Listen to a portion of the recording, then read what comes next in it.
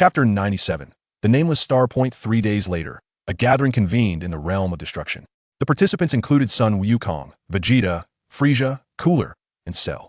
These 5 represent the pinnacle of combat prowess within the 7th universe. Their participation in this event is undoubtedly beyond dispute. Moreover, a number of individuals from Earth have also come to witness this spectacle. Some among them have only just returned to life through the Dragon Balls. The 2 gods of destruction from the Kaishin realm have also arrived. After 3 days of guidance, the Supreme Kai has gained a clearer understanding of the relationship between himself and the gods of destruction, as well as the dynamics of the divine realm and the various universes. He is also profoundly astonished by Jiang Fei's identity. Reflecting on his conduct from that day, the Supreme Kai realizes the extent of his previous impoliteness. However, upon clarifying these relationships, he finds that his fear of Beerus has considerably diminished. Gazing at Beerus, the Supreme Kai maintains a calm demeanor, his eyes seemingly conveying a challenge. What now? Care to eliminate me if you disagree? Is Jiang Fei not here? Bulma inquired, scanning her surroundings. She had come along with Vegeta this time, accompanied by the recently revived Trunks. Whis responded with a gentle smile. The Arbiter has already arrived ahead of us. You will see him shortly. Oh, I see. Bulma nodded slightly. She glanced at Trunks and then at Vegeta, letting out a resigned sigh. Since the situation had already spiraled out of control, she thought, why dwell on it? Of course, she did not overthink it. She simply wished to catch another glimpse of the person from her past. However, Vegeta sensed an unusual disturbance. Why was there suddenly an inquiry about Jiang Fei? A vague sense of unease began to rise within him, though he could not articulate what exactly felt amiss. Observing that everyone had gathered, was proposed, Lord Beerus, shall we commence our journey? Yes, let us depart, Beerus replied coolly. With a wave of his staff, was conjured a vast transparent chamber that appeared before the assembly. All present, including Beerus and the Supreme Kai, stepped inside. Whis ascended to the top of the transparent chamber, and, with another flourish of his staff, they vanished from the realm of destruction. In the blink of an eye, they materialized in the pitch-black expanse of the universe. The colossal transparent chamber traversed the cosmos like a streak of light. Nameless starred on the dark red planet. A grand arena had been erected. Surrounding it were opulent and comfortable viewing stands. The current arrangement starkly contrasted with the desolate nature of the planet. Above, several enormous dragon balls hovered in the sky, their size perfectly mirroring that of the dark red or below, in line with the original narrative. Beyond assessing the strength of the 7th universe, the Omni King had prepared a special reward for the victor, the magnificent Dragon Ball. Suspended in the heavens, before the arena, a colossal throne hovered in midair. Behind the throne stood 2 tall, slender guards. Jiang Fei and the Grand Priest flanked the throne, suspended in the void. I can hardly contain my anticipation. Why hasn't the 7th universe arrived yet? The Omni King perched on his seat, displaying signs of boredom. To be candid, he too was quite eager for the impending match. After all, it had been ages since the entire universe had witnessed such fervor. Aside from the absent 7th universe, the remaining 11 universes had all gathered. The Grand Priest chuckled softly, shaking his head before casting a glance at Jiang Fei. With a gentle smile, he remarked, it appears that the Enforcer has great confidence in the 7th universe. Jiang Fei, gazing ahead with composure, replied, it's rather average. Following his words, he turned to offer the Grand Priest a smile in return. Despite his casual demeanor, Jiang Fei was acutely aware that victory in this competition was assured. After all, the individuals of the 7th universe were handpicked and nurtured by him. Moreover, he had yet to fully exploit their potential. If he had, he could have selected even more formidable contenders at that point. The competition would not merely be against the 6th universe, even the 1st universe would pose no threat. However, Jiang Fei refrained from such actions, as he needed to preserve a contingency plan for himself. Oh dear, where could they be? Grand Priest, do urge Beerus and the others to hasten. The Omni King pouted in dissatisfaction. He had anticipated witnessing thrilling contests upon their arrival, but now he found himself waiting an interminable time. Of course, Your Majesty, the Grand Priest replied with a serene smile. He then communicated telepathically with Whis, urging them to expedite their arrival. Meanwhile, the tardiness of the 7th universe was a source of discontent not only for the Omni King, but also for all the other universes present. They had heeded the call of the Omni King to attend the spectacle, and thus they had arrived promptly at the venue. Now, it seemed that while they, the spectators, were all present, the main participants were still absent. Their already tenuous relationship with Beerus had grown increasingly strained due to this delay, inciting further ire. Could it be that the 7th universe is too afraid to show up?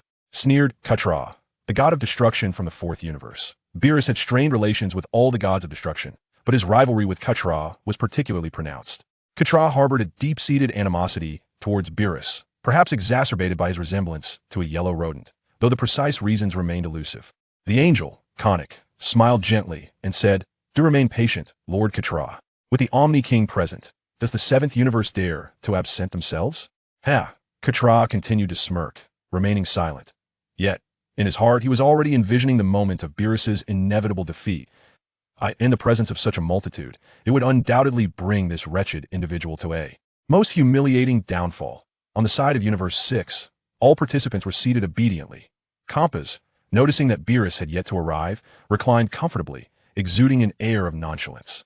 With his legs crossed, he mused, to know that one is destined to lose, yet still be compelled to participate, is truly a torment. "Oh, is Lord Champas referring to Universe 7? Inquired Vados, seated beside him, raising an eyebrow with a playful smile. Champas glanced at her and replied coolly, "Not them, could it possibly be us?" After uttering those words, Champas momentarily reveled in his own remark, feeling it carried a certain flair. He then burst into an unabashed laugh, disregarding his image. The entire venue resonated with the sound of his unrestrained mirth. Chapter 98. All present. The viewing platform of Universe 10.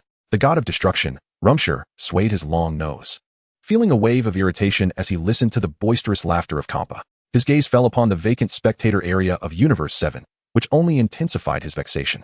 That fellow Beerus might as well surrender outright, Rumshire remarked darkly, his expression soured. He had little patience for those who lacked punctuality. Were it not for the presence of the Omni King, the Grand Priest, and the justice officials, he would have long since departed, sparing himself this interminable wait. A diminutive angel with a cherubic face approached slowly. Her name was Kess, the angel of Universe 10. With a reassuring smile, she addressed him, "Lord Rumshire, please do not be anxious. The forthcoming matches promise to be quite exhilarating." "Exhilarating, you say?" Rumshire retorted with palpable disdain. In his estimation, Universe 7 stood little chance against Universe 6. Particularly since Champa had previously hinted that Universe 7's foremost warrior had suffered a dismal defeat at the hands of their own champions. Rumors had circulated that, under the guidance of the justice officials, Universe 7 had become formidable, but Kess remained hopeful. Her gaze shifted toward the throne, where she eagerly anticipated whether the strength of Universe 7 would indeed experience a qualitative leap under the leadership of the young justice official. Rumshi's expression stiffened momentarily at the mention of the justice official, but he quickly regained his composure. "I am aware of the justice official's prowess, but that does not imply he can elevate Universe 7 to new heights in such a short span of time. After all, it has barely been a few years since he emerged," he mused. "Had it been several centuries, I might have believed that Universe 7 could contend with Universe 6. Yet now, I doubt anyone present would find that credible." "Then let us await the outcome, Lord Rumshire," Kess replied, maintaining her calm smile, her eyes flitting toward Jiang Fei. She possessed unwavering confidence in her sources, eager to witness the heights to which this legendary justice official would elevate Universe 7. On the viewing platform of Universe 11, the elegant Vameda sat alongside Margarita, possessing a markedly different perspective from the others. They did not underestimate Universe 7. In fact, they were convinced of their impending victory. The reason was simple. After Jiang Fei had taken away Cell, the candidate for the position of God of Destruction, Topo, reported this development to the God of Destruction realm. Initially dismissive, they were astounded to learn that Cell had attained power sufficient to challenge Jiren. If all went according to plan, it seemed that Cell alone would secure a crushing victory for Universe 7. "It appears that the general consensus on Universe 7 is rather low," Margarita remarked with a faint smile. In truth, the information Cass had just received was a result of her own orchestrations. Certainly, it was not solely Cass that conveyed her insights. She shared them across a multitude of universes. However, many of these realms received her words with a degree of skepticism. A disdainful smile escaped from Mei's lips as she slowly articulated, "It is rather peculiar to hold Beerus in such high regard.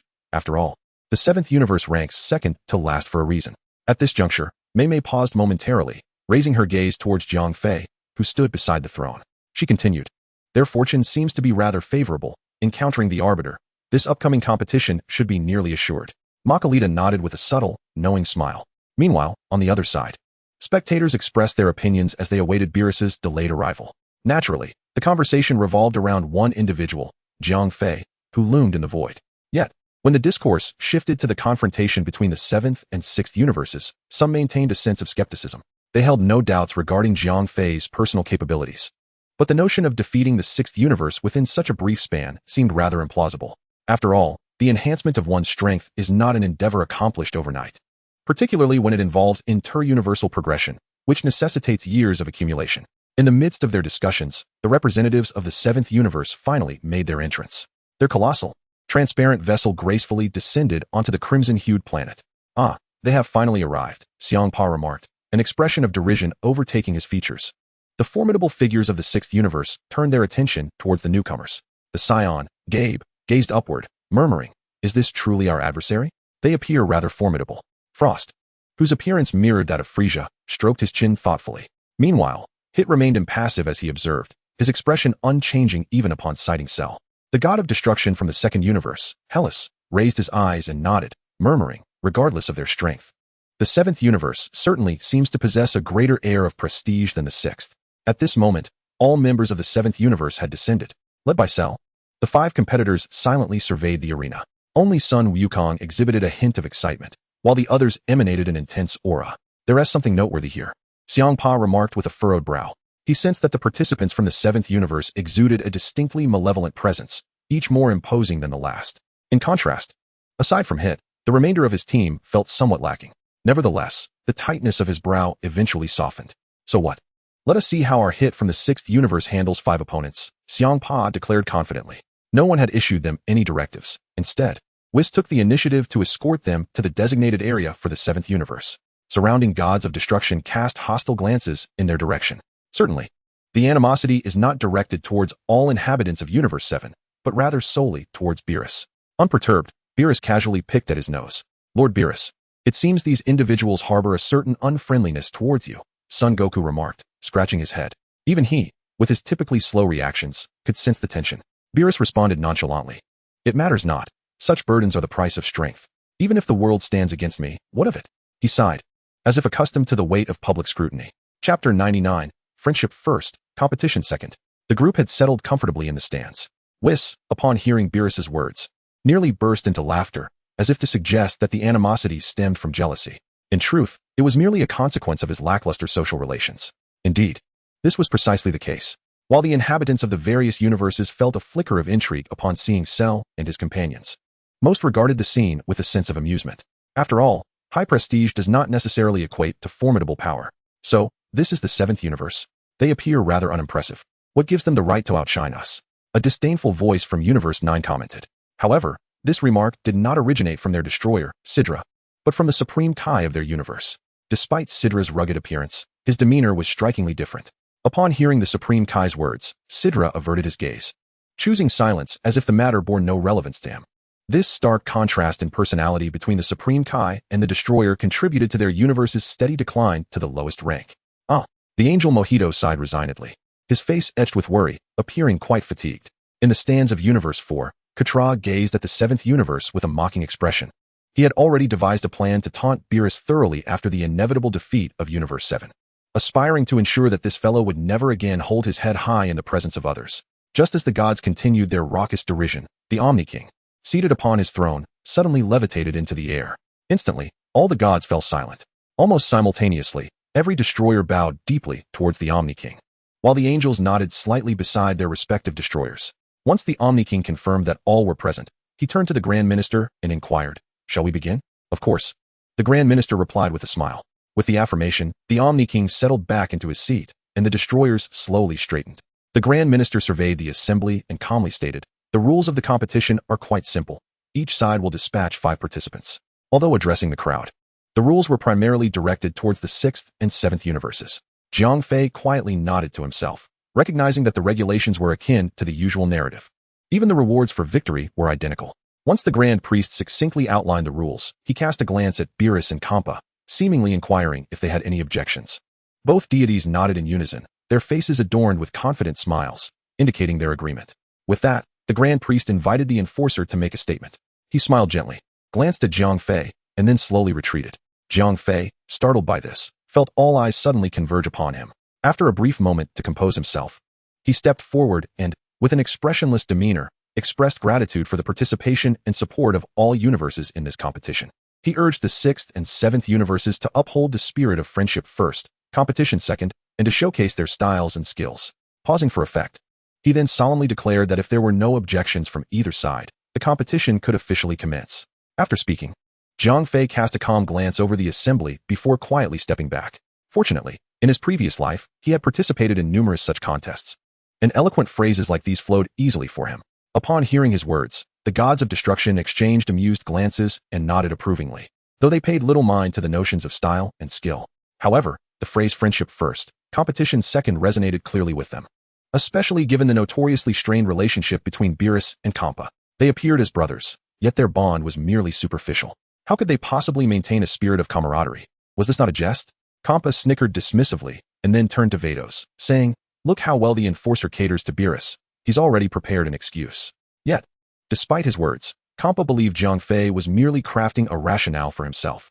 After all, the entire universe was aware of his ongoing involvement in the 7th universe under Beerus's guidance. Should he suffer a humiliating defeat, it would be quite embarrassing. By uttering those words, he could at least offer a semblance of explanation should the outcome be unfavorable. "Lord Champa, I think it would be wise for you to remain humble," Vados replied, shaking her head in resignation. Beerus had also mentioned the training of Cell in their universe, but she had not given it much thought. After all, 6 years, even for someone as gifted as Cell, could hardly suffice to surpass Hit, who possessed the formidable ability of time manipulation, an advantage that could not be easily overcome through mere enhancement. Champa nodded, conceding, "Very well. Let us grant the enforcer his due respect." He then pointed to a large, yellow-skinned bear nearby and casually remarked, "You are called Bardamo, correct?" The bear, scratching its head, nodded earnestly. "Then you shall be the first to compete," Champa declared nonchalantly. Bardos had summoned these individuals, and aside from Hit, he was uncertain of their capabilities. However, judging by appearances, it seemed that the yellow-skinned bear would prove to be rather unimpressive. Upon hearing this, Bardamo nodded in agreement, then propelled himself off the viewing platform, landing squarely in the arena, his gaze sweeping across the opposing stands. Indeed, many shared this sentiment. The majority of the gods of destruction held similar thoughts. After all, with such a high-ranking deity as the Enforcer leading the charge, a dismal defeat for Universe 7 would be quite an embarrassment. While they dared not openly mock, it was likely that whispers circulated in private, everyone discreetly preparing justifications to safeguard their own reputations. In the stands of Universe 7, Beerus cast a disdainful glance at the opposing Champa, amused by his apparent confidence. He lounged back, one leg crossed over the other, a hand resting casually on the back of his seat, exuding an air of nonchalance. With a languid sweep of his eyes over the assembly, he did not assign anyone to take the first step, but instead inquired, "So, who do you intend to send up first?" A chuckle followed his words. Goku sprang forth without a word, leaping onto the arena without so much as a greeting.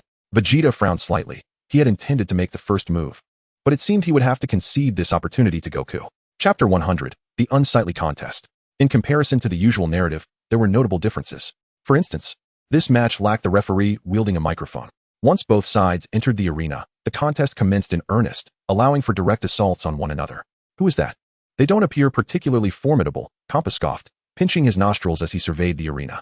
In his eyes, the only noteworthy contender from Universe 7 was Cell. As for the others, he dismissed them entirely, setting aside what the ensuing battle might entail, merely considering their physique. The yellow-skinned bear on his side had already triumphed in that regard. Furthermore, the individual now stepping forward seemed to be the least impressive among Universe 7's competitors. Upon entering, the other four maintained a composed demeanor, arms crossed and expressions impassive, exuding an air of confidence. In stark contrast, this newcomer lacked such tranquility. "It appears Beerus has fielded the weakest participant," Champa muttered to himself. In the arena, Goku regarded his opponent, his eagerness unmistakable. Just as he prepared to extend a greeting, the yellow-skinned bear launched an offensive. With legs that seemed coiled like springs, he exerted a burst of force, propelling his substantial body toward Goku in a swift motion. His large fists swung through the air with relentless ferocity. Caught off guard, Goku hastily dodged, yet his agility allowed him to evade the bear's sweeping attacks. Soon, he adjusted himself, facing the onslaught with a newfound calmness. Bang, bang, bang. The fists of the yellow-skinned bear struck the arena with relentless force, stirring up clouds of dust as the platform trembled beneath them. The duo, one large and one small, engaged in a dance of attack and evasion, showing no signs of determining a victor in the near future. In the stands of the 7th universe, Sharu and others watched the clash below, their enthusiasm waning. They had anticipated a thrilling contest, but were instead subjected to a tedious game of cat and mouse.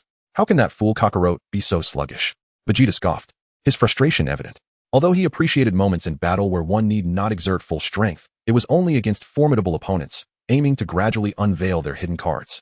Facing a significantly weaker foe, there was no need for such hesitation, as it proved to be utterly uninteresting. Beerus shook his head in agreement, though he did not appear overly agitated. Turning to Whis beside him, he remarked coolly, "This habit of his is rather detrimental. It could lead to unforeseen mishaps." Whis nodded silently, acknowledging Beerus's observation. He had long recognized Goku's flaw.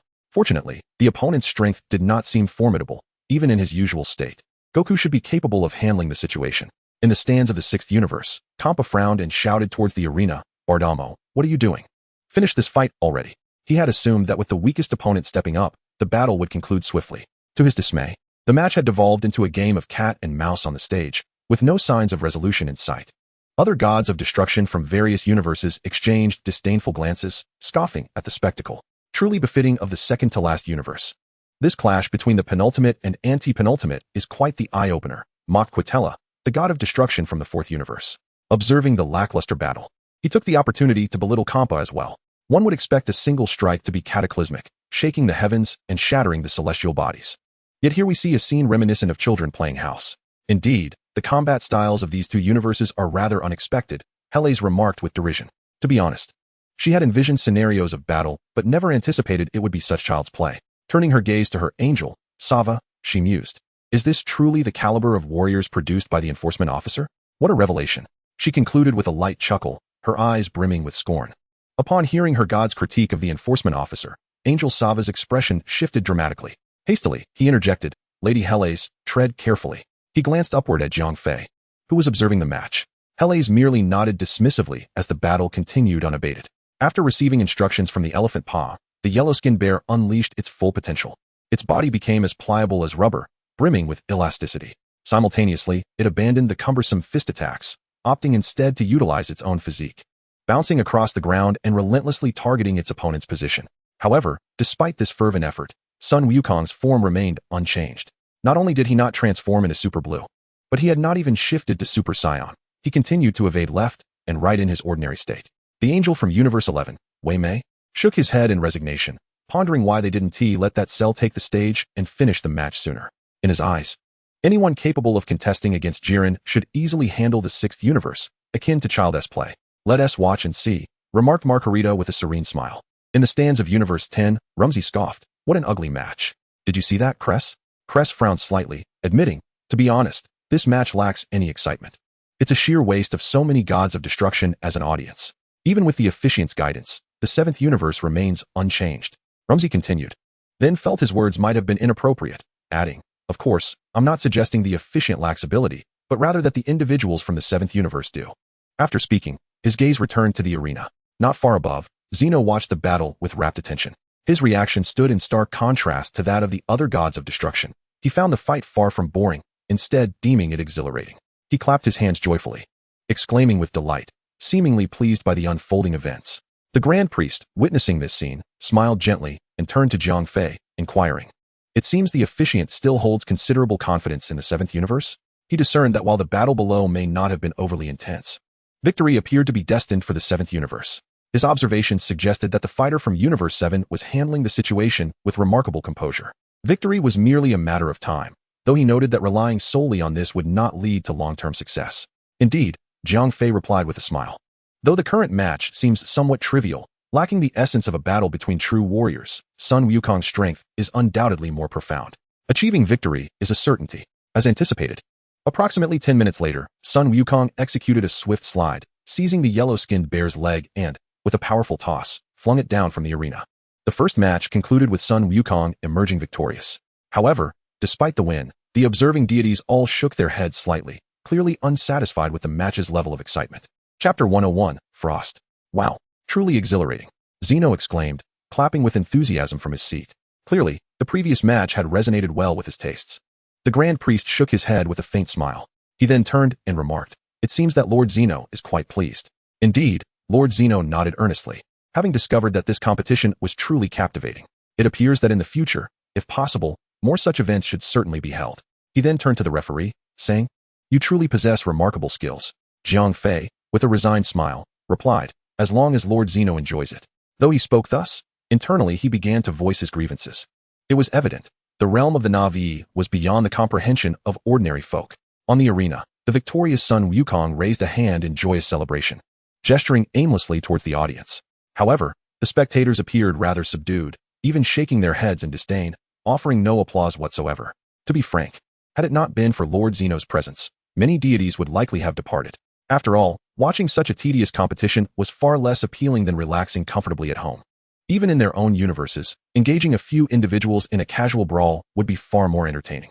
In the stands of Universe 7, Beerus, still lounging with one leg crossed, remarked nonchalantly, "Well done, Wukong." To be honest, the caliber of the opponent sent by the other side had made victory a foregone conclusion. Thus, he did not exhibit much excitement. Vegeta and the others displayed a rather indifferent demeanor towards Sun Wukong's triumph, their faces betraying a palpable disdain. Spending so much time dealing with such an opponent was hardly praiseworthy. Conversely, the atmosphere was markedly different in the stands of Universe 6. Champa was seething with rage, bellowing at the combatants below, "You worthless fool. You are utterly useless. Get up here." Initially, he had intended to send a slightly weaker opponent, hoping to grant the other side a semblance of dignity in defeat. However, he had not anticipated that in the very first match, they would not only lose but do so in such a humiliating manner, being unceremoniously tossed from the arena.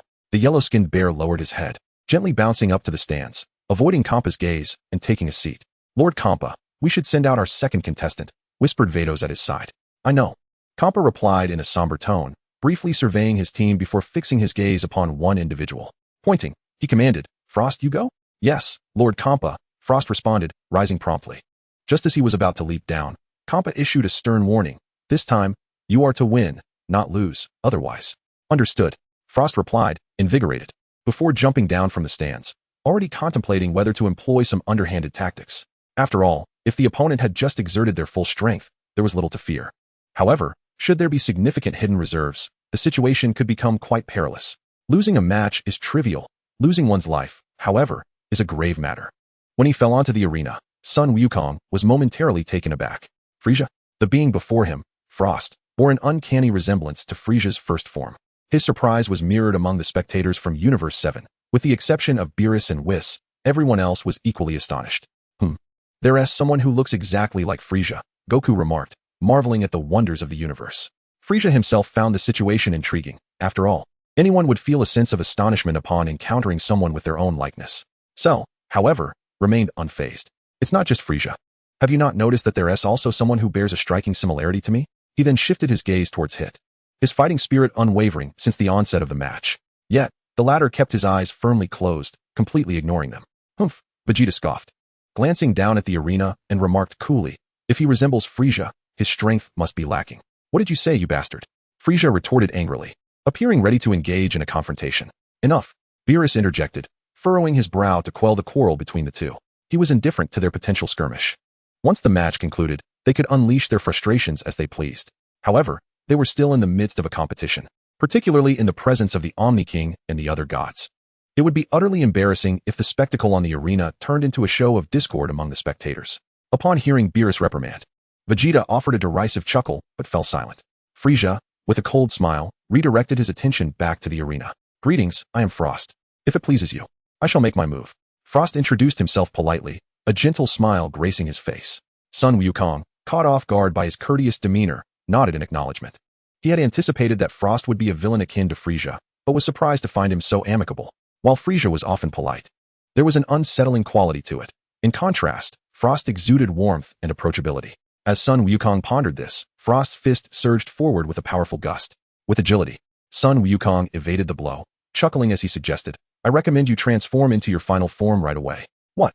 Frost exclaimed, taken aback by the unexpected advice. Before he could fully process it, Sun Wukong delivered a swift punch to his abdomen. Ugh! Frost doubled over, expelling a significant amount of bile and staggering back several paces. The observing gods, witnessing this exchange, perked up slightly. Finally, the match began to take on the semblance of a true battle. However, it seemed that he still lacked sufficient grandeur. Frost wiped his mouth in astonishment and inquired, "How did you know I could transform?" With a chuckle, Sun Wukong pointed to a figure seated on his side of the arena. He then calmly stated, "Because there is someone here who bears an uncanny resemblance to you." Frost quickly turned to glance back, and indeed, he discovered an individual who looked exactly like him, intently staring in his direction. He nodded silently, murmuring, "I see." Suddenly, his gaze sharpened, and a radiant purple glow began to emanate from his body. A powerful aura surged within the space, drawing the attention of everyone around. Chapter 102, Unconventional Moves. With a flash, as the light dissipated, Frost had transformed into his ultimate form, which bore a striking resemblance to Frieza. Sun Wukong nodded in satisfaction. Then, with a swift motion, he charged forward. Bang, bang, bang. The two engaged in a series of fierce exchanges, reverberating with loud impacts. They darted and maneuvered, escalating their battle from the arena into the sky. The ethereal afterimages created a semblance of a genuine contest, prompting the observing gods to nod slightly, alleviating some of their earlier ennui. However, they did not regard this clash with much seriousness. At most, it added a few more techniques, making it somewhat more captivating. Yet, the overall might displayed was not something they could wholeheartedly command. Bang! Frost unleashed a powerful punch, sending Sun Wukong hurtling through the air. Before he could regain his footing, Frost lunged forward, both hands aimed at Sun Wukong, gathering a massive surge of energy. Boom! A violet energy wave erupted, creating a tremendous explosion that obscured the scene in a cloud of dust. Suspended high above, Frost wore a confident smile, believing that this move would surely defeat his opponent. Although Sun Wukong was formidable, in his ultimate form, Frost felt his strength surpassed that of his adversary, even if only slightly. Huh, it's over, Champa scoffed, casting a haughty glance at Beerus, who merely chewed his lip in boredom. He did not believe for a moment that Sun Wukong would succumb so easily, ignoring Champa's arrogance. He thought, humph, I expected more strength. Vegeta crossed his arms, a smirk of disdain lingering at the corner of his mouth. Guldo silently shook his head, his gaze reflecting a hint of disinterest. Cell's attention remained fixated on his counterpart, showing no concern for the events below. Frisia, standing to the side, remarked with a hint of disappointment, what a waste of such a splendid form. How can he be so weak? Of course, their comments were directed not at the struck Sun Wukong, but rather at Frost, who now hovered in the air. Despite the brief encounter, they had already discerned the truth. The individual resembling Frisia, though lacking in strength, suddenly erupted with a brilliant golden light, dispelling the dust that enveloped the arena. The silhouette of Son Goku gradually materialized before the astonished crowd, radiating a golden aura that marked a stark contrast to his former self. Quite intriguing, remarked the god of destruction, Helios, arching an eyebrow. The god of destruction from Universe 8, Lakir, cast a sidelong glance. Initially silent, he now found himself somewhat captivated by the formidable energy emanating from Son Goku. The deities present began to exhibit a heightened interest. They had expected the fighter from Universe 7 to possess limited prowess, yet he had evidently experienced a significant surge in strength. The forthcoming battle promised to be exceedingly engaging. Humph, he has managed to enhance his power, but it seems rather trivial, Quitela observed, disdainfully glancing at the arena. Indeed, the energy radiating from the fighter of Universe 7 had markedly increased, yet it remained insufficient to impress him. In their universe, there were plenty of formidable beings who could easily surpass him. Sighing in resignation, the angel Konik remarked, alas, it appears that this is not going in our favor. Meanwhile, in Universe 6, Champa perceived the potent energy erupting from Son Goku and felt a stir within himself. Isn't this reminiscent of that time? He turned to face the opposing Cell, recognizing that the current state and aura mirrored that which Cell had previously displayed. To his surprise, this unassuming individual was capable of such feats. Hit, with his eyes tightly shut, seemed to sense a familiar essence. Slowly opening his eyes to scan the arena, his expression remained unchanged before he closed them once more. Bardos then spoke softly, Lord Champa, it appears that Frost may not be able to contend with this individual. She could distinctly sense that Son Goku's energy had far surpassed that of Frost, indicating a likely defeat in the impending battle. How infuriating, Champa exclaimed, gesturing angrily. Without Bardos's reminder, he had already sensed the shift in momentum. He struggled to comprehend how circumstances had devolved to this point, where victory had seemed assured. Yet now it appeared that they might lose two of their key fighters. On the arena, Son Goku gazed up at Frost in the air, smiling as he cautioned. You should be careful. Before Frost could react, Son Goku swiftly positioned himself directly above him. With a resounding impact, Son Goku's fist struck down upon Frost's head, sending him plummeting to the ground like a dart. Before Frost could touch the earth, Son Goku had already anticipated his fall, waiting below. A barrage of punches rained down upon Frost's body, striking with relentless intensity. Frost felt as though his body was on the verge of disintegration. Blood gradually oozed from the corner of his mouth. Infuriated, he could no longer maintain his previous demeanor of calm elegance. His heart, now ablaze with fury, began to retaliate. Yet, each of his counterattacks was deftly evaded by Sun Wukong. The latter's strikes grew increasingly ferocious, landing mercilessly upon Frost's form. With a resounding crash, Frost could no longer endure. He raised his hand and unleashed a wave of energy, striking Sun Wukong squarely. He swiftly distanced himself, seizing a momentary respite. However, his body was already riddled with injuries. Gasping for breath, Frost's countenance darkened. Was defeat imminent? Recalling Xiangpa's earlier warning, a heavy gloom descended upon him.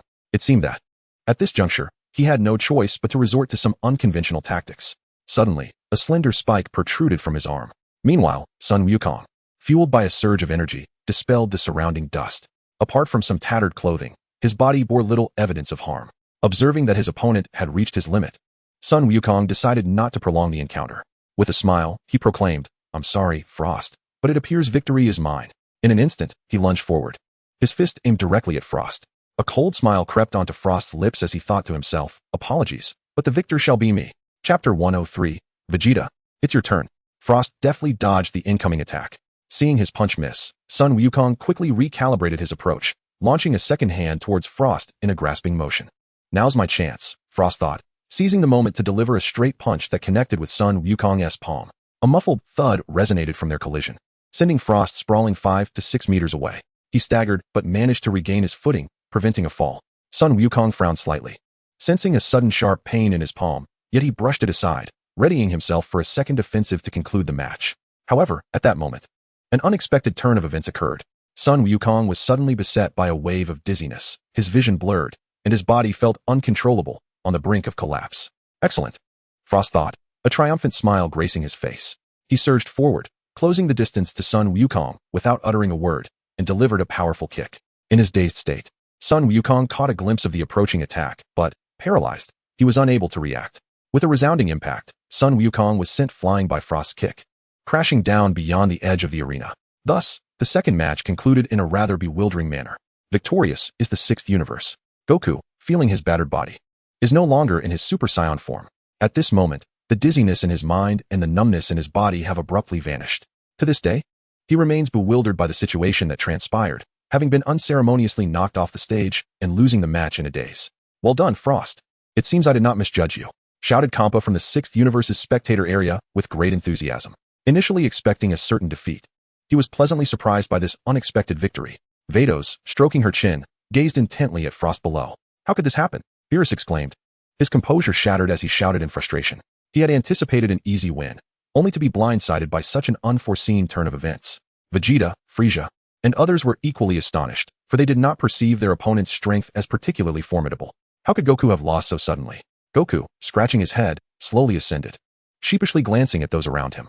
The assembled gods were left in a state of confusion. The conclusion of the match was far too abrupt and utterly unexpected. They had previously held high hopes for Universe 7, believing that the fighter they sent would triumph over the opposing Team S2 champions.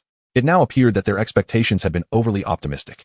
The individual from Universe 7, while exuding an impressive aura, seemed ultimately ineffectual. How formidable I thought he was. Quitela laughed mockingly, seizing every opportunity to belittle Universe 7. Although the gods were uncertain about the events that had unfolded, they acknowledged that Universe 7 had indeed suffered defeat, aligning with their prior assumptions. However, the angels seemed to have detected something amiss, their gazes fixed upon the Grand Minister and the law officer in the heavens above. The Grand Minister keenly observed all that transpired on the stage. Turning to Jiang Fei beside him, he inquired with a gentle smile, "Law officer, do you require my intervention in this matter?" "Not necessary," Jiang Fei replied, waving his hand nonchalantly. Let the match continue as it should. He was well aware of Frost's actions. Unlike the usual narrative, these maneuvers were not explicitly outlined in the rules. To exploit this point would likely render the other universes a source of ridicule. Besides, he had confidence in the strength of the remaining fighters from Universe 7. Perhaps this would serve as a lesson for Goku. Very well, the Grand Minister continued with a smile, making no further moves. The Omni King, captivated, bore a smile at the corners of his mouth as he remarked, "Ah, Law Officer, Universe 7 has lost." Upon hearing this, Jiang Fei raised an eyebrow. Perhaps it was merely a figment of his imagination, but he sensed a hint of schadenfreude emanating from the little fool. Jiang Fei simply nodded with a smile before shifting his focus back to the stage. The assembly of celestial beings observed that neither the High Priest nor the Enforcer had spoken, leading them to infer the situation would not be pursued further. Whis, with a resigned shake of his head, acknowledged the inevitability of this outcome. Meanwhile, Beerus continued to berate Goku for his complacency, questioning why he did not swiftly conclude the battle when victory was within reach, resulting in an inexplicable loss. "Lord Beerus, it's time to send out the next competitor," Whis softly reminded. Beerus ceased his reprimand, yet his countenance remained one of fury. He surveyed the gathered individuals, intent on selecting the next contender. Frieza, Cooler, and Vegeta were all eager to face the next opponent. "Vegeta, you shall go," Beerus declared, casting a glance at the trio before fixing his gaze on Champa, who was provocatively taunting him. His anger flared. Just as Vegeta was about to descend with a confident smile, Beerus bellowed, "Make sure to knock that brat out." Vegeta paused briefly, inclined his head in acknowledgement, and then leaped into the arena. Though the watching deities found the contest rather dull, they had no choice but to continue observing. On the stage, the two combatants readied themselves. Vegeta, with an air of pride, regarded his opponent. Frost, brimming with arrogance, felt a twinge of dissatisfaction, yet quickly masked it with a congenial smile. Just as he was about to greet Vegeta, he felt an overwhelming surge of energy erupt from the Saiyan. A golden aura enveloped Vegeta's form, signaling yet another transformation. Frost's heart raced. It appeared he would have to resort to underhanded tactics once more. As he prepared his poisonous spikes, he was caught off guard when Vegeta suddenly appeared before him. With a resounding impact, a powerful punch struck his abdomen. Ugh! Frost coughed up blood as Vegeta followed up with a kick that sent him hurtling off the stage. Crashing down below. In a matter of seconds, the victor was clear. Vegeta surveyed the empty arena, arms crossed, and shook his head nonchalantly. It seemed that in critical moments, it was indeed necessary to rely on him, the Prince of Saiyans, to reclaim the situation. Chapter 104. The Attention of the Gods. Excellent, Beerus exclaimed, rising in excitement at the sight. It was unnecessary for him to be so animated, particularly given Goku's previous lackluster performance. Frieza and Cooler displayed indifference, while Goku felt a deeper sense of shame upon witnessing the swift conclusion of the match. What? Champa exclaimed, leaping up in disbelief. He had not anticipated the third match would end so rapidly, leaving him unprepared for the outcome. Struggling against his pain, Frost slowly rose to his feet. As he gazed at Vegeta on the stage, an expression of sheer pride graced his face. Although Vegeta was unaware of how his opponent had triumphed over Goku, he understood that in the face of absolute power, any scheme or trickery would prove futile. As long as he denied his adversary any opportunity, all cunning stratagems would be rendered useless. Vegeta turned his attention away from Frost, shifting his gaze toward the stands of Universe 6. With arms crossed and an air of indifference, he declared, "Next." Though his voice was not loud, it resonated clearly in the ears of all present. Upon hearing this, Frost felt a surge of anger, but it was to no avail. He could only drag his injured body back to the stands unsteadily. Champa, at this moment, ignored the defeated Frost and was instead incensed by Vegeta's words. His eyes seemed to blaze with fury. How arrogant! Champa clenched his fists, wishing he could personally descend and crush that insolent brat. The other gods of destruction furrowed their brows slightly, beginning to reconsider their view of Universe 7. To defeat a participant from Universe 6 with a single blow and exude such confidence spoke volumes of their capabilities. Jiang Fei watched the brazen Vegeta below, a faint smile appearing on his face. While this braggart had always been immensely irritating, today, he found him rather agreeable. The Grand Minister maintained his serene smile, offering no commentary on the outcome. Upon hearing Vegeta's proclamation, Beerus was so thrilled he nearly leapt from his seat. He shouted downwards, "Well done, kid. You truly embody the strength of Universe 7, radiating such audacity." He then cast a disdainful glance at the other gods of destruction, lingering particularly long on Universe 6. As if to flaunt his superiority. "That insolent creature is driving me to madness." Champa fumed, pacing restlessly. His gaze momentarily settled on a steel robot, then shifted to a relatively weaker young man nearby. After a second or two, Champa shook his head, seemingly dissatisfied with both, believing neither could contend with the figure below. His attention then fixated on the quiet hit. He resolved to quash Universe 7's arrogance decisively, ensuring that the brash youth would pay a hefty price for his hubris. "Hit!" Champa bellowed. Upon hearing his name, Hit opened his eyes immediately. Without hesitation, he leaped down from the stands. Beerus nodded slightly, believing the match was about to reach its conclusion. In the stands of Universe 7, Hit Cell's pupils constricted sharply as he spoke in a low voice. "It seems I must intervene." With that, he began to stretch his body, his demeanor suggesting he believed Vegeta was destined to lose. Both Frieza and Cooler exchanged incredulous glances upon hearing this. To everyone's astonishment, the newly introduced contender received such high praise from Cell. However, upon closer inspection, they realized that this newcomer did not seem particularly formidable. Beerus, too, adopted a more cautious demeanor. He had witnessed Cell's power and knew him to be one of the strongest beings in the 7th universe. The fact that he was taking this opponent seriously spoke volumes about the latter's capabilities. This individual from the 6th universe must possess extraordinary strength. In the skies above, the Omni King watched with keen interest. Jiang Fei's expression shifted slightly. He had not anticipated that the much-anticipated Hit would take the stage so soon. It appeared that Vegeta's prospects were grim. On the arena, Hit wasted no time with idle chatter. He assumed a somewhat constrained stance. Vegeta scoffed, finding the lack of dialogue beneath him. With a surge of energy, he unleashed a brilliant golden aura that soared into the sky, his figure instantly appearing beside Hit. His massive fist aimed directly at his opponent's face, striking with ferocity. Yet, just as the blow was about to land, the situation on the battlefield shifted subtly. A dull thud resonated through the air. Vegeta's chest met Hit's fist, creating a deep indentation. Vegeta's expression contorted into one of grimace. As blood trickled from the corners of his mouth, he staggered backward, each step accompanied by a wave of pain radiating from his chest, causing beads of cold sweat to form on his brow. What left him even more astounded, however, was that he had failed to discern Hit's movements. It was as if that fist had materialized out of thin air, landing squarely on his chest. On the seventh universe's side, apart from Beerus, Whis, and Cell, the others wore expressions of utter bewilderment. Even the onlookers were clueless as to what had transpired. All they knew was that Vegeta had been struck. Yet, the mechanics of that strike remained a mystery, as they could not trace the trajectory of the attack. Time. Beerus and Whis exchanged glances, both uttering the same words simultaneously. They finally comprehended why Cell held such reverence for this opponent. The ability to manipulate time made defeating an adversary almost effortless. Not only they, but even individuals from other universes found it astonishing, echoing the word time in unison. As deities, they were particularly sensitive to the concept of time. It was indeed remarkable that someone from the sixth universe could wield such power. Weiss frowned, commenting, "It appears the match may soon reach its conclusion." Quitela gazed down at the arena, a cold smile spreading across his face. "Impressive. There seems to be little point in continuing to watch from here on." Ramses remarked with a smirk. "What a pity. It remains to be seen how the seventh universe will respond." Hellas chuckled behind her hand. The remaining universes have also expressed their opinions, and without exception, they remain skeptical about Universe 7. Setting aside the disparity in strength, the mere ability to manipulate time presents an insurmountable challenge. Unless the individual mentioned below can further enhance their power and forcefully transcend the constraints of time. Champa surveyed the surroundings with a smug demeanor, his face radiating joy akin to a blooming chrysanthemum. Chapter 105, A New Understanding of the Enforcer. With a resigned smack to his forehead, Jiang Fei lamented, "This Vegeta truly deserves the title of Tragedy Tower." Just as expected, he attempted to put on a show, only to be swiftly slapped back to reality.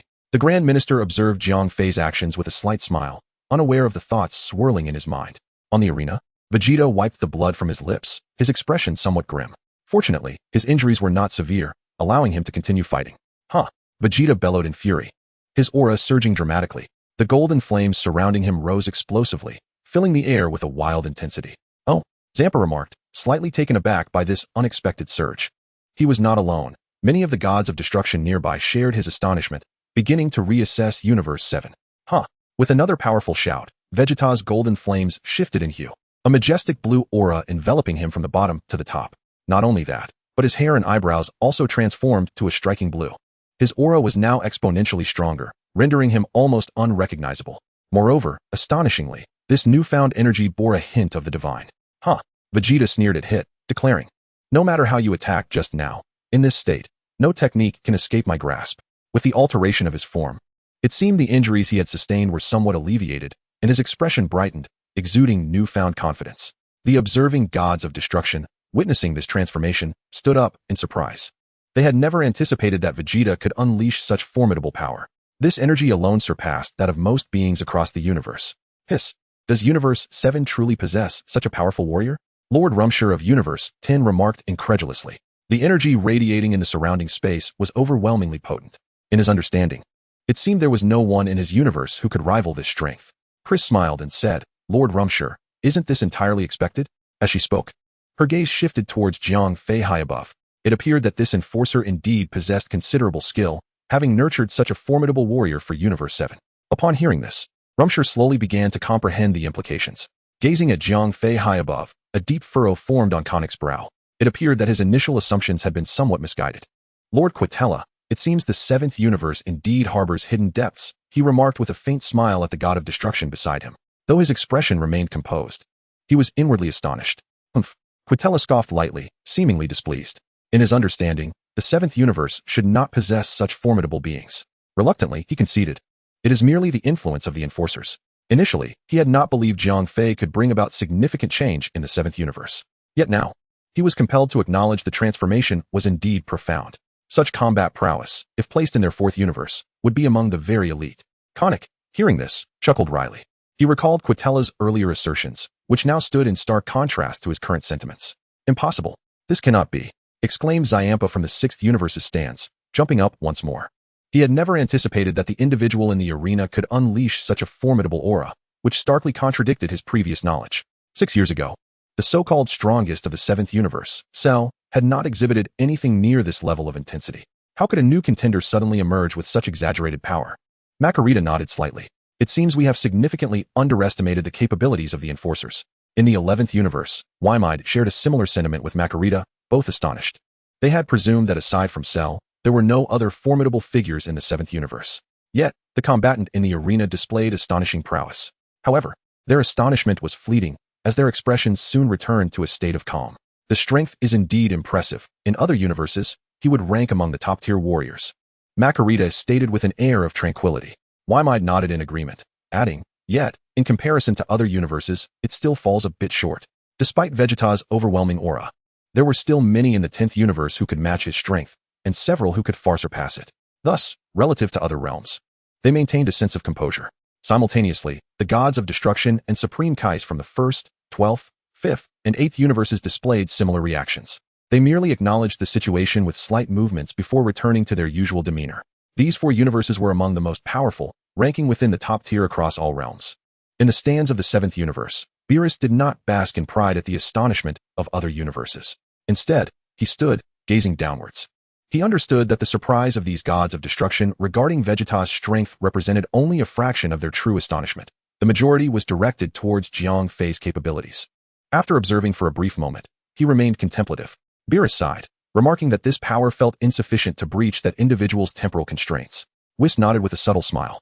Although this power appeared unmatched and significantly superior to the opponents, under the influence of time, Vegeta would need to elevate his strength once more. Otherwise, the outcome would likely not differ much from the first encounter. High above, the Grand Priest observed Vegeta's erupting aura, giving a slight nod. He cast a glance at the composed Jiang Fei and mused privately, realizing he had underestimated this young man. On the arena, enveloped in a blue aura, Vegeta focused intently ahead. Hit maintained a diminutive stance, seemingly unaffected by the overwhelming pressure emanating from Vegeta. Frustration bubbled within Vegeta as he regarded Hit's tranquil expression. The two locked eyes for approximately 10 seconds before Vegeta could no longer contain himself, dashing forward with a fierce determination. His fist raised as if to tear through the very fabric of space. In the blink of an eye, he was at Hit's side. Yet Hit remained still, observing indifferently, as if the unfolding events bore no significance to him. Chapter 106. Why don't you make a move? Just as Vegeta believed he was poised for victory, Hit's lips curled into a smirk. In that fleeting moment, Vegeta felt a sharp pain in his abdomen. His movements ceased abruptly, his fist frozen in midair. Ugh! Vegeta spat blood, his disbelief palpable as he realized Hit's fist had struck him squarely in the gut. Blood trickled from his mouth. His eyes wide with astonishment as he struggled to comprehend how the attack had occurred. There was no discernible trajectory. It felt as though Hit's fist had merely materialized into him from thin air. Bravo, well done, Champa exclaimed, as if invigorated. Initially thinking that Hit would be at a disadvantage given his recent surge in power, it turned out that no matter how much he improved, the results remained unchanged. Bardos shook her head in resignation. Lord Champa, please, maintain your composure. After her reminder, she turned her gaze back to the high-altitude Jiang Fei, who observed the unfolding spectacle with an expression of calm, as if everything was unfolding precisely as anticipated. Indeed, it is as I suspected, Beerus remarked, his brow furrowed. Clearly, his judgment had not faltered. Vegeta's current prowess was still insufficient to escape the grasp of time. However, when his gaze shifted to Cell, the tension in his brow eased considerably. After all, they still possessed a trump card and need not fret excessively. What on earth? How could that guy move so swiftly? Goku scratched his head, his eyes filled with confusion. He could not discern how Vegeta had been struck. If circumstances permitted, he would have relished the opportunity to step into the fray himself. Alas, he had already been eliminated. Even the desire to participate has become futile. Frieza and Cooler shared the same bewilderment in their gazes. The opponent's techniques were utterly incomprehensible, defying all logic. It appears that within the vast cosmos, there exist numerous enigmatic and formidable beings. Damn it, what on earth is happening? Vegeta exclaimed, his frustration palpable. He felt as though he possessed immense power, yet found himself unable to unleash it. Hit remained expressionless, observing him intently. However, this time he spoke, surrender. You are not my match. His intent was straightforward. His participation in the tournament was primarily motivated by the promise of substantial rewards.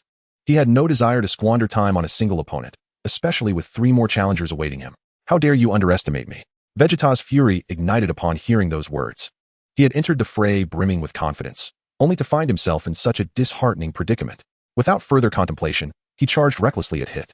Hit shook his head in resignation, narrowing his eyes as he activated his time-skip technique. Time froze. Vegeta's body halted abruptly, and his fist collided heavily with Hit's face, producing a resounding impact. As the time skip concluded, Vegeta was left battered and bruised, sent careening off the stage, rolling several times before finally coming to a stop. Damn it! Vegeta slowly rose, blood trickling down his face. Hit's blows were not overwhelmingly powerful, likely limited by his own strength. Yet it was this very restraint that proved most torturous, like being slowly pierced by a dull knife. This time, Hit chose not to waste words and instead launched a decisive attack. In an instant, he surged forward. Vegeta hastily raised his arm in a defensive gesture, but alas. The time skip activated once more. His arm remained suspended mid-air, incomplete in its motion. Hit struck directly at his throat. Though his attack lacked an air of invincibility, he was adept at targeting vital points. A dull thud resonated as the time skip ended. Vegeta coughed violently, clutching his neck, expelling not mere saliva but mouthfuls of blood. Yet the onslaught was far from over. Hit's time skip resumed. Bang, bang, bang. A flurry of punches rained down upon Vegeta. After delivering the final blow, Hit ceased his assault, slipping his hands into his pockets. The fierce aura surrounding Vegeta dissipated, his hair returning to its normal hue. He stood rigidly for a second before collapsing onto the stage. Utterly devoid of combat capability, Vegeta, Bulma, and the others cried out in alarm upon witnessing this scene. Whis shook his head slightly, his staff gently touching the ground. Suddenly, the fallen Vegeta on the arena emanated a radiant white light. He then slowly levitated, soaring towards the spectator stands where they were seated. Hit, maintaining his calm demeanor, directed his gaze towards the 7th Universe-S stand and uttered words akin to Vegeta's before. Next. Typically, he was a man of few words, but this time, he was indeed pressed for time. Before Bardock could locate him, he had already accepted several assassination contracts. Even if Champa did not summon him, he would proactively volunteer for battle. After all, one must uphold their commitments in the realm of work. That scoundrel is exceedingly arrogant. He must be taught a lesson. Before Beerus could express his thoughts, Frieza could no longer contain himself and bellowed. This time, the challenge was not solely directed at Vegeta, but at all of them, including the great cosmic emperor, Frieza himself. However, after his outburst, he did not take further action, instead standing in the stands with wide, furious eyes fixed on the opponent. Beerus raised an eyebrow, observing him. Don't just shout. Why not take action? No one is stopping you. Frieza, slightly embarrassed, rubbed his chin upon hearing this. Though he was furious, he was not foolish. His power was on par with Vegeta's, and seeing Vegeta in such a dire state, he surmised his own fate would not be much better. His previous remarks had merely been a means of venting his frustrations. Go on. Beerus suddenly commanded in a low voice, startling Frieza considerably. Noticing Cell beside him, he quickly leaned closer and said, Mr. Cell has just expressed his intention to take action. I shall not steal this thunder. Cell's gaze remained fixed on Hit below the arena. After hearing Frieza's words, he cast a fleeting glance at him and calmly replied, Then I shall pass this opportunity to you. Dear King Frieza. Chapter 107. The Gods Astonished. As Cell's words resonated, all eyes turned towards Frieza. He offered an awkward smile, unconsciously retreating a step. Yet, before he could distance himself too far, Beerus gradually approached and nodded slightly in his direction. Frieza, wary, kept a cautious watch on him. Suddenly, a sharp sound echoed as Beerus delivered a swift kick, sending Frieza tumbling off the stands. I've never liked you. Stop pretending to be brave, he muttered to himself. Frieza landed heavily on the arena floor, bewildered as he scrambled to his feet, staring at Hit before him, now devoid of any of the imposing presence he had held in the stands. Ah, here comes another fool, Champa remarked smugly. Having gained immense confidence from the recent battle, he felt assured. If someone as formidable as Vegeta could be defeated so effortlessly, this opponent would be no challenge at all. Moreover, this individual bore an uncanny resemblance to Frost from their universe. In terms of strength estimation, it is not far from the mark. What a pity. If it weren't for this fellow, the 7th Universe might indeed have secured victory. Quitela remarked with a grin, a hint of schadenfreude glimmering in his eyes. Hellas shook his head in regret. As a god of destruction, he was acutely aware of the power that Vegeta had just displayed. However, if such strength could be easily vanquished, the ensuing battles would likely unfold with equal ease. It appears that the 6th Universe harbors hidden talents as well. Mei nodded, a flicker of concern passing through her gaze. Yet, upon contemplating the formidable figures within her universe, that worry swiftly dissipated. On the arena, Hit stood with his hands tucked into his pockets, gazing at the opposing Frieza, and casually inquired, Didn't you mention that you would teach me a lesson? No. Frieza hastily waved his hand. He had previously believed he would not need to step into the fray, thus indulging in verbal bravado. Little did he know, after being kicked down, he could only hastily deny his earlier claims. After all, he and Vegeta were of comparable strength. If Vegeta had been easily subdued, he surmised his own fate would not be far behind. Regrettably, Hit did not grant him the opportunity for explanation. He was solely intent on swiftly concluding the battle, claiming his due reward, and proceeding with his subsequent endeavors. In a flash, Hit appeared before Frieza. With a resounding thud, he unleashed a punch that struck Frieza squarely in the abdomen, a blow whose trajectory was imperceptible. A wave of excruciating pain coursed through Frieza's body as he gaped, drool slowly trickling down, his eyes bulging as if they might pop from their sockets. Hit hesitated slightly, sensing that this attack had not yielded the desired effect. Thud, thud, thud. He continued to rain down a series of punches upon Frieza, who absorbed each blow. In a short span, Numerous wounds began to mar his body. Though he yearned to retaliate, he found no leverage to do so. At last, he began to understand the agony that Vegeta had endured. "What is happening?" Hit muttered, furrowing his brow. He knew his attack power was not exceptionally high, yet he believed each strike was aimed at a vital point. Upon delivering the first punch, he sensed something amiss. Vegeta had begun to spit blood after just one of his blows, yet this adversary, despite enduring so many punches, seemed to suffer only superficial injuries. Unyielding, Hit continued to unleash his time-skip technique, launching a fierce onslaught. Thud, thud, thud. The arena echoed with the sounds of relentless strikes. As if Frieza were merely a punching bag, the onlooking gods of destruction shook their heads in resignation. As anticipated, this battle remained devoid of suspense. Curse it! Frieza seemed to be roused to anger by the beating. With a sudden shift, he distanced himself by several paces, gritting his teeth and roaring, "Do not become too complacent." As he spoke, an immense aura began to coalesce around him. The surrounding space began to tremble, as if in the blink of an eye. A radiant flash enveloped Frieza, who transformed directly from his first form into his final form. Yet, this was not the end. The dazzling golden light intensified, becoming almost blinding. In a mere breath, his white skin was cloaked in a shimmering golden armor. The aura that permeated the air pressed down upon the defeated Vegeta. How could this be possible? The gods, witnessing this spectacle, were left utterly astonished. They had initially believed that Vegeta, having just entered the fray, was the mightiest contender. Now, another warrior emerged, exuding an aura that was equally formidable. To their astonishment, the seventh universe, previously ranked second to last, now boasted two top-tier warriors. Both Vegeta and Frieza, if placed within any of the destruction gods' realms, would undoubtedly be regarded as supreme forces. Was this the work of the enforcers? Whis, coming to his senses, gazed incredulously skyward. Although he recognized that these powers were still no match for the 11th universe, the rapid emergence of two elite warriors, combined with the presence of Cell, suggested that if Jiang Fei continued to linger in the 7th universe, surpassing their 11th universe was only a matter of time. Contemplating this, Whis' mind began to race. No, the enforcers could not remain in the 7th universe any longer. How could so many powerful beings arise? Zamasu, too, felt a sense of disbelief. He understood that this still did not render him a match for Hit, yet he was profoundly surprised by the slew of formidable warriors emerging from the 7th universe. He even questioned himself, is this truly the 7th universe I once knew? Indeed, the enforcers were remarkable.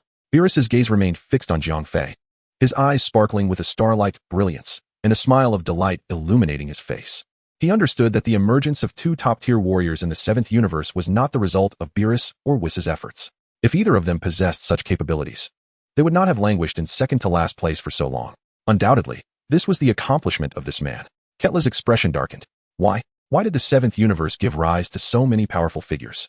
He and Beerus were natural adversaries, and now his rival had two such formidable experts at his disposal, which would surely place him at a disadvantage. Lord Quitela, after this concludes, should we not reach out to the enforcer? Konik proposed quietly, stepping closer to him. His thoughts mirrored those of Beerus. The reason the 7th universe was able to continuously produce such strong warriors was undoubtedly intertwined with the enforcer. Chapter 108. Frieza, still formidable. Contact. We must make contact, Quitela declared with unwavering resolve. He had entirely relinquished his previous biases against Jiang Fei. This legendary enforcer not only possessed incredible prowess himself, but also demonstrated exceptional skill in training formidable warriors. It seemed he had truly underestimated the situation. Regardless of the circumstances, it is imperative to summon the Arbiter. Otherwise, in a few years, it would be as if Beerus were to ride upon his back and defecate. There are numerous deities and angels who harbor such thoughts. Ramusi of Universe 10 began to advise Zeiss. Zeiss, I was mistaken previously. The Arbiter must remain within our universe. Zeiss nodded with a faint smile. The dynamics between the universes are inherently competitive. Should the 7th universe continue to flourish unchecked, it would pose a grave threat to the rest of them. Securing the Arbiter is essential. They cannot allow the 7th universe to monopolize this advantage. Hellas gazed upwards, his tone resolute. Their perceptions, once held, have undergone a significant transformation. They now comprehend the meaning of the phrase looking down on others. This realization extends beyond their own universes. Even the 4 higher realms have begun to strategize quietly. After all, they have gradually begun to sense the jeopardy that their own standings now face. Beerus, however, paid little attention to the surrounding situation. His mind solely fixated on witnessing Frieza being schooled, as well as the prospect of Cell's victory in the ensuing match. Whis, in contrast, was acutely aware of the subtleties at play. Observing the varied expressions of the gods, he shook his head in resignation, musing, my dear siblings, you are still too naive. The Grand Priest, watching Frieza after his transformation, felt a twinge of astonishment.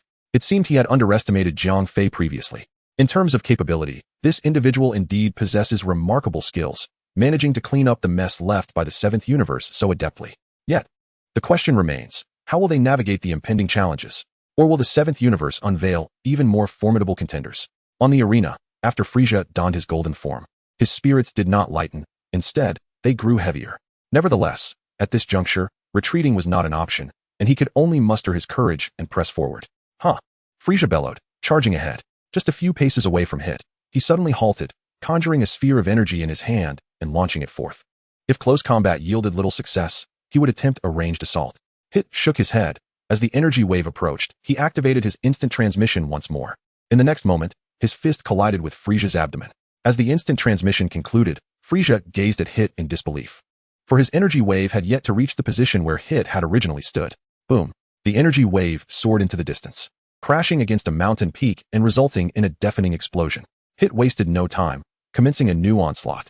Frisia, at that moment, resembled a punching bag, being tossed about mercilessly. However, the one advantage he held over Vegeta was that he appeared to sustain relatively little damage. Thud, thud, thud. The sound of relentless strikes resounded, each punch from Hit growing increasingly ferocious. Against Frisia's neck, heart, and head, relentless strikes continued to rain down. Yet, after a solid half-hour of this assault, the formidable opponent remained standing. Well, it seems Frisia is quite impressive, Beerus remarked with a smirk, stroking his chin. Initially, he had anticipated a swift defeat for Frisia, but he was taken aback by the latter's resilience. Could it be that he would exhaust himself to the point of collapse? Not only Beerus, but the other gods of destruction were equally astonished, pondering how this being could endure such punishment without faltering. Champa, in particular, was left speechless, thinking, goodness, let us hope he doesn't trip in the gutter. Of course, the notion of falling short was far-fetched. Its expression began to show signs of fatigue, with beads of sweat forming at his temples, a testament to the arduous battle against Frisia. He felt this was the most grueling fight he had faced since his emergence as a fighter. Though Frisia was utterly incapable of retaliating, the effort it required was commendable in its own right. Frisia, noticing the gradual easing of Hit's onslaught, took a deep breath, wincing in pain from his injuries. His once resplendent golden skin had long faded in luster. He found himself at a loss against Hit, even contemplating whether it was time to concede. After all, he had held out for quite some time, which was certainly an improvement compared to Vegeta. However, as he mulled this over, Cell leapt down from the stands. Frisia was taken aback, uncertain of what was transpiring. Was Cell intending to join the fray against him? Cell cast a dispassionate glance at Frisia before unceremoniously kicking him off the platform, adding coldly, "Useless waste, you've wasted far too much time." He then lifted his gaze to Hit, making it evident that his words were directed not only at Frisia, but also at Hit. Initially, he had expected a swift resolution against Frisia, yet it was surprising that Hit struggled to secure victory. Frisia, indeed, proved unexpectedly resilient. Damn it, Frisia spat in anger. Yet he lacked the courage to re-enter the arena, which surprisingly aligned with his intentions. Nevertheless, the humiliation of such an insult was difficult to bear. With a venomous glare towards Cell, he begrudgingly ascended to the stands. Meanwhile, Hit wore a grim expression as he regarded Cell. He could discern the underlying implications in Cell's words. However, after a brief moment of adjustment, his demeanor returned to one of indifference. Despite having expended a significant amount of energy in his confrontation with Frisia, he rationalized that as long as he still possessed his time-skipping ability, he remained in a state comparable to full strength. Do you truly believe your outcome will be more favorable than his? Hit remarked with an unusual cold smile, displaying his familiarity with Cell from their previous encounters in Universe 6. Confronting him, his psychological advantage remains inherently superior. With an impassive expression, Sheru remarked, "Is that so?" The individuals present appeared bewildered, struggling to comprehend the unfolding situation. Had the representative from Universe 7 not yet been defeated? How could they suddenly be thrust off the stage by one of their own? However, Sheru and Hit, engaged in their duel atop the arena, seemed indifferent to the spectators' bewilderment. At this moment, two invisible forces clashed within the air. The match had concluded, as the representative from Universe 11, Wymide, calmly stated. Chapter 109. Will you descend voluntarily, or shall I assist you? Barely had Wymide's words settled when Sheru began to make his move. A brilliant golden light suddenly emanated from his being. His green skin, akin to that of the recent Frisia, was enveloped in a shimmering golden exterior. The ominous aura pervading the space was hardly inferior to that of Frisia, perhaps even surpassing it. The onlooking gods were left astounded, their eyes fixated on the arena. The emergence of formidable warriors from Universe 7 left them utterly speechless. The appearance of one might be deemed coincidental, two could also be mere chance. Yet now, three had manifested. It was difficult not to associate this extraordinary phenomenon with Jiang Fei's influence. Regarding the outcome of the match, they had lost interest. Their only concern was how to persuade the Enforcer's post-match to align with their universe. Corrin sought an opportunity to engage with the Enforcer, determined not to allow him to remain within Universe 7 any longer. The Destroyer God from Universe 8, Ligier, turned to the angel beside him, expressing his concern. He had sensed a formidable threat emanating from Universe 7. In just a few years, such a powerful figure had emerged. If given more time, what might transpire? The angel, Corrin, nodded solemnly in agreement. Indeed, Lord Ligier. In the stands of Universe 3, the Destroyer God, Iraq, exhibited a similarly worried countenance, his already peculiar features becoming more fearsome. He turned to his companion. Devise a strategy, Quitela, to sway the Enforcer to our side. I shall make an attempt, Lord Iraq, Quitela replied, slightly furrowing his brow. Both Universe 1 and Universe 12, as high-ranking universes, expressed a unified sentiment. Their concerns extended beyond merely Universe 7, encompassing all others. Should another universe rise to prominence, their own status would be perilously threatened. Remarkably, in just a few years, this young man had made such significant progress. Champa gazed at the arena, shaking his head in astonishment. He was unaware of the thoughts of other universes.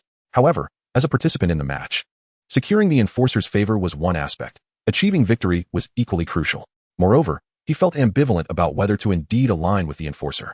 After all, he was among the few who had genuinely interacted with Jiang Fei and possessed a certain understanding of his temperament.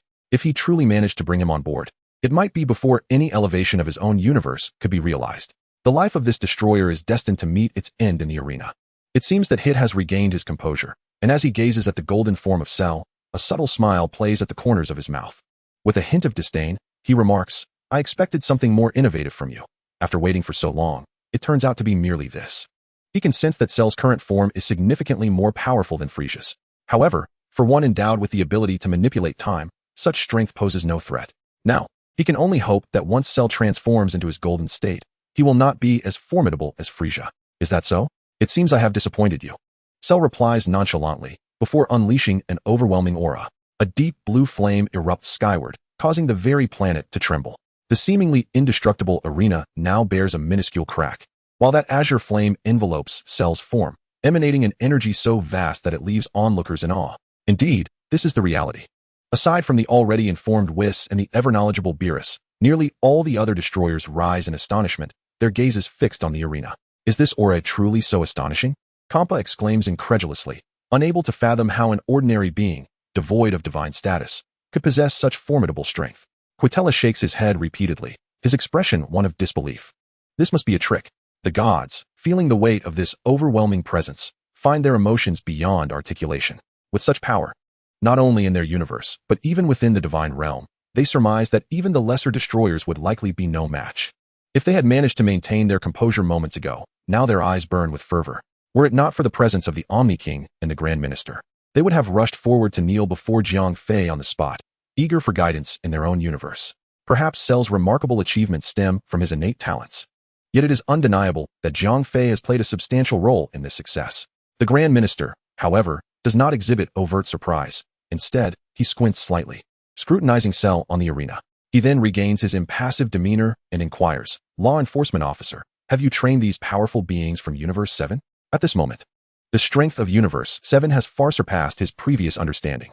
While it does not reach the level of astonishment, he remains quite taken aback by Jiang Fei's capabilities. After all, he possesses a certain knowledge of Universe 7's former state. Otherwise, it would not have languished in the penultimate position for so long. Haha. Jiang Fei responds with a calm smile upon hearing this question. Without reservation, he answers candidly, I cannot claim to have trained them, but I have played a role in their discovery.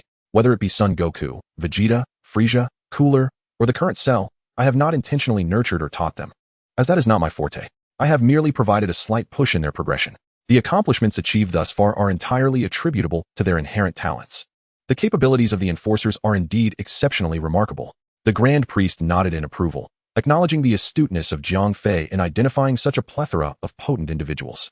Moreover, nurturing the formidable beings of the cosmos was never within the purview of his responsibilities.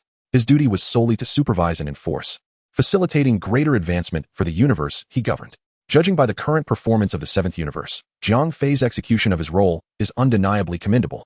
The Grand Priest is overly generous in his praise. Jiang Fei responded with a serene smile. On the arena, Hit was momentarily taken aback by the unfolding scene, his countenance betraying the calmness he once maintained.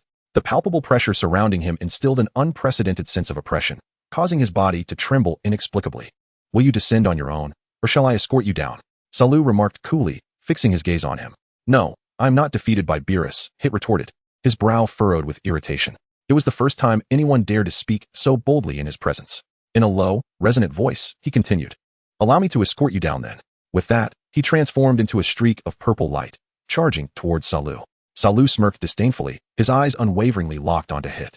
Just as Hit was about to reach him, the time skip technique activated instantaneously. The energies of the universe came to a halt, and the cacophony around them fell silent in that moment. Salu's form became rigid, his smile frozen in place. Hit, gathering his focus, emanated a purple aura and summoned all his strength to unleash an unparalleled punch. Just as his fist was about to make contact, Salu, who remained motionless, exaggeratedly curled his lips into a broader grin. With a resounding crash, the suspended time was lifted, and the energies in the space began to stir. However, contrary to Hit's expectations, his punch did not land upon his opponent.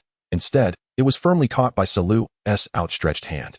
A commotion erupted in the stands of the Seventh Universe, particularly among Vegeta and Frieza, who had been significantly vexed by Hit's time skip, unable to grasp his movements, resulting in a passive onslaught. The fact that Salu had effortlessly countered it astonished them. How impressive, to so effortlessly neutralize such an elusive technique. He truly lives up to the cultivation efforts of Jiang Fei, remarked Goku, his eyes unwaveringly fixed on the arena. Watching the clash of these two cosmic titans ignited a longing within him. He regretted being eliminated so early. Had he known to exert his full power from the outset, perhaps he would now be the one facing Hit. Yet, it was too late for such regrets. While the spectators were filled with astonishment, the deities of destruction remained peculiarly composed. It seemed that this situation had long been anticipated. Beerus nodded subtly, hands clasped behind his back, stating that with Cell's strength, breaking through this brief time constraint would be rather effortless. At that moment, his face bore no trace of the initial anxiety. Instead, he appeared remarkably calm. If all went as expected, the individual capable of manipulating time on the stage was likely the strongest from Universe 6. As for the remaining two, they posed little concern. Victory, it seemed, was all but assured. In stark contrast to Beerus's demeanor was the figure of Champa across from him. Upon feeling the full extent of Cell's power, he sensed impending doom. Though a flicker of hope remained in his heart, it was utterly extinguished after that single, fleeting exchange. Champa slumped in his seat, eyes vacant as he uttered, "It's over. Universe 6 has completely lost." Bardos shook her head in resignation. The current state of affairs was somewhat unexpected. After all, the two universes had clashed 6 years prior. Although only two warriors had faced off, they represented the pinnacle of their respective powers. Who could have foretold that after 6 years, everything would be so drastically altered? Universe 7 had surged forward, unveiling a multitude of formidable fighters. Yet, this only served to underscore the significance of the enforcer, Jiren. On the arena floor, Cell gripped Hit's fist tightly, a cold smirk gracing his lips as he remarked, "What a pity, you haven't made any progress in these 6 years." With that, he unleashed a powerful punch. Hit's pupils dilated in alarm as he hastily activated his time skip technique. Time once again came to a standstill, the flow of air frozen in an instant. However, the one thing that remained unchanged was Cell's relentless fist. A dull thud echoed as Cell's fist connected forcefully with Hit's abdomen. After facing two opponents, he finally experienced the sensation of being struck. The suspended time soon returned to normal, and Cell released his grip on Hit's fist. Hit, reeling from the excruciating pain coursing through his body, immediately spat a copious amount of blood. His footing faltered as he staggered backward a few steps. Cell's punch had been immensely powerful, nearly robbing him of most of his combat capability. Nevertheless, he was unwilling to concede. Hit executed his time skip technique once more, dashing forward. Yet, the outcome mirrored the previous encounter. He was once again repelled by Cell's punch, this time causing him to vomit blood uncontrollably. "Don't worry. I won't be as sluggish as you," Cell remarked nonchalantly. His gaze sharpened, and energy converged around him. In an instant, he lunged towards Hit. Although Hit continued to employ his time skip, Cell's strength far surpassed his own. The time halted by Hit's technique could not restrain him. With a resounding impact, Cell appeared beside Hit, a subtle smile gracing his features. He then delivered a knee strike directly to Hit's chest. The sound of bones fracturing rang out sharply. Hit, struck with such force, succumbed to darkness, collapsing onto the arena floor. At long last, Salu had avenged the grudge from 6 years prior. High above, Jiang Fei exhaled slowly, casting an appreciative glance at Salu. It was his first time witnessing this fellow in combat, and he was taken aback by the clean and decisive manner in which he fought, devoid of any hesitation. Had the scenario unfolded as it typically did, with prolonged hesitation, it might have elevated Hit's time skip technique to new heights. Although dealing with him would still pose little challenge, it would certainly not be as effortless as it was now. It must be noted that Hit was a prodigious talent. given sufficient combat training. His time skip ability had ample room for enhancement. It's over, Champa murmured, his visage ashen. If he had been defeated by another, he might have borne it more easily, but to lose to someone like Beerus was a bitter pill to swallow. The Saiyan Kaba, standing cautiously by, felt the weight of Champa's words and dared not contradict him, nor suggest any means of turning the tide. After all, he had witnessed the recent battle. Stepping into the arena would be akin to courting death. After a moment of silence, a spark ignited in Champa's eyes, as if an idea had struck him. With newfound determination, he declared, "Wait, that's not right. I may have lost, but I did not lose to that scoundrel Beerus. I lost to the esteemed enforcer." Chapter 111. Lord Zeno, I refuse to accept this. The sixth universe Saiyan Kaba observed Champa's shifting expressions, his own hands fidgeting in uncertainty. After a brief contemplation, he cautiously approached and spoke in a careful tone. "Lord Destroyer, may I and Majesty take the stage?" He understood that he could not possibly best Salu. Yet he dared not propose forfeiting at such a crucial moment. Meanwhile, Majesty, the massive steel robot, exhibited no distinctive emotions on his face. His eyes merely flickering with an erratic light, indicating his own inner turmoil. Champa replied softly. Having attributed the cause of his defeat to Jiang Fei, his spirits had lifted somewhat. He waved his hand dismissively, stating, Go on. Kaba nodded and leapt from the spectator area onto the arena. In truth, Champa's thoughts were partially correct, yet not entirely. Without Jiang Fei's intervention, Goku and the others would have reached at most Super Saiyan 3. Competing against the sixth universe would have been nearly impossible. One hit could dispatch everyone from the seventh universe without effort. What he did not realize was that, had Jiang Fei not appeared, the contest between the seventh and sixth universes would not have commenced at this time. Under the normal course of events, the contest between the two universes would not transpire for several years. By that time, Universe 7 would still emerge victorious, albeit with less ease than now. Jiang Fei merely found himself bearing the brunt of this predicament by chance. The battle on the arena commenced swiftly. Champa indeed had no expectations of the remaining two contenders achieving victory. Cell paid little attention to the newcomer who had just entered the fray. With a casual flick of his fist, a powerful shockwave surged forth unexpectedly. Gaby, who had yet to introduce himself or prepare for combat, was unceremoniously thrust from the stage by this overwhelming force.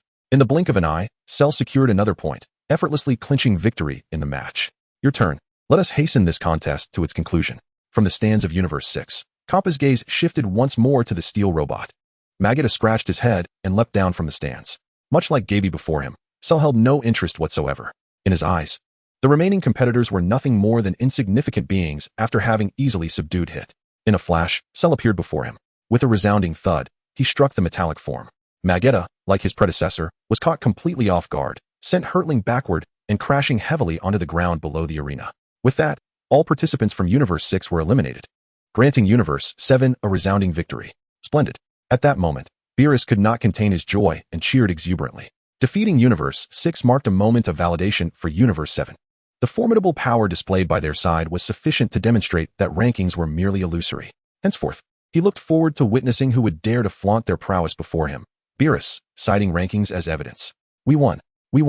Marvelous, we finally triumphed. The Earthlings and the Kaioshin accompanying Universe 7 erupted in jubilant celebration. Though they had not participated directly, this was indeed a contest of cosmic proportions.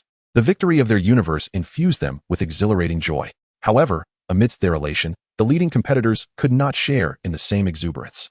Goku pouted, scratching his head in frustration. He had not taken the match seriously and was eliminated, leaving him feeling utterly vexed. As for Vegeta and Frieza, they too struggled to muster any enthusiasm. Throughout the entire contest, they had endured the most brutal beatings. Even though victory was now theirs, they felt no thrill of excitement. The most disheartened of all was Cooler. From the very beginning, he had played the role of a mere spectator. The other competitors had at least taken to the arena, donning their personas, each transformation eliciting awe from the gods of destruction. Yet here he was, reduced to an audience member. Not only they, but even Cell, still present on the arena, felt no trace of joy in his heart. He stood with his arms crossed, shaking his head dismissively, proclaiming that victory had come too easily, rendering the experience rather tedious. High above, the Omni King observed the conclusion of the match, nodding with a smile. Although the subsequent two battles were fleeting in their duration, he still derived a sense of enjoyment from them, as if savoring an aftertaste that lingered on his lips. The Grand Priest gradually stepped forward, announcing in a resonant voice that the competition had officially concluded, with Universe 7 emerging triumphant. Despite the outcome differing somewhat from his expectations, it did not leave an excessive look of astonishment on his face. He continued with a calm demeanor, stating that, as per the rules, Universe 7 would be awarded the Super Dragon Balls as a prize. With that, he quietly retreated to the side. At that moment, the Omni King also rose from his seat, flanked by 2 attendants, and floated gracefully to the forefront. As the deities beheld the Omni King's emergence, they all stood in unison, their gazes collectively directed towards him. As the sovereign of the gods, it was indeed fitting for him to share a few words at such a juncture. The competition between the 2 universes was quite clear. I found it immensely enjoyable, the Omni King remarked with a smile, his voice resonating in every ear present. Particularly, Beerus and Champa, momentarily forgetting their reactions of joy or disappointment, bowed their heads in reverence upon hearing their universes mentioned. To the astonishment of Universe 7, the Omni King continued with a smile, expressing his surprise at their unexpected victory. Beerus, bowing his head, felt a twitch at the corner of his mouth upon hearing such remarks. What did it mean to say unexpected? Was their victory truly such a remarkable occurrence? Of course, he dared only to ponder these thoughts internally, refraining from voicing any dissent. Instead, he feigned politeness, thanking the Omni King for his acknowledgement and assuring him that Universe 7 would continue to strive for excellence. The Omni King, satisfied with this response, nodded in approval. However, at that moment, an untimely voice broke the atmosphere. Your Majesty, I contest this. Universe 7 possesses no genuine prowess.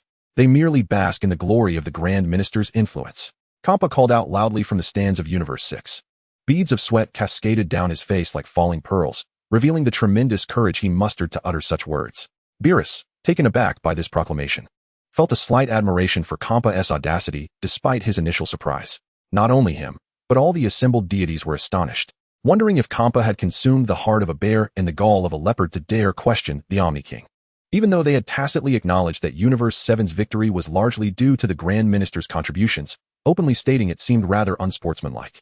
Oh, the Omni King, unfazed, smiled at Jiang Fei before turning his attention back to Champa, asking, what do you mean by that? Champa once again lowered his head. He was acutely aware of his defeat and bore no ill will regarding it.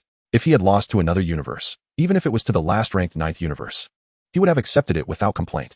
However, losing to the 7th universe was somewhat intolerable.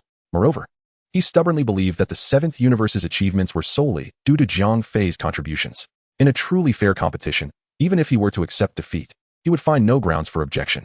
Lord Zeno, you should be well aware of the 7th universe's capabilities.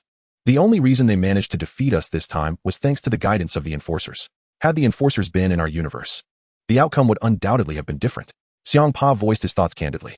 Whether it was an excuse or an evasion, he felt uneasy about losing to Beerus, especially with the assistance of the enforcers.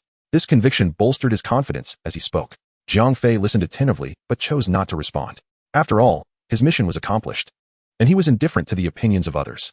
Furthermore, he did not perceive his assistance to the 7th universe as particularly significant. He had merely nudged things along. Even without him, their achievements would have been well-deserved. However, while he held this belief, the gods had a different perspective. Both the gods of destruction and the angels largely agreed with Xiangpa's assertions. They understood better than anyone the true caliber of the 7th universe. To claim that the enforcers had no bearing on the outcome was laughable. Oh, is that so? Zeno remained impassive, merely glancing at Jiang Fei. Jiang Fei shrugged, uninterested in offering explanations, as he was still reveling in the joy of his newfound freedom. As for what others said, he was indifferent. It posed no loss to him. Nonetheless, his reticence did not prevent others from expressing their thoughts. Beerus's expression darkened upon hearing Xiangpa's words. He stood up, leaping to the edge of the arena, and pointed an accusing finger at Xiangpa, exclaiming, nonsense. Stop spouting such drivel. A loss is a loss. And yet you find so many excuses?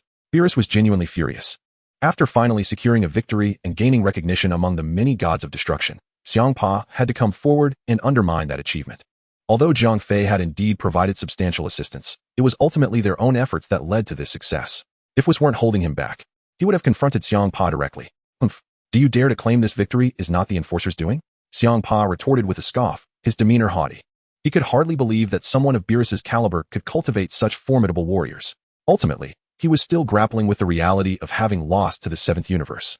Meanwhile, Bardos restrained Xiangpa, preventing him from rushing forward in anger. Beerus licked his lips and, gritting his teeth, continued to retort, indeed, the angel has aided us. But it is our inherent strength that has allowed us to achieve such success. If it were your universe, you would likely be unable to rise at all. Humph. Champa scoffed at this remark. Not just him, but the other gods of destruction shared the same sentiment.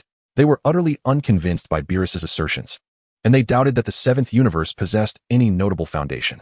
Instead, they observed the quarrel with a mixture of amusement and intrigue. Quitela even silently urged, come on, fight. Teach that little brat Beerus a lesson. The argument between the two persisted. However, due to the intervention of their respective angels, they could only engage in a war of words. The Omni King watched the exchange with keen interest, his eyes occasionally sparkling with a peculiar light, as if he had discovered something more entertaining than the matches themselves. The Grand Minister surveyed the chaotic scene with a resigned shake of his head. Glancing at Jiang Fei, he noted the lack of an explanation from him and slowly floated back to the forefront. Observing the still arguing duo, he spoke in a deep voice. Silence. At his command, the voices of Beerus and Champa ceased abruptly. The other gods of destruction, who had been eager to stoke the flames of discord, also quelled their stirring hearts.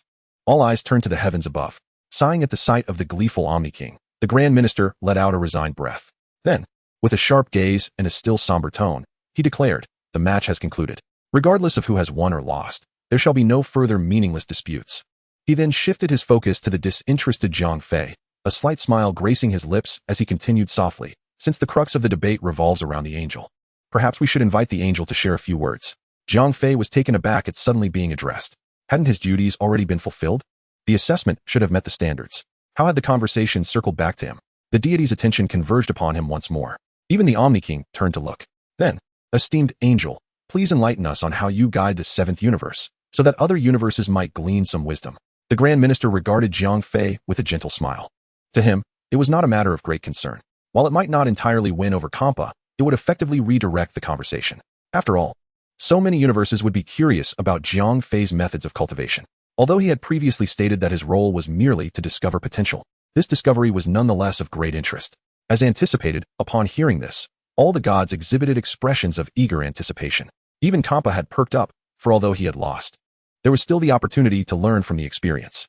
Upon returning, emulating the actions of others, and waiting for a future day to avenge this humiliation is indeed a commendable choice.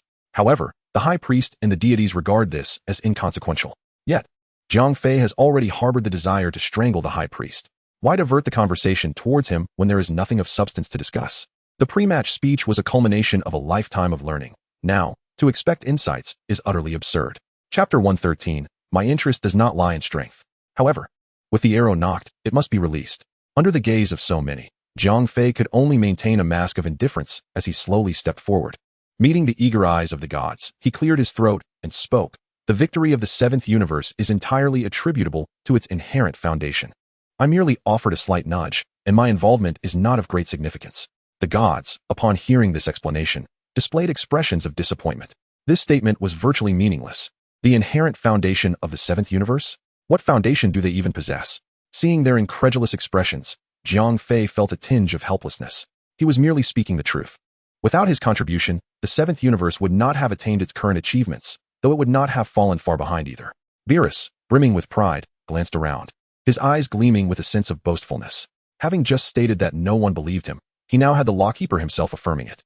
Was it not evident that the excellence of his universe was the reason behind their current accomplishments? "The Lawkeeper has praised us, but it is primarily due to your diligent guidance that we have reached this point," Beerus remarked, directing a compliment towards Jiang Fei. Whis, standing nearby, could only manage a wry smile. The hardships endured throughout their journey remained unknown to all. It is indeed true that to achieve recognition, one must first endure trials in silence. Beerus, at least, had only devoted a few years of earnest labor. Yet, he had never once rested. Both Son Goku and Vegeta were his prot-gs. Frieza and Cooler were also compelled to progress by Jiang Fei's insistence. As for Cell, he was merely a loyal pawn of the latter. Although Beerus's words of praise were spoken in a tone of humility, they were nonetheless accurate. The achievements of the seventh universe seemed to have little to do with him as the god of destruction. Upon hearing Beerus's remarks, the other gods of destruction exchanged glances of disdain. They recognized him as a typical example of someone who, having reaped benefits, pretended to be humble. The Lawkeeper offered a few compliments, and unexpectedly, he seemed to bask in the glow of it. In the high skies, Jiang Fei waved his hand slightly and continued. "As for insights on cultivation, that is even more difficult to discuss." As he spoke, his mind began to ponder the forthcoming words. Glancing at the king of all beside him, he recalled a classic adage. "In truth, from the day of my birth until now, I have not devoted a single day to genuine cultivation," Jiang Fei stated, surveying the deities below with a serene demeanor. At that moment, an absolute silence enveloped the entire venue. Not a single voice was heard. Even the high priest turned his gaze with curiosity, intrigued by how Jiang Fei managed to enhance his strength. Each encounter revealed a significant increase in his power.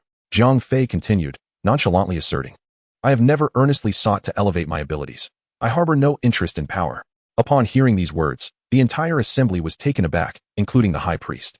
They could scarcely believe that such a response had emerged from the lips of an enforcer. Even some destroyer gods were murmuring in disbelief, pondering whether this was a reflection of different realms of understanding.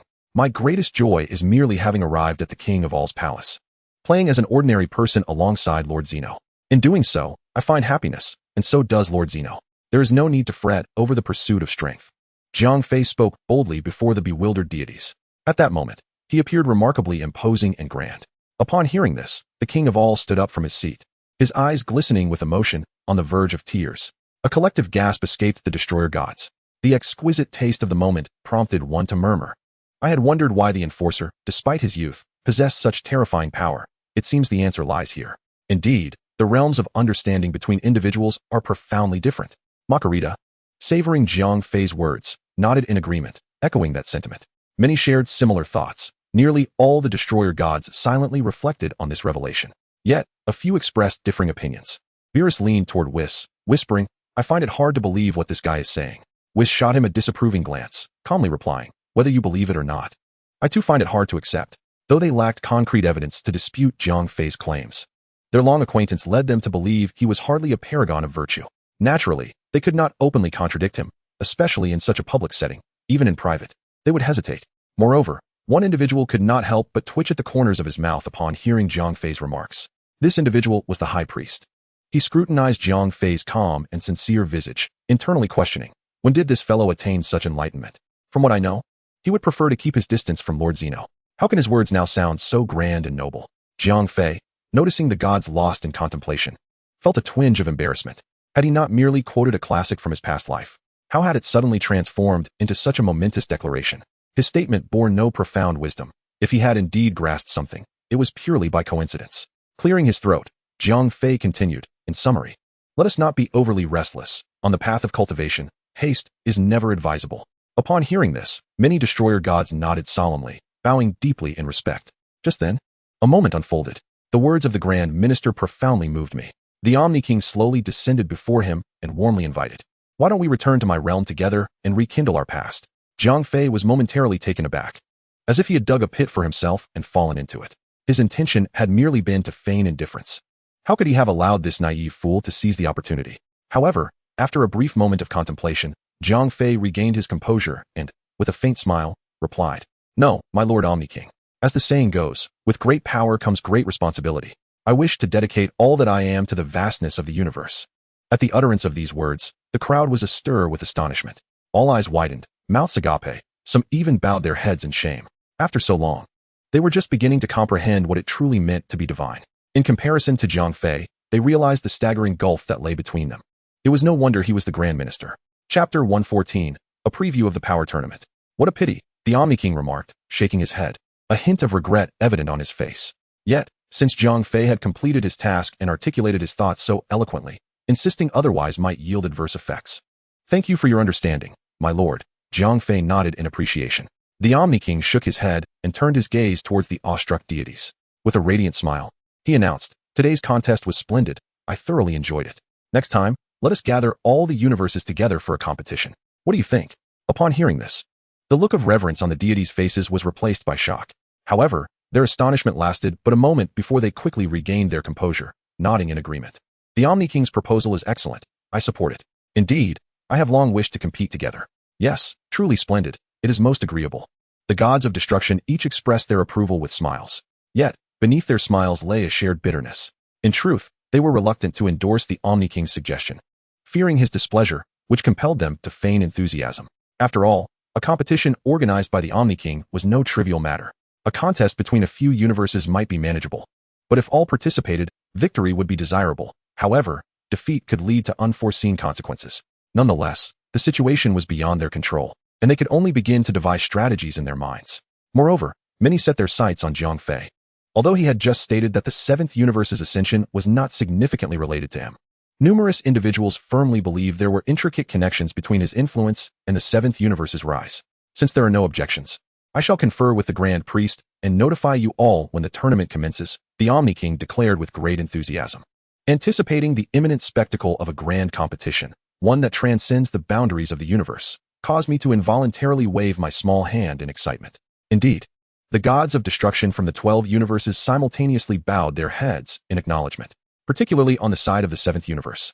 Goku and his companions felt an immediate surge of exhilaration upon hearing that they were about to engage in a contest against all universes. They had not enjoyed themselves during the previous encounter, as all the glory had been claimed by Cell alone. Now, a new opportunity had arisen, and they were determined to seize it. Meanwhile, Goku gazed skyward at the Omni King, pointing and inquiring with curiosity, "Lord Beerus, is that little being formidable?" The competition had commenced so swiftly that they, as mere mortals, were oblivious to many details, and no one had taken the time to elucidate matters for them. Now that the contest had concluded and they were relaxed, their interest naturally gravitated toward the figure in the sky, the one commanding the gods. Not only Goku, but also Vegeta, Frieza, and Cell shared this curiosity.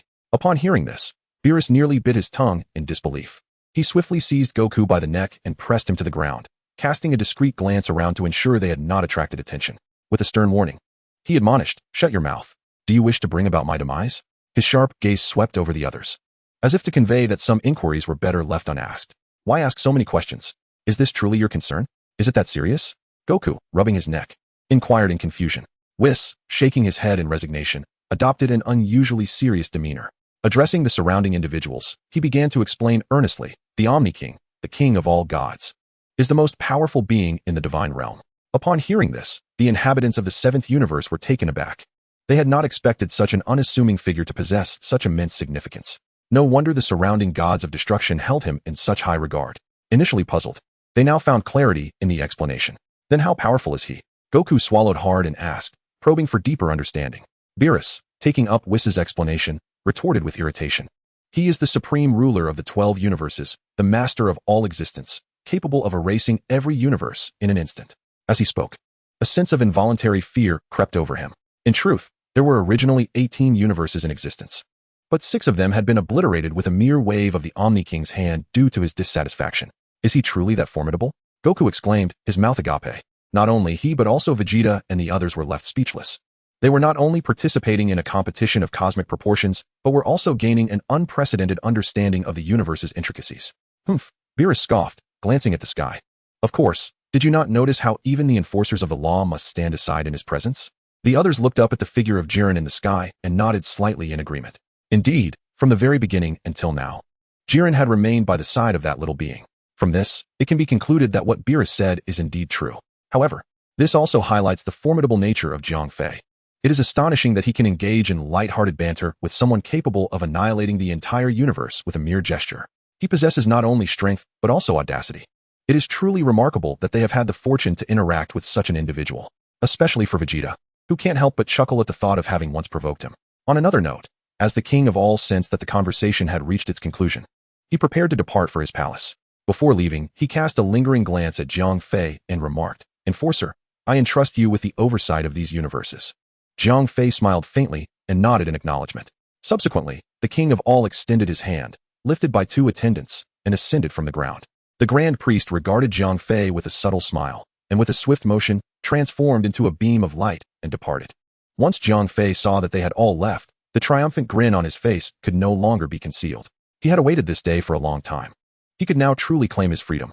As for overseeing the various universes, that could wait until after he had savored his newfound liberty.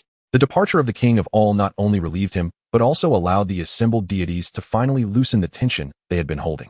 However, before they could relax for too long, they noticed that their peers had shifted their gaze toward Jiang Fei, with some destruction gods appearing eager to approach him. Chapter 115. The alliances among destruction gods. Jiang Fei, noticing this scene, furrowed his brow and remarked, "Why are you all staring at me instead of returning?" To be honest, he felt somewhat uneasy under the scrutinizing gazes of these destruction gods, especially as he caught sight of a few pairs of eyes glinting with a sinister green light. "Ha," chuckled Quitela from Universe 4, who then swiftly appeared before Jiang Fei, hovering in midair. With a hint of flattery, he said, "Esteemed enforcer, we kindly request your presence in Universe 4 for your guidance." Jiang Fei was taken aback. He had not anticipated such a request from this destruction god. Before he could fully process the situation, the other destruction gods, witnessing Quitela's initiative, cursed him for his cunning in their hearts and moved in unison towards Jiang Fei. "Honored enforcer, we from Universe 10 also seek your presence," exclaimed Ramses, waving his long nose and striving to present a friendly smile. Accompanying him, the diminutive angel Cux nodded earnestly, expressing a warm welcome. Not to be outdone, the destruction god from Universe 11, Wymight pushed to the forefront, exclaiming, "Count me in, Enforcer. We are old acquaintances. Ever since you departed from Universe 11, I have constantly thought of you. Please, visit me so we may rekindle our connection." In truth, he held great confidence in his own universe, but feared that if Jiang Fei ventured to other realms, they might achieve significant advancements. In this manner, the advantage that Universe 11 held over the other universes might very well dissipate. Therefore, it is imperative to keep Jiang Fei within their universe, even if it means treating him like a servant and providing him with the finest comforts willingly. Humph, what connection could you, a man of stature, possibly have with him? Scoffed Hellas from Universe 2. Then, with a playful wink directed at Jiang Fei, she added, "Come to my universe, esteemed Enforcer. Our warriors are unparalleled beauties, and their guidance would surely be a delightful spectacle." Jiang Fei shivered involuntarily at the sight of the only female destroyer in his vicinity winking at him. It was not that Hellas was particularly unattractive. Rather, her appearance simply did not conform to conventional standards of beauty, especially not to his own. As for the strong individuals from Universe 2, it was not an exaggeration to say that many of them were indeed stunningly beautiful. However, it seemed that Jiang Fei had never truly considered this aspect. Ahem. At that moment, a diminutive creature adorned with a mane of black fur cleared his throat. He was Iwan, the destroyer of Universe 1, who seldom made appearances or spoke, as his universe was the mightiest among the 12. There was little need for him to engage extensively with others. Yet now, despite his face being obscured by dark fur, one could still sense his radiant smile. In a gentle and humble tone, Iwan remarked, "I presume the Enforcer has yet to visit Universe 1? You are most welcome to come and experience our hospitality." Being the strongest among the 12 universes, he held no concern regarding the tournament mentioned by the Omni King. However, he understood the importance of preparing for any eventuality. As the Enforcer's abilities were well recognized, no one wished to encounter unforeseen setbacks. Not only he, but the other 3 high-ranking universes also extended invitations to Jiang Fei. Unbeknownst to them, if the plot unfolded as anticipated, therefore universes would not even need to participate in the competition. Regrettably, they were unaware of this. Moreover, they adhered to the belief that exceptional talent should not be relinquished to others. Nevertheless, not all the destroyers approached Jiang Fei. The participants from the 7th and 6th universes refrained from making any advances. "Lord Beerus, there are still competitions ahead. Will you not attempt to persuade the Enforcer to stay?" Whis inquired curiously.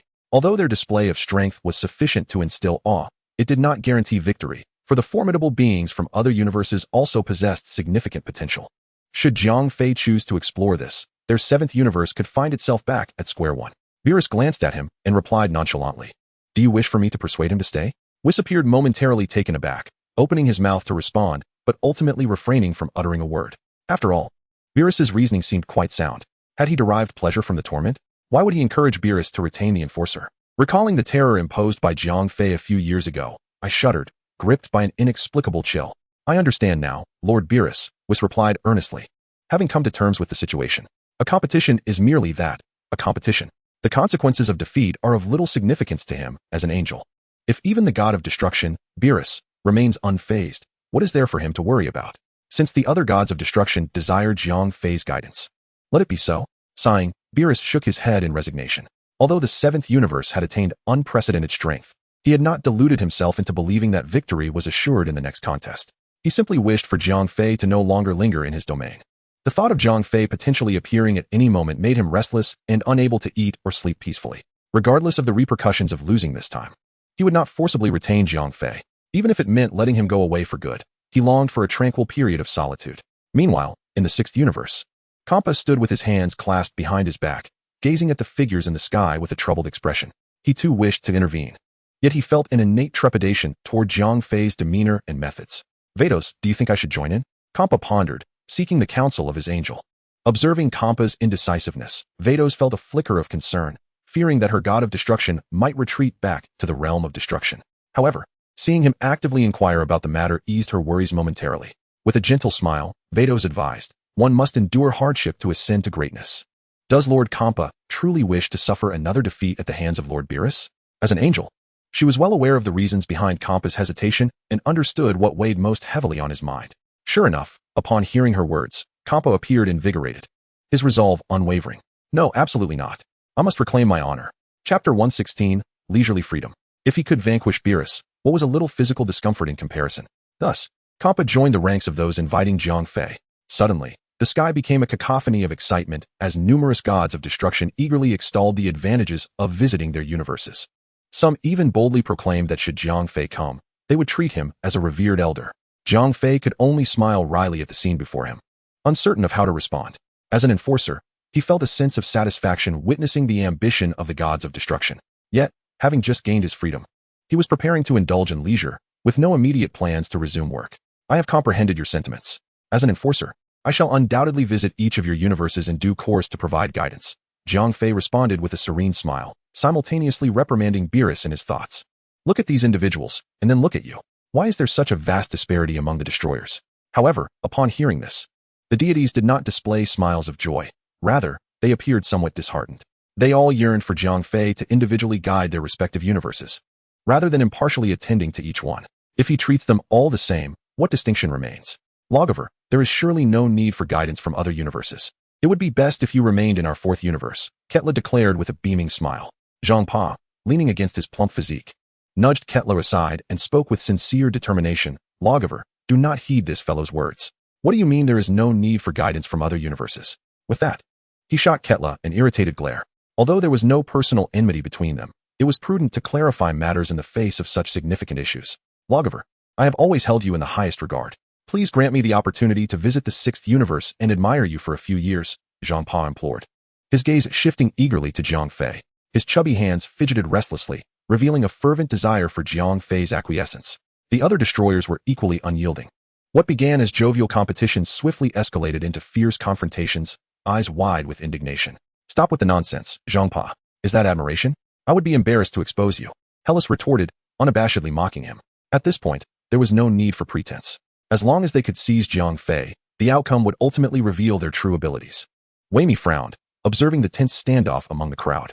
What nonsense is this? Hellas, you would do well to keep your mouth clean in the presence of the lawgiver. Yet, despite her admonition, the momentum of hostility was unstoppable.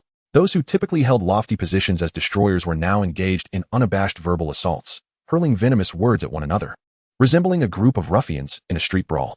Oh, what a spectacle! Has it come to this? Beerus remarked from below, his expression one of amusement. His flickering gaze seemed to urge them to escalate their conflict to physical blows. He had no desire to involve himself in their quarrels. Firstly, he held no interest in persuading Jiang Fei to stay. Secondly, he possessed enough self-awareness to realize that should he intervene, they might unite against him. Why would he foolishly insert himself into such a fray when he could simply enjoy the show from below? Jiang Fei regarded the unfolding scene with a slight furrow of his brow, his expression darkening. He discerned that these destroyers were not driven by ambition. They were clearly intent on preventing him from venturing to other universes, lest he forge competitive adversaries that could threaten their dominance. Enough of this bickering. All of you. Leave at once. Jiang Fei's sudden roar silenced the chaotic voices of the destroyers, their eyes cautiously shifting towards him. Jiang Fei squinted his eyes and surveyed the surroundings, calmly stating, I will fulfill my duties. As I've mentioned before, I shall traverse every universe, and when the time comes, you may anticipate my visit. Upon finishing his words, Jiang Fei transformed into a radiant beam of light, vanishing before the assembly and soaring towards the horizon at an exhilarating speed. The gods exchanged glances, momentarily at a loss for words. Their recent behavior seemed rather disrespectful, potentially inciting the displeasure of the enforcer. It appeared that, at this juncture, they could only rely on themselves. Clearly, they had yet to grasp the gravity of the situation. After witnessing Jiang Fei's departure, Beerus and the others intended to leave as well, while also planning to utilize the swirling super Dragon Balls in the sky. Jiang Fei, however, chose not to venture elsewhere, but instead arrived on Earth, for he was unfamiliar with other locales. Only on Earth did he feel a sense of home. The recent quarrel among the destruction gods had indeed left him somewhat unsettled. Having just attained freedom, they incessantly bickered. It seemed he had been too lenient. Had he known, he would not have allowed Whis to clarify the rumors surrounding him. In that case, these individuals might have held him in greater esteem. Now it seemed, apart from Beerus and Champa, the others appeared to show him little respect. It was evident that restoring the enforcer's dignity was necessary. As Jiang Fei strolled along a rural path, he mused to himself in a nonchalant manner. However, the most pressing matter now is to indulge in some leisure time. A month swiftly passed. Goku and his companions had long since returned to the seventh universe. He and Vegeta occasionally ventured to the realm of destruction to continue their training. Frieza and Cooler returned to the vast cosmos, living a life befitting emperors. As for Cell, his whereabouts remained unknown. Perhaps he had gone off to train in solitude. Jiang Fei resided on a small island surrounded by the sea. At this moment, he lounged on a deck chair, donning a pair of sunglasses, basking in the warm embrace of the sun.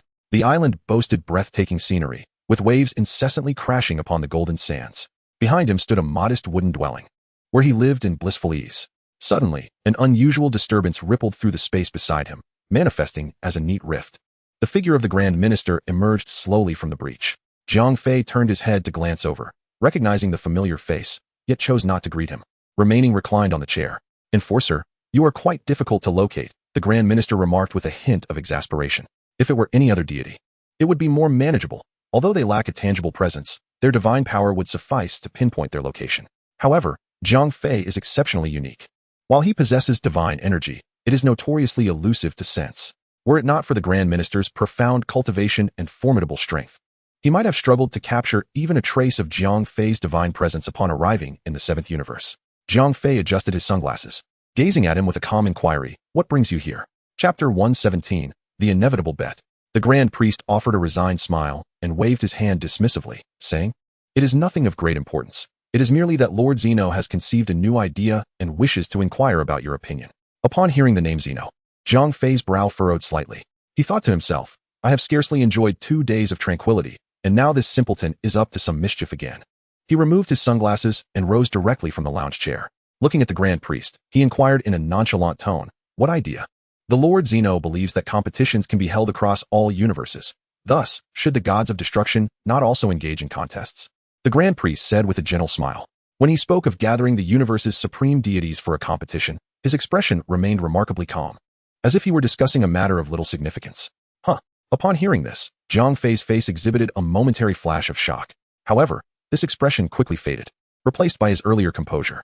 He nodded slightly and replied, I have no objections to this idea. Let Lord Zeno decide. He was somewhat familiar with the concept of competitions among the gods of destruction, as it was something that typically occurred shortly after the Tournament of Power. Indeed, this event marked the beginning of Beerus's rise to fame, where he single-handedly faced off against 11 other gods of destruction, resulting in a stalemate that solidified Beerus's position as the mightiest. However, Jiang Fei was taken aback by Zeno's eagerness to disclose this idea so soon. But wait, don't rush. I have not finished speaking, the Grand Priest interjected with a cheerful wave of his hand. Jiang Fei raised an eyebrow and nodded slightly, feeling as though something rather unpleasant awaited him. Although the Grand Priest's smile was warm and inviting, there was an underlying strangeness that made Jiang Fei uneasy, perhaps a trick of the mind. The Grand Priest gazed at him and slowly continued, Lord Zeno wishes to engage you in a one-on-one match. Cough, cough. Jiang Fei, who had been relatively composed, erupted into a fit of coughing upon hearing this. He questioned whether he had misheard or if the Grand Priest had misspoken. That statement was rather alarming, was it not? After a considerable pause, Jiang Fei managed to compose himself, disbelief evident in his eyes. A match with Zeno? Are you jesting? Though he referred to Zeno as a simpleton in terms of intellect, he recognized that in terms of power, Zeno was on an entirely different level. While he was aware of his own formidable strength, the prospect of competing against such an entity seemed utterly absurd. He couldn't help but wonder if this simpleton had grown impatient with him, incensed enough to take drastic measures. No, you've misunderstood, the Grand Priest clarified, shaking his head with a smile. He then proceeded to elucidate what this match entailed. In a matter of 2 to 3 minutes, the Grand Priest conveyed the details. And Jiang Fei, relieved, nodded in understanding. I see, but could you refrain from such heavy breathing when you speak next time? Upon hearing this, the High Priest's smile grew even more radiant, as though it were a deliberate display. The contest he had just mentioned was, in reality, quite simple. It was not a genuine competition of skill, but rather akin to a wager. The Omni King, still reluctant to let Jiang Fei remain isolated, sought to bring him back to the Omni King's sanctuary. Thus, he devised a bet with Jiang Fei prior to the upcoming Tournament of Destruction. The specific terms of the wager required Jiang Fei to select a destroyer to bet on. Should that destroyer emerge victorious, Jiang Fei would be entitled to make any request of the Omni King. Conversely, if the destroyer were to falter, he would be obliged to remain in the Omni King's sanctuary for an additional 20 years. However, before the tournament commenced, he would be permitted to provide intensive training to the selected destroyer until the official start of the match. Am I allowed to opt out? Jiang Fei pondered, only to realize the complexity of the situation. He was currently living quite well and saw no reason to gamble his freedom. The High Priest smiled and shook his head, reminding him, have you forgotten, Law Enforcer? Just moments ago, you expressed no objections. Jiang Fei, exasperated, shrugged his shoulders, opting not to argue further. Given that the High Priest had personally come to him, it seemed that this matter was already set in stone, even if he were reluctant to comply. It appeared he had no choice. Nevertheless, relying on his foresight, he decided to wager on Beerus. With a bit more training, he could ensure that Beerus would be even more formidable than depicted in the original narrative. Then I shall choose Beerus, Jiang Fei began, but was swiftly interrupted by the High Priest, who declared, Beerus is excluded. After this pronouncement, The high priest maintained a beaming smile as he regarded Jiang Fei. Upon hearing this, Jiang Fei's eyes widened in disbelief. On what grounds? He thought. Hadn't it been stipulated that he could select a destroyer? How could one of his intended choices be disqualified before he even voiced it? If it were anyone else, it might be acceptable, but this was his premeditated selection. The individual strength of Beerus is far too formidable to be considered a viable option, the high priest elucidated, still smiling. Observing Jiang Fei's expression, which hinted at an impending outburst, he hastily added, "This is at the behest of the Omni King." Jiang Fei inhaled deeply, striving to maintain his composure. The exclusion of Beerus right from the outset was rather disheartening. It appeared that the Omni King was no longer the naive figure he once was. He had begun to engage in strategic play. After a brief mental deliberation, he solemnly stated, "Then I select Champa." The rationale behind choosing Champa was straightforward. He was Beerus's brother. While Champa's strength might not rival that of Beerus, his potential was likely not far behind. It seemed he would have to endure a challenging period ahead. "Apologies, law enforcer, but Champa is also not an option," the high priest quietly advised. Jiang Fei, who had already formulated a training plan, was momentarily stunned by this revelation. After a prolonged silence, he finally regained his composure, his mouth forming a silent curse. After a brief venting of frustration, he quietly inquired, "Why?" The great priest, upon observing Jiang Fei's sullen expression, retracted his beaming smile and solemnly stated, "This is the will of Lord Zeno. The specifics were not divulged, but it is unequivocal that you cannot choose." Hearing this response, Jiang Fei licked his lips, feeling a sense of exasperation.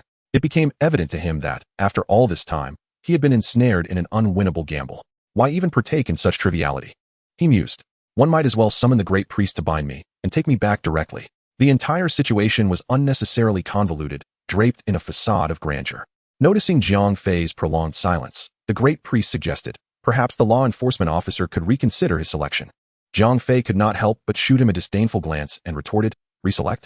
All the formidable candidates have been rendered unavailable by you. What remains is merely a head to clash against." If it were feasible, he would have genuinely wished to flee from this place.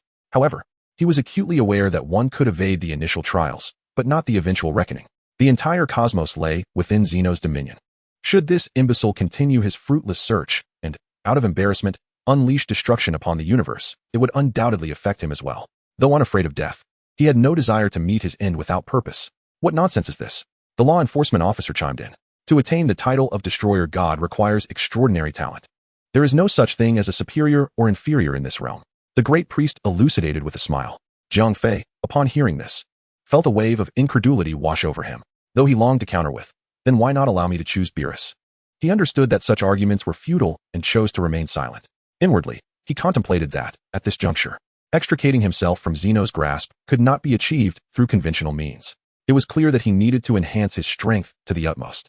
Only by becoming the most formidable individual in this realm could he ensure that no one could coerce him into performing actions he abhorred. Without further ado, Jiang Fei declared, "In that case, great priest, please assist me in selecting." While he had resolved to diligently elevate his power, the immediate priority remained to navigate through this ordeal. Success in this trial could buy him ample time for further enhancement. The great priest, noticing Jiang Fei's compliance, nodded in satisfaction. After a brief pause, he cheerfully remarked, "I believe Sidra from Universe 9 and Vermaud from Universe 11 are quite commendable. Law enforcement officer, feel free to choose whichever appeals to you." Upon hearing this, Jiang Fei nearly fell to the ground in disbelief. Goodness, was this the end of pretense? It was as if the veil had been lifted. Sidra from Universe 9? Vermaud from Universe 11? Both of these individuals were exceedingly weak. To refer to them as mere rotten fish and stinking shrimp would not be an exaggeration. After uttering these words, the great priest felt a twinge of embarrassment. To mention these two destroyer gods was tantamount to mocking the intelligence of others. Yet, he was merely following orders, with no alternative course of action available. "Dear brother, do not hold this against me. You know I am compelled by circumstance. At worst, in 18 years, we shall still emerge as honorable men." The high priest took a couple of steps forward and softly offered some words of comfort. Jiang Fei slightly waved his hand, indicating that it was of no concern. Although somewhat taken aback, he recognized that this was both unexpected and entirely within the realm of possibility. He had already prepared himself for this moment. Slowly, he stated, "Please convey to Lord Zeno that I have chosen the deliciousness of Universe 11. "Very well."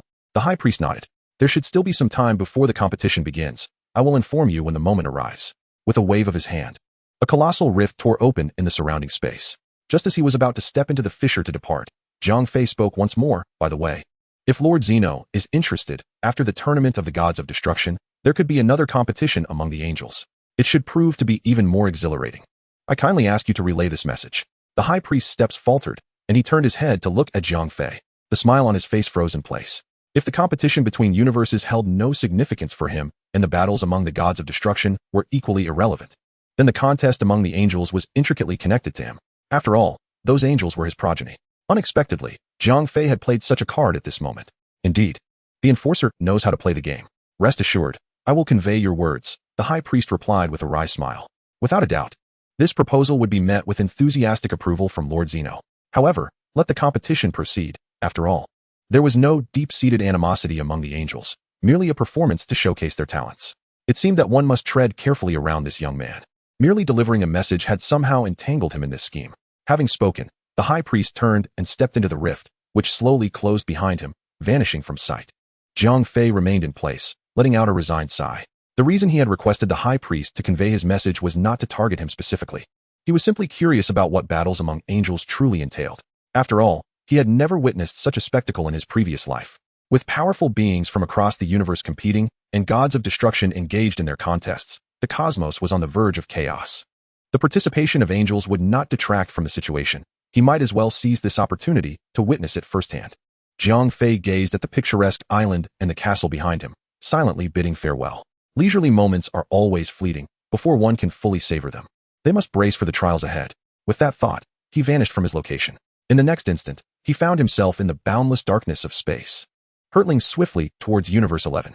As the high priest had indicated, those who attained the rank of god of destruction were undoubtedly individuals of extraordinary talent. A little encouragement might yield unexpected rewards. As for why he had chosen the latter option between Sidra and the delectable Universe 11, it was because Jiang Fei perceived potential for growth in the latter. The former, while perhaps formidable, possessed a kind-hearted and timid disposition that made it unwise to bet on him. After approximately 7 or 8 minutes, Jiang Fei arrived at the god of destruction of Universe 11. This marked his inaugural visit to the realm of the god of destruction within this universe. His previous encounter had merely been a brief sojourn on a dusty, ochre planet, after which he hurriedly returned. The layout here bore striking resemblance to that of the 7th universe, with an environment so splendid that it resembled a celestial paradise. At the center stood a magnificent edifice, unmistakably the residence of the god of destruction. As Jiang Fei surveyed the surroundings, 2 figures suddenly appeared before him in a flash. The newcomers were none other than the god of destruction from the 11th universe, Vermouth, and the angel, Margarita. Salutations, enforcer, they proclaimed in unison, with Vermouth taking the lead. Executing a precise 90-degree bow, Margarita stood beside him, smiling and nodding in acknowledgement. Jiang Fei regarded the two with a calm demeanor, and a sudden spark ignited within his mind. The foolish child had mentioned that if he emerged victorious, he could grant any request. One could wonder if he might persuade the child to relinquish the position of Grand Zeno in his favor. Chapter 119. Do you not feel ashamed? Contemplating this, Jiang Fei couldn't help but chuckle softly, shaking his head in amusement. Given the nature of Grand Zeno, it was possible he might actually acquiesce to such a request. However, he harbored a fear that, should Grand Zeno grant him this position, he might find himself crowned as the new Grand Zeno. It was well known that the denizens of the divine realm reveled in such games. Vermouth and Margarita exchanged glances, puzzled by Jiang Fei's sudden grin. Vermouth cautiously ventured. Enforcer though he spoke, his posture remained bent, eyes tilted upward in deference. Without receiving consent, he dared not straighten his stance. Oh! Jiang Fei suddenly snapped back to the present, observing the reverence etched on Vermouth's and Margarita's faces. Clearing his throat gently, he raised a hand, signaling. No need for formalities. Upon receiving this affirmation, Vermouth gradually straightened, his expression still imbued with humility as he welcomed. We are honored to have you here in the 11th universe to provide guidance. He did not presume that Jiang Fei's presence heralded any significant matter. It was merely a continuation of the events following the tournament a month prior, when the gods sought to recruit him for guidance in their respective universes. He had not immediately acquiesced, but had departed instead. Now that he stood before him, the implications were self-evident. It seems I have triumphed. Vermouth mused with a sense of pride. Unlike his apprehension towards Beerus or Champa, he felt no fear of the enforcer. For their universe was already remarkable in its own right, leaving little room for criticism. Moreover, the strength of the 11th universe was formidable. If the enforcer could offer some insights, that would be splendid. If not, it mattered little. Should he choose not to assist other universes in their advancement, the 11th universe's standing would remain quite secure. Jiang Fei regarded him and stated calmly, "It appears you are already aware of the situation. So let us proceed directly to the special training." Wei Maida was momentarily taken aback, completely unprepared for the urgency of the situation. Having just arrived, he was already expected to prepare for specialized training. Makalita also expressed a hint of surprise. However, amidst her astonishment, she felt a flicker of delight. The diligence of the enforcer was indeed commendable. It seemed that the advancements in the 7th universe were not without reason. Thus, their 11th universe could also ascend to new heights. Very well, I shall summon Jiren and the others immediately to heed your instructions. Wei Maida nodded decisively, showing no hesitation. Since there was no inconvenience, he felt no need for formality. After all, he had encountered Jiren and the others before. Guiding them would undoubtedly be more effortless. Jiang Fei, upon hearing this, slightly furrowed his brows, evidently sensing a misunderstanding. He leisurely waved his hand, stating, "There is no need to summon them. I am here to conduct specialized training for you." As soon as the words left his lips, Wei Maida ceased his movements, his smile freezing upon his face. It took nearly a minute for him to regain his composure, after which he incredulously asked, "Special training for me?" Not only he, but even Makalita appeared somewhat bewildered, utterly unsure of the unfolding scenario. She was aware that Wei Maida's prowess among the gods of destruction was rather mediocre, even lacking. Yet, he was more than capable of maintaining a universe. Moreover, the presence of destructive energy within him meant that he did not require a significant enhancement of his own strength. "Yes, specialized training for you. Is there a problem?" Jiang Fei replied calmly. He wished to remark that he had no interest in him at all. But given the pressing circumstances, he had no choice but to proceed.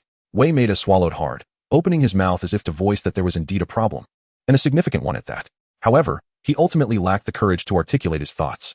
After a prolonged hesitation, he stammered, "Enforcer, what is the purpose of this specialized training?" He would have been quite interested if it entailed working diligently to elevate the universe's ranking. But he was quite resistant to enhancing his personal strength. Firstly, the ranking of the universe bore no relation to the power of the gods of destruction. Secondly, Wei Maida believed that his current abilities were sufficient for his role as a god of destruction. Even if he were to train to become unparalleled, it would serve little purpose. After all, could he contend with an angel? Or with the Omni King? At most, he would merely flaunt his might among the gods of destruction. But such bravado would remain verbal, with the belief of others being an entirely different matter. The primary reason for his reluctance to enhance his strength lay in the prohibition against private duels among the gods of destruction. Thus, he was quite resistant to the idea of personal improvement. If he had that time, he would rather obliterate a few more planets to foster the development of civilization within the universe. "Do you not feel any shame in being ranked at the bottom among the gods of destruction?" Jiang Fei asked incredulously. If one's subpar strength was a mere consequence of their innate talent, that could be understood. The crux of the matter lies within one's own universe, where there exists a formidable being that surpasses oneself. As a god of destruction, has one truly lost all sense of peril? However, an even more astonishing scene unfolded before Jiang Fei. He observed Wei Mei shake her head, then shrug her shoulders and nonchalantly declare, "Nope." Her expression remained utterly unperturbed, as if it were the most natural thing in the world. Jiang Fei smacked his lips in contemplation, somewhat impressed, yet he did not allow anger to overcome him. He had mentally prepared for such eventualities long before his arrival. What astonished him was the opponent's sheer insensitivity. Clearly, the path ahead would not be an easy one. "Since you lack this awareness, allow me to assist you." With that, Jiang Fei casually unleashed a palm strike. The energy surrounding them surged instantly, coalescing into a formidable energy sphere that roared forth toward Wei Mei. Panic-stricken, Wei Mei's heart raced as she sought to evade the impending onslaught. However, the concentrated energy in the air was overwhelmingly terrifying, pressing on her body and rendering her incapable of evasion. Boom, boom, boom. The energy sphere collided with her, erupting in a cacophony of sound. Her anguished cries were drowned out by the explosive noise. She was sent hurtling backward, her body disintegrating upon impact, sliding across the ground for several meters before finally coming to a halt, leaving a deep trench in her wake. Gasping, Margarita was taken aback by this turn of events. She had not anticipated Jiang Fei to strike without warning, leaving her no time to react. Faced with Wei Mei, who lay incapacitated on the ground, she found herself at a loss for what to do next. Should she intervene or remain a mere observer? After a brief moment of contemplation, Margarita concluded that Wei Mei's strength was indeed lacking. A bit of enhancement would not be amiss. As for the competition, with the enforcer present, there was no need to worry about any universe unexpectedly producing a few strong contenders. Ouch! Wei Mei grimaced, wailing in pain. The energy sphere had not inflicted any significant harm, yet the explosive impact caused a stinging sensation on her skin, akin to being lashed by a wet whip, rendering her unable to endure the agony. Slowly rising from the ground, she beheld Jiang Fei approaching her step by step, her eyes filled with trepidation as she implored, "Enforcer, it's not that I don't wish to cultivate, but rather my talent is limited." She hastily sought to justify herself. Among ordinary individuals, her abilities were undoubtedly extraordinary. However, within the ranks of gods of destruction, she appeared rather unremarkable. Her words were not mere fabrications, but rather candid truths. "Oh, That is precisely why I am here to assist you, Jiang Fei replied with a serene smile. He then prepared to raise his hand to strike once more. Wei Mei hurriedly raised her hands in a futile attempt to shield herself, but it was evidently of no avail. Jiang Fei casually waved his hand. A surge of pure energy enveloping him. A brilliant white light cascaded over his body, and then, with a resounding explosion, flames erupted into the sky, causing the very fabric of the destruction realm to tremble. Ah! Wei Mei screamed in agony as she was propelled skyward, only to crash heavily onto the unforgiving ground. A layer of charred blackness now coated her, her once red and white clown makeup now grotesquely darkened, rendering her appearance even more ludicrous. Oh dear, Margarita sighed, seemingly reluctant to witness such a cruel scene any longer, contemplating whether to intervene. Yet her intention was not to dissuade Jiang Fei, but rather to counsel Wei Mei. After all, a training regimen is merely that, training, not a matter of life and death. Why not simply acquiesce? She had never perceived Wei Mei as particularly resolute. So what had sparked this stubbornness today? However, Margarita had evidently misjudged Wei Mei. As she stepped forward, Jiang Fei prepared to strike once more. Wei Mei, grimacing in pain, scrambled to her feet, frantically waving her arms and pleading, "Please, Judge, have mercy. I never said I wouldn't train." The expression on her face was more pitiful than tears. She had merely remarked on her limited talent and indicated that if Jiang Fei persisted, she would comply. Yet, the words had barely formed when the onslaught began. Now, she truly understood the torment of Beerus. It seemed pertinent to inquire how he had endured all these years. Margarita halted in her tracks, perhaps realizing she had overestimated her divine master. This was indeed his style. So that's how it is, Jiang Fei mused, stroking his chin. It appeared he had acted prematurely. Nevertheless, this underscored an immutable truth. Violence can resolve all matters. Wei Mei cautiously approached, asking, "Judge, how should I train for this special training?" Upon hearing this, Jiang Fei was momentarily taken aback. To be honest, he had never contemplated this question before.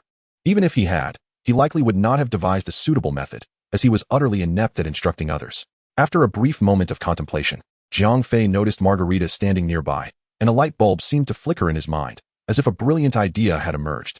Upon catching Jiang Fei's gaze, Margarita smiled gently, albeit with a hint of confusion dancing in her eyes. Just as she pondered the meaning behind it all, Jiang Fei suddenly pointed at her and declared, "You train her." He then gestured toward Wei Mei. After all, angels serve as the mentors to the destruction gods, making them the most fitting candidates for guidance. Especially since Margarita was Wei Mei's angel. "Ah!" Margarita exclaimed in surprise. Then, casting a peculiar glance at Jiang Fei, the situation seemed rather amiss. Hadn't it just been stated that he was preparing to conduct rigorous training for Wei Mei? Why had the responsibility suddenly been shifted to him? Wei Mei scratched his head, his eyes filled with confusion. However, he refrained from disputing, as he certainly did not wish to incur another unnecessary beating.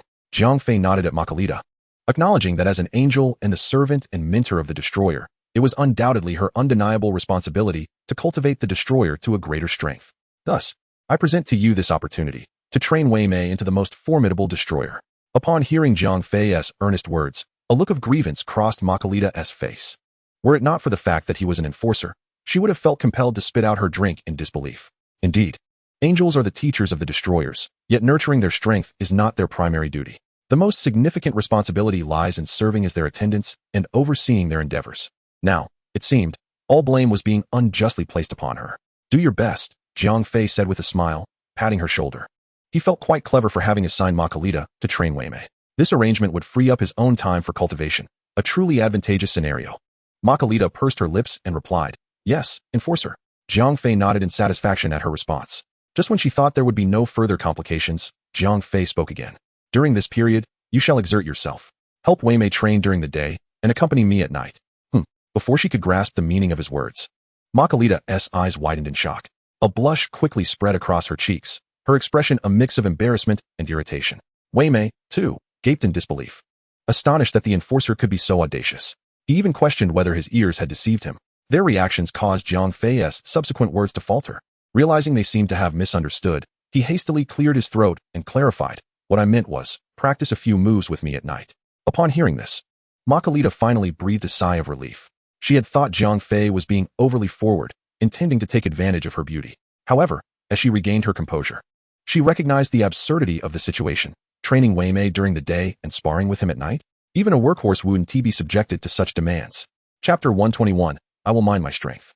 Nonetheless, given the circumstances, she had no option but to acquiesce. Jiang Fei wasted no time in allowing them to adjust, insisting that they commence immediately. Thus, The once tranquil life in the 11th universe was irrevocably altered. Wei Mei embarked on his arduous training regimen, while Jiang Fei supervised to prevent any slacking off. It must be said, however, that the task of teaching and cultivating was indeed best suited for angels. Makalita engaged in combat with Wei Mei, simultaneously pointing out his deficiencies. The combination of theory and practice allowed her to flawlessly highlight his shortcomings each time. Good, very good, she remarked. Jiang Fei nodded in satisfaction. If this task had been entrusted to him, he might have struggled to comprehend it. His skills lay in action, while his teaching abilities were lacking. Now, however, with Makalita personally taking charge, there was hope. The time until the contest of power was still considerable.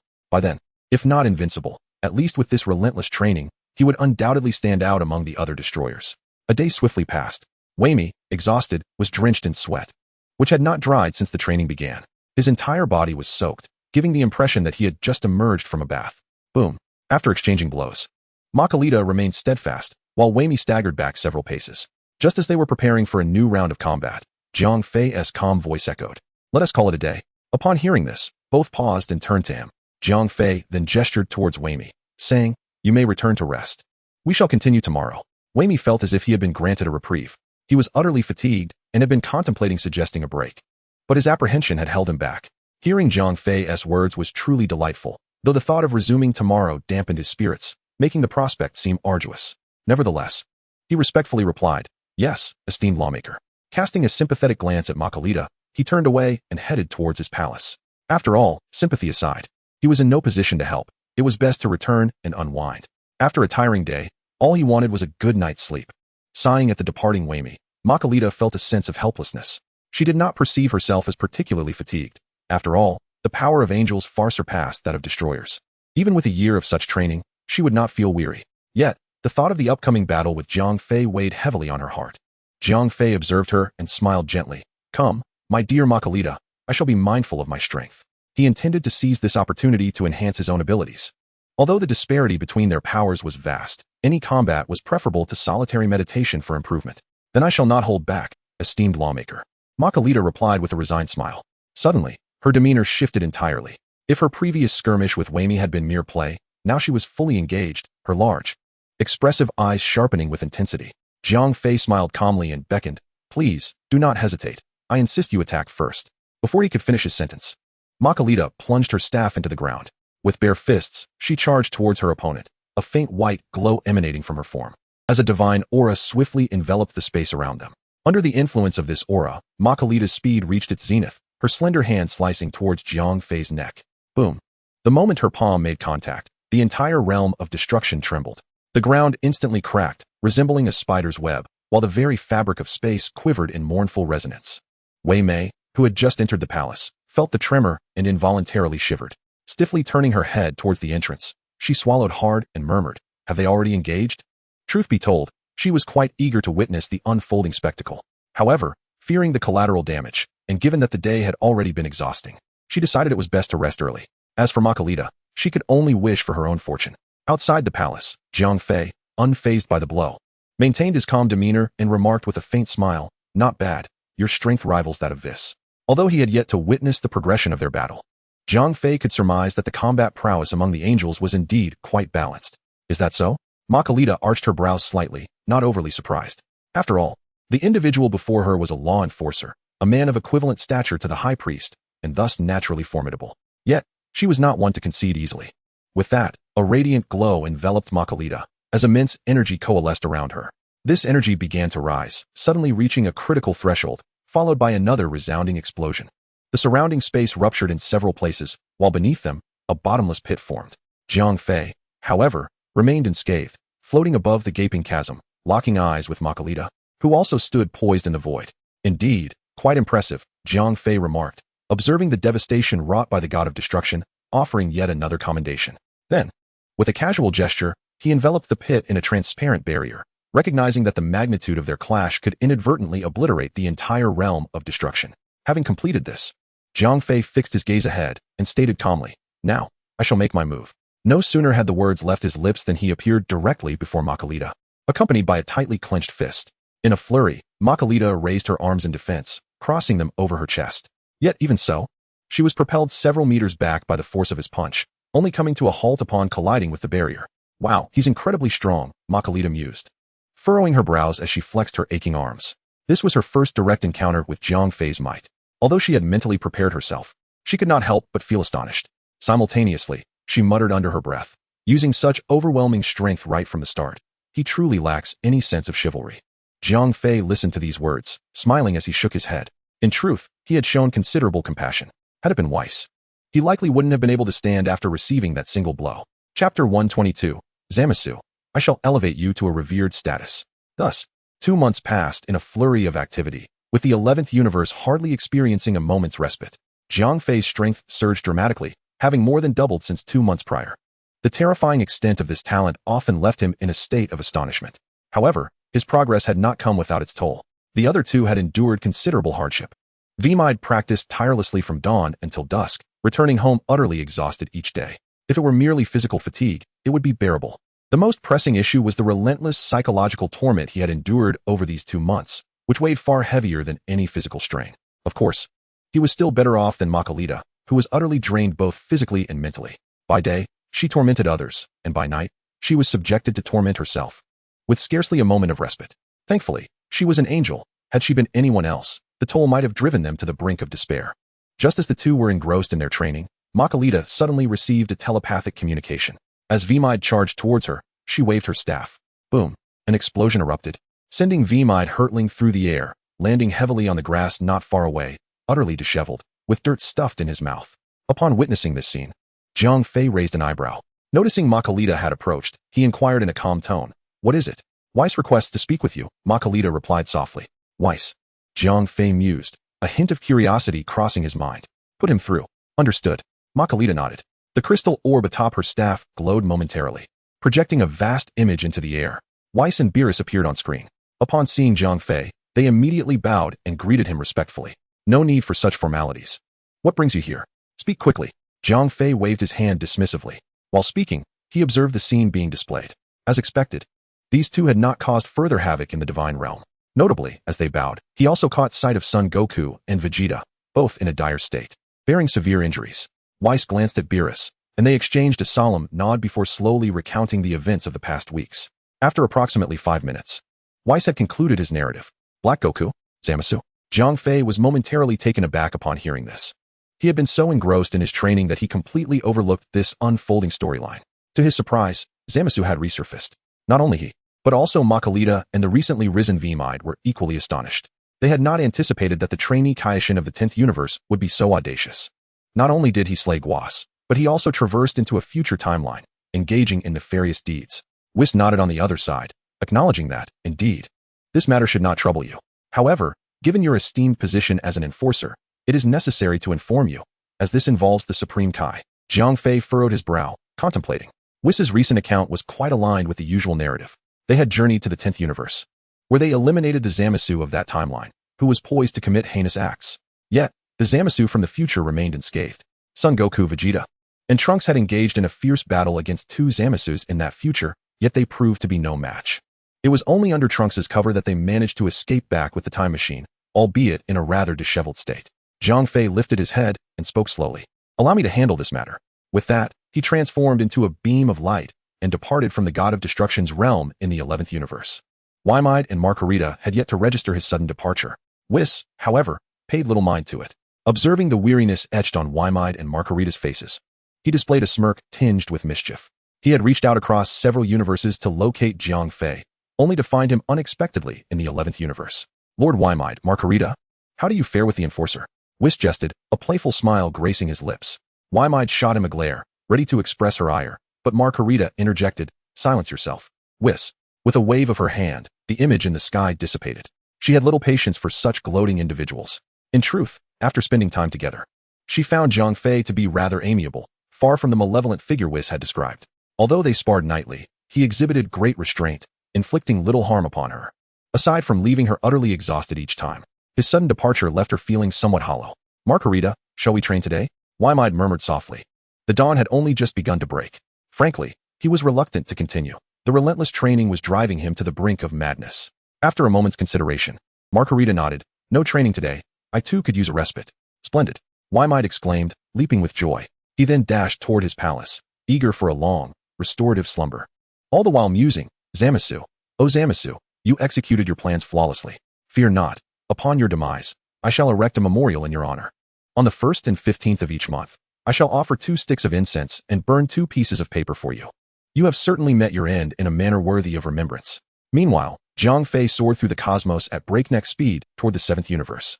It was not that he wished to meddle in this affair, but without his intervention, Son Goku and the others would likely be unable to prevail. He recalled that it was ultimately the Omni King who vanquished Zamasu. Not only him, but the entirety of the universes had suffered as a result. However, due to Jiang Fei's involvement, Son Goku and the Omni King had never truly intersected. Moreover, there exists no button in hand that could summon the Omni King at will. Thus, relying on them this time seems to herald misfortune. Additionally, as the enforcer of the divine realm, such an incident, especially one involving the god of destruction, cannot be overlooked. Turning a blind eye would undermine any remaining authority. In the 7th universe, on Earth, was observed as Margarita abruptly severed their connection. A reaction that elicited no surprise from him. If she exhibited such a response, it was likely that the recent days had not been kind to her. However, what intrigued him was the absence of any visible bruises on Margarita's face. Beerus, with a mischievous grin, shook his head, realizing that both individuals had evidently endured considerable torment. Oh, is that so? Just as the two of them were reflecting, a familiar and refreshing voice suddenly resonated from behind them. Beerus felt a jolt of apprehension. Could it be that he arrived so soon? Just moments ago, they were in the 11th universe, and now he was right behind them? Chapter 123, The Enforcer's Wisdom Truly Shines. Both turned to see Jiang Fei, their pupils narrowing in surprise. Was felt a wave of relief. Thankful that he had refrained from speaking earlier, for otherwise, he would have found himself in a predicament. Beerus, on the other hand, chastised himself internally for his careless words, now bracing for the inevitable consequences of his folly. Nonetheless, he remained astonished at how swiftly Jiang Fei had arrived. Had it truly only been a mere 5 seconds since he was in the 11th universe? The enforcer, Beerus, offered an awkward smile, uncertain of what to say next. Jiang Fei regarded him with an air of indifference, displaying no particular emotion. With his newfound strength, his speed had significantly increased. Transitioning from the 11th universe to the 7th universe was merely a fleeting moment for him. With the enhancement of his powers came a sharpened perception. Upon sensing the energy of Earth, he utilized instantaneous movement, arriving with remarkable swiftness. Jiang Fei. At that moment, Son Goku and Vegeta arose from the ground, their bodies marred with wounds, a testament to the ferocity of the battles that lay ahead. Jiang Fei paid no further heed to Beerus and addressed Son Goku and Vegeta, stating, I shall personally resolve the matters of the future. Do you wish to proceed? Upon hearing this question, the two exchanged glances and offered bittersweet smiles. Their recent defeat had been nothing short of devastating. Initially, they faced only one Black Goku, which was manageable. However, as the confrontation progressed, he became increasingly formidable. Even now, despite their combined efforts, they found themselves utterly overmatched. Moreover, they faced not just one adversary, but a version of Zamasu as well. While this Zamasu lacked strength, he possessed an immortal body, rendering any attempts to vanquish him futile. Nonetheless, both nodded in agreement, for they were eager to witness the spectacle of Jiang Fei confronting Zamasu. As Beerus observed that Jiang Fei was disinclined to engage with him, he felt a sense of relief wash over him. He then cautiously approached and inquired, Enforcer, I have a question I wish to pose to you. Speak, Jiang Fei replied, casting a sidelong glance in his direction. With utmost respect, Beerus stated, I have indeed vanquished Zamasu, yet he continues to thrive in the future. Why is that? Upon hearing this query, Whis nodded slightly, acknowledging the peculiarity of the situation. Nevertheless, he seemed to harbor an inkling of an answer, albeit uncertain. Now, it remained to be seen whether Jiang Fei's explanation would align with his own thoughts. Indeed, Zamasu not only survives, but there exists another individual who bears an uncanny resemblance to me, exuding the same essence as Zamasu, Sun Wukong interjected eagerly. According to their prior conjectures, the Zamasu from the future must have traversed through time. That dark version of Wukong was presumably conjured via a wish made upon the Super Dragon Balls. However, the circumstances they faced now appeared to deviate from that initial hypothesis, suggesting an unforeseen complication. Vegeta observed silently, his mind teeming with confusion. I see, Jiang Fei remarked nonchalantly. Involving him in this matter may only serve to bewilder him further. However, as a time traveler, I am able to unravel the complexities. He then elucidated, you must have misconstrued the situation. The two Zamasus in the future world are likely not from your realm. Whis, upon hearing this, subtly nodded, affirming his suspicions. Yet, he was somewhat astonished that Jiang Fei had discerned the crux of the matter so swiftly, considering he had not personally experienced these events nor even encountered Zamasu. The only information he possessed was derived from the fragments shared during their telepathic communications. The ability to draw such conclusions from mere snippets of dialogue was indeed remarkable. 2. Sun Wukong and Vegeta expressed mild surprise. They then recalled the dark figure, who possessed an aura identical to Zamasu's. Initially, they had presumed he was a mere fabrication, but it turned out he was indeed Zamasu. However, this revelation only deepened their confusion regarding the sudden emergence of multiple Zamasus. To summarize, Jiang Fei continued. It appears that the current timeline has been divided into 3 distinct realms, the one we inhabit, the future timeline, and he paused momentarily, then proceeded. The timeline where Zamasu succeeded in his malevolent endeavors and assassinated Gaosu. In our timeline, Zamasu has been eradicated. Thus, the remaining 2 Zamasus comprise one from the future timeline and the other from the timeline where he successfully committed murder. Together, they conspire in the future realm. As for the individual who bears Wukong's likeness, it is likely that one of the Zamasus made a wish upon the Super Shenron to exchange bodies with Sun Wukong. I am inclined to believe it is the Zamasu from the timeline where Gaosu was slain. With this clarification, the group experienced a moment of enlightenment, their confusion lifting like a morning mist. As a result, everything that transpired became considerably more rational. Whis nodded in agreement, expressing admiration for the judge's remarkable wisdom, which aligned perfectly with his own thoughts. Jiang Fei, upon hearing this, remained nonchalant. Whis, as an angel, could naturally perceive the essence of matters over time. His insights were merely a reiteration of memories from a past life. However, Beerus held a differing opinion. Rolling his eyes, he remarked, "Are you complimenting the judge? Or are you inflating your own ego?" He had no doubt that Whis could discern these truths, yet the tone of his words seemed lacking in humility, inadvertently elevating himself to a status comparable to that of the judge. Nevertheless, Whis paid no heed to Beerus and continued, "Such matters can be reported to the Omni King. They need not be addressed by the judge of this timeline."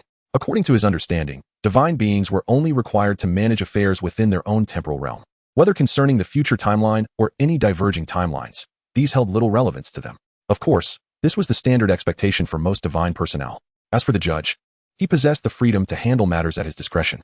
However, upon hearing this, Jiang Fei remained silent, while Sun Wukong and Vegeta grew increasingly anxious. It was crucial to note that Trunks from the future timeline was still fighting alone. If Jiang Fei chose to disregard this issue, merely relying on the 2 of them, despite risking their lives, would likely prove futile. "This matter is of great significance.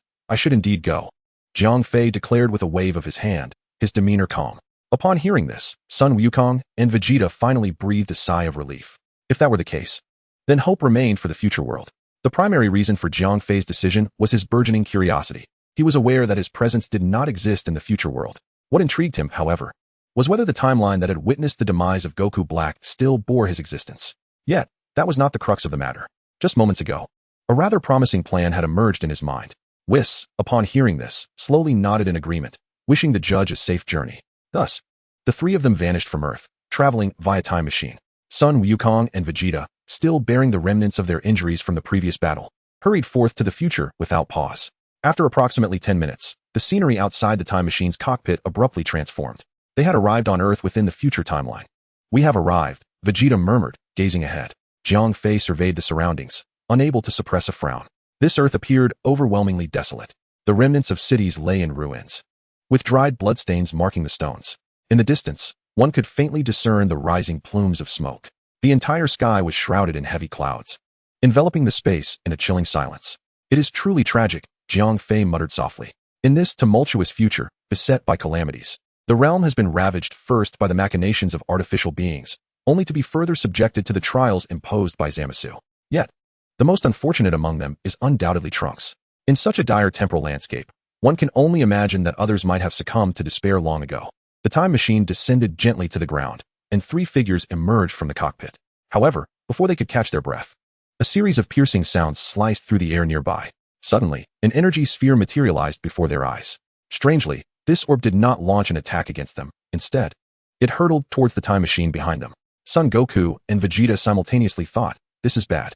Though they yearned to intervene, their reactions were simply too slow. Just as the time machine was on the brink of destruction, Jiang stepped in.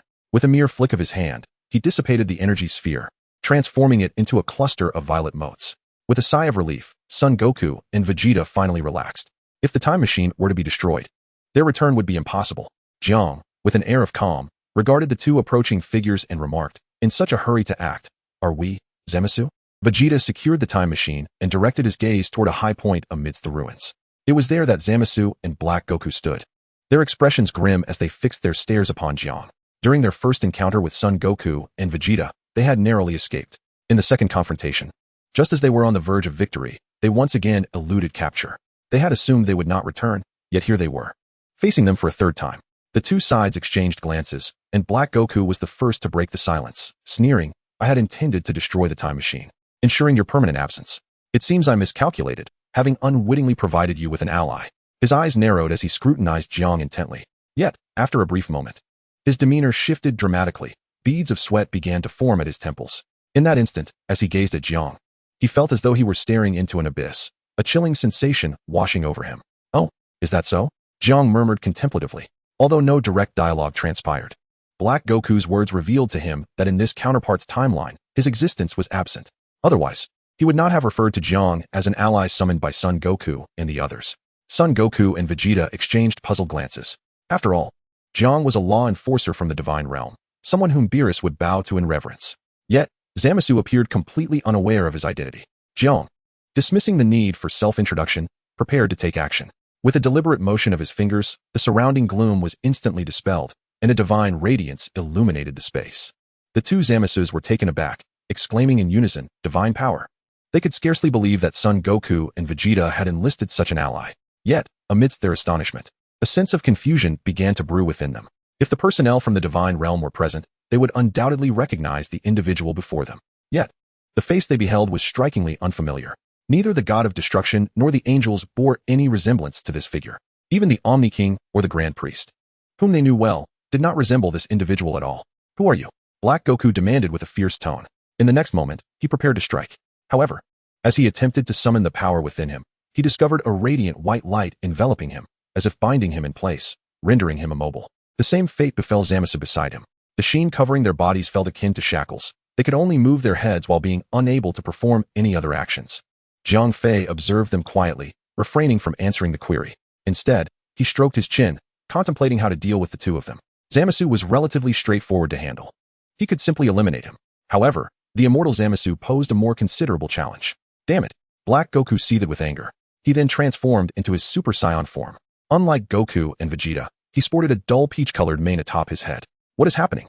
The immortal Zamasu began to struggle as well. Two formidable auras surged into the sky. The previously dissipating dark clouds were instantaneously scattered, revealing a much-missed ray of sunlight. Goku and Vegeta watched in exhilaration, their hearts swelling with excitement. Jiang Fei was indeed the same Jiang Fei. Their adversary who had once forced them into retreat now found himself utterly powerless. This was not merely a matter of vanquishing the two Zamasus. It was about imprisoning them right where they stood, a feat far more challenging than defeating them outright. Throughout this ordeal, Jiang Fei had only flicked his fingers. Just then, Trunks arrived in haste. The terrifying aura emitted by the two Zamasus compelled him to rush over. Even though he had yet to fully recover, Goku and Vegeta were overjoyed to see him, for it was Trunks who had shielded them during their previous escape. They had feared he had perished, but it seemed he was unharmed. "Mr. Jiang Fei," Trunks had initially approached with the grim resolution of facing death, so his emotional weight was palpable. However, upon seeing Jiang Fei standing before Zamasu, the heaviness in his heart vanished, replaced by a long-lost joy. As he beheld the two Zamasus, who were powerless and struggling, tears of relief streamed down Trunks' cheeks, his heart silently whispering that they had finally been saved. Chapter 125. Bipedal animals. Trunks landed beside Goku and Vegeta. The three gathered together, their spirits lifted, the tension of previous encounters dissipating. Observing the writhing Black Goku and Zamasu, one could not help but reflect on the cyclical nature of fortune. Indeed, 30 years of prosperity and 30 years of decline. In their earlier encounters, the trio had been beaten down like stray dogs. Before Jiang Fei, the two struggled like mere clowns. "How shall I deal with you?" he mused, stroking his chin. Despite the palpable tension emanating from the two, Jiang Fei radiated an unwavering divine power. Though enveloped by their terrifying presence, a sense of tranquility and serenity persisted around him. The menacing aura of Black Wukong had significantly diminished, his expression darkening with frustration. He had already attempted to break free, but even with all his might, he remained ensnared. With a scowl, he inquired, "Who are you, esteemed one? Why do you aid these insignificant beings?"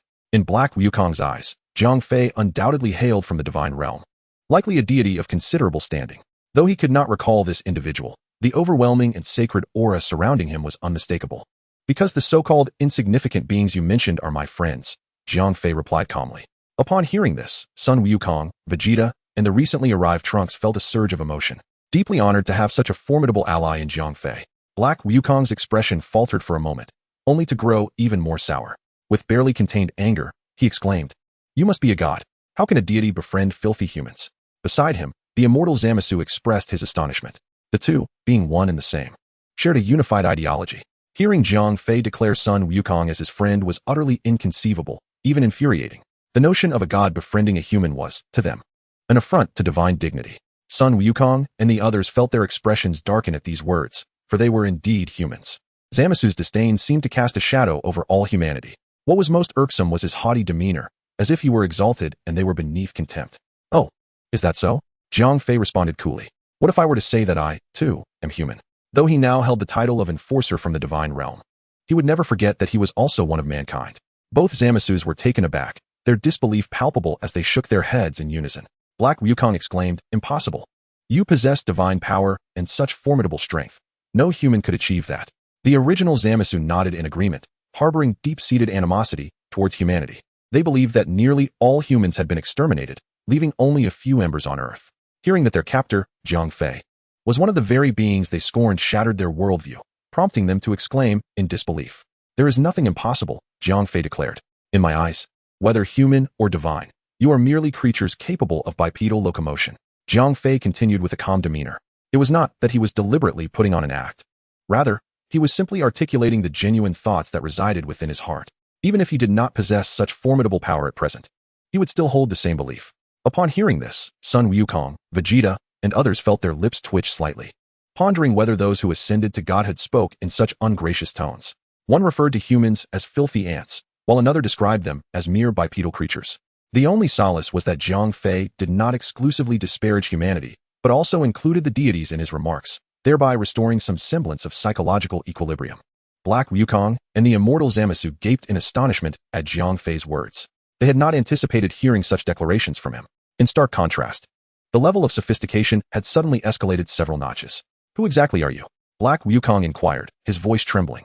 Although Jiang Fei had acknowledged his humanity, such audacious statements were not typical of mere mortals. Even gods would hesitate to utter such rebellious sentiments. Given that the divine realm encompasses more than just the Kais and destroyers, but also includes the Grand Minister and Zeno, did this so-called bipedal creature not encompass these two figures as well? A faint smile played on Jiang Fei's lips, clearly indicating his disinterest in elaborating further. Just as he prepared to deal with Black Wukong, a sudden disturbance rippled through the surrounding space. In an instant, two figures materialized, drawing the attention of all present.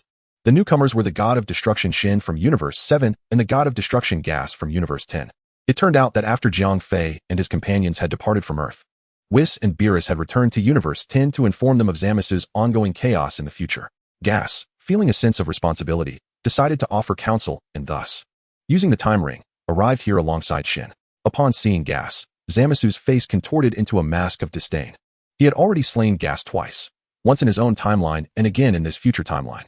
Had it not been for Beerus and Jiang Fei's timeline intervening, he might have succeeded in a third attempt. Gas, noticing Black Wukong and Zamasu, refrained from direct confrontation. Instead, he and Shin proceeded to stand behind Jiang Fei. "We pay our respects to the Arbiter," they both declared, kneeling sincerely. Prior to their arrival, Beerus had informed them that the Arbiter was also present in this timeline, prompting them to show utmost deference upon encountering Jiang Fei after their previous defeat. "What? The Arbiter?" Black Wukong and Zamasu exclaimed in shock, their eyes wide with disbelief. They had speculated extensively about Jiang Fei's identity, even entertaining the notion that he might be the illegitimate son of the Grand Minister. After all, possessing such overwhelming power was not something an ordinary deity could achieve. Who would have known that with the arrival of Guas and Zamas? An answer emerged that left them utterly astonished.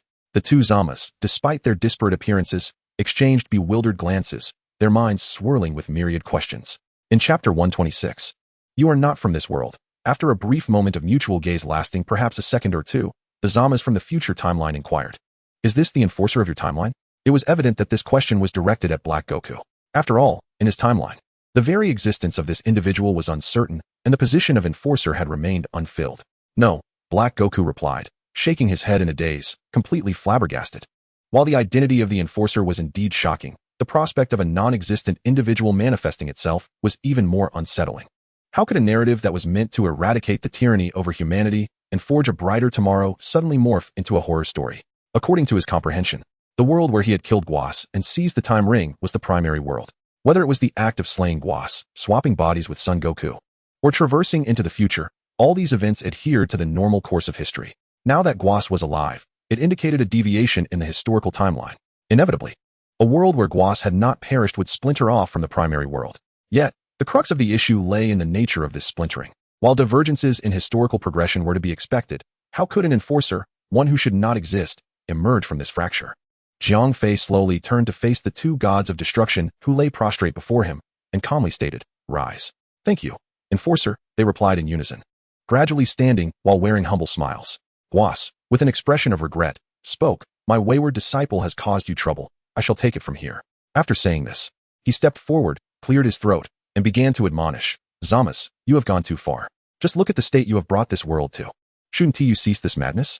Thus, Guas began his lengthy lecture. Yet the recipient of his admonishment was not Black Goku, but rather the Zamas from the future timeline. Hey, Jiang Fei interjected, interrupting Guas's lecture, and pointed to the other Zamas. That one. Huh. Guas, momentarily bewildered, questioned the transformation of the Zamas beside him. However, he quickly regained his composure, a sheepish expression crossing his face as he said, "Let me start over." Clearing his throat once more, he adopted a stern demeanor and began his lecture anew. "Zamas, you have truly gone too far." Unlike the original narrative, the two Zamas did not engage in a confrontation but remained stationary, listening intently to the admonitions. Black Goku was still in a state of shock due to Jiang Fei's situation, while the Zamas of this timeline desired to intervene but found themselves unable to break free from their constraints. Jiang Fei observed the somewhat bewildered expression on Black Goku's face and nodded slightly, indicating his profound understanding. From his perspective, this realm represented the primary world. Zamasu had been vanquished by Beerus, and thus, Gowasu had survived. This was the correct historical trajectory. However, the emergence of Black Goku illustrated that a world had split from the primary realm wherein Zamasu had successfully slain Gowasu. What perplexed Jiang Fei most was that, aside from the differing historical developments, everything else remained unchanged in the splintered world. The singular absence of another version of himself was striking, yet it mattered little. As the inhabitants here did not recognize him, it was as if he were non-existent in this world. Nevertheless, Jiang Fei merely pondered this for a moment before deciding not to dwell on such complexities. Why concern oneself with such matters? Knowing that he was satiated was sufficient. Furthermore, from another perspective, was he not more formidable than the Omni King? Though the timelines diverged, humans and deities remained the same. Even the Omni King was consistent. Regardless of how many splits occurred or how chaotic time might become, he was, without a doubt, unique in this world. "I ask you, have you absorbed what I said?" Gowasu swallowed hard, feeling his throat slightly parched. He had just delivered an extensive discourse, covering everything from the origins of humanity to the vastness of space, hoping that his disciple might recognize the error of his ways.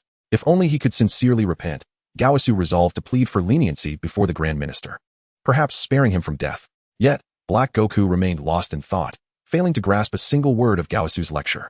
This left the other Zamasu beside him visibly agitated. "Old man, do you ever stop rambling? If I weren't immobilized, I would have ended you by now." Gowasu found himself momentarily at a loss for words. Sensing the overwhelming divine energy surrounding them, he had initially believed that the two Zamasus, remaining still and attentively listening to his guidance, were finally acknowledging their missteps. To his dismay, he realized he had wasted his breath. Regardless, Gowasu resolved to persist and prepared to speak once more. But Jiang Fei interrupted him by digging in his ears. Gowasu turned to Jiang Fei, his expression one of reverence, while he sighed inwardly with resignation. It appeared that Zamasu was indeed doomed. The charges against him, murdering the Supreme Kai, disrupting the fabric of time, and slaughtering humanity, were sufficient to seal his fate. Jiang Fei regarded Gowasu, shaking his head in mutual exasperation. He had not anticipated such a loquacious demeanor. To be frank, the old man's pedagogical approach was fundamentally flawed. It wasn't just Zamasu who would be affected. Even he would likely suffer from psychological distortions over time. "Save the rest of your words for when you acquire a new disciple," Jiang Fei encouraged, patting Gowasu on the shoulder. He then gestured towards Black Goku, stating, "I shall take him on his final journey." Gowasu replied softly, his voice tinged with a hint of sorrow. In the main world, witnessing Zamasu's demise at the hands of Beerus was a sight to behold. Now, the prospect of watching the Grand Minister eliminate him once more evokes a twinge of sympathy. Goku Black gazes ahead, shaking his head slightly, realizing that it is not just once but twice, as there is another beside him. At that moment, Jiang Fei had already soared to the forefront of Black Goku. He refrained from unnecessary dialogue, slowly lifting one hand. Just as his palm faced Black Goku, a sudden realization struck. "I understand now," Black Goku exclaimed, his eyes lighting up as if an epiphany had dawned upon him. He gazed at Jiang Fei with a look of sheer horror, his voice trembling as he uttered, "You are not from this world." Chapter 127, The applause one earns comes at a cost. Oh, you have figured it out? Jiang Fei replied, a hint of surprise in his tone, while gradually lowering his hand. He had never anticipated that his origins could be discerned by another. It must be said, this Black Goku, despite his somewhat deranged demeanor, possessed a sharp intellect. After all, even the Omni King and the Grand Minister had failed to uncover the truth of his background. Upon hearing Jiang Fei's words, Black Goku's expression morphed into one of heightened astonishment. Still somewhat in a daze, he stated, "Yes, I understand now." His earlier assertion that Jiang Fei was not of this world did not merely pertain to being from a different timeline. Rather, it distinguished him as a visitor from an entirely separate dimension. Initially, when this notion first crossed his mind, Black Goku found it absurd and laughable. However, as he struggled to elucidate the bizarre circumstances before him, he gradually began to entertain the possibility, especially after posing that question. The fleeting look of astonishment on Jiang Fei's face solidified his conviction. Incredibly, truly incredible, Black Goku murmured, shaking his head, clearly still reeling from the revelation. Zamasu, positioned nearby, was equally speechless, having overheard their conversation in its entirety. He was astounded to discover such an extraordinary phenomenon existed in the world. As Zamasu himself, he was well aware that the world being referenced was not merely a matter of time and space, but something far more complex. What astonished him even further was that such an extraordinary occurrence had led to their fateful encounter. Clap, clap, clap.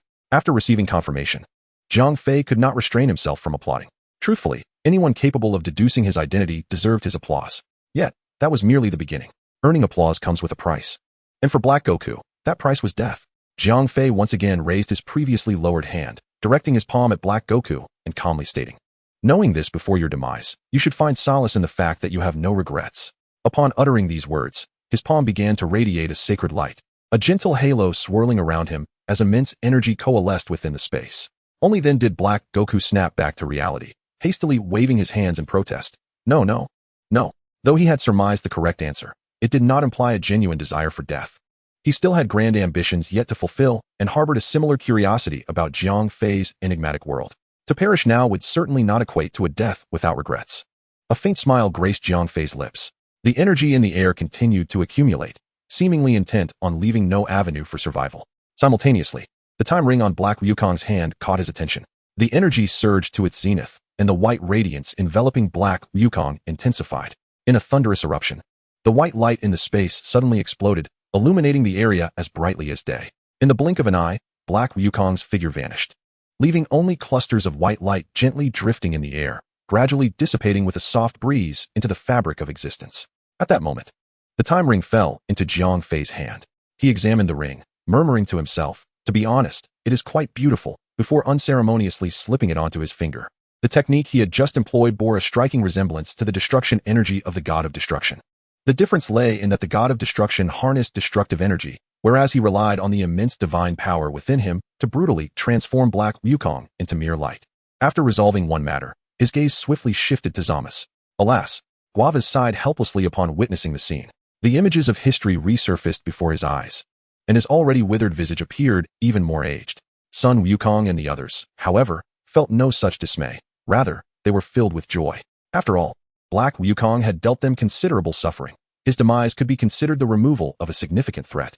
The most exhilarated among them was Trunks, whose expression of joy was so intense it could easily be mistaken for tears. Once the other foe was dealt with, the future timeline could return to normalcy. Yet, amidst his excitement, Trunks curiously inquired about the conversation between Jiang Fei and that individual. Their position was still a fair distance from Jiang Fei, and lacking the exceptional hearing of Piccolo, they could not discern the words spoken. "It seems Jiang Fei is not from this world," Sun Wukong remarked, stroking his chin. He had been intently observing that direction, and, although the voices were subdued, he still caught a faint whisper. "Humph," Vegeta scoffed, crossing his arms with a derisive chuckle. "Isn't that obvious? Jiang Fei is certainly not from this world." At this, the group shared a slight smile, not particularly concerned. After all, aside from Trunks, who among them truly belonged to this world? Confused, they dismissed Black Wukong's ramblings as the nonsensical utterances of a deranged mind, a widely acknowledged fact. On the other side, Jiang Fei regarded Zama's with an indifferent gaze. To be frank, he had yet to determine how to deal with this individual. After all, this individual possesses an immortal essence. Jiang Fei harbored no confidence in his ability to vanquish such a being. "Humph, what if you are not from this world?" Zama's responded with a scoff. Gradually regaining his composure from the initial shock, his face resumed its arrogant demeanor as he sneered. "I am an immortal. You cannot kill me." Zama's, now fully aware, pondered the implications of the enforcer. What could one do against him? Being from another realm is inconsequential. He was an invincible entity. Even the god of destruction had fallen, and there was no one capable of obliterating him. Oh, is that so? Jiang Fei raised his gaze, speaking calmly. You shall regret your immortality. With that, he delivered a powerful kick toward his adversary. The force was tremendous, sending Zama's hurtling away, spewing blood from his mouth, which gushed profusely onto the ground. He skidded for over 100 meters across the ruins, resembling a human bulldozer, leaving behind a flattened path. Jiang Fei chose not to pursue him further, recognizing that the restraints binding Zama's remained intact. No matter the distance he was propelled, he would be unable to move a single finger. Approaching Sun Wukong and the others, Jiang Fei stated nonchalantly, "Everything is under control here. You may return. I still have matters to address with this fellow." Chapter 128, Alas. I shall not play anymore before long. Vegeta reopened the time machine, this time piloted by Trunks, who took the two away from the scene. Meanwhile, Kai Shinshin and Gaosu acknowledged that their presence was no longer required. After bidding farewell to Jiang Fei, they utilized their time rings to depart from this realm of existence. Once everyone had left, the world fell into a profound silence. The ominous clouds above dissipated, revealing brilliant sunlight that cascaded upon the scarred earth, breathing a semblance of life back into the desolate planet. Now this resembles a place where people live, Jiang Fei mused to himself, nodding thoughtfully. With a sudden movement, he vanished from his position, reappearing before Zama's.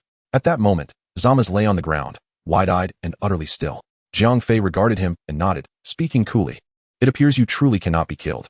The force of that kick was such that not even a mere Zama's could withstand it. Even an angel would be left gravely injured. Yet, this individual, aside from the dried blood upon him, shows no signs of distress. Humph, is that all? I expected you to be capable of killing me, Zama's mocked, a sardonic grin on his face. He had abandoned all pretense. After all, he could neither fight back nor move. He might as well express himself freely. Jiang Fei looked at him, his tone calm. Do not be hasty. You will soon understand how blissful it is to possess the ability to die. With a wave of his hand, Zama's body began to levitate. Suddenly, the two vanished from the earth, reappearing in the vastness of space.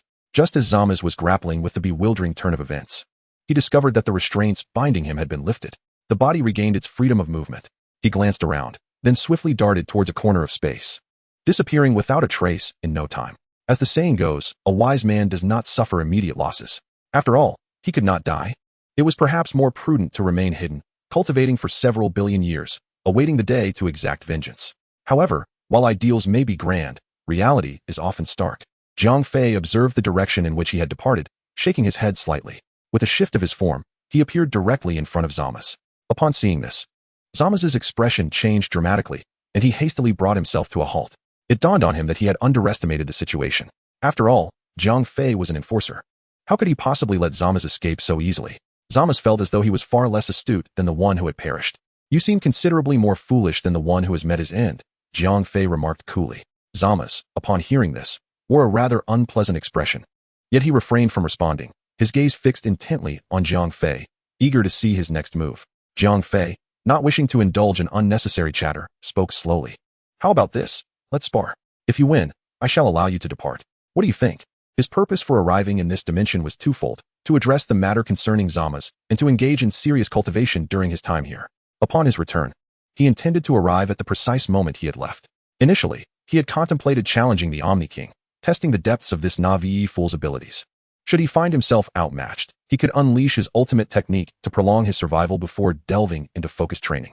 However, upon encountering the undying Zama's, he discarded that notion. After all, he had ample time and need not rush. Engaging now would surely result in defeat. It was wiser to cultivate a while longer. Zama's scoffed at this suggestion, not out of disdain for Jiang Fei's strength, but rather at the flimsy excuse presented. He interpreted it as Jiang Fei's realization that he could not kill him and his desire to avoid constant vigilance. Thus, he sought a pretext, intending to feign a lack of effort during their bout before allowing himself to be released when the moment was right. Yet, Zama's had evidently painted a rather rosy picture of the circumstances. In his mind, he had committed few egregious acts. After all, it was Black Goku who had slain Gawasu. While Zama's had entertained similar thoughts, he had merely been outpaced. As for the destruction of other universe Kaishins, that too was predominantly the work of Black Goku. He had simply eliminated the majority of humanity within the universe, which, in his view, should hardly be deemed a significant transgression. Reflecting on this, Zama's nodded slightly, a smile of satisfaction gracing his features. In that case, I shall not hold back. With that, he charged towards Jiang Fei. Jiang Fei, unreserved, knew that his opponent could not be killed and thus felt no need to hold back. He launched a punch, and with a resounding boom, the surrounding stars shattered instantaneously, creating a vast rift in the fabric of space. The punch landed squarely in Zamasu's abdomen. With a gasp, he expelled a mouthful of blood, suddenly aware that something was amiss. The force behind that strike was overwhelming. Far from a mere sparring exchange, it felt as if it were a fatal blow. His body was sent hurtling backward, a gaping wound appearing on his chest. Thankfully, due to his immortal nature, he was spared from being reduced to mere dust. Before his injuries could even begin to heal, Jiang Fei charged forward once more. With a resounding impact, another punch was unleashed. The very fabric of the universe seemed to tremble in response. Even the minuscule energy released from his fist caused countless stars to erupt like fireworks, bursting forth in a dazzling display of color. Zamasu's eyes rolled back in his head as he coughed up another torrent of blood. What a thrill! What a thrill! Jiang Fei exclaimed with exhilaration. It had been far too long since he had fought with such unrestrained fervor. Whether against Whis or Margarita, he had refrained from exerting his full strength, aware that his power was simply too great. Even if he had merely halved his force, striking Whis or Margarita would likely result in their immediate demise. However, in this moment, he felt liberated from such concerns. While Zamasu's strength was vastly inferior to that of the aforementioned two, his immortality rendered him impervious to harm.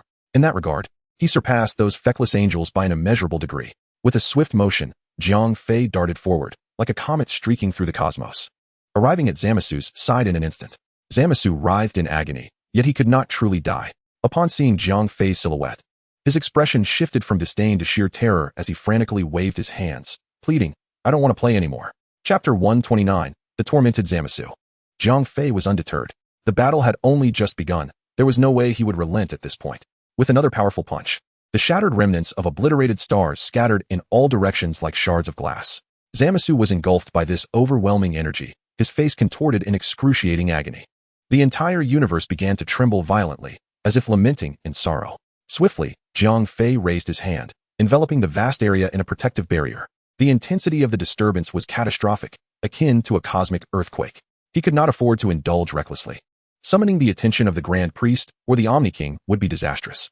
Once the barrier was established, the tremors subsided, and serenity gradually returned to the region. Jiang Fei let out a sigh of relief, a radiant smile illuminating his face. With a sudden shift, he reappeared before Zamasu. Despite the earlier tumult, Zamasu's injuries had remarkably healed, save for the bloodstains adorning his form. "Ah, splendid. Truly splendid," Jiang Fei remarked with a nod and a grin. It had been far too long since he had experienced such an invigorating battle. Although the disparity in strength between opponents was stark, it sufficed. For he was not the sort who required formidable adversaries to elevate his prowess. After all, talent was an immutable reality, a fact that could not be altered, which was indeed somewhat exasperating. Zamas, though his injuries had healed and posed no significant threat, wore a countenance that was mournful and desolate. With tears unshed, he pleaded, "My lord, the arbiter, please, no more. I am truly at my wit's end." Before Jiang Fei could respond, Zamas continued, "I swear I shall no longer commit evil nor show you any disrespect. From this moment forth, I shall be your loyal hound. What say you?" In that moment, he felt an unprecedented fear. Despite his immortality, the torment he endured was unbearable. At last, he comprehended Jiang Fei's previous assertion that he ought to regret his inability to perish. For this agony was such that death would have been a kinder fate. "What nonsense is this? You can't endure even this," Jiang Fei remarked, his brow furrowed. He had finally discovered a resilient punching bag, and he had no intention of relinquishing it so easily. Moreover, he scoffed at Zamas's last remark, waving dismissively, "To be my dog, you are not worthy." It was rather puzzling how these individuals so readily aspired to such a subservient role. He was not one to lack for companions. If he were to take a pet, it should at least be something as endearing as the king of all. Of course, he refrained from voicing these thoughts. Although he existed in this temporal realm, some matters warranted discretion. Otherwise, he might find himself unaware of how he met his demise. Particularly since the king of all here was not someone he knew intimately. Seeing that his pleas for mercy bore no fruit, Zamas attempted to flee once more. However, at this juncture, escape was impossible. This space had long been sealed by Jiang Fei, surrounded by indomitable, transparent barriers. Before Zamas could soar far, he collided painfully against the barriers. "Cease your futile struggles. If you wish to leave, your only path lies in defeating me. Prepare yourself," Jiang Fei stated coolly. He then charged forward, seizing Zamas and commencing a brutal assault. The sounds of his anguished cries echoed relentlessly. A year later, Zamas's eyes were vacant, his body resembling that of a marionette. Jiang Fei, feeling the vast reservoir of power within him, nodded in satisfaction. Over the past year, his strength had skyrocketed, ascending like a rocket. In fact, he could elevate a minor realm in a single day. His combat prowess had multiplied beyond measure compared to when he first began, perhaps by dozens of times. Zama's, Jiang Fei called as he turned to look back. He observed Zama's current state of mind, akin to that of a soulless automaton. Jiang Fei regarded him with an odd gaze, muttering to himself, could he have been utterly broken? Zama's offered no response, for his mind was indeed in disarray. After enduring relentless torment for an entire year, both his body and spirit bore irreversible scars. At times, he pondered why he had ever wished for immortality. He even began to wonder if all of this was, perhaps, the sinister plot of the dark Goku Zamasu. This being had exchanged bodies with a human, granting himself eternal life. He had liberated himself early on, leaving him to endure suffering in this world alone. I shall take my leave now, Jiang Fei stated calmly. Upon hearing this, Zamasu's eyes suddenly brightened, as if rekindled with a flicker of hope. He gazed at Jiang Fei with a grin, tears nearly spilling from his eyes, and with a choked voice inquired, is that true? What about me? Jiang Fei's departure was indeed a joyous occasion, yet his approach to it remained undecided. If possible, he genuinely wished for Jiang Fei to end his life before leaving. Otherwise, he could only anticipate the immense torment that lay ahead. Well, you should take care of yourself. Jiang Fei replied nonchalantly. He absent-mindedly touched his nose, inadvertently revealing the time ring on his finger. The implication was clear. If this young man did not behave, Jiang Fei could return at any moment. However, it would not be as simple then.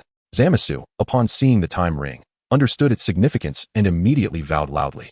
Promising to reform and henceforth cause no trouble, even if provoked, he would refrain from retaliating or uttering harsh words, choosing instead to live humbly and with restraint.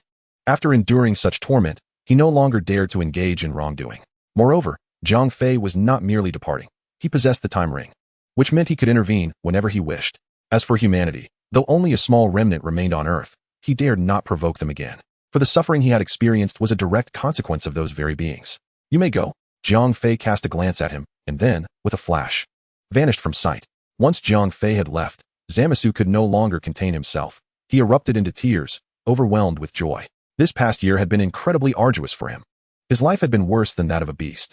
Finally freed, he could escape from his personal hell. Yet, unbeknownst to him, while Jiang Fei had departed, the barriers surrounding this area remained intact. Unless unforeseen circumstances arose, Zamasu would spend the remainder of his life, no, the entirety of his existence within this small region, until the time of annihilation. Chapter 130. What kind of regulations are these? Jiang Fei did not immediately exit this space-time continuum. Instead, he flew toward the location of the Omni King's palace, for there was one final matter awaiting him, a challenge to the Omni King. It was not an act of recklessness. He merely sought to ascertain the true extent of his own power. Soon, Jiang Fei arrived at the Omni King's palace, landing upon the vast platform before him. He then leisurely approached the grand entrance. However, before he could take more than a couple of steps, the surrounding space suddenly shifted. The Grand Minister appeared at his side, his expression impassive as he inquired, "Who are you?" Meanwhile, the gaze continually scrutinized Jiang Fei, only to discover, to his astonishment, that he could not fathom this young man. Curiosity began to stir within him, pondering the true identity of this individual. In this world, few could elude his perception. I am Jiang Fei, here to pay my respects to Lord Quan Wang. Jiang Fei initially hesitated, then spoke with composure. Frankly, he had not encountered such a cold and detached high priest in quite some time. In his recollection, high priests typically bore a stern demeanor, yet they remained courteous and amiable in his presence. Thus, confronted with this expression and tone, he found himself momentarily at a loss. Upon hearing these words, the high priest's brow furrowed slightly. In this realm, aside from those of the divine realm, very few knew of Quan Wang. However, this young man boldly declared his intention to visit him, which was indeed perplexing. To visit Quan Wang? The high priest's eyes narrowed, and in a low, grave tone, he inquired, "Who might you be?" Although taken aback, the high priest understood that not everyone could gain an audience with Quan Wang. Furthermore, the divine realm was currently undergoing unprecedented upheaval. The arrival of an unfamiliar young man during such tumultuous times necessitated caution. I am merely an ordinary person, harboring no ill intentions, simply desiring a visit, Jiang Fei replied, gesturing with open palms. He had contemplated adopting a more assertive stance upon arrival, yet he feared potential repercussions. While he felt no apprehension regarding the high priest, he was wary of the possibility that Quan Wang might obliterate him with a mere gesture. Thus, it was prudent to refrain from arrogance and approach the matter with a modicum of courtesy before reasonably articulating his request. The high priest's frown deepened. Do you take me for a fool? He could not believe Jiang Fei's claims. How could an ordinary person find their way here? More crucially, the depth of Jiang Fei's being eluded even his perception. Feeling somewhat embarrassed by the familiar tone of the exchange, Jiang Fei rubbed his chin. The inhabitants of this realm did not recognize him. He could hardly claim to be an enforcer, even if he were to divulge such a title. it would likely be met with skepticism. Moreover, revealing his identity as an enforcer would only complicate matters regarding his origins, especially since this dimension bore no trace of his existence. As he pondered his response, the high priest's pupils suddenly constricted. The time ring. He had noticed the ring adorning Jiang Fei's hand, a unique artifact belonging to the Kais of the universe. But how had it come into the possession of this individual? Speak. Who are you truly, and what is your purpose in coming here? The high priest demanded sternly, his demeanor shifting to one of heightened vigilance. Divine energy gradually radiated from him, enveloping the space in an oppressive aura. Given the recent turmoil in the divine realm, the fall of the 12 Kais and destroyers, and the slumber of all angels, his heart sank with foreboding. A mysterious young man has emerged, adorned with the time ring of the Supreme Kai. This occurrence inevitably raises suspicions that the recent upheavals in the divine realm may be linked to this individual. Wait a moment. Could it be that the Grand Minister has suddenly conceived a terrifying notion? Is it possible that this person intends to eliminate the Omni King? Upon entertaining this thought, the Grand Minister was drenched in cold sweat, and the more he pondered, the more plausible it seemed. After all, the Supreme Kai and the gods of destruction had all been slain. Surely, it was time for the Omni King to face a similar fate. Yet, as this realization struck him, he abruptly shook his head. No, it could not yet be the Omni King's turn. By such reasoning, it appeared to be his own. With this notion taking root, the Grand Minister swallowed hard, his vigilance intensifying, beads of nervous sweat forming on his brow. Indeed, if this individual harbored intentions to eliminate the Omni King, his own strength was formidable. Although he was the Grand Minister with considerable power, he still fell short when compared to the Omni King, especially since he could not gauge the depths of the opponent's strength, which only amplified his apprehensions. Jiang Fei observed the sudden change in the Grand Minister's expression, feeling somewhat bewildered. Just moments ago, everything was perfectly fine. Why had the atmosphere turned so tense?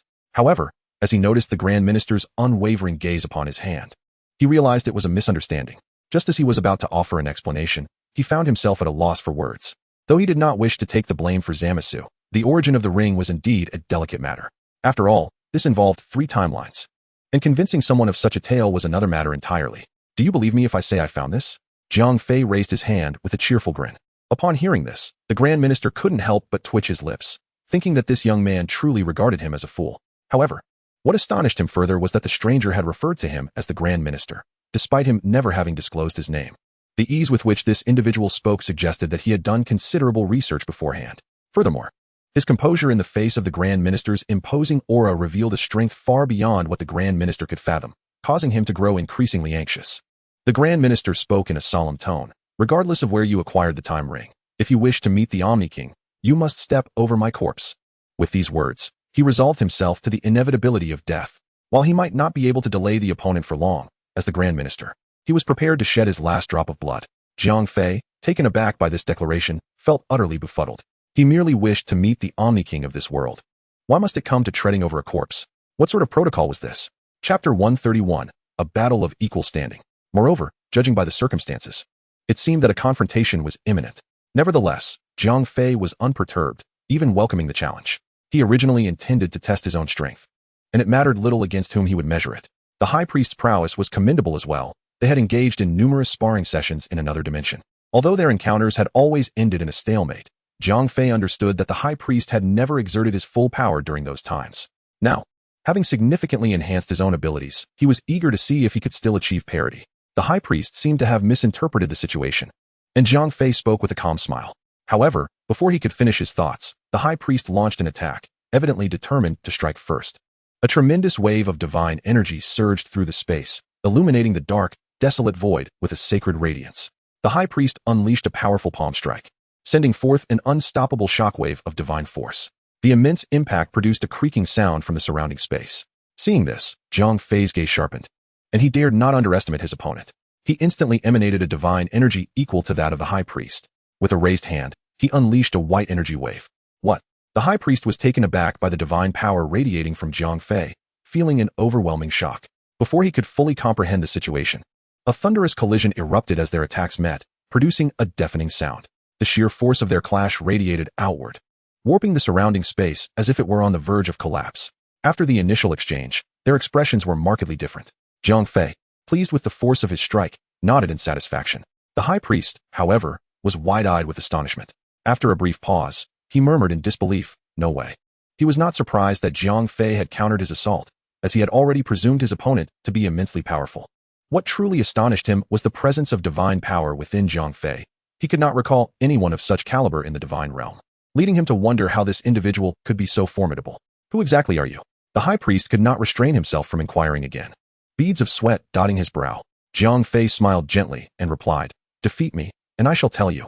He chose not to persist with the mundane pretense of being an ordinary person, instead opting for a direct challenge. With that, he initiated his own assault, eschewing further energy wave attacks in favor of a powerful charge, swinging his massive fist.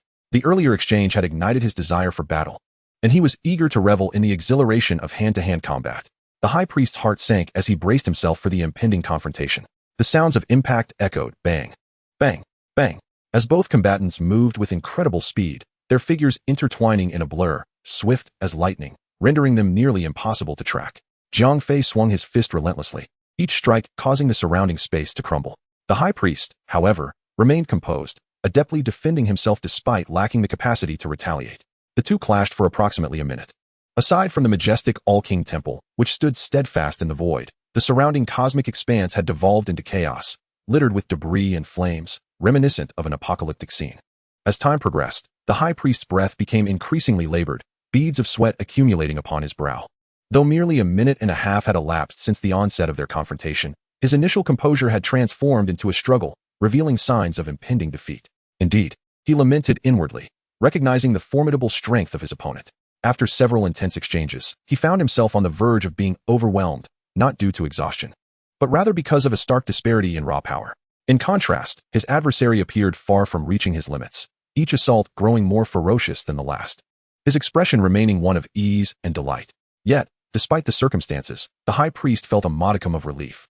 Although he was clearly outmatched and on the brink of capitulation, he reassured himself that even if his opponent had not exerted their full strength, such prowess would still fall short in confronting the All-King. This realization offered him a solitary comfort amidst the turmoil. With a resounding crash, the two exchanged a powerful blow, their divine energies erupting in a cacophony of sound.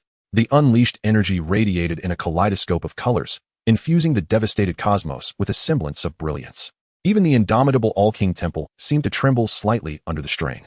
Had the unique cosmic geography not isolated this universe from the external realms, their brief skirmish could have obliterated an entire universe, casting it into the void of chaos.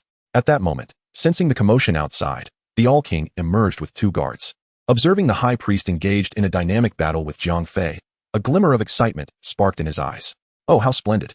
he exclaimed, tilting his head as his small eyes darted about. During this time, he had learned of the upheaval in the divine realm through the high priest, realizing that all his subordinate gods had perished, which left him both furious and perplexed. His anger stemmed from the loss of his underlings, while his confusion arose from the absence of companionship for his amusements. Already in a state of agitation, the noise from outside heightened his irritation to the point where he wished to annihilate the entire universe for a moment of peace. However, upon witnessing the enthralling spectacle before him, his vexations evaporated, and he even waved his small hand joyfully. Yet, while the All-King reveled in delight, his accompanying guards grew increasingly tense. Their vigilant gazes were firmly fixed upon Jiang Fei, their faces betraying astonishment. After all, the adversary they faced was none other than the high priest. This individual not only engaged the high priest in a fierce battle, shaking the very heavens and earth, but also exhibited an imposing demeanor as if determined to overpower him. Such circumstances compelled them to exercise utmost caution. Chapter 132. I have yet to satisfy my curiosity. The intense combat persisted for another minute until a resounding explosion echoed through the cosmos, heralding a torrential rain of searing flames. The high priest was forcefully cast down onto the platform, his body marred with wounds, a trickle of blood escaping from the corner of his mouth. Gazing at Jiang Fei in the sky, he clutched his chest and offered a wry smile. In all honesty, he could scarcely recall the last time he had been injured. After a lifetime of existence, many memories had faded. Perhaps he had never tasted the bitterness of injury before.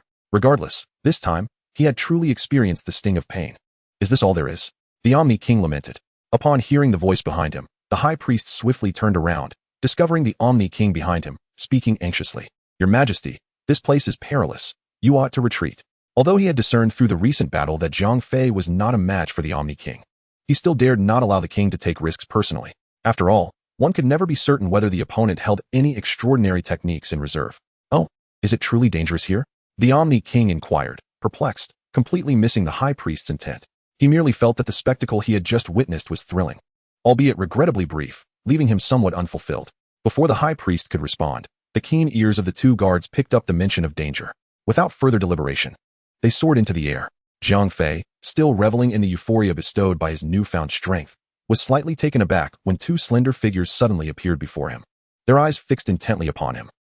Jiang Fei chuckled softly. Just as he began to move a short distance to descend, the two guards flashed forward, positioning themselves directly in his path, their gazes filled with wariness and their expressions somewhat tense. After all, the opponent before them had managed to bring the high priest down. "Gentlemen, I seek an audience with the Omni King. I kindly request your cooperation." Jiang Fei spoke with utmost politeness. It was not that he feared these guards. He merely wished to avoid exhibiting excessive hostility, which might lead to a misunderstanding with the Omni King and result in his immediate eradication. The two guards exchanged surprised glances upon hearing his words. They had anticipated that he would be a ruthless fiend, yet found him to be unexpectedly courteous. Nevertheless, bound by duty, they synchronously shook their heads. Jiang Fei furrowed his brow slightly. He harbored no malice. He merely wished to gauge the extent of his disparity with the Omni King. Furthermore, he dared not entertain any ill intentions. For the Omni King's ability to obliterate divine powers was executed with unparalleled finesse. Who would dare to act rashly before such an imbecile? "You too return," the Omni King proclaimed. Lifting his head, the two guards exchanged glances. Despite their unease, they chose to obey the command, descending slowly from the heavens to rejoin the Omni King. Upon witnessing the return of his guards, the Omni King smiled at Jiang Fei, who hovered high above. It had been ages since he had experienced such joy. Although the origins of this individual remained a mystery, anyone capable of bringing him such happiness could hardly be a villain. Of course, this line of reasoning was uniquely his own. Had those around him been aware of his thoughts, they might have been rendered speechless in shock. Yet, unbeknownst to the crowd, someone was indeed on the verge of expelling blood, and that someone was the high priest. He hastily interjected, "Your Majesty, no, absolutely not. High priest, it is quite all right. He must be a good person." The Omni King responded with a cheerful laugh. Upon hearing this, the high priest felt a rush of dizziness, and he spat out a mouthful of old blood. Were it not for his profound cultivation, he might have fainted on the spot. He had prepared himself for sacrifice to prevent this individual from causing harm. Yet here he was, wounded and still bleeding, only to hear the words. He must be a good person. Where could he seek reason in this? After all, had his blood been shed in vain? Unaware of the high priest's inner turmoil, the Omni King continued to smile and wave at the sky. Had he been able to grasp the situation, Jiang Fei would not have deemed him an imbecile. It wasn't that he was truly foolish. Rather, his intellect was somewhat immature, as innocent as a child, unable to distinguish between good and evil. Those who brought him joy were good people, and he would cling to them for amusement. Those who caused him sorrow were deemed bad, swiftly erased without hesitation. How exuberant, Jiang Fei remarked, smacking his lips. To be honest, witnessing the Omni King in such a state alleviated his earlier anxiety, leaving him with a sense of hesitation. He even pondered whether he had merely escaped from one den of wolves, only to tumble into a den of tigers. Would this version of the Omni King be as possessive as the one from the Prime Timeline? Of course, his moment of hesitation was fleeting. Soon, he regained his composure and descended gracefully before the Omni King. After all, it was a rare opportunity to meet him. Surely he would not simply turn and flee. "Hello. What is your name?" the Omni King inquired with a smile. With a gentle smile, Jiang Fei nodded. "Jiang Fei." The Omni King savored the name, finding it reminiscent yet unfamiliar. After pondering for a while, he could not recall where he had heard it before. Choosing to dismiss the thought, he directly asked, "Would you like to be my friend?" Jiang Fei was taken aback. He had not anticipated such warmth from the Omni King in this timeline. Upon their initial encounter, the individual eagerly sought to establish a friendship. Reflecting on past experiences in the primary timeline, the protagonist had exerted considerable effort to endear himself to this naive soul, ultimately winning his genuine friendship. However, Jiang Fei soon found peace in his thoughts. It was understandable. The god of destruction and the supreme Kai of this universe had both perished. As the supreme god, this innocent being must surely feel a profound sense of solitude. Initially, he might not have sensed the weight of his isolation, but as time wore on, the inevitable disquiet would set in, especially considering that over a year had elapsed since the Zamasu incident. The Omni King must be particularly nostalgic for those god of destruction who followed his commands. "Of course, it would be my honor to be your friend," Jiang Fei replied with a calm demeanor. "That is unacceptable, Your Majesty." Before Jiang Fei could finish, the Grand Priest interjected urgently. This individual was likely the perpetrator behind the demise of all the supreme Kais and gods of destruction. How could he be so readily accepted as a friend of the Omni King? Jiang Fei cast a mild glance at the Grand Priest, sensing a hint of annoyance. He wished to meet the Omni King, yet the Grand Priest opposed it. Now that the Omni King desired friendship, he still disagreed. The Grand Priest from the primary timeline had been far more agreeable. Yea, the Omni King clapped his tiny hands in delight, his attention wholly absorbed by Jiang Fei. completely disregarding the Grand Priest. Can you two engage in another battle? I have yet to satiate my curiosity. He paused his clapping and pointed at the already injured Grand Priest, eagerly suggesting a spectacle. The Grand Priest, taken aback, was left speechless, a mouthful of blood escaping him as he succumbed to unconsciousness, his vision fading to darkness. He had already sustained significant injuries, and this latest shock proved too much for him to bear. Jiang Fei smiled faintly, recognizing that this innocent being remained the same as ever, still relishing in the chaos around him. He gestured toward the fallen Grand Priest, noting, "It appears he has fainted." The Omni King finally took notice. Observing that the Grand Priest lay on the ground, his expression tinged with a sense of unresolved bitterness. Yet, the Omni King's concern lay elsewhere as he repeatedly called out, Grand Priest, what has happened? Please awaken." The Grand Priest had been by his side for many years, ever ready to respond to his needs. Witnessing him collapse was indeed a novel experience. After a considerable time of calling, and seeing that the Grand Priest remained unresponsive, the Omni King furrowed his brow, displaying signs of displeasure. Jiang Fei, witnessing this scene, felt a twinge of alarm. He hoped this naive being would not act in anger and inadvertently cause the Grand Priest's demise.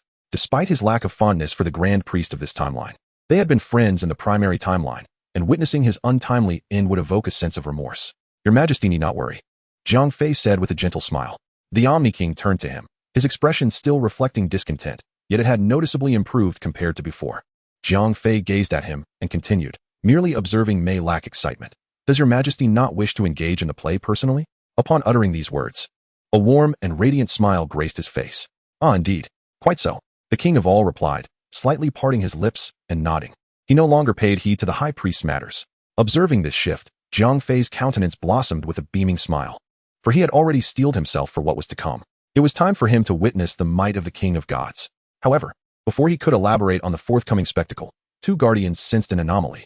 They sprang forth from behind the king, positioning themselves before Jiang Fei, their expressions now tinged with gravity. Goodness, to involve the king in play? Does that not imply a confrontation with this individual? As guardians, they could not permit such a scenario to unfold. After all, the dignity of the king was not something to be trifled with. Internally, they scoffed at Jiang Fei's audacious proclamation. Little did he realize the folly of his hubris, as he dared to challenge the king, oblivious to the true meaning of peril. Nevertheless, in the face of Jiang Fei, they maintained a degree of caution, for he was the one who had rendered the high priest unconscious, bleeding. As Jiang Fei beheld the two guardians once more obstructing his path, his irritation began to mount. He pointed at them and, with a cold smirk, declared, "Your Majesty, do you see these two? Do they wish for death?" The king's expression remained impassive, yet it was evident that he was genuinely incensed this time. Upon hearing his words, the guardians were drenched in cold sweat, visibly shaken, and hastily retreated to the side. Though their loyalty was commendable, it was clear that their master was displeased. They could not sacrifice their lives in a misguided attempt to demonstrate fealty at this juncture. With their withdrawal, a smile finally emerged on the king's face. He turned slowly and said, "Shall we commence?" "Indeed," Jiang Fei replied with a smile, adding, "Let us proceed with great care." However, before he could finish his sentence, in a flash of motion, he felt a sharp pain in his abdomen. The king's small fist had impatiently struck him. The speed of the blow was such that it eluded the naked eye, even if one could perceive it. The body would hardly have the time to react or formulate a counterattack. Jiang Fei could not suppress a mouthful of blood, his visage paling considerably. The force of the king's punch was not overwhelmingly strong, yet the subsequent impact reverberated through his very organs. The excruciating pain that pierced his soul was nearly unbearable. Truly exhilarating. After landing the blow, the king did not follow up with further strikes. Instead, he began to dance and cheer, seemingly having discovered a form of amusement far more engaging than mere observation. Enduring the agony, Jiang Fei forced a smile and said, "Your Majesty, it is merely a game. Let us keep it light." Although that last punch had left him somewhat reeling, however, a trace of fear lingered within him as he contemplated the Omni King's ability to erase him. Should he be obliterated, it would certainly not bode well. Thus, even while enduring excruciating pain, he felt compelled to articulate his thoughts.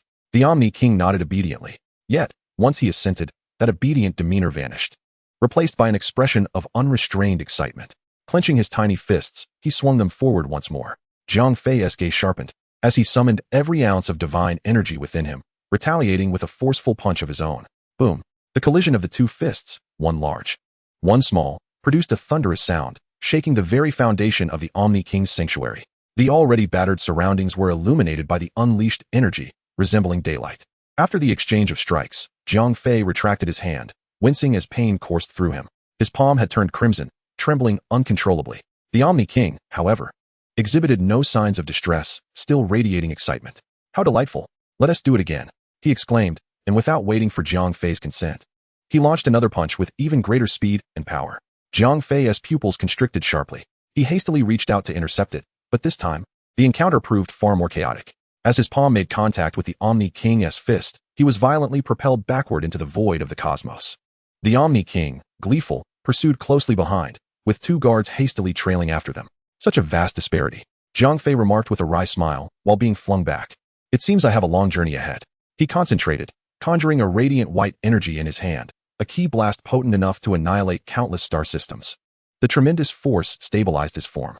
The Omni King, undeterred by the imminent energy wave, surged forward with unyielding speed, even accelerating as he approached. Boom!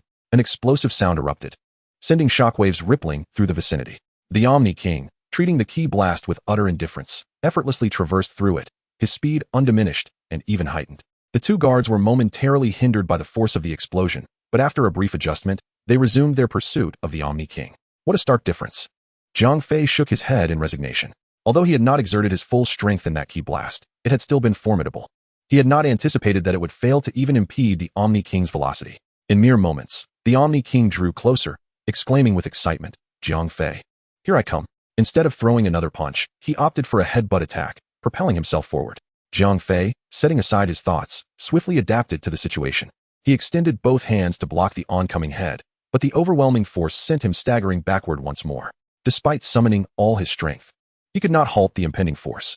The two guards trailing behind him did not display any mockery upon witnessing Jiang Fei's performance. Rather, they began to genuinely admire his tenacity. Initially, they had presumed him to be a mere opponent easily vanquished in a single blow. To their astonishment, he had managed to endure for such an extended period, even retaliating against the relentless assaults of the King of all. This alone compelled their respect. Boom! From the depths of the cosmos, a tremendous surge of energy erupted once more. A kaleidoscope of colors illuminated the surroundings, clearly indicating Jiang Fei's renewed offensive. This display was exponentially more potent than the previous one, yet the outcome bore no distinction from before. The battle endured for an entire day, culminating with the King of all and his two guards returning to the platform of the temple. Jiang Fei appeared utterly exhausted, his visage and body marred with wounds, beads of sweat cascading down his forehead. The divine energy within him had been entirely depleted. Is this the true might of the King of all? So formidable. Jiang Fei repeatedly wiped the sweat from his brow, reflecting helplessly on his circumstances. After a day's relentless combat, he bore the brunt of numerous injuries. Fortunately, the King of all seemed to engage him merely for amusement. Otherwise, he would have surely perished on the spot. In this encounter, Jiang Fei surmised that the king had not even unleashed half of his potential. The King of all, on the other hand, wore an expression of lingering delight. His diminutive form began to levitate slowly as he addressed Jiang Fei. "I had a splendid time today. Shall we continue tomorrow?" His small, earnest eyes conveyed a sincere eagerness. Jiang Fei nodded resignedly, acknowledging the vast disparity in their strengths. There was no rush to return. Perhaps he should seize the opportunity to train a bit longer. Although the experience was excruciating, the potential for growth was immense. For instance, the enhancement of his own abilities today could scarcely be quantified. He was beginning to grasp the torment endured by Zamasu over the past year. The sheer agony of being subjected to relentless punishment without the means to retaliate was a torment few could bear. Nonetheless, Jiang Fei was in a considerably better position than Zamasu. After all, the King of all did not always strike with lethal intent, whereas Zamasu had endured relentless suffering due to his immortal nature. In truth, Jiang Fei had contemplated remaining in this dimension indefinitely, but such thoughts were transient and swiftly dismissed. The world had suffered extensive devastation, with deities nearly eradicated and humanity reduced to a mere handful residing on Earth. While tolerable in the short term, prolonged exposure would surely lead to ennui. Wonderful! The King of all exclaimed joyously, waving his tiny hands. No one had ever engaged him in such playful endeavors before. If given the chance, he could spend eons without feeling bored. If Jiang Fei were privy to his innermost thoughts, he would undoubtedly roll his eyes. Just then the high priest, who had been in a state of unconsciousness, finally regained consciousness. Upon seeing the All-King on the platform, he felt a sense of relief wash over him. As long as this little ancestor was unharmed, all was well. However, when he noticed Jiang Fei still present, his spirits lifted once more. The high priest hastily rose, nearly losing his balance in the process, and pointed at Jiang Fei, exclaiming, "Why are you still here?" Jiang Fei raised an eyebrow and shrugged, replying, "If I am not here, where else would I go?" The high priest observed Jiang Fei's body, marred with injuries, and felt a flicker of surprise. How had this individual, who had once inflicted such grievous harm upon him, now been reduced to such a state. It was evident that whoever had bested him was no ordinary opponent. Reflecting on this, he turned his gaze towards the two guards. After careful contemplation, he shook his head slightly, muttering under his breath, "With these two inept fools, it shouldn't have reached this extent." Though his voice was barely audible, the guards caught his words. They immediately glared at the high priest, their eyes wide with indignation, as if silently challenging, "Who do you dare call inept? Care to test us?" Then, noticing the all-king's delighted expression, the high priest understood the situation. His gaze shifted back to Jiang Fei, and he silently lamented, "What a remarkable young man. Indeed, he has clashed with the all-king. Now, high priest, allow me to clarify." The all-king floated gracefully to the high priest's side, a broad smile adorning his face. "Jiang Fei is now my friend." The high priest's heart skipped a beat upon hearing this, and his brow furrowed in concern. He sensed that this development was rather dubious. The all-king was far too easily swayed. How could he so readily befriend another? "Are you displeased, high priest?" The all-king noticed the shift in his demeanor. The high priest, snapped back to reality, quickly composed himself. How could he dare oppose the all-king's decision? He promptly nodded, saying, "No objections, as long as it pleases you, my lord." "Good." The all-king replied, satisfied with the response, and stroked his rounded chin thoughtfully, his eyes darting about. He then continued, "Jiang Fei, how would you like to become the enforcer of the divine realm?" He turned to look back, seemingly seeking approval. At the mention of the title enforcer, the high priest froze, as did the two guards. Jiang Fei nearly choked on his own saliva, his eyes widening in shock. His mouth agape, his expression one of disbelief. After what felt like an eternity, he murmured, "It seems history is repeating itself." "What did you say?" The high priest, having caught this utterance, inquired with confusion. He was vehemently opposed to the idea of Jiang Fei becoming the enforcer of the divine realm, considering him a potential threat. With origins unknown, and possibly the very murderer of the realm's sovereigns, how could such an individual be entrusted with the title of enforcer? However, this matter was decided by the sovereign, leaving little room for rebuttal. Jiang Fei snapped back to reality, chuckling as he shook his head. "It's truly an immense honor to be appointed as the enforcer." "Then it is settled," the sovereign replied with a broad smile. The two guards remained silent, merely serving as the sovereign's protectors, tasked solely with ensuring safety, while the sovereign's decisions were of no concern to them. The high priest furrowed his brow even tighter. Setting aside the doubts surrounding Jiang Fei's identity, what he had just heard clearly contradicted Jiang Fei's explanation. It seemed to pertain to history or some such matter. In any case, as the high priest, he had to exercise caution regarding this enigmatic individual, remaining ever vigilant. Noticing the silence that enveloped the room, the sovereign floated back to Jiang Fei's side, taking his hand and saying, "Come, let us return for now. We shall continue tomorrow." "Indeed," Jiang Fei replied with a smile, following the sovereign as they strolled into the palace ahead. Although this training was arduous, Jiang Fei felt confident that he would soon surpass the sovereign. Upon returning to the main timeline, no one would be able to compel him to do anything against his will. The two guards trailed closely behind the sovereign as they entered. Before long, the vast platform was left with only the high priest, who had descended into deep contemplation. Still pondering Jiang Fei's identity, after much thought, he found himself at a loss, reluctantly deciding to set the matter aside for the time being. For the sovereign was not in immediate danger. Time swiftly passed. 6 months flew by like a fleeting shadow. For a deity, this half-year was as inconsequential as a grain of sand in the vast sea. On the platform of the sovereign's temple, a resounding explosion echoed. The entire temple trembled, shaking violently for several seconds before gradually settling. The two guards and the high priest stood on the platform, gazing up into the void above. The recent explosion and the intense tremors were the result of the fierce battle between Jiang Fei and the sovereign, who were engaged in a spirited exchange. Sighing wearily, the high priest slowly withdrew his gaze and fell into contemplation. Throughout these 6 months, he had tirelessly gathered information about Jiang Fei, yet he remained empty-handed. After all, the gods had perished, and the angels were ensnared in slumber, leaving him with no leads to pursue. Even when he employed his extraordinary abilities to trace origins, he could uncover nothing about Jiang Fei. If this continued, the situation would grow increasingly perilous. The high priest murmured, his gaze drifting back to the void above. During this half-year, Jiang Fei's strength had soared dramatically, akin to a rocket ascending. 6 months prior, he could manage to exchange a few blows with Jiang Fei, but now, even a single strike, delivered without full force, would undoubtedly lead to his defeat. In the void above, another explosion resounded. A large fist collided with a smaller one once more, producing a resounding echo as Jiang Fei quickly distanced himself. He exhaled slowly, wiping the beads of sweat that had formed on his brow. Observing the composed expression of the king, Jiang Fei couldn't help but smile wryly, pondering to himself whether this fool was simply too formidable. Over the past 6 months, his strength had undergone an unimaginable enhancement. Yet, despite this progress, he remained unable to disturb the king's diminutive stature. No matter how much he improved daily, the king dealt with him effortlessly and nonchalantly. Jiang Fei, have you rested well? I am about to launch my next assault. The king cheerfully reminded him. Even after half a year of such skirmishes, the novelty remained intact, devoid of any sense of tedium. Just as the king prepared to strike again, Jiang Fei suddenly interjected, "Wait a moment, Your Majesty." Upon hearing this, the king halted his advance immediately, scratching his head in curiosity as he gazed at him. "Your Majesty, I kindly request that you use your full strength against me," Jiang Fei stated earnestly. He understood that the gap between his abilities and the king's was still vast. However, he yearned to ascertain just how considerable that gap truly was. Or rather, to witness firsthand the king's full power, which he had yet to experience in his 6 months here.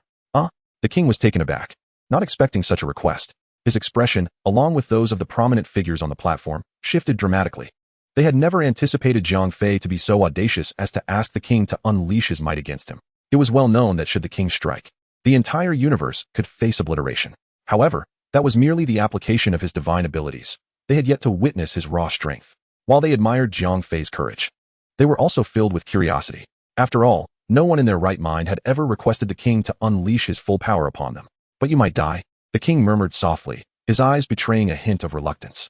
He had come to regard Jiang Fei as a dear friend, especially now that he served as the enforcer of the divine realm. Should anything happen to him, it would grieve the king deeply. Jiang Fei's expression momentarily faltered. To be honest, the mention of death instilled a pang of hesitation within him. However, after a brief struggle, he swallowed hard and declared, "It's fine. Let us just exchange one strike." Upon hearing this proposal, the king contemplated for a moment before nodding in agreement.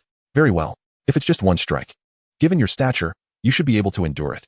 With the king's approval, Jiang Fei's demeanor shifted to one of seriousness as he braced himself for the ensuing battle. Yet, before he could fully prepare his stance, the king suddenly vanished from his sight, reappearing before him in the blink of an eye. That was fast. Jiang Fei gasped in astonishment. Before he could react, a thunderous sound erupted with a resounding crash. The sound was not harsh, yet it resonated with a profound clarity that seemed to echo throughout the cosmos. In its presence, the once chaotic universe fell into an immediate hush. Coughing violently, Jiang Fei's eyes widened as blood surged within him, erupting forth in a torrent. Darkness enveloped him, and he succumbed to unconsciousness. His body plummeted heavily from the void, landing on the platform below. Chapter 136. A journey awaits when Jiang Fei awoke. It was already the following day. The pain coursing through his body compelled him to draw a sharp breath. As he gingerly touched his groggy head and moved his limbs, he was grateful for his immense divine power, which had sustained and nurtured him during his unconscious state. Otherwise, he might have remained in that stupor for an indeterminate duration. At that moment, someone entered the room. "Jiang, my younger brother, you are awake," the high priest greeted cheerfully as he approached. Despite his lingering suspicions regarding Jiang Fei's identity, he maintained a facade of friendliness, acknowledging that this individual had boldly confronted the All-King, a formidable opponent. Although Jiang Fei had been vanquished in a single strike, it was enough to attest to his remarkable strength, far beyond the capabilities of ordinary beings. Particularly impressive was his survival after enduring a blow from the All-King. He had only succumbed to unconsciousness for a day. "Yes," Jiang Fei replied coolly, "just a minor injury. It's nothing serious. I've nearly recovered." This was not mere bravado. Although he felt an excruciating pain, his combat prowess had returned to a significant degree, making him appear no different from an ordinary person. "Impressive," the high priest remarked, clicking his tongue. His words were not mere flattery. He spoke from genuine admiration. If it were possible, he would be tempted to dissect Jiang Fei to uncover the secrets of his remarkable physiology. The enhancement of his power was already extraordinary, but the astonishing capacity for recovery was truly remarkable. Jiang Fei chose not to engage further, glancing at the time ring on his hand. Thankfully, it remained securely on his person. He had no desire for it to be taken during his unconsciousness, as it was a vital tool for his return. While he could rely on Trunks' time machine, it only allowed for a one-way journey. If he wished to return, the situation could become complicated. The high priest, noticing Jiang Fei's demeanor, subtly commented, "It seems you hold a significant interest in that time ring." His eyes glimmered with an unusual light, as if he were speculating about something. Jiang Fei looked at him coolly, unwilling to elaborate. His concern for the ring was personal and irrelevant to others. Moreover, their power dynamics had shifted dramatically. There was no need to divulge unnecessary information to someone who harbored doubts about him. As Jiang Fei prepared to leave, the high priest suddenly inquired, "Are you from another timeline?" Upon hearing this, Jiang Fei paused momentarily and cast a light glance in his direction before resuming his stride forward. In the brief span of time, he had nearly fully recuperated. Having recognized the disparity between himself and the Omni King, he resolved to embark on a new phase of cultivation. While he did not anticipate surpassing his limits in the immediate future, He was determined to diminish the gap, at the very least. However, if he were a being from another dimension, it was curious that this realm had not heard of him. The Grand Priest, observing Jiang Fei's departing figure, dismissed his earlier thoughts. He shook his head in resignation and let out a deep sigh, seemingly unwilling to ponder such matters further. Thus far, he had not witnessed any malice from the other party. Moreover, even if there were ill intentions, they were beyond his capacity to thwart. Such matters exceeded his realm of influence. He would leave it to the Omni King to address. Within the Grand Hall, the Omni King beheld Jiang Fei entering. Restored to his former self, his face alight with joy and excitement, he immediately rose from his throne and flew towards him. "Little Fei, it's wonderful to see you well," the Omni King exclaimed with delight. The two guards, relieved to see Jiang Fei unharmed, secretly breathed a sigh of relief. They understood the significance Jiang Fei held in the Omni King's heart, akin to that of the entire 12 universes. Should anything go awry, and the Omni King's displeasure be directed at them, it would be quite dire indeed. Jiang Fei smiled faintly and nodded. "I'm fine. Thank you for your concern, Your Majesty." After a brief exchange, Jiang Fei indicated his readiness to resume battle, requesting the Omni King to engage in a new round of games with him. "Are you really all right?" the Omni King inquired, furrowing his brow with concern, for he had only just found a friend and did not wish to harm him. "Rest assured," Jiang Fei replied with a serene smile, releasing the divine energy within him. The overwhelming aura he emanated rendered the two guards behind him breathless. Although he had not fully recovered, his divine power had already become more formidable than the day before. It appeared that sustaining an injury had indeed contributed to his strength enhancement. In the Grand Hall, only the expressions of the Omni King and Jiang Fei remained unaffected. The Omni King nodded with a smile. "That is splendid. Let us proceed without delay." Upon realizing Jiang Fei was well, he quickly grasped Jiang Fei's hand and flew out of the hall. Once they departed, the guards exhaled in relief, exchanging glances filled with astonishment. Clearly, they had not anticipated Jiang Fei's divine power to surge so remarkably. However, their surprise was fleeting. After all, they had witnessed such talent numerous times over the past 6 months. This time, the escalation was simply more pronounced, catching them off guard momentarily. The guards, not lingering any longer, followed closely after the duo. Half a year swiftly passed once more. Reflecting on the time, Jiang Fei had resided in this realm for over 2 years. He had trained with Zamas for a year and spent another year within the Omni King's sanctuary. At this juncture, Jiang Fei had ascended to a new echelon of power. The full power strike of the king could no longer match the swiftness it possessed half a year ago. A speed so rapid that it left him unable to discern its approach, able to fell him with a single blow. Now, however, he could clearly perceive the trajectory of the attack and withstand 5 or 6 strikes. Although his body still lacked the capacity for evasive or defensive maneuvers, the era when a single blow could bring him down was a thing of the past. On this day, as was customary, 2 figures intertwined in the sky. After a brief collision, they swiftly separated. Yet, Jiang Fei showed no intention of continuing the fray. Instead, he smiled gently and remarked, "Your Majesty, let us conclude for today." The king appeared puzzled, as if he had not yet had his fill of play. He flew forward with some confusion and inquired softly, "Little Fei, are you unwell? It is still early." Typically, they would engage from dawn until dusk. Although there was no day or night in this realm, one could still surmise it was barely noon. Ending their session at this hour felt rather unusual. "I am perfectly well, Your Majesty, but I must step out for a moment," Jiang Fei replied with a faint smile. Hearing this, the king's expression instantly soured, his brow furrowing as he said, "Enforcer, if you leave, what shall I do?" He refrained from asking Jiang Fei about his destination, for it was of little consequence. His primary concern was that without Jiang Fei's companionship, he would be left entirely alone, which troubled him greatly. Jiang Fei, sensing the king's unease, shook his head in resignation, knowing this moment would inevitably come. Fortunately, he had already devised a plan. "Your Majesty, I shall only be gone for a brief while," Jiang Fei reassured him, then turned his gaze downward, pointing at the high priest and the 2 guards. The individuals on the platform felt a sudden sense of foreboding as Jiang Fei's gaze fell upon them, coupled with his pointing gesture. The high priest can amuse himself with them. If he tires of their company, he can simply watch them play. Jiang Fei continued with a serene smile. "Oh." The king's attention immediately shifted downward, contemplating the suggestion. It seemed this could indeed be an entertaining diversion. For the past year, Jiang Fei had been his sole companion in play. While it had not grown tiresome, the novelty had undoubtedly faded. These 3 below had not yet been tried, and he felt a flicker of curiosity. "Is it truly enjoyable?" the king murmured, though his heart was already aflame with excitement. Jiang Fei patted his chest in assurance. "It is absolutely delightful." "Very well then, Enforcer, you may attend to your business." The king nodded in agreement, showing no further hesitation. Jiang Fei smiled faintly, realizing how easily the naive king could be deceived, swayed by a mere few words. He then began to channel his divine power to communicate with the time ring. In an instant, his form vanished from the realm. The high priest and others on the platform looked on in mild confusion after Jiang Fei's sudden departure. How did he vanish so abruptly? Certainly, his disappearance was not a matter of great concern. However, one must ponder why the king of all so readily allowed him to depart. Given the king's nature, it was inconceivable that he would release a companion while reveling in enjoyment. Yet, unbeknownst to them, the king had already set his sights upon them. In an instant, the king's figure materialized before them. The high priest and the two guards lowered their heads in a gesture of respect. The king gestured, indicating, "High priest. And you too as well, come and engage with me." Upon hearing this, the high priest and the guards were left perplexed. What did he mean by engage? Were they jesting? They lacked the audacity to compete with the king. However, none of this was within their purview to decide. The king did not grant them the opportunity to refuse and immediately launched into action. In a brief moment, 3 anguished cries echoed within the space. Meanwhile, Jiang Fei had already returned to the primary timeline. Although it was his first time utilizing the time ring, he encountered no errors. He was uncertain, however, whether the timing was precise. He had chosen to return to a moment shortly after his departure. In Universe 11, Margarita was still reclining on a lounge chair, basking in the pleasant sunlight, while Waimide had succumbed to slumber on the grand bed within the palace, entering a long-awaited dream. Yet, just as they were savoring this rare moment of relaxation, Jiang Fei's presence unexpectedly descended upon them. The first sight that greeted him was Margarita's relaxed demeanor.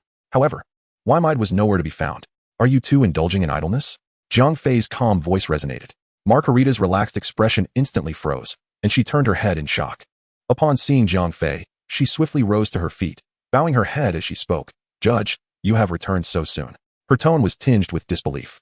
Seeing her reaction, Jiang Fei surmised that he had likely not been gone for long. It appeared that there were no significant issues.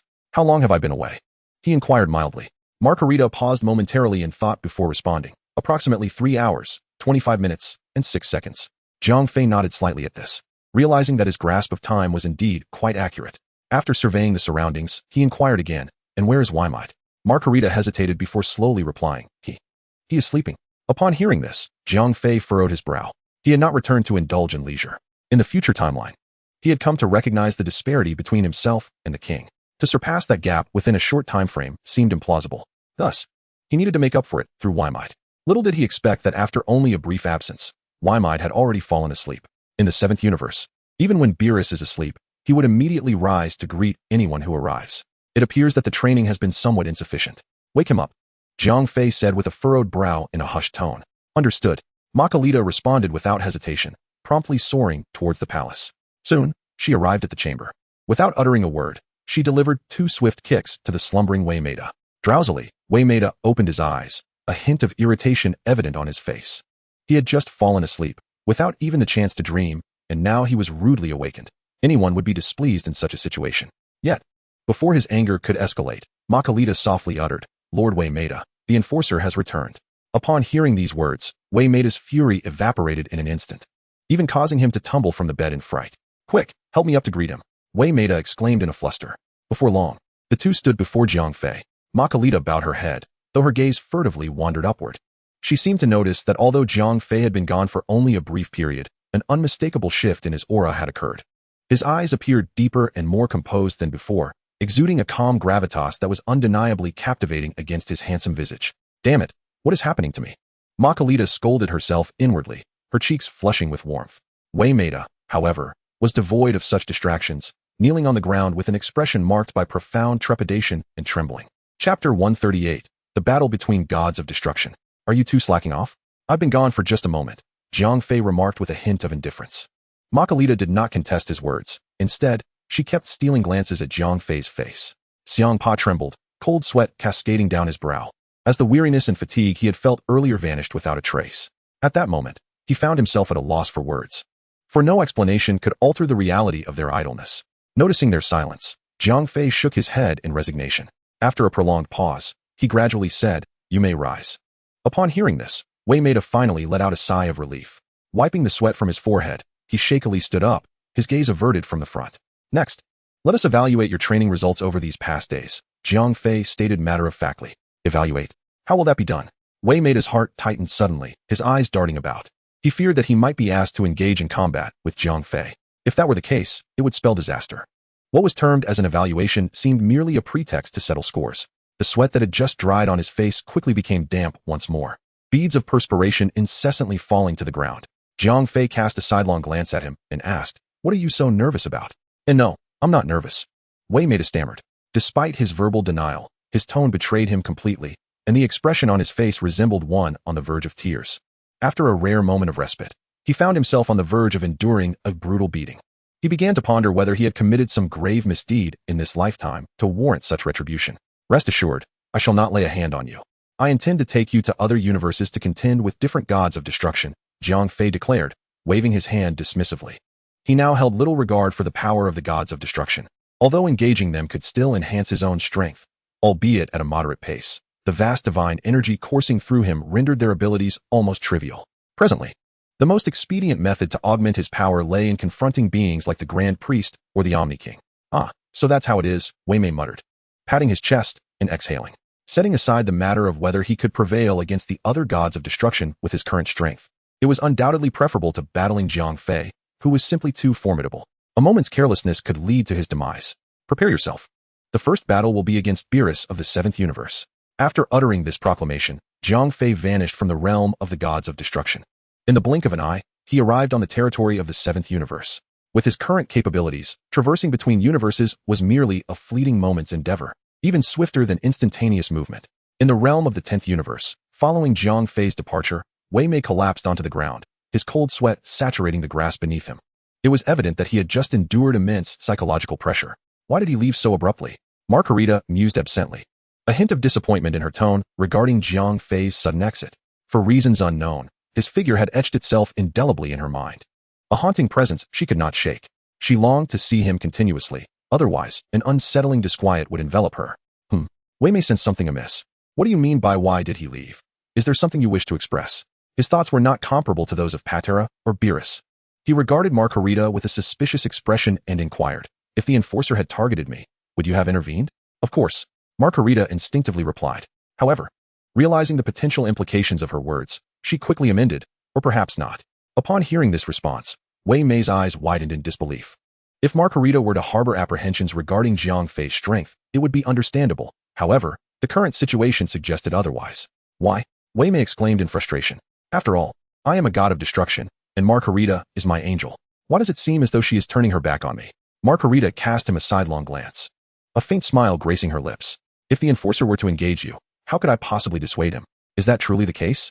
Wei Mei questioned, skepticism lacing his voice. "Indeed," Margarita affirmed with conviction. Yet, she knew these sentiments were rooted in the past. She had since become utterly entranced by Jiang Fei. In the past, she might have offered some gentle advice in such situations. If that proved ineffective, she would simply stand aside and watch the drama unfold. However, now she felt an inexplicable inability to refuse any decision made by that man.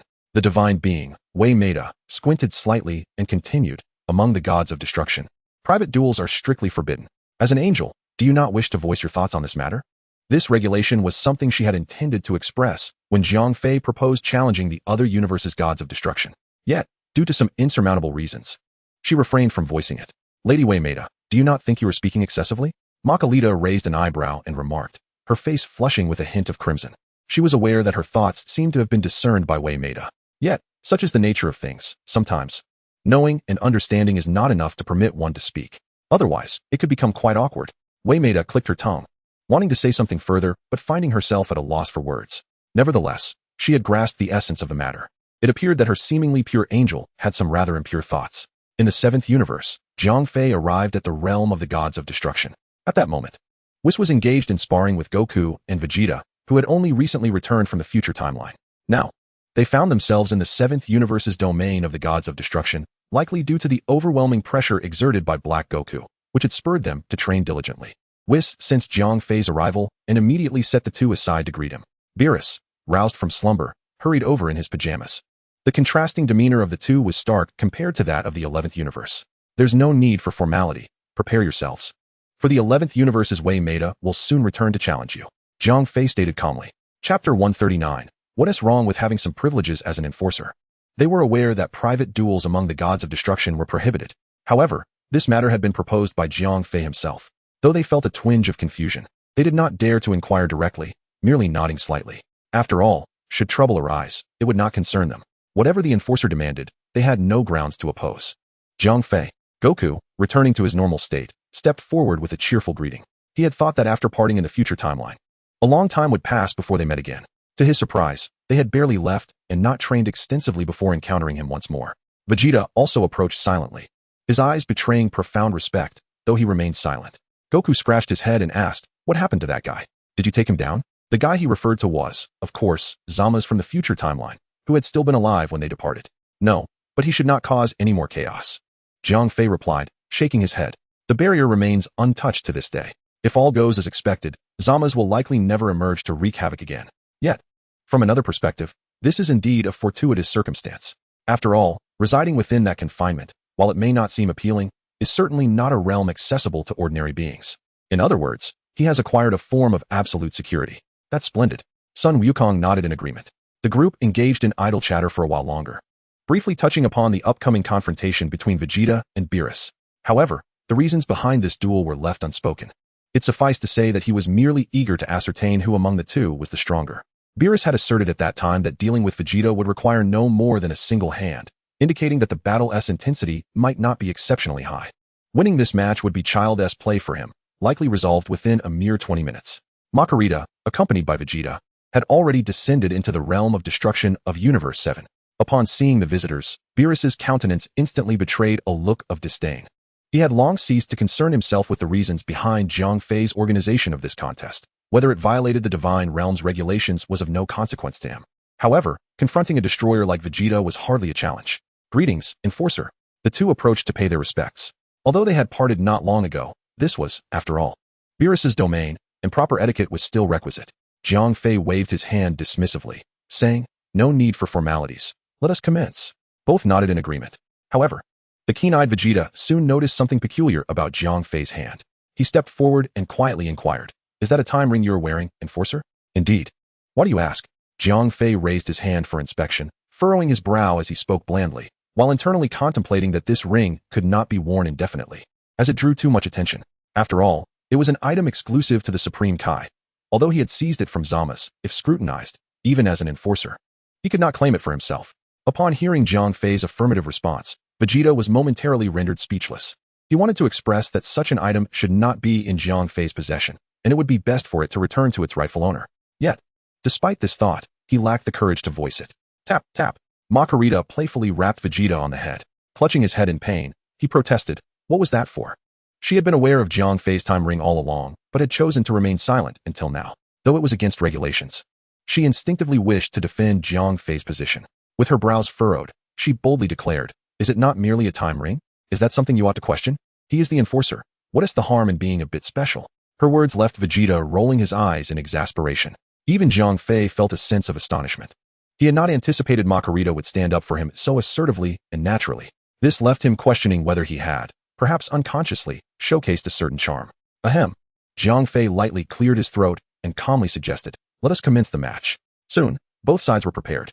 To prevent the catastrophic release of their destructive energies from obliterating the universe, Jiang Fei meticulously established an indestructible barrier, effectively isolating their powers.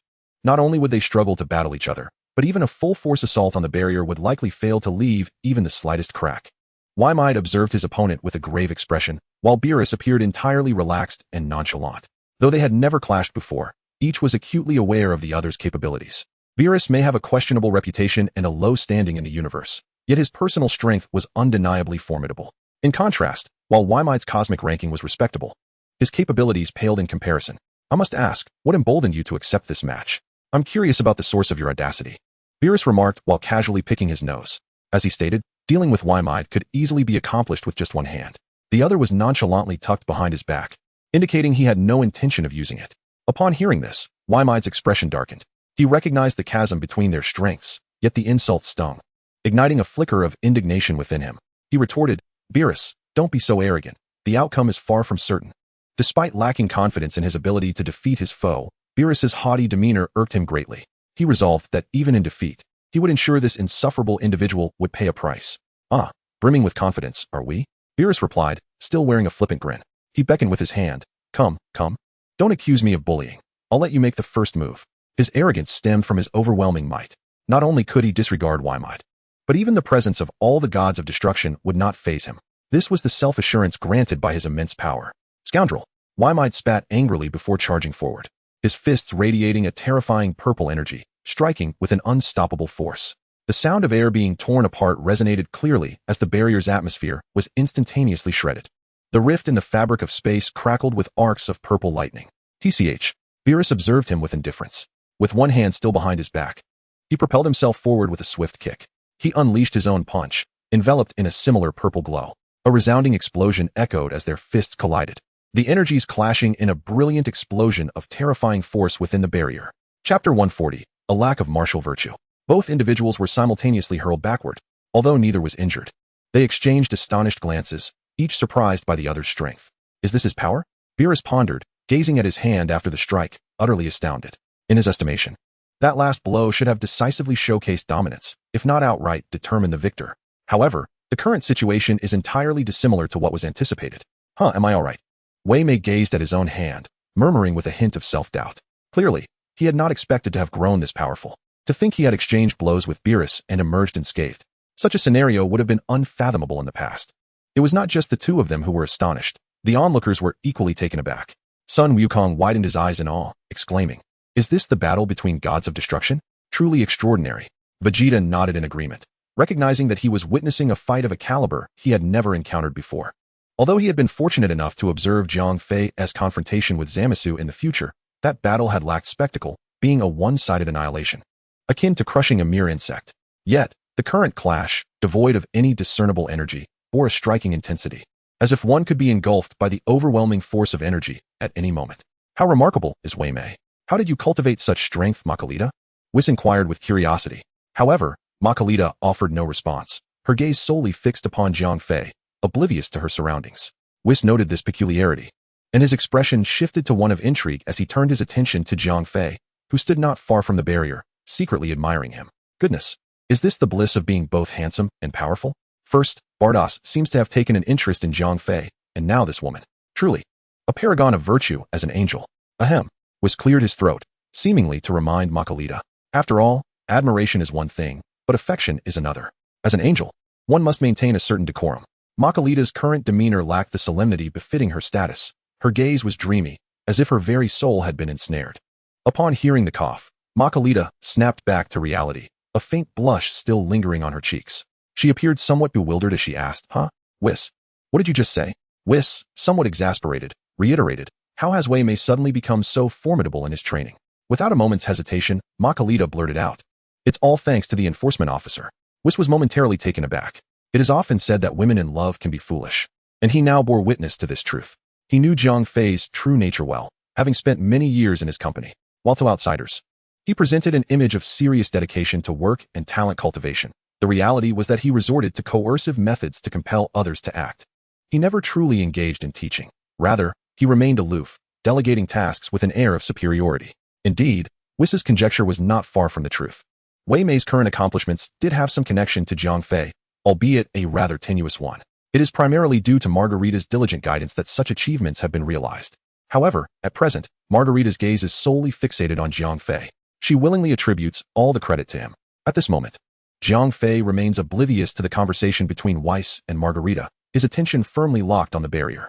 Observing Wei Mei as she skillfully exchanges blows with Beerus, maintaining her ground, he nods slightly in recognition, concluding that the special training has indeed borne fruit. He does not doubt that previously, Wei Mei would have managed only a few exchanges with Beerus, but never with such ease and without sustaining any injuries. Within the barrier, both parties have begun to recover from their initial astonishment. Beerus, you're not as formidable as you seem. Wei Mei remarks with a cold smirk. The recent strike has instilled significant confidence in her. It appears that Beerus is merely a paper tiger, impressive in appearance, yet ineffective in reality. Beerus dismissively scoffs. Though he is somewhat surprised by Wei Mei's strength, it does not reach the level of shock.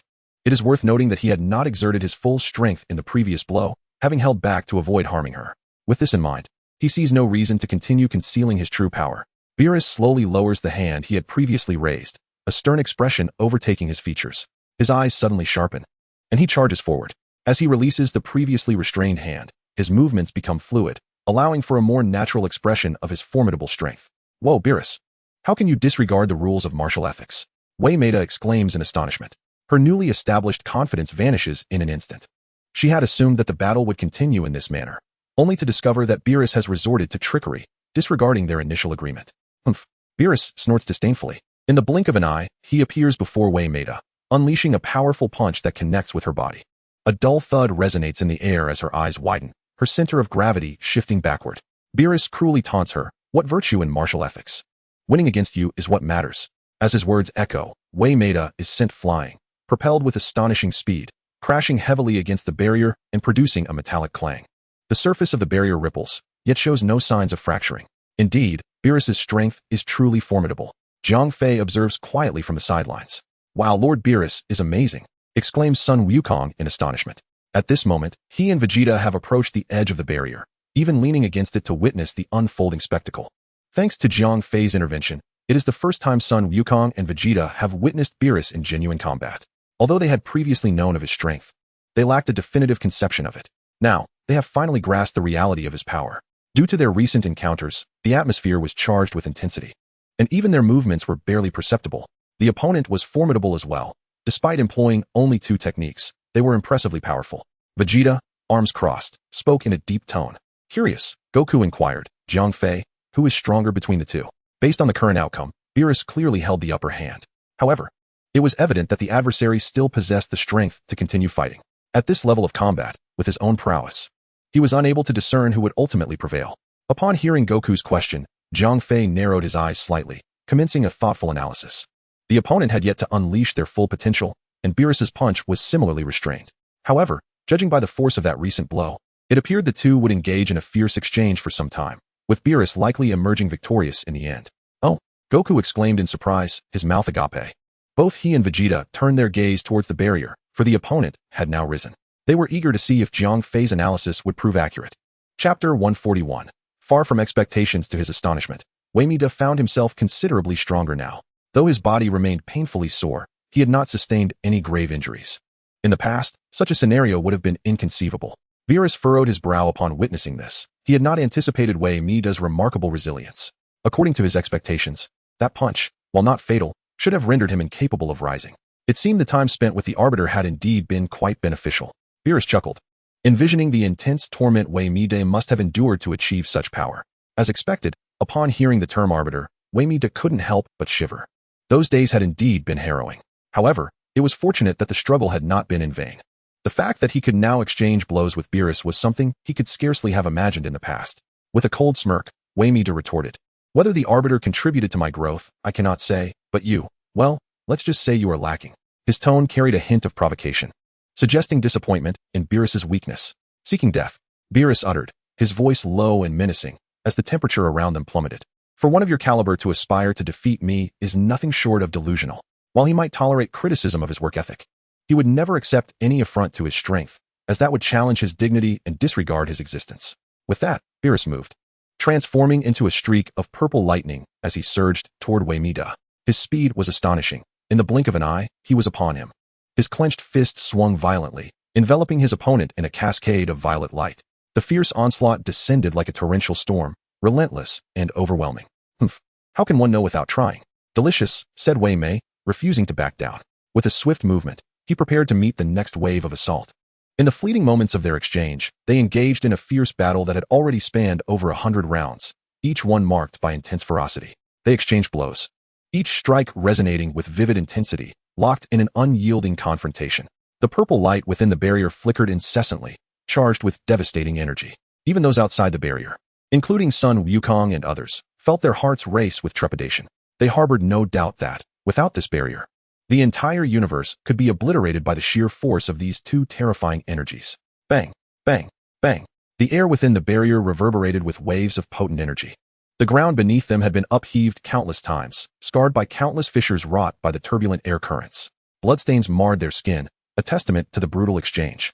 The only constant amidst this chaos was the pristine condition of their garments, which, in the face of such overwhelming energy, remained unscathed and free from dust. Is Wei Mei truly this formidable?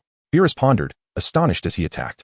He had anticipated an easy victory, yet found himself entrenched in a grueling struggle, sustaining injuries he had never before experienced. Today, he truly encountered trouble. On the other side, Wei Mei was not faring much better. In fact, he was struggling even more than Beerus. Surprised by his own ability to withstand the onslaught thus far, he knew he could not afford to relax. The ferocity of Beerus' attacks was overwhelming, and a momentary lapse could lead to devastating consequences. As time wore on, his wounds multiplied, and his stamina was rapidly waning. In contrast, while Beerus bore some injuries, his energy remained abundant. This high-intensity, relentless battle was depleting Wei Mei's strength. Boom! In midair, they collided, generating a powerful shockwave that propelled them apart, sending them both retreating in opposite directions. Huh! Beerus bellowed, regaining his balance before gradually descending to the ground. However, a trickle of blood seeped from the corner of his mouth, indicating that not only had he sustained external injuries, but his insides were also wounded. Wei Mei's situation was far worse. His body hurtled like an arrow released from its bow, unable to halt its momentum. He crashed against the barrier with a thunderous sound before finally crumpling to the ground. In the process, he coughed up a mouthful of blood, staining the earth beneath him a deep crimson. Outside the barrier, Sun Wukong and Vegeta seized the opportunity to exhale a sigh of relief. The preceding battle had been overwhelmingly tense and exhilarating, fought with such fervor that they had nearly suffocated themselves in their own anticipation. Breathing heavily, Beerus subtly adjusted his breath, his gaze fixed intently ahead, deliciously rising from the ground. Wei Mei was also inhaling deeply the fresh air. Judging by the current circumstances, it was evident that the latter was considerably more disheveled than the former. Unless unforeseen events transpired, it seemed that things would unfold as Jiang Fei had predicted, with Beerus poised to claim ultimate victory. Nevertheless, despite this, Wei Mei's performance still managed to captivate the two angels present. I never expected it could reach such a level, Whis remarked, shaking his head. Beerus, being his protege, undoubtedly possessed formidable strength, which was well understood. While he could not prevail against an angel, he was indeed a singular force among the destruction gods. Yet now, facing the weakest Wei Mei, he was struggling so fiercely. Moreover, it appeared that a clear victor had yet to be determined. Makarita nodded in admiration, stating, Lord Beerus is indeed formidable. Yet Lord Wei Mei's performance is quite commendable as well. She did not exhibit excessive surprise, for she had been the one to oversee Wei Mei's intensive training. The relentless regimen of daily practice far surpassed the cumulative training of all destruction gods over hundreds or even thousands of years, considering that destruction gods typically did not engage in training. Upon hearing this, Whis smiled calmly in agreement. However, at that moment, Jiang Fei, who had remained silent, finally spoke, expressing his disappointment. This did not meet expectations at all. His tone carried a hint of regret and discontent. Chapter 142, Pyrrhic Victory. The two angels were immediately drawn to his words. Whis said nothing, merely rolling his eyes, seemingly thinking that Jiang Fei's demands were somewhat excessive, muttering softly to himself. Does he think everyone is as monstrous as he is? Conversely, Makarita reacted quite differently, sweetly nodding in agreement. Indeed, it has not met my expectations. It is still too weak. Upon hearing her voice, Jiang Fei cleared his throat lightly, then turned his gaze back to the barrier. As the battle between the two was about to commence anew, Makarita noticed Jiang Fei's silence and maintained her graceful smile. However, this scene caused Whis' eyelids to twitch. Coupled with his earlier remark, he felt a sense of helplessness. Did you not just say that Lord Wei Mei's performance was quite good? How is it now? Whis could no longer restrain his curiosity. Makarita nonchalantly replied, This moment is different from the last. I believe the enforcer speaks the truth. Upon hearing this, Whis' lips twitched. He thought to himself, this change of heart is rather swift. You just said one thing, and now you've reversed your stance. Simultaneously, his gaze shifted to Jiang Fei. In terms of strength, this fellow was indeed impressive. In terms of status, he was second only to one and above countless others. As for his appearance, he was merely slightly inferior. Yet, it was only natural that such traits would attract many admirers. However, the current situation seems rather exaggerated. A resounding boom echoed through the air. While Whis was still lost in thought, a new round of combat within the barrier had already commenced. A purple aura erupted from the two combatants, their eyes burning red, resembling demons that had emerged from the depths of hell. The sound of thuds reverberated continuously. Their speed had reached an incredible level, and their attacks had become increasingly frenzied and terrifying. Beams of purple light flashed through the air, slicing through the atmosphere with a piercing shriek. Their fists and feet danced like furious dragons, relentlessly striking at one another. This suffocating battle continued for approximately 2 minutes. Oh no, I can barely hold on, Whis lamented internally. Beads of sweat, as large as soybeans, cascaded down his face. His injuries were mounting, blood mingling with sweat, staining the ground a pale red. His stamina was severely depleted, and each movement became exceedingly arduous. It's over, Jiang Fei remarked calmly from outside the barrier. Sun Wukong and Vegeta, upon hearing this, dared not blink, their eyes fixed intently on the scene within. Indeed, just a second later, Beerus seized an opportunity, his palm pressing against Whis' chest. The latter, having exhausted all his strength, was unable to react. A purple energy sphere coalesced in Beerus' palm, a terrifying aura instantly permeating the entire barrier. Boom. The energy sphere in Beerus' hand erupted suddenly. The purple light flooded the barrier, and Weiss coughed up a mouthful of blood. Hurtling backward, he collided with the barrier before crashing heavily to the ground. His aura had diminished to the brink of extinction. Sun Wukong and Vegeta, however, could discern nothing. The purple light was too blinding, obscuring their vision of the events inside. Yet, the brilliance soon dissipated, revealing the scene within. Beerus was gasping for breath. His expression one of profound exhaustion, slumped on the ground as if devoid of any desire to move. Beerus-sama truly won, Sun Wukong exclaimed with excitement. Thoroughly enthralled by the match, almost wishing he were the one in the battle. Vegeta, though maintaining his composure, harbored thoughts identical to those of Sun Wukong. Meanwhile, Weiss lay on the ground, his body drenched in blood, the sight rather grim. His breath had grown exceedingly faint, yet his consciousness remained intact. Though his gaze was somewhat unfocused, he kept his eyes open, allowing him to witness the unfolding scene around him. Sighing helplessly, Jiang Fei realized he had perhaps held too much hope for Weiss, or rather, had underestimated Beerus' strength. To his astonishment, despite his rigorous training, he still found himself outmatched. It seemed necessary to seek alternative solutions. With a swift gesture, he dispelled the barrier, unleashing a torrent of residual energy in an instant. Waves of terrifying energy surged outward, causing Sun Wukong and Vegeta to change color in alarm.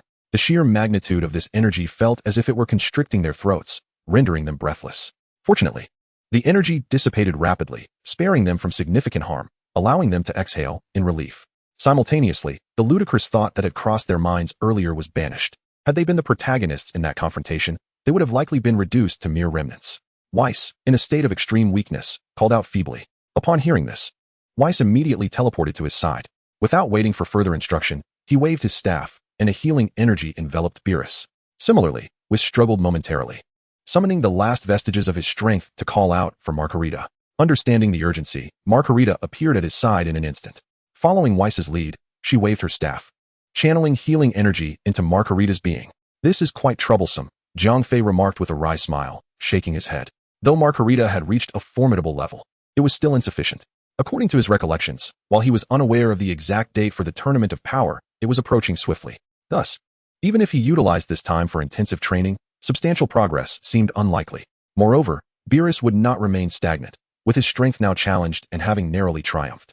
He would undoubtedly engage in further cultivation. Not that he would be particularly diligent, but his extraordinary talent meant that even minimal training would likely propel him far ahead of Margarita. Suddenly, a spark of inspiration ignited within Jiang Fei as he gazed at the angel not far off. Chapter 143, Margarita's Self-Awareness. Clap, clap, clap. At that moment, applause resonated through the air. A fissure appeared in the void, and the Grand Priest emerged, adorned with a warm and sunny smile as he regarded the gathered crowd below. Jiang Fei and the others immediately looked up. Margarita and Weiss turned their attention as well. After their treatment, Margarita and Beerus were able to rise slowly. Their gazes also directed upward. What an exhilarating battle that was, the Grand Priest remarked, his voice filled with delight as he descended gracefully. Without regard for their injuries, Margarita and Beerus hurried forward to pay their respects, followed closely by Weiss and Margarita, who greeted him with smiles. The Grand Priest, observing the quartet, smiled gently and said, "No need for such formalities." He then bypassed them and approached Jiang Fei directly. "Ah, it is indeed comforting to behold the Grand Priest of this timeline." Jiang Fei mused inwardly. Suddenly, the Grand Priest intended to step forward and greet him, but sensed something was amiss. As he observed Jiang Fei across from him, a profound transformation in his aura became apparent. Apart from his appearance, he seemed almost like a different individual compared to their last encounter. The High Priest, filled with curiosity, inquired, "Enforcer, has your strength advanced once more?" He found it difficult to fathom what circumstances could lead to such a substantial change in someone's demeanor. Aside from an enhancement in power, he could discern no other explanation. Indeed, Jiang Fei replied with a calm smile. The High Priest, upon receiving this affirmative response, felt a flicker of surprise within. He was unaware of the extent of Jiang Fei's newfound strength, which was evidently significant enough to alter both his presence and demeanor so drastically. "And how would you assess your current power?" The High Priest continued, his curiosity piqued. Initially, he felt unconcerned, but for some reason, standing before Jiang Fei now instilled a subtle discomfort and even a sense of pressure. Such feelings had never arisen in their previous interactions. Jiang Fei gently shook his head. Although he maintained a cordial relationship with the High Priest of this timeline, he was not yet prepared to unveil the full extent of his abilities. He replied slowly, "Let us not dwell on this for now. What brings you here, High Priest?" Seeing Jiang Fei's reluctance to disclose his strength, the High Priest refrained from pressing further. His expression shifted to one of seriousness as he turned to those behind him. "The Tournament of Power will be held in half a month's time. I am here to inform you, he stated to Beerus and Whis. He then glanced at Margarita and Vermouth. Since you are also present, please take note. Upon hearing this, both Beerus and Vermouth nodded earnestly, a hint of confident smiles gracing their faces. Each believed firmly that their team would undoubtedly secure ultimate victory. Following his proclamation, the High Priest's gaze lingered on Beerus and Vermouth. Although he had not witnessed the entirety of the recent battle, he had observed its intense conclusion, indicating that the impending clash in the Tournament of Power would be nothing short of spectacular. Subtly, he cast a glance behind him, reflecting on how diligently this young man had trained Vermouth to be nearly on par with Beerus. Contemplating this, the High Priest resolved to announce the second match of the Tournament of Power. Given the current trajectory of Vermouth's training, it was entirely possible that he might indeed seize victory in the chaotic contest of destruction. After all, with half a month remaining before the competition commenced, substantial progress could still be achieved. While his rapport with Jiang Fei was amicable, it was essential to remember that ultimately, it was the Omni King he was bound to serve. High Priest, is there anything further you wish to discuss? Whis inquired with a smile, noticing the High Priest's sudden silence. The High Priest snapped back to attention and nodded slowly. Yes. Whis was momentarily taken aback. He had merely intended to offer a gentle reminder. Yet it seemed there was indeed more to address. Observing the High Priest's earnest demeanor suggested that what lay ahead was of considerable importance. Margarita's attention was also drawn to this moment. You are all aware that the Tournament of Power consists of battles between the strongest warriors from various universes. The Grand Priest slowly spoke, extending a finger as he declared, but this is merely the first match. There is a second. The attendees, except for Jiang Fei, perked up in surprise. The Grand Priest nodded and began to elaborate. Jiang Fei stood at his side, furrowing his brow in exasperation. Time was already scarce for him. And now the Grand Priest intended to reveal details of the second match. The odds for Wei Meidai appeared to diminish further. It wasn't merely the loss in the chaos of the destroyers. Rather, the prideful nature of these deities ensured that no one wished to be defeated. Publicizing this news would compel them to intensify their training over the next fortnight, effectively nullifying the early advantage Wei Meidai had secured. After approximately 2 minutes, the Grand Priest divulged everything and assured that he would notify all the universes. Beerus, taking a deep breath, had initially thought the Tournament of Power was merely a contest among the strongest. He had anticipated the involvement of the destroyers. However, a confident smile soon returned to his face. He was assured of his strength, and this chaos would be a mere trifle for him. With half a month remaining, a bit more effort, along with his remarkable talent, would allow him to foresee the outcome. How enlightening! Wei Meidai exclaimed, astonished. Like the other destroyers, he had believed that he need not enhance his strength significantly. To his surprise, this newfound understanding was indeed applicable. He was reminded of Jiang Fei's rigorous training regimen. Feeling a swell of gratitude, he recognized that the Arbiter must have been privy to this information long ago. Otherwise, he would not have commenced training so early. Without the Arbiter's guidance, facing this match would have been utterly humiliating. While Wei Meidai felt moved, he also plunged into deep self-reproach, often harboring resentment toward the Arbiter for the training. It seemed he had grossly underestimated the Arbiter's intentions. Why did the Arbiter choose to nurture him instead of other destroyers? Was it not a gesture of respect, a recognition of his potential? In Chapter 144, the Grand Priest was urged to stay. Not only was Wei Meidai lost in self-reflection, but even Margarita began to entertain her own thoughts. To her, the 11th universe held little allure. Jiang Fei's decision to train the weakest and least talented Wei Meidai seemed to stem from a purpose beyond mere obligation. If all other factors were dismissed, the only conclusion remained. The Arbiter's focus on the 11th universe and Wei Meidai was indeed aimed at her. After all, in her perspective, she too represented a striking element within the cosmos. Aside from that, it seems there are no suitable reasons to be found. The imaginations of the two, though deeply moving to themselves, ultimately remain a mere one-sided affection. Jiang Fei's arrival in the 11th universe was entirely due to a lack of alternatives. If the two were aware of this circumstance, one could only wonder what sentiments would arise within their hearts. This is the entirety of the matter. If there are no objections, I shall proceed to inform the other universes, the Grand Priest remarked with a gentle smile. Just as the crowd prepared to bid him farewell, Jiang Fei, who had been silent until now, stepped forward and softly spoke. Grand Priest, please hold on. The Grand Priest, who was about to take his leave, halted immediately upon hearing Jiang Fei's voice. Curiously, he inquired, is there something the enforcer wishes to convey? Nothing much, Jiang Fei replied with a faint smile. But do you recall the message I asked you to convey to Lord Zeno? However, this smile concealed an undercurrent of mischief. He had not forgotten that he still had a proposal to present. Since the details of the second match of the Tournament of Power had already been revealed, why not disclose the details of the third match as well? Based on his understanding of Zeno, he was certain that the third match would be readily approved. If that were the case, it would be prudent to press forward. Jiang Fei was prepared to present the Grand Priest with another unexpected surprise. The Grand Priest hesitated slightly. clearly aware of what Jiang Fei was alluding to. Initially, he had intended to announce the subsequent matters after the God of Destruction's tournament concluded. However, given the current situation, there was little to conceal. The Grand Priest nodded gently, stating, Lord Zeno has already granted approval for your request. Following the God of Destruction's tournament, all angels will participate in yet another match. This declaration sent shockwaves through the crowd. Beerus and Whis were utterly dumbfounded. The competition among the gods of destruction was already astonishing enough, and now to have a match among the angels felt utterly surreal. Among those most affected were Whis and Margarita. A battle among angels was an unprecedented event, something even unthinkable, yet it was about to become a reality. Dad, this is utterly ridiculous, Whis exclaimed in astonishment, even altering his form of address. Although the Grand Priest felt a sense of helplessness, the reality remained unchanged. He was indeed the Grand Priest, yet that did not imply he was devoid of personal sentiments. All angels were his children, and witnessing them battle each other naturally weighed heavily on his heart, unlike an outsider's perspective. Sun Wukong and Vegeta found themselves at a loss for words, yet their faces were alight with enduring excitement. They never anticipated that the tournament of power would be so exhilarating. Not only could they contend with the greatest warriors of the universe, but they would also witness the battles among all the gods of destruction. The recently concluded fight between Beerus and Whis had already been quite thrilling. If all the destroyers were to converge and engage in battle, the spectacle would be beyond imagination. Yet, as if that were not enough, there also exists conflict among the angels. This notion ignites a fervor within. As Makalita murmurs to herself about the clashes between celestial beings, suddenly, a spark of inspiration illuminates her thoughts. Could her nightly duels with Jiang Fei be preparations for this very contest? Truth be told, the training sessions during the day are invigorating, and the battles with Jiang Fei at night, though exhausting, have significantly enhanced her abilities. What initially appeared to be mere specialized training has, in fact, served to elevate her prowess. Moreover, the concept of the angelic competition was also proposed by Jiang Fei, making her speculation seem all the more plausible.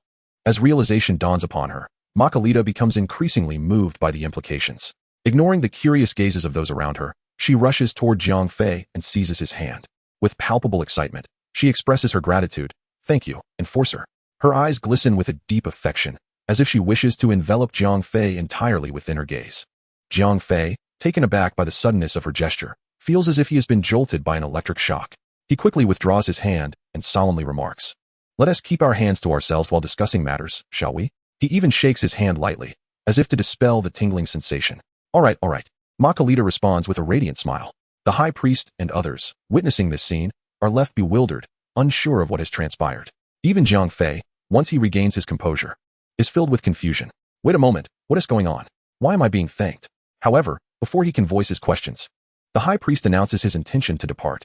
After all, he has numerous responsibilities and cannot linger on this matter. He decides to leave it for them to sort out. Seeing this, Jiang Fei quickly calls out, High Priest, please wait. The High Priest pauses, turning slowly, pondering how long this would continue. Upon seeing Jiang Fei's beaming smile, he cannot help but frown, sensing that something undesirable may be looming. High Priest, if you don't mind, we could engage in a demonstration match at the Strength Conference. Jiang Fei says cheerfully. This is the grand gesture he has prepared for the High Priest. In the future timeline, the Omni King enjoys having others accompany him in battle. Although Jiang Fei has orchestrated this, he believes this timeline may share similar sentiments. When the time is right, involving the Omni King might lead him to discover pleasure in the experience, thus freeing Jiang Fei from incessant entanglements. Chapter 145, A Slight Misstep. What? The High Priest is taken aback by this proposition. He never anticipated that Jiang Fei would utter such words. Not just him. The individuals present were nearly all astounded. The High Priest's confrontation with the Enforcer was indeed a matter of cosmic significance, setting aside the outcome of the match or even the possibility of such a contest taking place. The mere announcement of this news would likely incite a tumult throughout the divine realm. The High Priest took a moment to compose himself before speaking in a grave tone. Enforcer, are you truly serious? Of course, Jiang Fei replied with an air of nonchalance, as if this were no monumental affair. After all, during his time in the future, he had already bested the High Priest with ease. Thus, this event held little weight for him. However, the High Priest harbored a different perspective. He presumed Jiang Fei's strength had not progressed beyond his previous limits. Although he had noted some changes in Jiang Fei's demeanor upon his arrival, he still believed he would not be a formidable opponent. To put it bluntly, making such a request was tantamount to self-degradation. Enforcer, I suggest you reconsider. You are well aware of Lord Zeno's temperament. Should these words reach his ears, he would undoubtedly express his consent, and it would be an event of utmost importance. The High Priest remarked, his expression returning to normal, accompanied by a smile that bore an undercurrent of seriousness. It seemed he had discerned that Jiang Fei was not jesting this time. Rather, His demeanor was a blend of earnestness and casualness, utterly unconcerned about the potential repercussions. "Oh," Jiang Fei replied, nodding lightly. "Isn't that precisely the point? It's merely an exhibition match. There is nothing to be overly concerned about." Weiss slowly emerged from his shock, pinching himself to confirm he was not dreaming. His incredulous gaze then shifted to the two figures.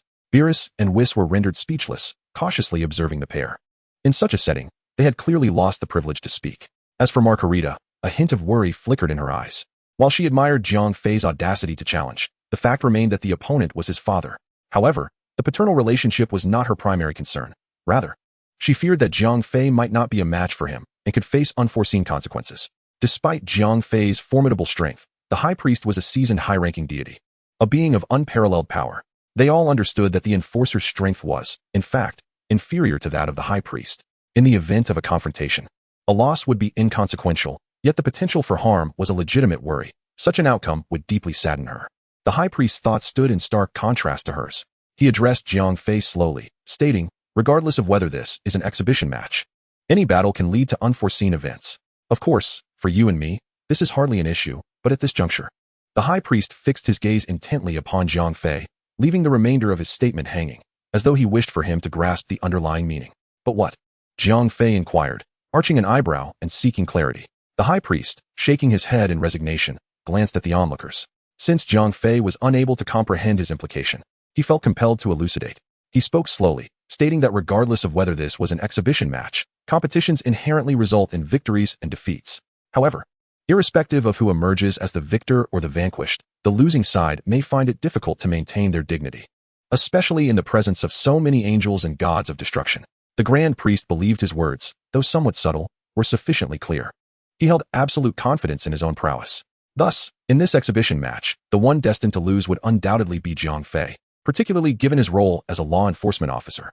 Before such a large audience, his reputation would surely be tarnished. In the future, this could adversely affect the progression of his duties. From this perspective, the Grand Priest was quite protective of Jiang Fei's dignity. After all, as a colleague, it was essential to look out for one another when needed.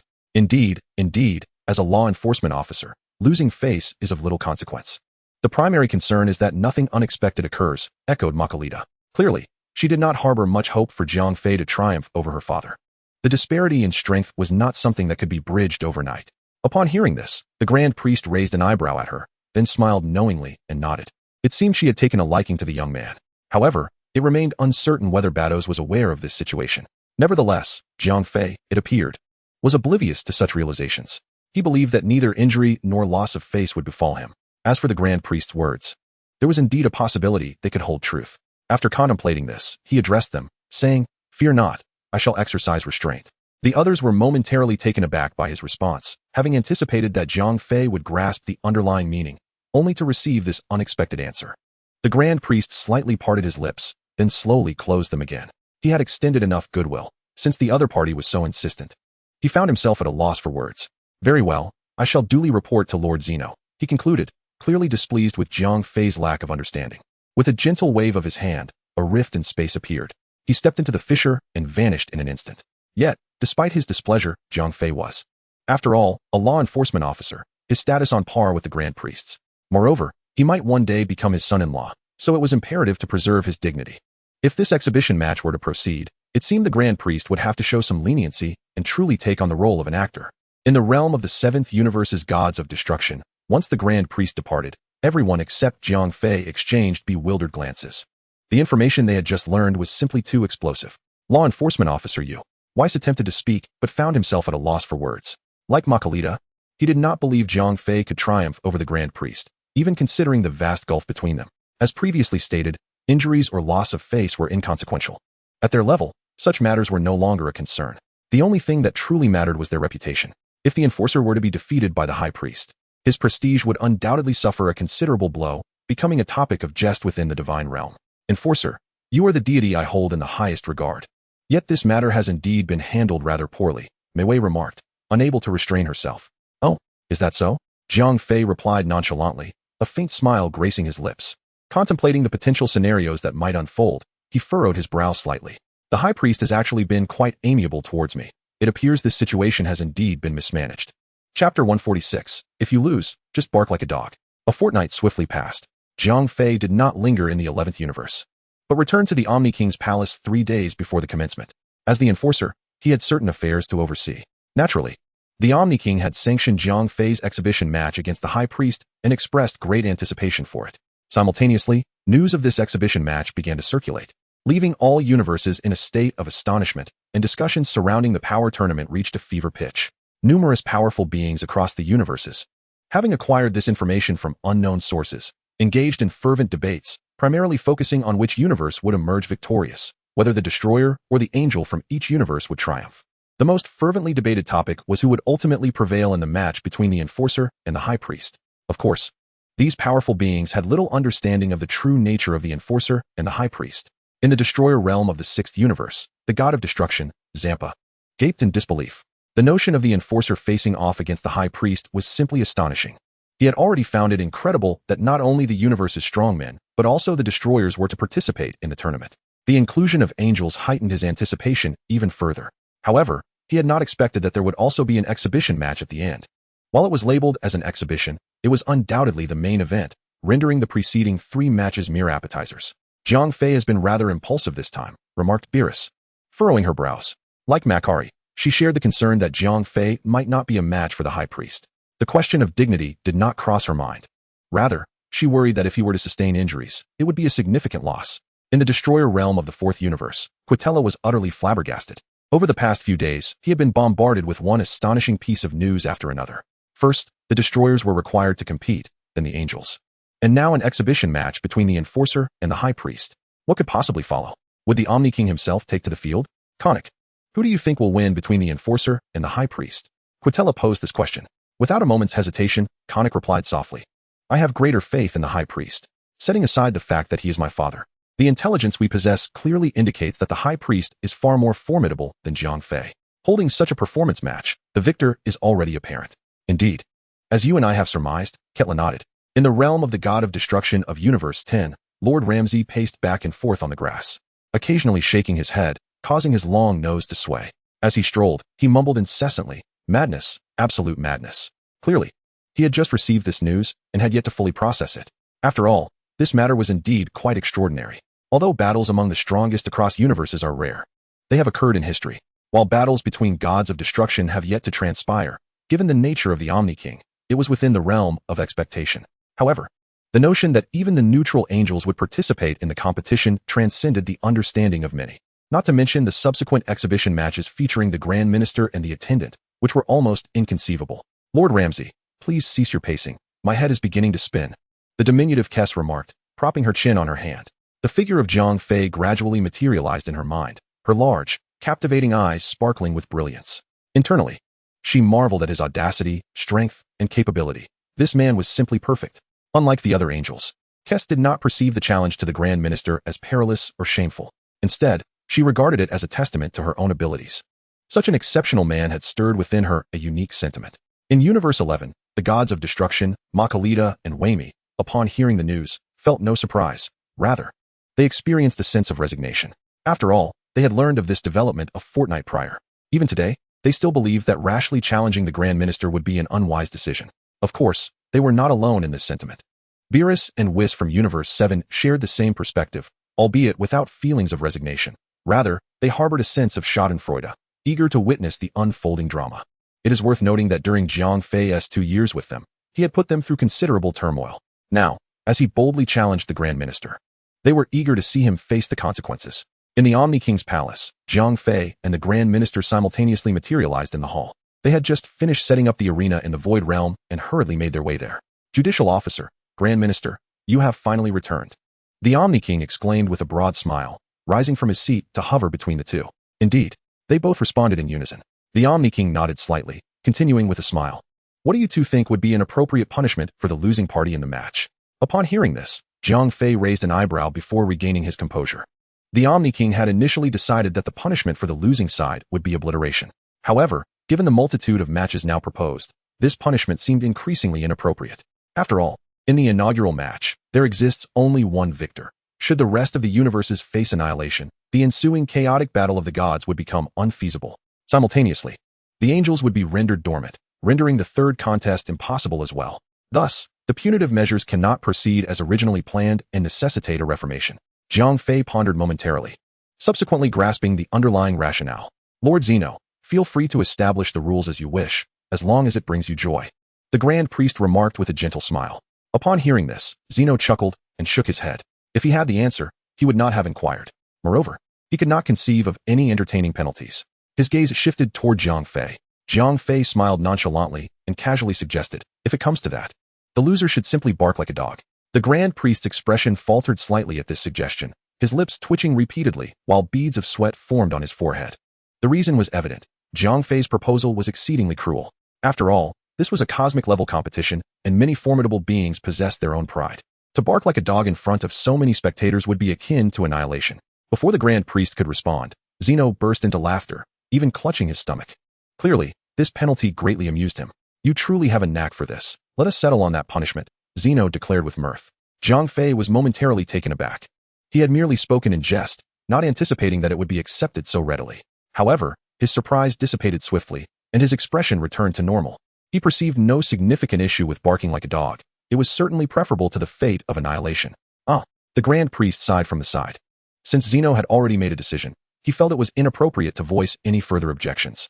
Nonetheless, he sensed that such a grand and solemn competition had devolved into a farce. At that moment, an idea flickered through his mind, prompting him to inquire, Lord Zeno, will this penalty apply to all matches of the Tournament of Power? Indeed, Zeno replied after a brief contemplation, smiling and nodding. Upon receiving this answer, the Grand Priest felt a jolt in his heart. He could already envision the scene of countless angels and destruction gods, accompanied by the strongest warriors of their respective universes, collectively barking like dogs. The imagery was almost too delightful, as if he could hear the cacophony of barks resonating in his ears. Then, will the penalty for the exhibition match between the Grand Priest and myself be the same? He inquired, casting aside his previous distractions and focusing on the matter at hand. To be frank, no spectacle, no matter how splendid, could rival the sight of a supreme deity barking like a dog. Zeno's demeanor turned whimsical at this question, his gaze flitting between the Grand Priest and Jiang Fei, lingering longest upon Jiang Fei. A mischievous smile crept across Jiang Fei's face as he continued, the competition, of course, must be fair. We cannot show favoritism. Therefore, both of you must strive earnestly. After speaking, he did not linger between the two but allowed the two guards to escort him to the competition venue. He wanted to first examine the arrangements on site. The High Priest watched as the Omni King departed, shaking his head in resignation. What was the meaning of this? If that were the case, would this exhibition match be conducted fairly? To be frank, he possessed considerable confidence in his own abilities. However, if the match were to be rigged, the outcome was uncertain. After all, anyone could stumble unexpectedly. Regardless, he would never demean himself by barking like a dog in front of an audience. The enforcer, under such circumstances. I can only express my regrets regarding this exhibition match, the High Priest lamented. If it were merely a loss, he might only suffer a slight dent in his prestige. But to bark like a dog would mean a total loss of dignity. Even though he did not wish for Jiang Fei to suffer a humiliating defeat, striving to preserve the other's face, as the High Priest, he would not permit such absurdity to occur to himself. After speaking, he patted Jiang Fei on the shoulder, imparting a meaningful glance, and then vanished from the hall, presumably following the Omni King towards the competition venue. Jiang Fei stood there, bewildered, watching the High Priest disappear. After a long time, he touched his nose and murmured, "What does that mean? Is he implying that I am at his mercy?" Nevertheless, it mattered little. The truth would reveal itself during the match. After it concluded, that apology might very well be returned. 3 days later, in a manner consistent with the usual narrative, the gods of destruction and angels from the 12 universes gathered in the Void Realm. The spectator stands floated in a circular formation above, with a colossal arena at the center. Each universe would send 10 contestants to compete, and after a set duration, the universe with the most remaining participants in the arena would be declared the victor. 8 universes were participating, while the remaining 4, due to their high rankings, had been granted exemptions from the first match. The gods of destruction and angels from these 4 universes had come, partly to observe and partly to partake in the subsequent matches. After all, their participation would still be required in the remaining 2 contests. The only distinction was that before the Tournament of Power commenced, there was supposed to be an overview match involving Universe 7 and Universe 9. However, that had been omitted entirely, leading directly into the Tournament of Power. On the stands of Universe 7, Son Goku curiously surveyed his surroundings. Excitedly, he remarked, "It seems everyone is in high spirits." Vegeta cast him a disdainful glance, unable to perceive any heightened enthusiasm among the others. Rather, it was Son Goku who appeared particularly animated. "Let us all muster our spirits and strive to win this match," Beerus proclaimed loudly, his expression notably relaxed. There was no longer the penalty of destruction for the losing universe. While all the gods of destruction were keen to triumph, none exhibited any signs of anxiety. Indeed, after hearing Beerus's words, the participants from Universe 7 responded with scattered enthusiasm. The configuration of their participating members included Sun Wukong, Vegeta, Frieza, Gula, and Cell. These 5 contestants, who once participated in the tournament against Universe 6, have now been summoned once more. The remaining 5, comprising Gohan, Android 17, Android 18, Piccolo, and Krillin, are merely there to fill the ranks, their involvement not necessitating significant effort. In the stands, aside from the competitors, several family members accompany them. The 2 Supreme Kais have also arrived simultaneously. In the stands of Universe 11, the confident Vegeta and Makalita observe their participants. Although they harbor doubts about triumphing in the chaotic battle between the God of Destruction and the Angels, they are resolute regarding the first match, exuding unwavering confidence. Led by Jiren, the prideful team stands in unison, proudly adorned in their uniforms, their expressions radiating an undeniable superiority. This match, barring any unforeseen circumstances, is surely ours to win, Vegeta declares confidently. For them, the only formidable threat lies in Universe 7, particularly in the form of Cell. Prior to their arrival, he had already cautioned Jiren and the others to approach with caution. Jiren and his comrades regard Cell with due seriousness, as they are well aware of his prowess from past training sessions. In Universe 6, the ever-candid Champa addresses his team sternly. Let me make this clear. Should anyone falter in the end, they shall not escape my ruthless wrath.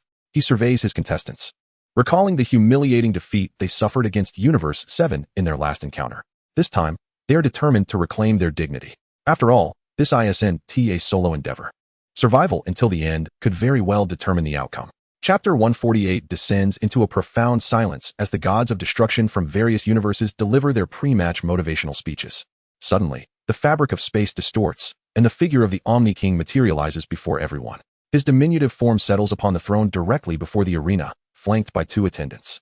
Following this, Jiang Fei and the Grand Minister also appear before the gathered crowd. This spectacle prompts a notable hush among the spectators. All hail the Omni King.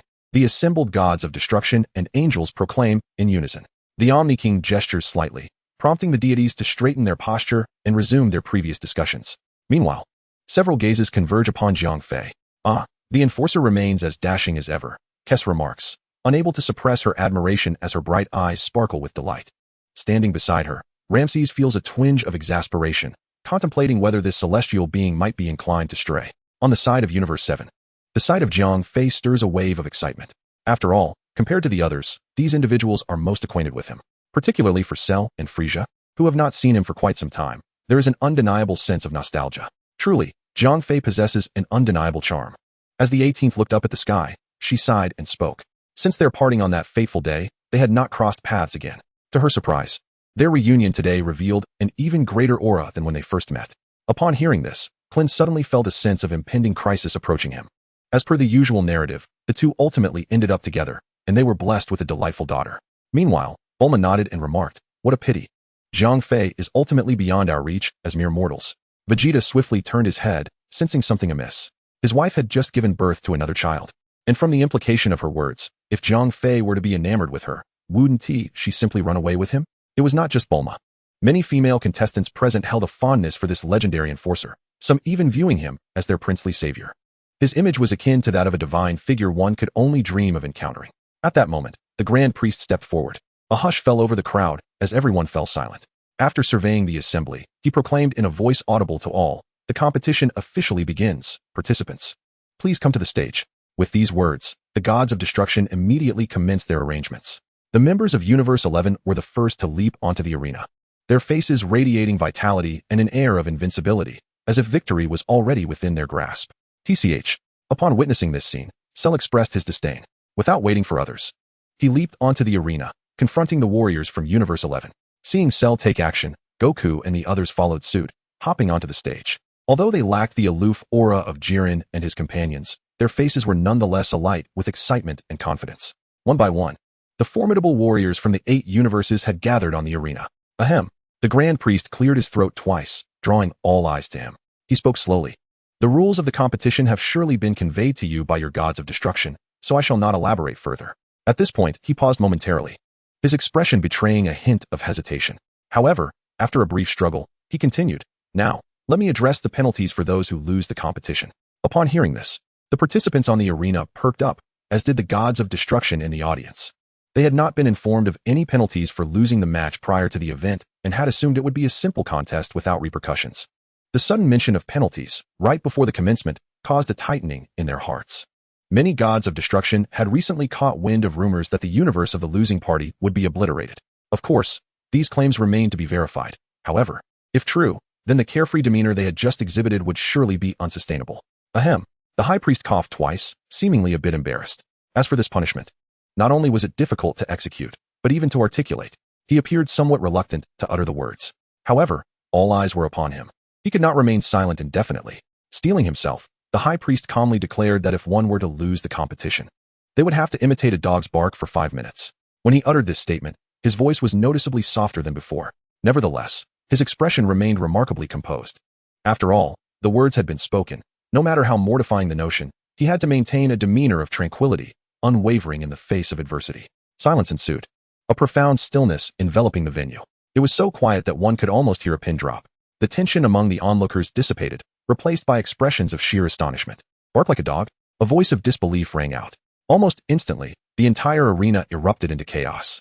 A cacophony of reactions from both the deities in the stands and the contestants on stage, all caught off guard by this bizarre punishment. Silence! Silence! The high priest commanded. Observing the turmoil, upon hearing his words, the crowd swiftly quieted, though murmurs of discussion persisted. With a resigned shake of his head, he addressed those below. The competition officially begins. You may commence. With that, he turned and retreated to the back, leaving the participants on stage momentarily stunned. It was not until the sound of an explosion jolted everyone back to reality that they regained their focus. Yet, many inwardly cursed the punishment, deeming it excessively cruel. Barking like a dog for 5 minutes? Who could endure such humiliation? If it were merely a couple of barks, it might be bearable, but 5 minutes? It was unbearable. One might as well find a crack in the ground to hide in when next meeting others. Chapter 149, An Unbalanced Situation. The contestants, without needing further encouragement from their respective gods of destruction, fought with extraordinary vigor. After all, the stakes were personal, none dared to be complacent, and all were fully engaged in the battle. Some even experienced a surge of power, exhibiting strength beyond their usual capabilities. Damn it. There's no way I'm going to bark like a dog. Vegeta growled, a formidable aura exploding from him, enveloped in golden flames.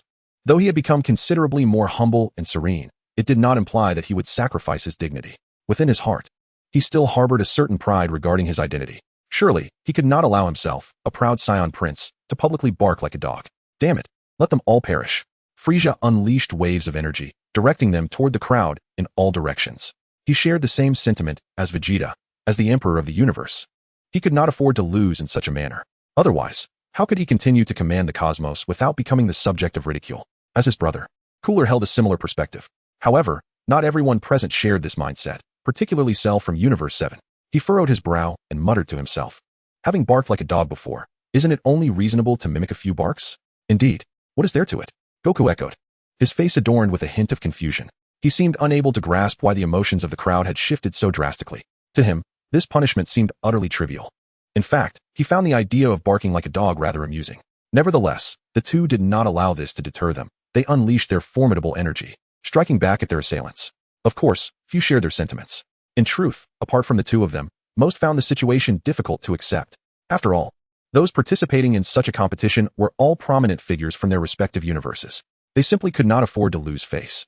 Losing was preferable to being killed outright. Even the usually composed and steady fighters from Universe 11 were beginning to feel restless. They had initially intended to observe the unfolding events, believing that as long as no one provoked them, they would refrain from instigating conflict. After all, they held considerable confidence in their own abilities, which is why they had named their team the Pride Troopers. However, circumstances had shifted slightly. Both Jiren and Toppo had not remained idle. Instead, they actively sought out opponents. With arms crossed, they opted not to employ their hands, instead elegantly kicking opponents off the stage with effortless grace. 10 minutes later, one could only marvel at the formidable nature of Universe 11. Wow, these fighters are truly impressive, remarked Champa, licking his lips. As the contest progressed, many powerful beings from various universes had already been eliminated. Even Universe 6 had suffered considerable losses.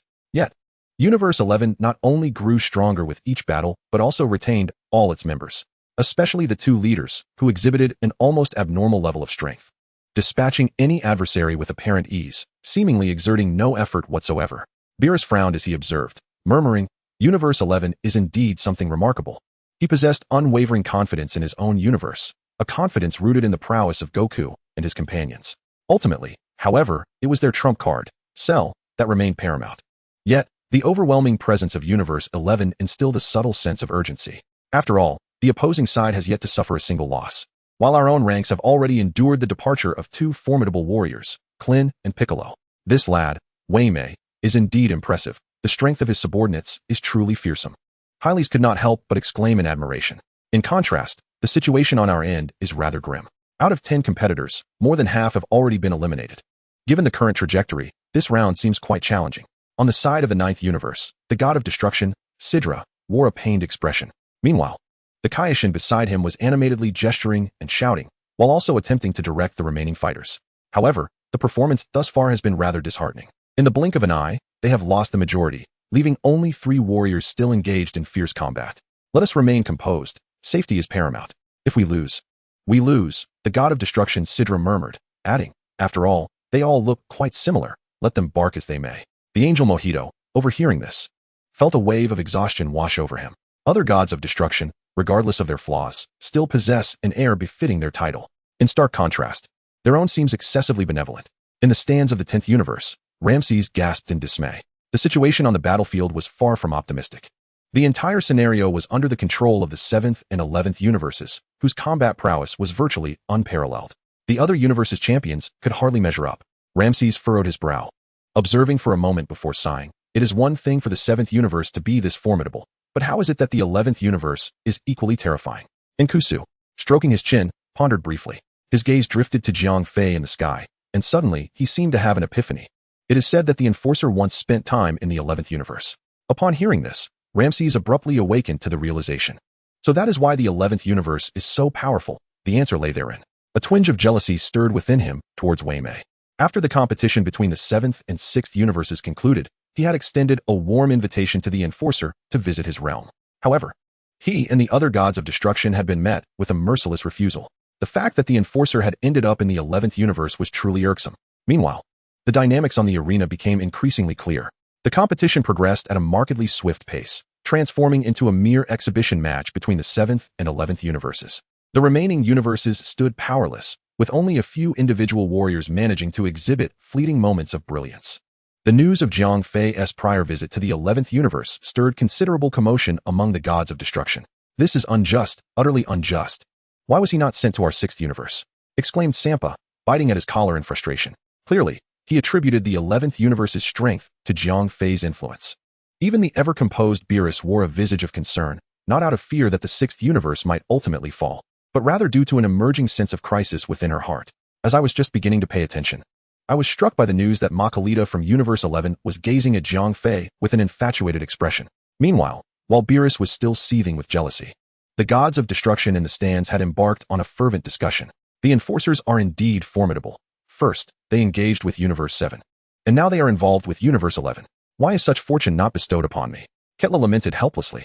In his understanding, although Universe 11 ranked highly, the caliber of its warriors should be relatively comparable. Yet, the overwhelming dominance on display diverged entirely from his expectations, leading him to conclude that this phenomenon could only be attributed to Jiang Fei.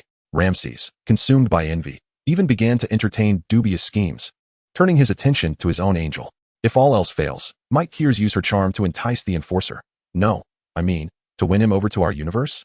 Despite Kiers being somewhat diminutive, she possessed a certain allure. Perhaps the Enforcer favored such a type, he mused, as a smirk crept across his face. At that moment, Kiers was wholly focused on the arena, occasionally stealing glances at Jiang Fei above, entirely oblivious to her surroundings. In fact, had Ramses voiced his thoughts, Kiers might have been quite amenable to the idea. The other gods of destruction harbored their own thoughts, yet all expressed a consensus on Jiang Fei's remarkable capabilities, tinged with sentiments of envy and resentment. Of course, not all the gods of destruction shared that perspective. In the stands of Universe 11, Wymite, upon overhearing the discussions around him, found himself unable to remain composed. Though he held profound gratitude for Jiang Fei's mentorship and greatly admired the esteem in which Jiang Fei regarded him, it unsettled him to attribute the prowess of Jiren and the others solely to the Enforcer. After all, these were the fruits of his diligent cultivation, built upon a foundation laid long before the Enforcer's arrival. Hey, you lot, stop making unfounded claims.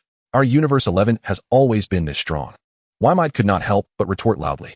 Indeed, no one could tolerate having their hard work undermined, not even if the challenger were the Enforcer. To remain silent would imply that his capabilities were no better than that of Beerus, suggesting that his successes were merely a shadow of the Enforcer's influence. Upon hearing this, the gathered gods of destruction scoffed in disdain. After all, learning from Beerus' prior missteps, they recalled how he had similarly asserted his strength. Everyone was well aware of the former status of Universe 7. As for Universe 11, while its previous foundation was commendable, the arrival of the Enforcer undoubtedly elevated that standard once more, albeit this notion remained unsubstantiated. However, the majority of the destroyers present, at least in their thoughts, were inclined to ridicule, with one even mockingly stating that Waymeda should not take advantage and then act innocent. It's infuriating. Waymeda's face flushed crimson upon hearing such remarks. It seemed that the talents he had painstakingly nurtured were now associated solely with Jiang Fei, to his dismay. Naturally, most in attendance shared this sentiment, yet it did not include Beerus. In the stands of Universe 7, Beerus observed Waymeda's exasperated demeanor with amusement, akin to a clown in a circus. At the same time, he felt a twinge of empathy. In truth, I understand Waymeda's feelings all too well, he sighed. Having toiled throughout life, only to see the fruits of labor bestowed upon others. As he spoke, he shook his head in resignation, a hint of bitterness flickering in his gaze, as if lamenting the injustices of fate. Witnessing this scene, nearly choked on his drink. Goodness, how shameless can one become? While he was unfamiliar with the circumstances of Universe 11, his understanding of Jiang Fei suggested he was unlikely to have nurtured those individuals. Therefore, it was highly probable that Waymeda's claims were indeed valid. However, he was well acquainted with the situation in Universe 7. Goku and Vegeta were his prot-gs, while Frieza and Cooler were recruited by Jiang Fei. As for Cell, he was merely a loyal hound of the Enforcers. None of these individuals could be linked to Beerus in any capacity. To hear such words now was utterly audacious. Jiang Fei stood high above, observing the fervent battles unfolding in the arena. It aligned closely with his expectations. Simultaneously, he listened to the discussions among the spectators. A faint smile graced his lips as he gazed at Waymeda's pained expression, feeling a sense of helplessness. While he might claim a fraction of the credit for the advancements in Universe 7, the achievements of Universe 11 were entirely the result of the diligent efforts of its destroyer. Alas, all the accolades were being heaped upon him. Even if he wished to defend Waymeda, it was likely futile. Firstly, the match was ongoing, and any unwarranted remarks could disrupt the proceedings. Secondly, he recalled having expressed similar sentiments after the conclusion of the matches between Universe 7 and Universe 6, albeit in a more modest manner, which had not gone unnoticed. To reiterate now would surely elicit skepticism from the onlookers.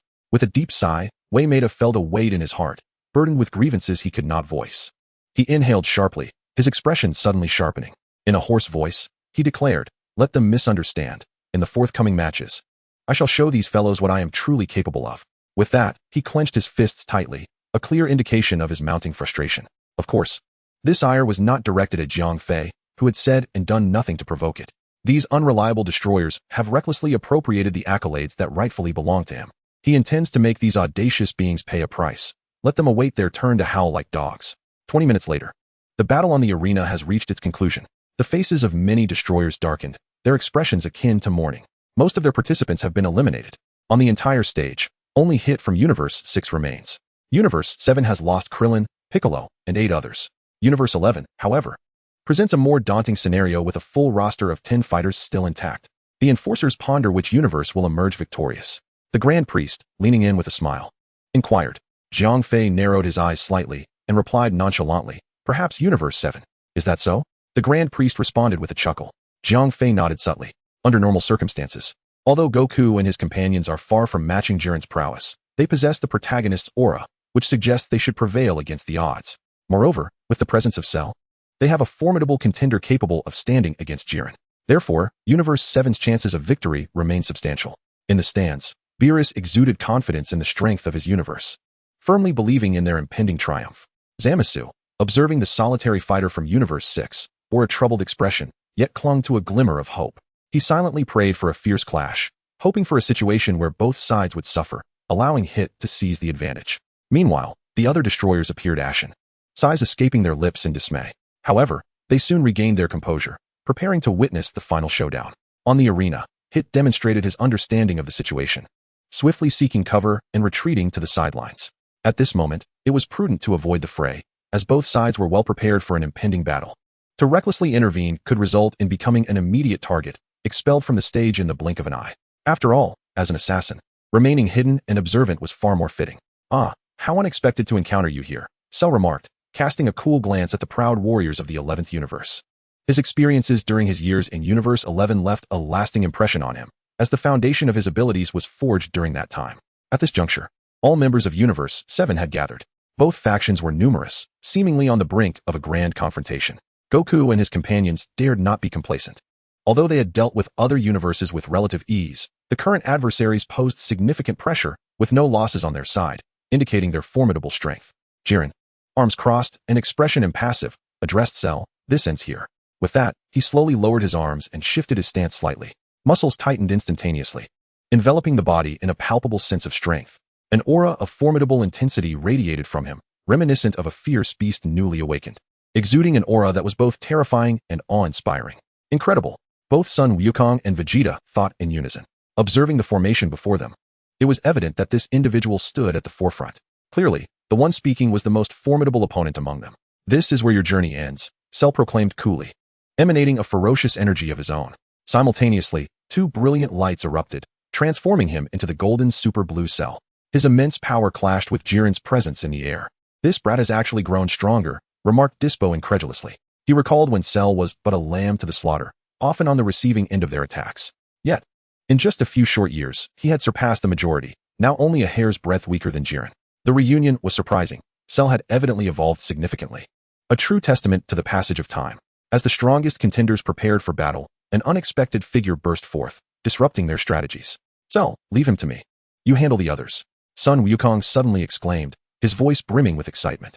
"Kakarot, don't think you can monopolize this fight," Vegeta retorted, equally eager to join the fray. The two warriors transformed into their super blue forms mid-charge, their eyes ignited with the fervor of battle. Cell shook his head in resignation, muttering under his breath, "Two fools." In his estimation, Sun Wukong and Vegeta were hardly a match for Jiren, who could easily dispose of them without exerting much effort. As anticipated, just as Sun Wukong and Vegeta were about to engage Jiren, he unleashed a tremendous shockwave that sent both warriors flying without lifting a finger. Remarkable. Frieza marveled from the sidelines. In that fleeting moment, he discerned that this opponent was beyond their capabilities. The only one present with the strength to contend with Jiren was likely Cell. Meanwhile, Sun Wukong and Vegeta remained undeterred. The more formidable the adversary, the more exhilarated they became. The two pushed through the pressure, reappearing before Jiren in an instant. Jiren wasted no time. He launched into an attack. Bang, bang, bang. The surrounding air was filled with dull thuds as Sun Wukong and Vegeta found themselves unable to retaliate. Cell observed the unfolding scene, shaking his head in resignation. Given that the match forbade killing, Sun Wukong and Vegeta would likely endure the onslaught until their energy waned, at which point they would be unceremoniously cast aside. Cell had no intention of remaining idle. He had identified a new target. With a cold smirk, he swiftly descended before Toppo. "Jiren will likely remain preoccupied for a while longer. Shall we give it a try?" Sheru remarked with a contemptuous chuckle. Toph raised his eyes wide in fury, his white beard bristling, and declared, "Let us see." With that, his enormous fist came crashing toward Sheru's head. Sheru neither flinched nor retreated. Instead, he met the blow head-on. Boom. An explosive force surged through the air, sending waves of heat sweeping across the arena. Troph's figure was propelled backward, crashing into a massive boulder. "Let us join in," Gohan shouted, charging into the ranks of the Pride troopers. After locking onto a target, he launched into a fierce assault.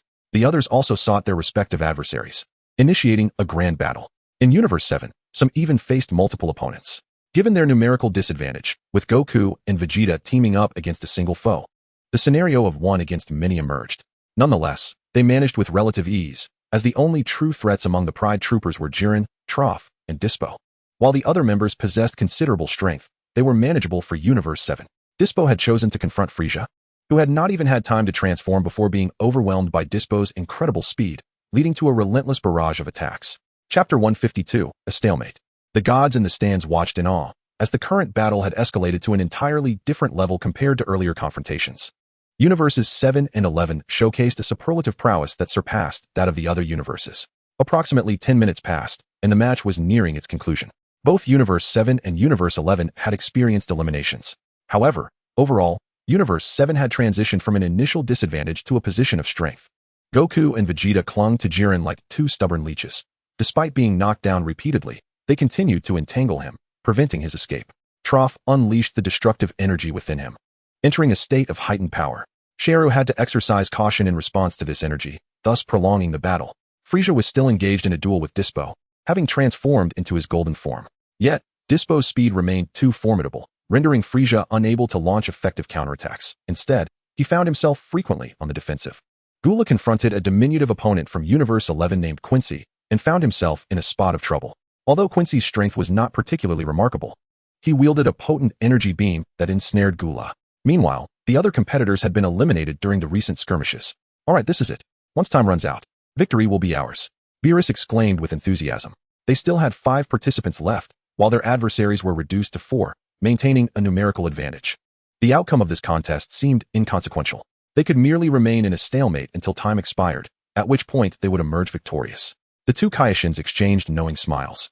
Although this tournament of strength was of no direct concern to them, a triumph would nonetheless bring them glory, as they represented the Kaioshin of the 7th universe from the stands of the 11th universe. However, the tension was palpable within the 11th universe, as they realized the current trajectory of the battle indicated an inevitable defeat. This was not how they had envisioned the scenario unfolding. With urgency akin to that of an ant on a hot stove, the anxious Vegeta shouted toward the arena below, "Jiren, there's no time left. Conclude the battle swiftly." The other gods of destruction from various universes seemed resigned to the outcome, watching the clash on the stage with a mix of intrigue and admiration for Jiang Fei's formidable capabilities. The remaining 2 universes had been shaped under his guidance, and while they were oblivious to his methods, his reputation had grown immensely in their eyes.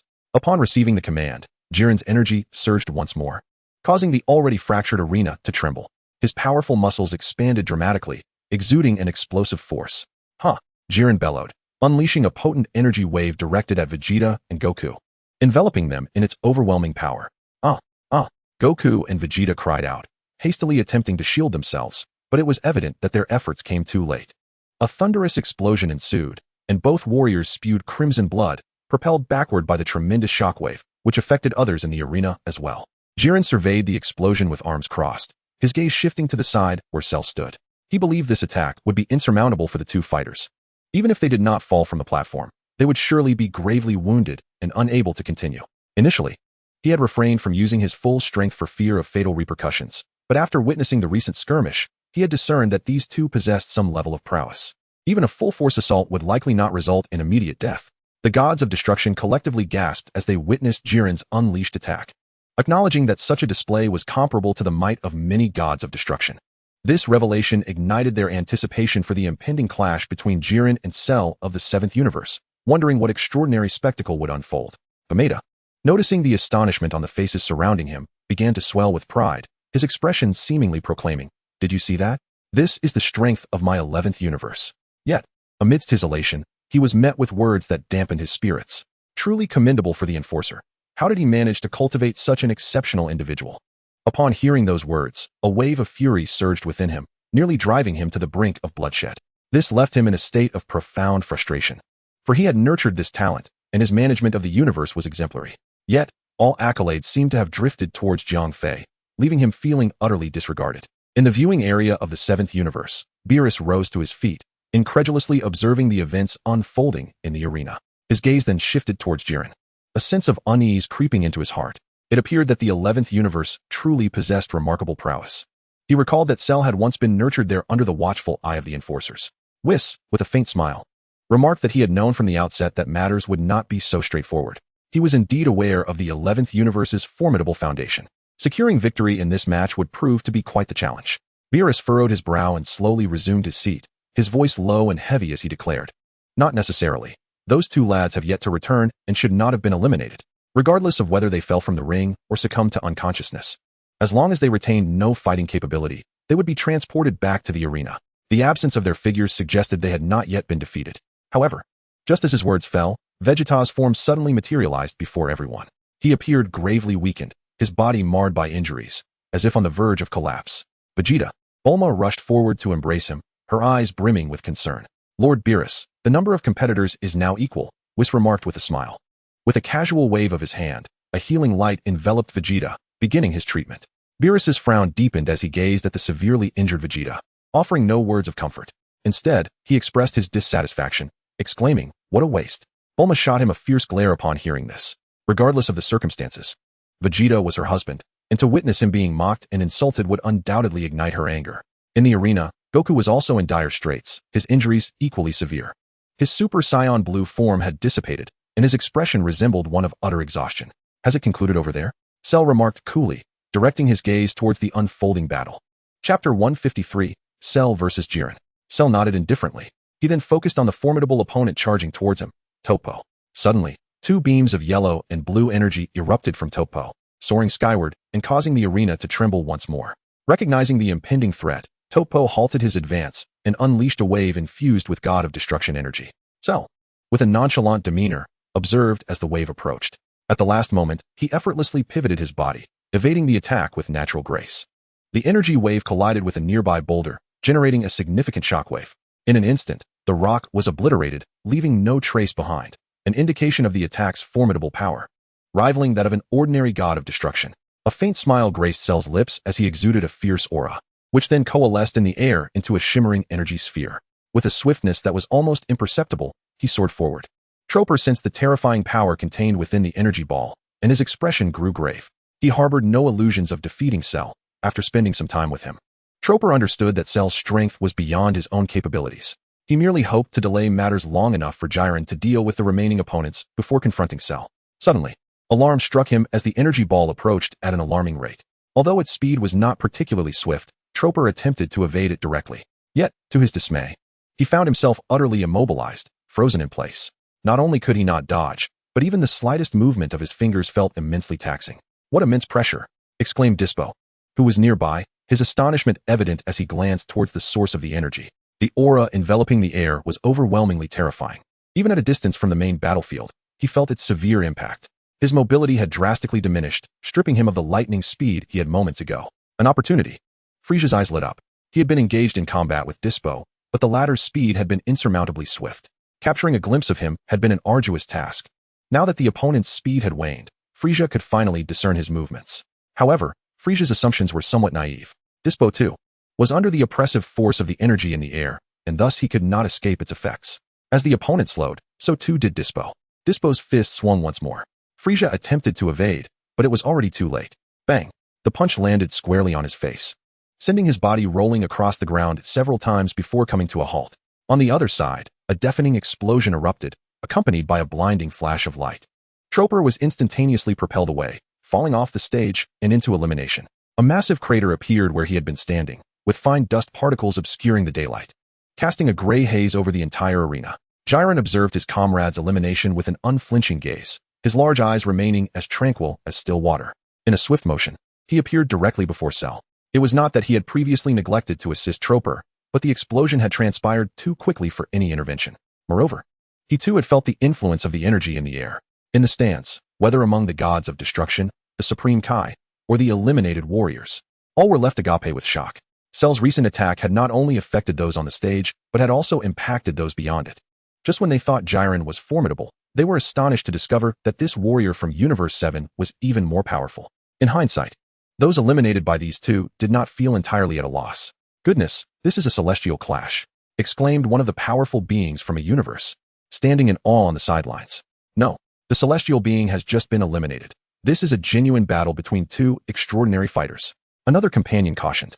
Indeed, the celestial being referred to here is the recently ousted Topo. After all, these observers possess a modicum of insight. Upon witnessing the destructive energy emanating from Topo, it became evident that he was the candidate destroyer from Universe 11. In a sense, he could be considered a half-divine entity. Yet even so, he was dispatched from the arena with a single blow. On the stage, Cell and Jiren were silent. Without any forewarning, they launched into combat. Boom! The sound of their clash reverberated, akin to thunder rolling across the heavens. Their speed was unparalleled, rendering the movements of the two nearly imperceptible to the average warrior. In the blink of an eye, they had exchanged over 100 blows. The arena began to tremble, waves of shockwaves preventing the other combatants from even opening their eyes. Is this the might of Cell and that other warrior? It is overwhelming. Son Goku, already gravely injured, was blown to the ground, unable to withstand such immense force. Yet, despite his weakened state, excitement flickered across his face. Such a commotion. Hit, lurking nearby, gasped in astonishment, grateful for his decision to remain concealed. The clash of such elite powers rendered his time-skip technique ineffective. His own strength was not particularly remarkable. Venturing out would be tantamount to courting death. However, amidst his astonishment, a sense of nostalgia washed over him as he observed the elusive, slightly blurred figure in midair. He couldn't help but shake his head. Once upon a time, Cell had merely been his subordinate's defeat. Now, he had transformed into a formidable force, reminding one of the unpredictability of fate. This disruption renders it impossible to strike effectively. Ty's frowned, wiping the sweat from his brow as he gazed at the fallen golden figure. Internally, he cursed, questioning how this individual could endure so much. After prolonged movement and assaults, although he bore no visible injuries, his stamina had begun to wane. Meanwhile, on the other side, Gula seized the opportunity to extricate himself from the entangled energy threads. Kunshi, vexed, shook his hand, eager to continue the assault.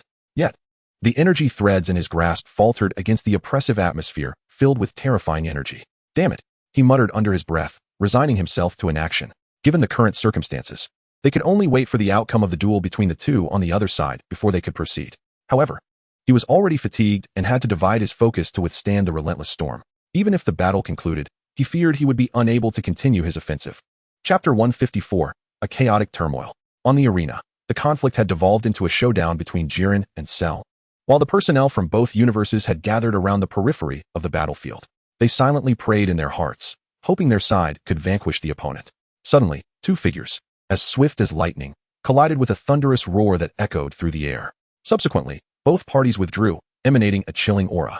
I never expected you to have improved. Salu murmured, his voice low. He had initially thought he could easily defeat Jillian this time.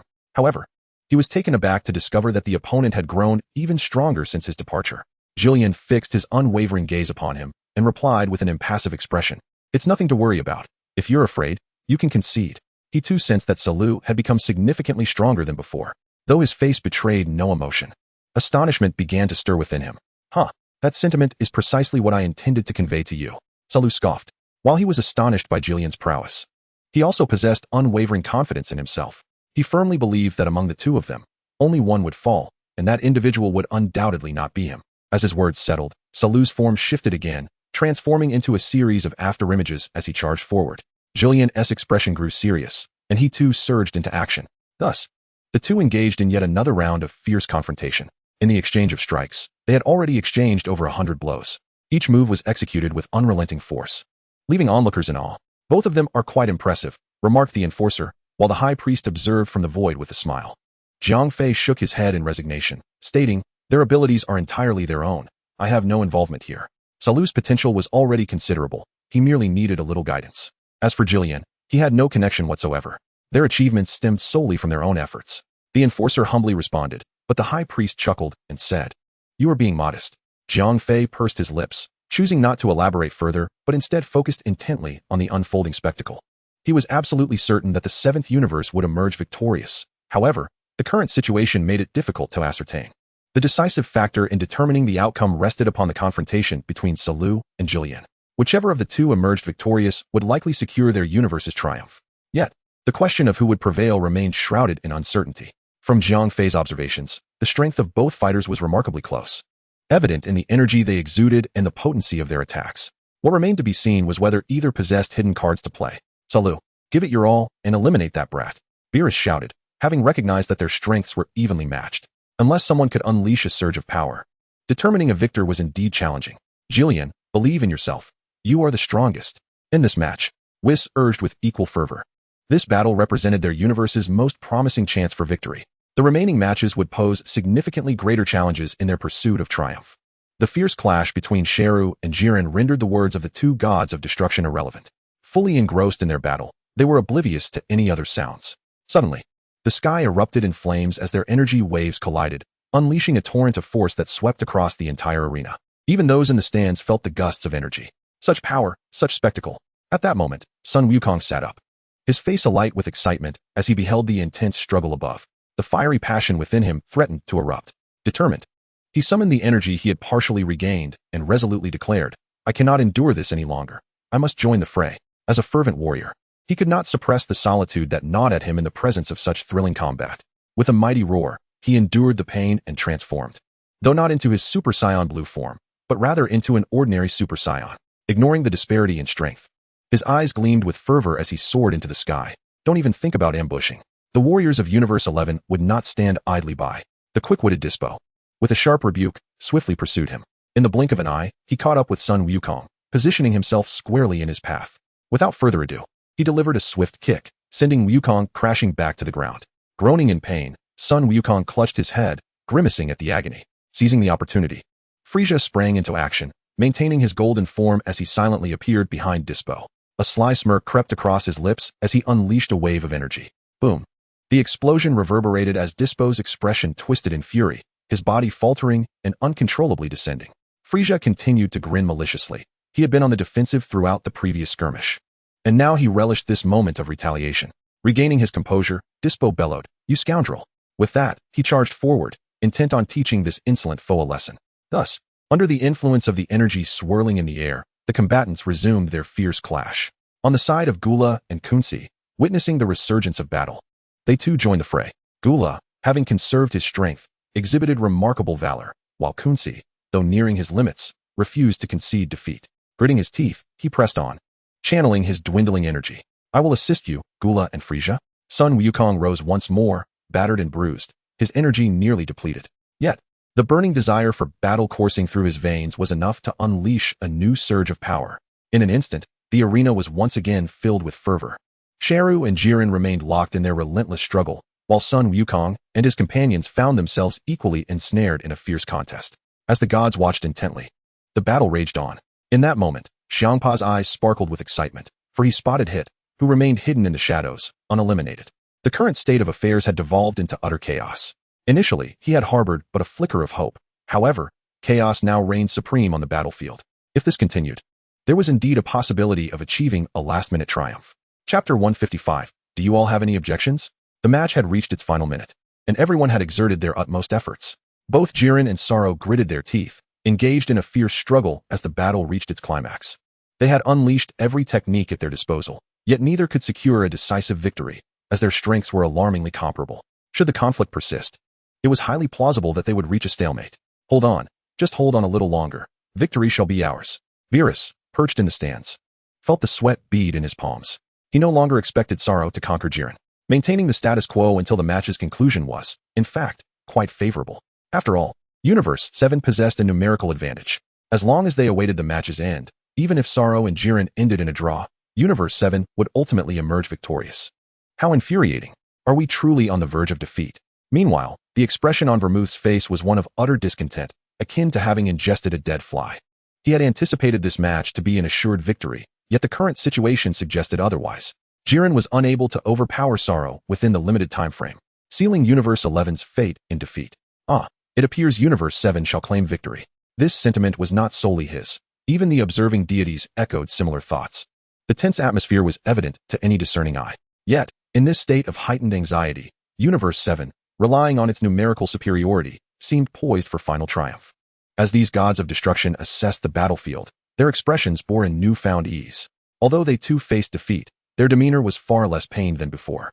After all, if even the formidable Universe 11 was to falter, the universes that had been eliminated early on found a semblance of psychological balance.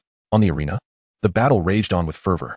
The most significant commotion arose from the clash between Jiren and Sorrow. At that moment, both had expended their utmost strength, arriving at the decisive moment of the contest. With a thunderous impact, the two collided mid-air, swiftly retreating several steps in opposite directions. Gasping for breath, Sorrow struggled to regain his composure, while sweat beaded on Jiren's brow, his breathing labored and irregular. After 2 or 3 seconds, both warriors seemed to have steadied themselves, their auras surging as they prepared for a final strike. With a thunderous explosion, a cacophony erupted as 2 radiant beams of blue and yellow light intertwined and merged within the air around Cell. A massive orb of energy coalesced between his hands, emanating a blinding brilliance that conveyed the sheer magnitude of its terrifying power. Jiren roared, witnessing the scene unfold. His muscles swelled rapidly, radiating an unparalleled energy. Accompanied by a series of explosive sounds, the very fabric of the space seemed to shatter. The auras emitted by both combatants conjured a fierce tempest that swept across the arena, halting the battles of Goku and his companions, who were compelled to brace themselves against the onslaught. Whoosh, whoosh. The sound of slicing air reverberated as 2 luminous waves shot forth from Cell and Jiren, each imbued with an overwhelming force. A deafening crash resounded as the beams collided, unleashing a brilliant light that illuminated the space as if it were midday, rendering the ground beneath them dull in comparison. The blinding radiance compelled onlookers to shield their eyes. The clash was fleeting. Both waves were evenly matched, neither able to subdue the other. Yet, Cell and Jiren had exhausted their energies, depleting their very essence in this exchange. Their hands could no longer channel the output required, rendering the released waves uncontrollable. In a simultaneous explosion, the 2 beams detonated, unleashing a torrent of chaotic energy. Boom.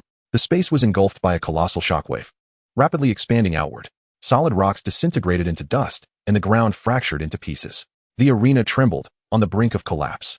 Jiren and Cell, already fatigued and closest to the epicenter of the explosion, could not withstand the relentless onslaught.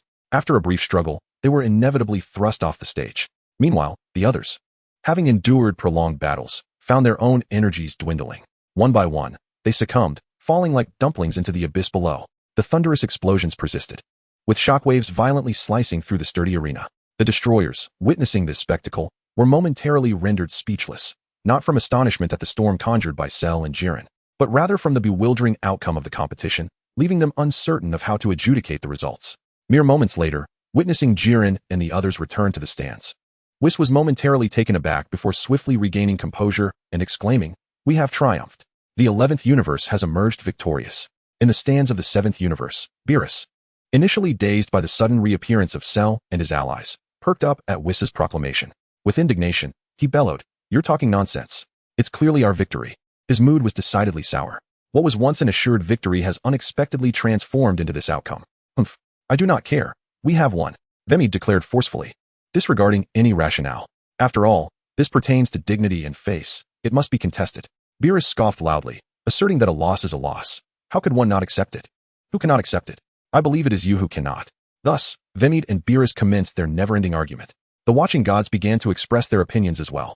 Some argued that Universe 11 should be the victors, as they witnessed the participants from Universe 11 ultimately fall from the stage. Others contended that Universe 7 was the rightful winner, sharing a perspective akin to the former. Their observations differed slightly due to their diverse vantage points. At this moment, Champa cleared his throat, seizing the opportunity to speak amidst the bickering. His expression was calm, though this demeanor did not last long before he burst into laughter. With a smug glance at those present, he feigned a hint of regret and said, "Apologies, but it is indeed Universe 6 that has triumphed. I trust you have no objections?" Chapter 156, Call Me. Despite the ambient noise, his words were distinctly heard. Before anyone could comprehend the situation or voice a rebuttal, Beerus could not suppress his derision, exclaiming, "Champa, have you lost your mind?" In his recollection, was there anyone from Universe 6 capable of fighting? Hadn't they all been eliminated long ago? What relevance did this have to him?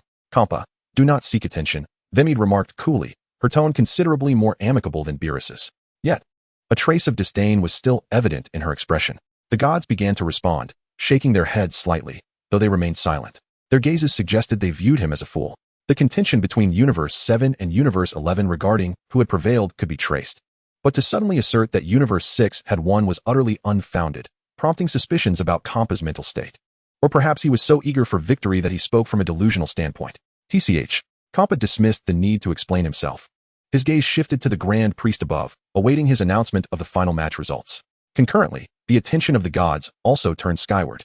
Their debate was futile. It would be far more sensible to allow the Grand Priest or the enforcers to determine who had truly emerged victorious. After all, they resided in the heavens. Their powers unfathomable, and were undoubtedly capable of discerning the true victor. The Grand Priest cast a gentle smile towards the arena below and slowly declared, "The victor of this match is Universe 6. What?" As his words fell, the gods expressed disbelief, some even gasping in astonishment.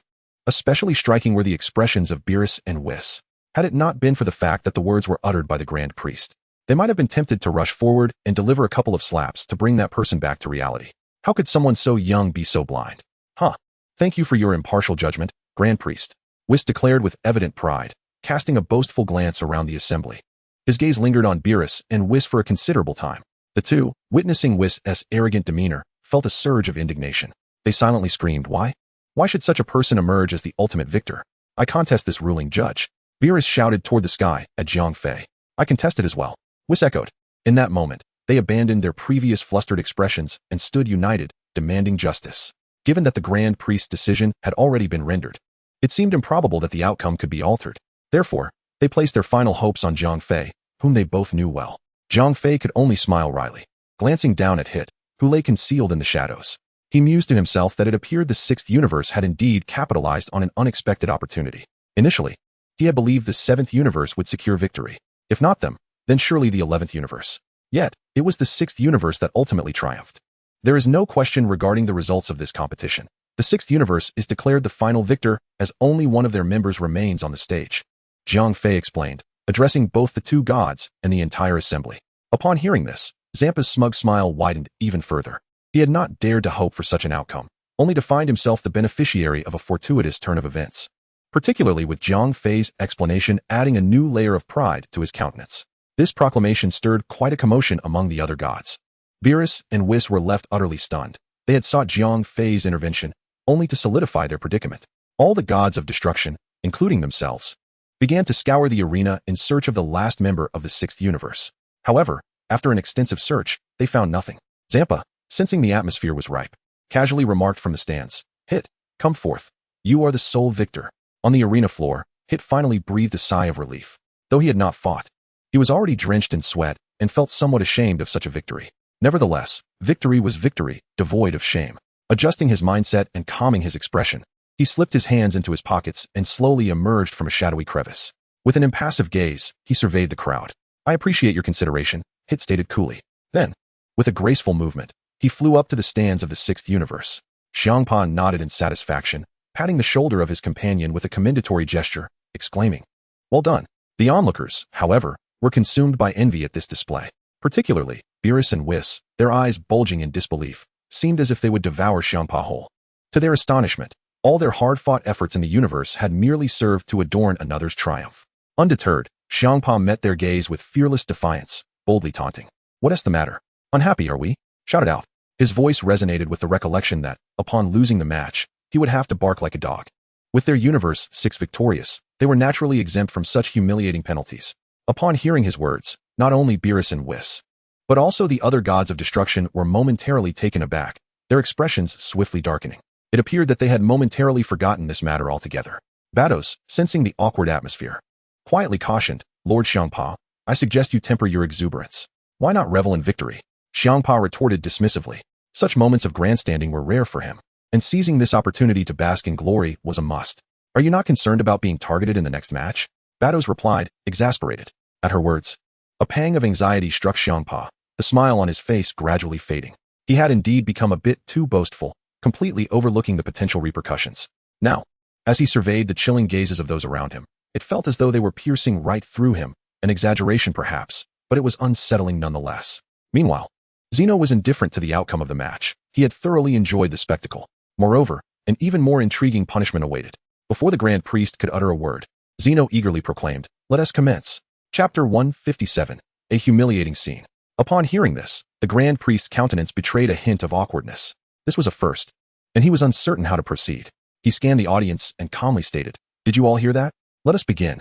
The gods of destruction fell silent. Their heads bowed in shame. Although they were not the ones facing punishment, they felt a profound embarrassment as their universe's champions were involved. After a pause of approximately 10 seconds, noticing the lack of action from the crowd, Zeno's expression soured. He had been eagerly anticipating their performance, and the absence of response was disheartening. The Grand Priest, recognizing the peculiar situation, felt a mix of resignation, yet knew he must act. His gaze swept across the arena and settled on the stands of Universe 7. "Beerus, your universe should set an example," the Grand Priest remarked nonchalantly.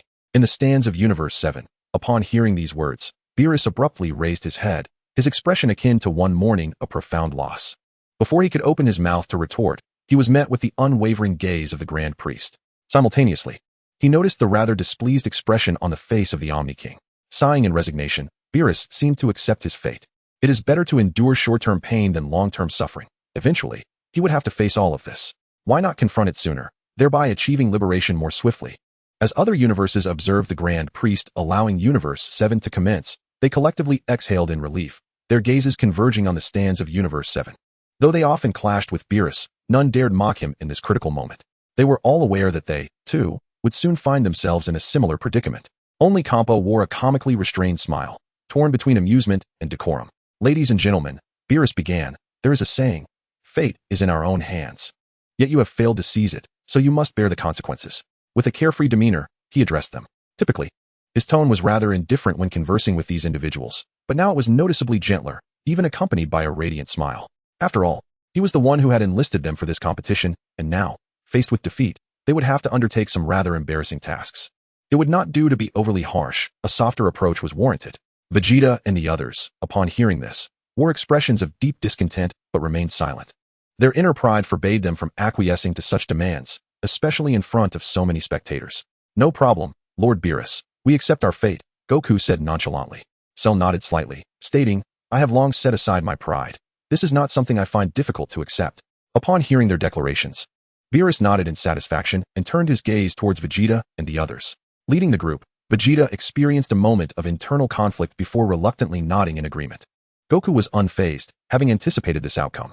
However, with Cell, the most formidable among them, accepting without complaint, they found themselves devoid of any justification for refusal. Beerus let out a breath of relief, initially fearing that persuading them would be a challenging endeavor. It appeared that his team possessed a commendable sense of resolve. With a smile, he declared, excellent. Let us begin without delay. The Omni King is waiting. The group made slight adjustments, and soon, under Goku's guidance, a cacophony of barking erupted from the stands of Universe 7. The sounds filled the air, resonating in the ears of all present. Among them, Goku barked with the most exuberance, eliciting a sense of embarrassment among the onlookers. Cell maintained a demeanor of solemnity and dignity, while Vegeta, Piccolo, and the others struggled to let go of their inhibitions, burying their heads as their lips moved silently. Yet, upon closer inspection, one could still discern the sounds emanating from their throats. Oh my god, this is so humiliating. As the family members of Sun Wukong and his companions witnessed the spectacle, they instinctively covered their faces, expressing their grievances as if striving to disassociate themselves from this group. On the viewing platform of Universe 11, Wei Mei felt a pang of embarrassment upon hearing the cacophony of barking. Observing the others sweating profusely, he tentatively suggested, perhaps you should practice a bit? It might be beneficial to acclimate yourselves beforehand. Upon hearing their destroyer's proposal, Jiren and the others could not help but twitch their faces and lips. The individuals from other universes, while not mocking, felt a surge of shame as they glanced towards Universe 7. For the actions unfolding before them were precisely what they would soon be compelled to do. 5 minutes swiftly elapsed, yet for the individuals of Universe 7, the duration felt agonizingly prolonged. Even the Omni King finally displayed a satisfied smile, joyfully waving his tiny hands. The venue for the Tournament of Power had, in a most surreal manner, transformed into a canine arena. The Grand Priest, with a wry smile, remarked that he had never before encountered such an embarrassing scene in all his years. Despite having witnessed many grand spectacles, this particular scene was difficult for him to endure. Jiang Fei shrugged his shoulders, equally expressing his helplessness. This punishment was merely a casual suggestion he had made. He never anticipated it would be actualized, leading to the current peculiar situation. In Universe 7, the punishment had concluded. Aside from Cell and Sun Wukong, the others wished they could vanish into the cracks of the earth. As the esteemed emperor of my universe, I have lost all dignity. Frieza lamented. As the proud prince of the Saiyans, how shall I face anyone henceforth? Vegeta cried in despair. As the brother of the emperor of my universe, I will have no face left. Cooler mourned. As for me, I shall refrain from participating in this farce. Piccolo sighed, gazing at his companions. Meanwhile, the Grand Priest, observing their conclusion, waved his hand and coolly stated, next, do not make me call names. Thus, the various universes commenced their own barking, filling the void with the cacophony of yelping canines. At that moment, Champa could no longer contain his laughter, which instantly rendered him the target of everyone's ire. Many destroyers began to envision that in the impending chaos among the destroyers, the first to be eliminated would be this gleeful individual. Since the individuals from Universe 6 had escaped unscathed, let it be you, this mischievous destroyer, who takes their place. Chapter 158, all the same before long. The various universes had completed their punishments.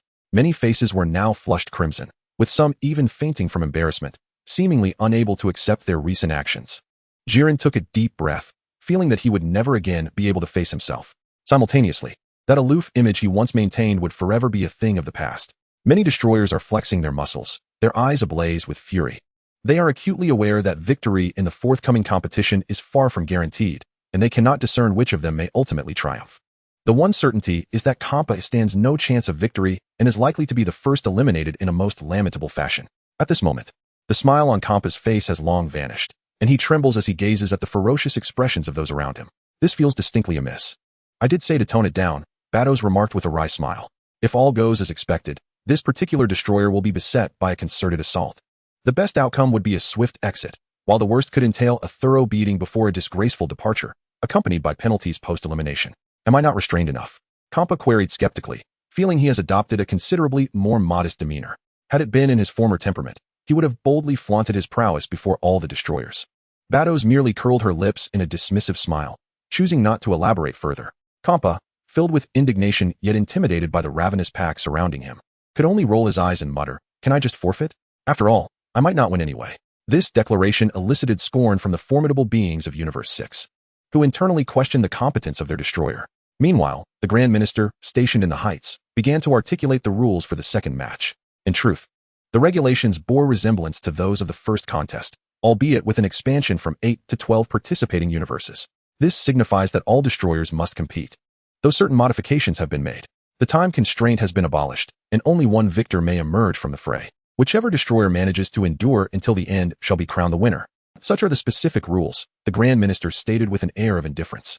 Then, shifting his tone, an odd expression crossed his face as he continued addressing the deities. As for the punishment, it remains the same: bark like a dog. What? The Grand Minister's pronouncement struck the ears of the destroyers like a thunderclap. They had never anticipated such a humiliation as their penalty. Quitela could not restrain himself from speaking up. Grand Minister, surely this is inappropriate? After all, we are destroyers. We cannot afford to lose face. Furthermore, they each had their own powerful beings backing them. To bark like a dog in their presence is indeed a severe affront to their dignity. Indeed, Grand Minister. Let us consider a different punishment, Champa interjected, increasingly anxious. He had initially intended to surrender outright at the start of the match, but now this penalty upended his plans. Other destroyers also voiced their discontent to varying degrees, as collectively they found the proposed punishment intolerable. The Grand Minister's countenance darkened, revealing a hint of dissatisfaction. Though such a punishment was somewhat difficult for him to accept, it was ultimately decreed by the Omni King, leaving no room for dissent. He spoke in a low voice, stating that anyone dissatisfied could abstain from participation, but they must face the consequences. With a sweeping glance across all present, the destroyer gods shivered at his words. They nodded in agreement, indicating their compliance.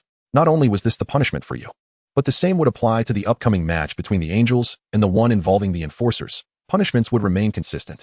The Grand Priest continued, his tone imbued with an undeniable authority. Before his words had fully settled, another wave of shock rippled through the crowd, especially among the angels, who trembled in fear. They had assumed this would merely be a friendly sparring among siblings. How could such an absurd punishment be imposed? With this revelation, the camaraderie of siblinghood was swiftly cast aside. After all, no one wishes to bark like a dog in public. The destroyer gods exchanged glances, and the realization that the angels would face the same punishment brought a degree of balance to their hearts. However, the notion that the Grand Priest and the enforcers would also be subjected to this was startling.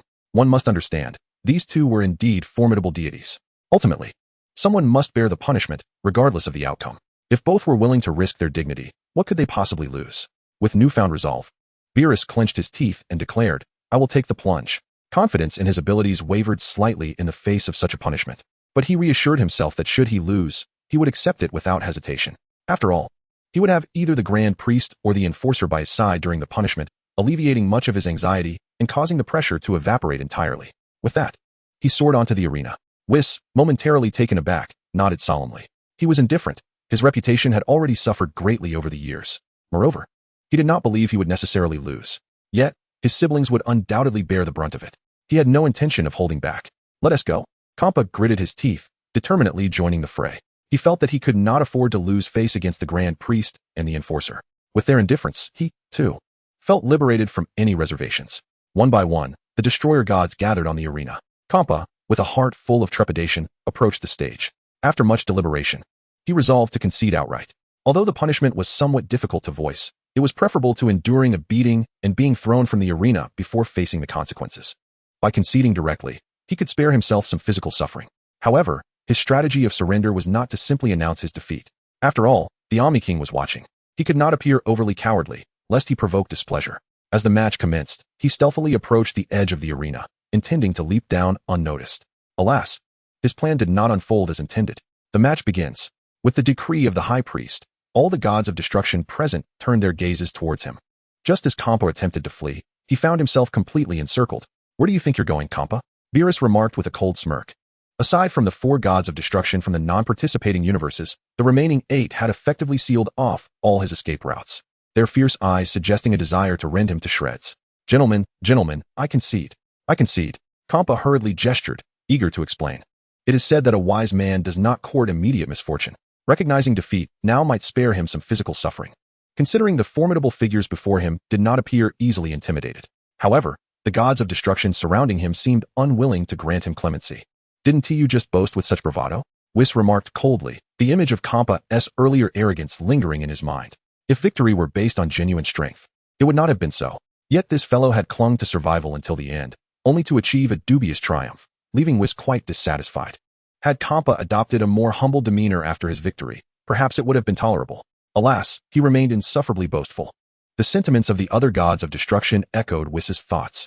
Although their universes had been eliminated in the previous match, they could not help but harbor resentment towards Champa's opportunistic victory. I acknowledge my fault and have come to understand my errors, Champa hastily explained. Mid-sentence, he spotted a gap in the crowd and swiftly darted towards the edge of the arena, loudly proclaiming, "Thus, I concede and come to apologize to all." With that, he quickened his pace. The arena, having been ravaged in the previous battle, had significantly diminished in size. In the blink of an eye, Champa reached the edge. Just as he was about to make his escape, Beerus, moving with remarkable speed, positioned himself before him and delivered a merciless kick. With a resounding thud, Champa was sent hurtling back to the center of the arena. "Ouch!" he exclaimed, gritting his teeth and cursing, "Beerus, you scoundrel!" However, before he could vent his anger further, the other gods of destruction surged forward. "Brothers, assault him." At Whis's command, the 7 gods of destruction unleashed a relentless barrage of punches and kicks upon Champa. To an onlooker, it might have appeared as though a group of street thugs were engaged in a brawl, especially for those powerful beings from the first match. Observing the clash among the gods of destruction left them utterly bewildered. Some even remarked, "Is this the nature of combat between gods of destruction? Such rudimentary techniques." Thus, there were those who explained, "You may not comprehend this. As the saying goes, the greatest principles lie in simplicity, and the more straightforward the technique, the more formidable its power." Of course, some expressed that ganging up 7 against 1, as was the case with Champa, was indeed quite pitiful. In Universe 11, the perspectives of Jiren and his companions were rather intriguing, particularly for Topo. Despite being a candidate for the god of destruction, he harbored a noble spirit within him. Champa's earlier arrogance resembled that of a quintessential villain, stirring a flicker of righteous indignation within Topo. Perhaps this was the essence of justice in collective action, he mused.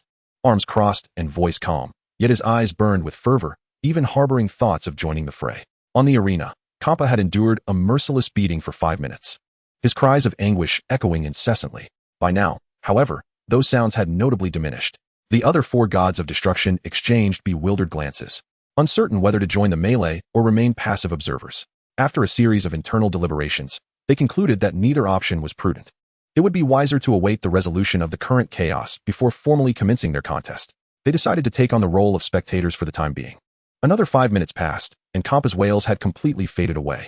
It seemed that the ire of Beerus and his companions had also been largely expended. Suddenly, someone delivered a decisive kick that sent Champa sprawling out of the arena, his body landing back on the stands of Universe 6. All eyes among the powerful beings of the cosmos turned towards him. At that moment, Champa appeared utterly wretched. Though bloodless, he was bruised and battered, his form swollen and his breath faint. Such a tragic sight. Truly, the unadorned techniques possess great lethality. One remarked, "Look at him, so thoroughly beaten. He can't possibly survive this." The battle amongst the gods of destruction, while not visually spectacular, was nonetheless exhilarating. Vados, observing Champa's battered form lying on the ground, shook her head in resignation. "This is the consequence of being unable to temper one's pride," she lamented, turning to impart a lesson to Whis and the others, urging them to learn from this experience. She then slowly raised her staff to begin healing Champa. At that moment, a tremendous sound erupted from the arena. After 10 minutes of catharsis, the 11 gods of destruction commenced their formal battle. The powerful observers in the stands swiftly redirected their attention, initially expecting the forthcoming conflict to resemble the unadorned chaos that had befallen Champa. However, they were unprepared for the real excitement that was about to unfold. "Beerus, come join your brother Champa," exclaimed Quitela, launching a fierce assault against Beerus. Their long-standing rivalry had reached a boiling point, and now he relished the opportunity to personally administer a lesson. Beerus, with an expression of utter disdain, effortlessly retorted, "Is this all you have?" With that, he transformed from a passive defender into an aggressive assailant. His iron fist, imbued with the energy of a destroyer, struck swiftly, landing squarely on Quitela's chest. The impact echoed with a dull thud as Quitela was sent sprawling several meters away, his footing faltering and a pained expression crossing his face. "Is that it?" Beerus remarked, brushing off the dust from his attire, his demeanor nonchalant. Chapter 160. Well then, I shall not hold back. The other destroyers surged forth, their sights set firmly on Beerus. Although this was a chaotic skirmish among destroyers, devoid of allies or enemies, they shared a mutual understanding. They recognized that Beerus was the most formidable among them. If they did not band together to eliminate him, he would undoubtedly emerge as the victor. Thus, even without prior communication, they exhibited an uncanny synchronicity as they collectively targeted Beerus, unbothered by their usual disdain for him. "Pathetic rabble," Beerus scoffed. his expression filled with contempt as he began to handle the onslaught of destroyers with remarkable composure. True to his title as the strongest destroyer, he did not falter in the face of many adversaries. Rather, he seemed to gain the upper hand as the battle progressed. Goku and the others watched in awe, their astonishment manifesting in exclamations of excitement. No one had anticipated that their universe's Beerus would display such valor. It appeared that the dignity they had lost could be regained through the prowess of the destroyer. However, as the battle intensified, the tide began to shift with the emergence of Vermaud's power. Beerus found himself increasingly challenged. Though Vermaud's innate talent was not particularly strong, he had prepared himself well in advance, making him the second strongest destroyer after Beerus. The other destroyers, relieved by the diminished pressure, pondered in disbelief. When did Vermaud become so formidable? Yet, this was not the time for contemplation. They needed to focus on the battle at hand. Damn it! Beerus's previously relaxed demeanor vanished, replaced by a grim expression. He had anticipated an easy victory, only to encounter unexpected resistance. He had sensed Vermaud's strength prior to the match and had devoted time to training in the days leading up to it. Yet, the outcome had not aligned with his expectations. In a fleeting moment, 11 destroyers managed to suppress Beerus, though they struggled to break the deadlock. The sound of collisions resonated on the arena, and the already battered ground further diminished in size. Even a small patch where the crowd could gather was left behind. What a spectacle, truly magnificent. The audience, captivated by the fierce battle on the stage, could not help but exclaim in awe. For many, it was their first encounter with the clash of gods of destruction. Although the scene depicted a multitude assaulting a single individual, it was sufficient to satiate their visual appetite. Beerus, that rascal, was proving to be quite the challenge, his growing agitation evident as his energy surged once more. He was reluctant to reveal his true strength too soon, for that would render him the next target of their collective assault. His initial plan was to eliminate Beerus first before systematically dealing with the remaining gods of destruction. In this manner, victory would naturally fall into his grasp. However, the stalemate compelled him to unveil a portion of his power once again. No, something is amiss with this lad. Many of the gods of destruction sensed the anomaly. This child, who was ostensibly the weakest among them, had already astounded them with his earlier display of strength. Now, with an even greater surge, they could no longer afford to underestimate him. High above, the Grand Priest, hands clasped behind his back, observed the rising aura of the young contender. He turned his head, clicking his tongue in admiration. Is this also the work of the enforcer? A soft chuckle escaped Jiang Fei's lips, though he offered no response. It could indeed be said to be his handiwork, yet it was not entirely accurate. While it was his encouragement that had prompted the young one's training, the primary architect of this transformation was undoubtedly Margarita. Nonetheless, his focus was wholly consumed by the unfolding conflict below, as the young contender's performance ignited a glimmer of hope within him. He had not forgotten the wager made long ago. Jiang Fei discreetly glanced at the Omni King. As anticipated, the expression on the little one's face was a delightful tapestry of excitement, joy, and a hint of concern. The battle raged on with fervor. After approximately half an hour, changes began to manifest on the stage, with eliminations commencing. However, it was not Beerus who fell, but rather Sidra, the god of destruction from Universe 9. Shortly after his defeat, Quitela followed suit, plummeting from the stage. Curse it! Quitela, upon realizing his elimination, returned to the stands. Frustration evident as he waved his arm in annoyance. As time progressed, the number of gods of destruction being cast from the stage increased. The young contender, keenly observant, noted the weariness etched on Beerus's visage. With a flicker of inspiration, he devised a strategy, gradually conserving his energy. He resolved to engage Beerus in a battle of wits. After all, in a straightforward confrontation, he was no match for Beerus. Even now, with his opponent fatigued, he did not possess absolute confidence. Once Beerus had dealt with the remaining gods of destruction, his stamina would likely be significantly depleted. At that moment, he could unleash his full power and seize victory in one fell swoop. Curse it! Damn it! Alas, how did I fall? I've lost. As the prowess of Waymide intensified, the remaining destroyers felt an overwhelming pressure. They began to tumble off the platform one after another, expressing their frustration vocally. Excellent. A faint smile graced Waymide's lips. At that moment, only Waymide and Beerus remained on the stage, locking eyes with each other. Beerus's face was etched with exhaustion, his breath coming in heavy gasps. In contrast, Waymide appeared unfazed, showing no signs of having exhausted his energy. You clever boy, you've managed to seize an advantage.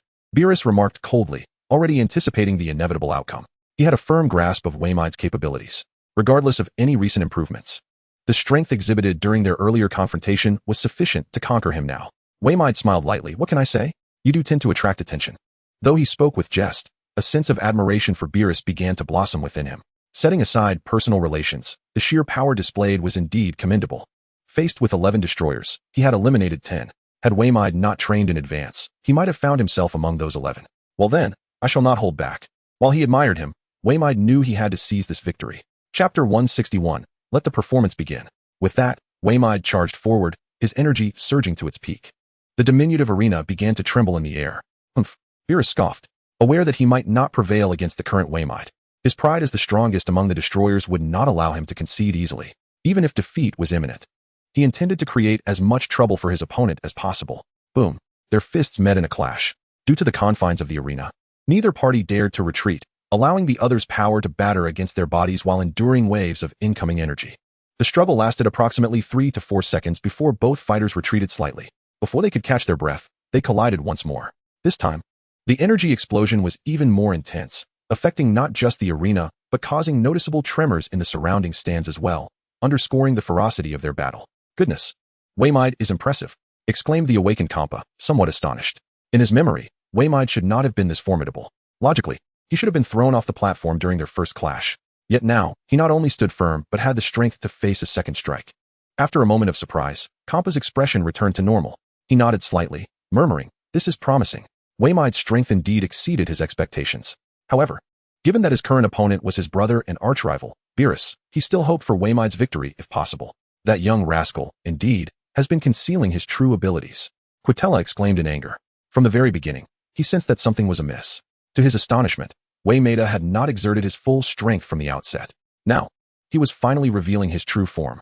Had he unleashed his full potential at the start, it was highly likely that he could have defeated Beerus, thus avoiding an early elimination that left him helplessly watching from the sidelines. However, it was now too late for any protests. He could only sulk alone in the stands. Damn it, that brat Waymida. Ramses gritted his teeth in frustration. The other gods of destruction expressed varying degrees of dissatisfaction regarding Waymida's hidden prowess. Initially, their focus had been solely on Beerus, and even when they sensed something unusual during the matches, they paid it little heed. They never anticipated that Waymida would ultimately reap the benefits of their oversight.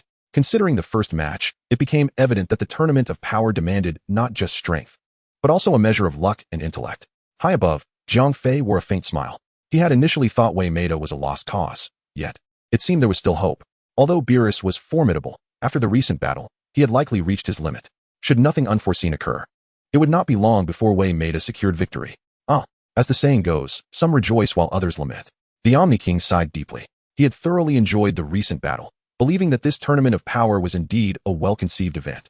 Yet, upon witnessing Jiang Fei's god of destruction on the verge of victory, his joy dissipated. It seemed he had narrowly escaped calamity once again, with no other opportunities in sight. The Omni King resolved that as long as Jiang Fei drew breath, he would not escape his grasp. After all, such a delightful companion was one of a kind. As expected, the two combatants on the stage exchanged blows for several rounds. Beerus could no longer withstand the onslaught.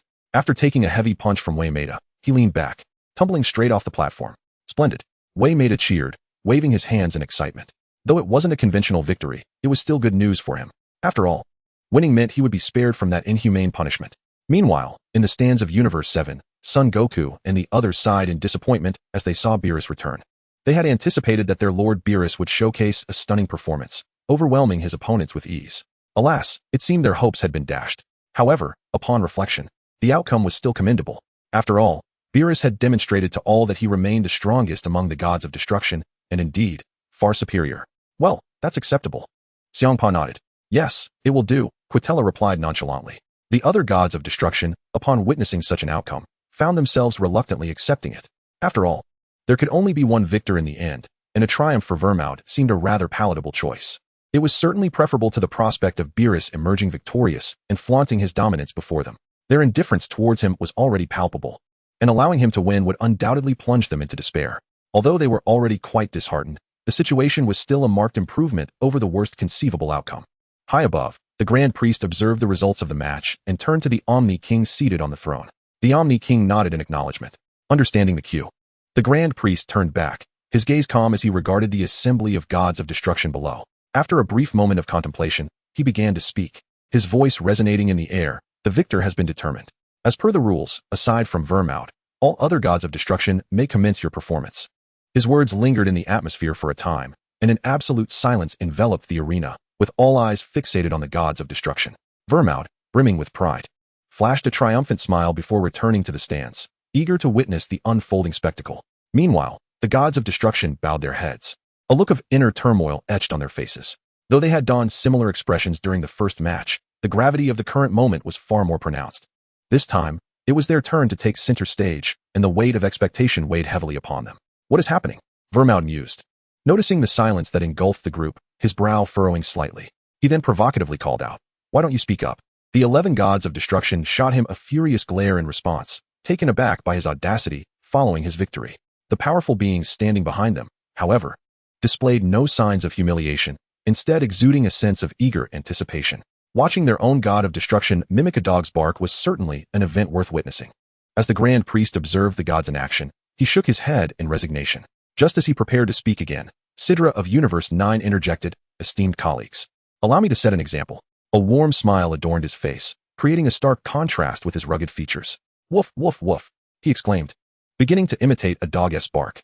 The other gods could only watch in embarrassment, particularly the Kaioshin and angels behind Sidra, who felt a profound sense of shame.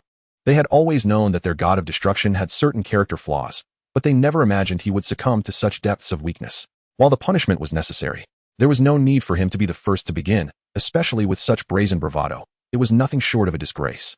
Nevertheless, it must be said, he executed the performance rather well.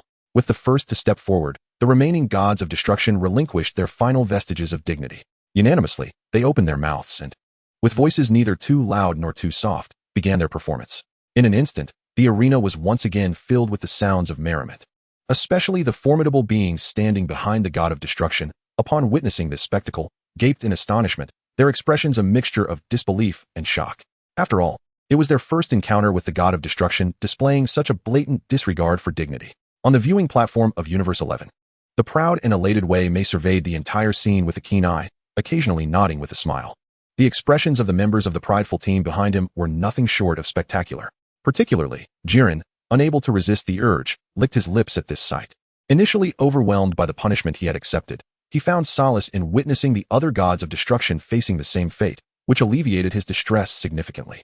He even began to perceive that perhaps it wasn't such a grave matter after all. His personal dignity, it seemed, paled in comparison to that of the gods of destruction. What a disgrace, what a humiliation. On the other side, Topo was visibly distressed, his expression one of deep sorrow as he pounded his chest with his fists. As a candidate for the god of destruction, he held a deep respect for the divine beings, despite his differing ideals of justice and destruction. The unfolding events shattered the reverence he had harbored, leaving him with a profound sense of disillusionment regarding his own identity. In Universe 6, Champa kept his head lowered, barking furiously, too fearful to glance back at those behind him. He dreaded the expressions he might encounter, his mind conjuring images of Hit and others and their reactions. As expected, the expressions of Hit and his companions were quite peculiar. Initially astonished by the god of destruction's behavior, they struggled to suppress laughter. But the gravity of the moment held them back, their emotions a tangled mix. The situation in Universe 7 was even more outrageous. Goku and his companions formed a circle around Beerus, who stood in the center. They constantly shifted positions, observing his performance from every conceivable angle. "Wow, it seems Lord Beerus is quite ferocious today. Has he been practicing?" Goku teased with a grin, scratching his head. The others could not help but burst into laughter at his remark. Beerus, visibly irritated, glared at Goku with a fierce expression. Had it not been for the ongoing punishment, he would have certainly delivered a couple of slaps to this insolent fellow. Despite the gods of destruction engaging in raucous banter, the nearby warriors found themselves intrigued by the novel spectacle. However, the angels remained unfazed, their faces devoid of any mirth. The impending matches required their attention, and the punishment awaiting the losers mirrored the very antics the gods of destruction were currently enacting. Just the thought of it turned many angels' faces a shade of grim.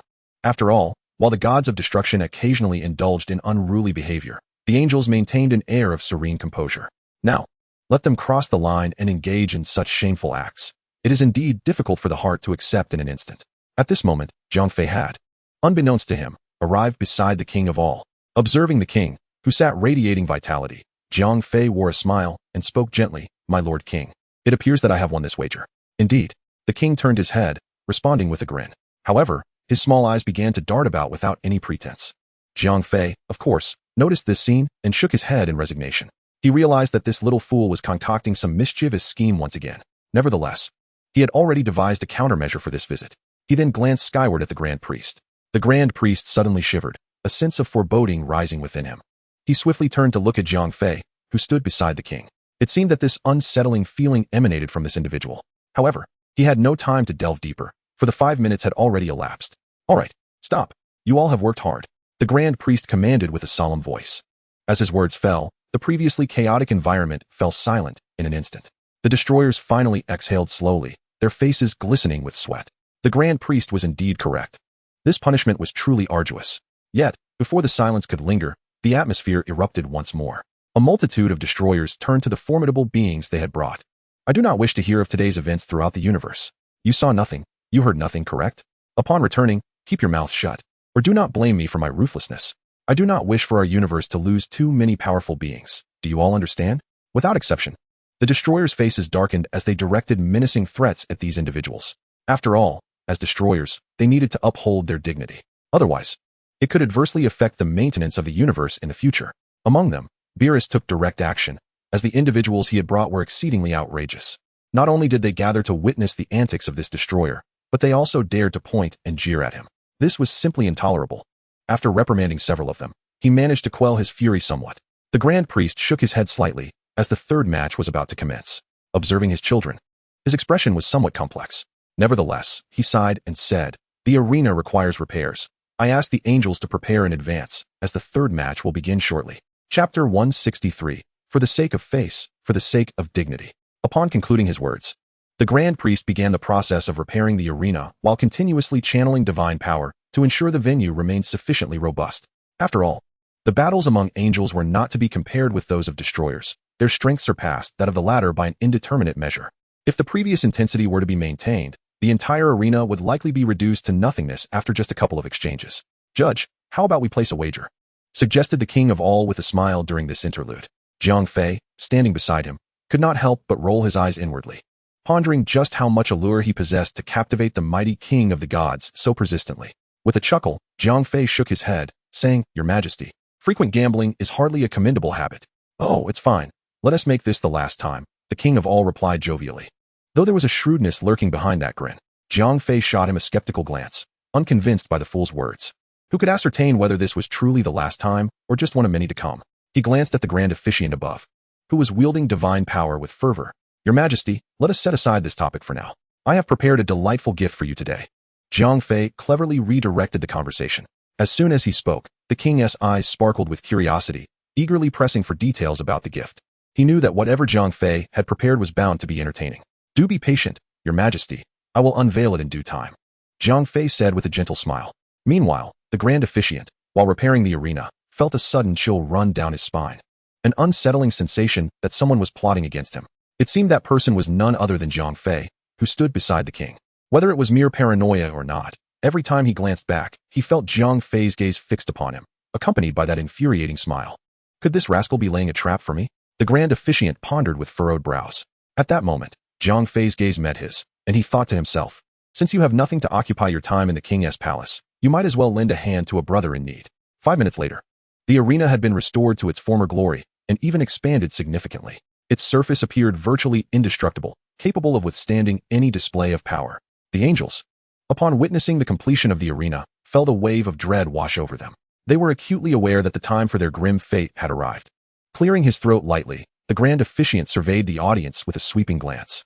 In that instant, the atmosphere grew palpably oppressive, as if an invisible shroud of gloom enveloped the air. Except for the angels, everyone else fell into a profound silence. All the destroyers and cosmic beings fixed their gazes intently upon their respective angels. If the previous contests were mere trifles, what lay ahead was the true spectacle. The destroyers, in particular, felt a surge of anxiety for the angels, as this was their inaugural glimpse of combat among the celestial beings. The gravity of the situation was unmistakable. With a resigned sigh, the grand officiant observed the tense faces of the angels. To speak candidly, his emotions were far more intricate than those of anyone else present. If this were merely a casual exchange, it would be one thing. However, witnessing the expressions of these angels, it was evident that they were intent on a serious confrontation. If possible, he genuinely wished to halt this contest. Alas, he lacked the authority to do so. "Esteemed ones, please take the stage." The high priest cast aside his emotions, speaking with an impassive countenance. Upon hearing their father's command, the angels felt a jolt of trepidation. The usual elegance in their gazes was replaced by a somber intensity. The camaraderie that once bound them as siblings seemed to vanish without a trace. Their hearts were consumed by a singular conviction: they must secure victory in this contest. Otherwise, how could they ever hold their heads high in the presence of their divine status as angels? With a flourish, brilliant beams of light erupted. The 12 angels materialized upon the arena, each wielding a staff, silently surveying their surroundings. Is the spectacle about to commence? It appears it will be quite enthralling. The All-King's attention returned to the arena, momentarily forgetting the matter of gifts.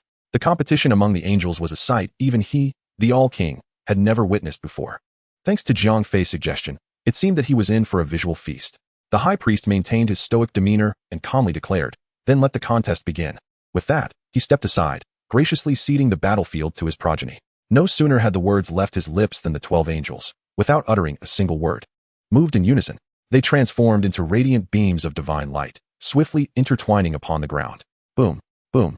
Enormous sounds erupted, resonating throughout the venue. The white luminescence threatened to engulf the entirety of the void. They've engaged. They've engaged. The hearts of all present surged with exhilaration.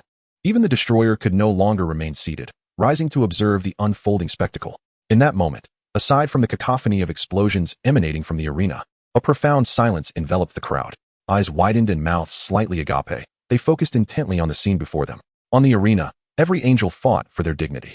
Particularly, Makalita and Bardos adopted a fierce stance, determined not only to preserve their own honor, but also to avoid the shame of defeat before Jiang Fei. Should they falter, it would not only strip them of the respect associated with their angelic roles, but also leave them unable to hold their heads high in the presence of this man. Amidst the chaos, Kessa's melodic voice rang out. A surge of pure energy burst forth from her petite form, illuminating the arena as if it were day. The immense shockwave propelled several nearby angels far away, clearly demonstrating her utmost effort. Her sentiments mirrored those of her predecessors. She too harbored a flicker of admiration for Jiang Fei. She did not wish to lose face here. Otherwise, how could she hope to advance in the future? The other angels, however, were not burdened by such thoughts. Their intentions were relatively pure, focused solely on preserving their dignity and avoiding any inhumane punishment. Paradoxically, among the 12 angels, Whis appeared to be the most relaxed. He transformed into a beam of white light, responding with ease and grace. Though he bore some inner weight, it was evidently much lighter than that of the others. After all, concepts of face and dignity had long been trampled upon by Jiang Fei. Chapter 164, The Remaining 4 Angels. With a flash, the white light clashed in the arena, leaving the spectators spellbound. Everyone widened their eyes, afraid to blink, lest they miss a moment of the thrilling spectacle. "Wow, this is incredible," Beerus exclaimed, licking his lips. The intensity of such a battle was enough to instill fear just by observation. Moreover, it was his first time witnessing Whis fight with full force. In an instant, he comprehended that the power of a god of destruction existed on an entirely different plane from that of an angel. What a thrill! This was exhilarating. Sun Wukong felt his face flush and his breathing quicken. Not just him, but others from the 7th universe shared the same expression. However, due to their limited strength, they could only perceive the general situation in the arena and were unable to analyze the specifics. Nevertheless, for them, it was already sufficiently captivating. In truth, the atmosphere on site was quite tense. After all, the strength among the angels was relatively equal, with no one significantly surpassing the others. Aside from Whis, who seemed to handle the situation with ease and relaxation, the rest were evenly matched, indicating that a decisive outcome would not emerge in the short term. It appeared to be a prolonged battle. The Grand Minister naturally discerned the situation unfolding in the arena. He had resigned himself to the fact that the competition had commenced. No amount of complicated feelings could change that. It was better to set his mind at ease and truly appreciate the fight, allowing him to gauge the abilities of his children. After observing for a moment, he murmured, "Whis is maintaining a decent state." From the moves of all the angels, it was evident that the 11 others were somewhat tense, both physically and mentally. Their techniques were not as fluid and natural as usual. Although they seemed to be exerting themselves to the utmost, they were only showcasing about 80 to 90% of their true power. Magnificent, simply magnificent. The Omni King clapped his tiny hands in excitement. His keen eyes captured every moment on the arena. He did not concern himself with the strength of these angels or the eventual outcome. He merely knew that the current battle was far more exhilarating than the previous two. The beams of white light darted back and forth, the collisions nearly unceasing. Any angel's attack could obliterate a significant portion of the universe. Such a magnitude of combat was indeed thrilling. Jiang Fei nodded in agreement, acknowledging the impressive display. Though the prowess of the angels no longer captivates him, the vividness of their performance remains worthy of admiration. As anticipated, the battle raged for a full 2 days and nights, with the spectators enduring the spectacle without a single mention of sleep. The thunderous clashes rendered slumber impossible, and the sheer brilliance of the combat left no room for drowsiness. Even the notoriously sleepy Beerus kept his eyes wide open, having not blinked since the contest began. This was, of course, due in part to the lingering obsession in his heart. Weiss, secure this victory. Beerus clenched his fists, forcing the words through gritted teeth. In the first match, he had been brimming with confidence in Goku and the others, convinced of their impending triumph, only to be thwarted by that crafty Champa. In the second match, he again felt assured of victory, yet was unexpectedly bested by that rascal, Ribrian. If their universe was inherently flawed and lacked the strength to prevail, it would be one thing. However, to have lost twice in what he believed to be the most promising matches was not only disappointing, but humiliating, resulting in 2 penalties. Now, he fervently hoped for Weiss to claim victory and redeem his pride upon the arena. The fierce clashes had finally subsided, and the dazzling white light had long since faded. After 2 days and nights of relentless combat, all were utterly exhausted, their divine energy nearly depleted. At this moment, the 12 angels had resorted to hand-to-hand combat, relying solely on their physical strength. The contest had evidently evolved from a test of might to one of willpower. With a cry of defiance, the first eliminated angel emerged, Avarice from Universe 1. The one to oust her was none other than Weiss, with whom she shared a complex history. A smile crept onto Weiss's face as he recalled how a mere slip of the tongue had led to Avarice reporting him to the Grand Minister, resulting in a severe beating from Jiren followed by a thorough chastisement from his father. Scoundrel! Scoundrel! Weiss! Avarice shouted in fury upon returning to the stands of Universe 1, fully aware that this was Weiss's act of personal vengeance.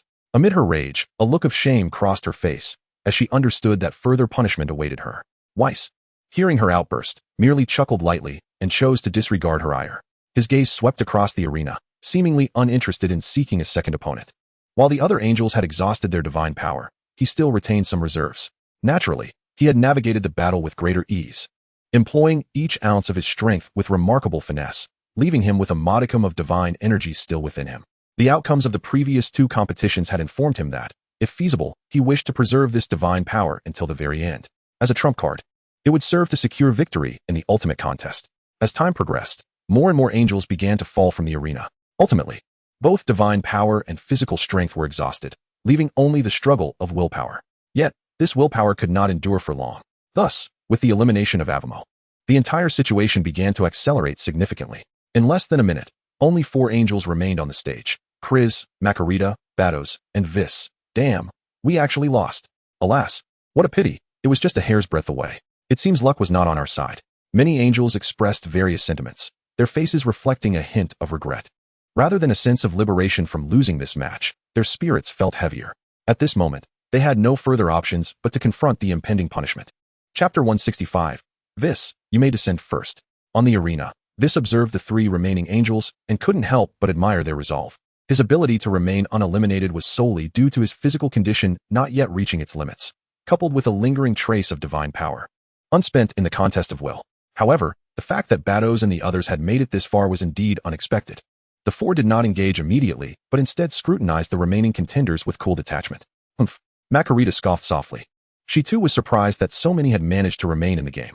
This did not concern her overly. Her sharp gaze was fixed on Batos and Kriz. She sensed that both had also reached their limits. Their continued endurance instilled in her a sense of impending danger.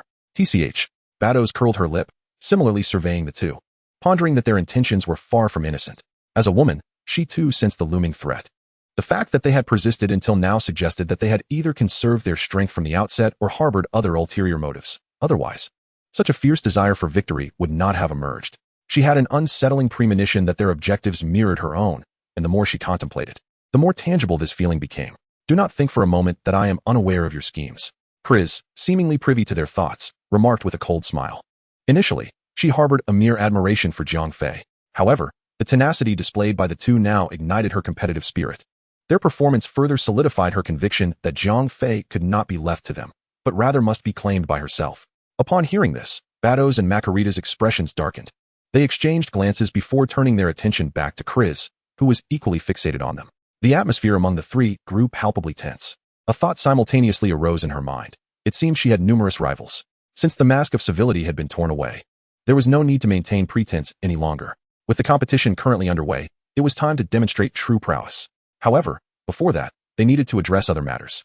The 3 women turned in unison, their gazes sharp and piercing as they fixed their eyes on the distant figure of Weiss. What does this mean? Weiss swallowed hard, sensing an unmistakably hostile intent in their stares. What perplexed him further was that all their animosity seemed directed solely at him.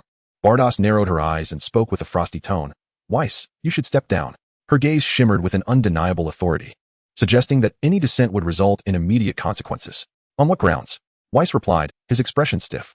He had fought hard to reach this point and still retained a flicker of strength, preparing to seize victory. Why should he be forced to withdraw? In a typical competition, stepping down might be inconsequential, but in this case, it entailed punishment. He would never compromise on such a matter. Why should I?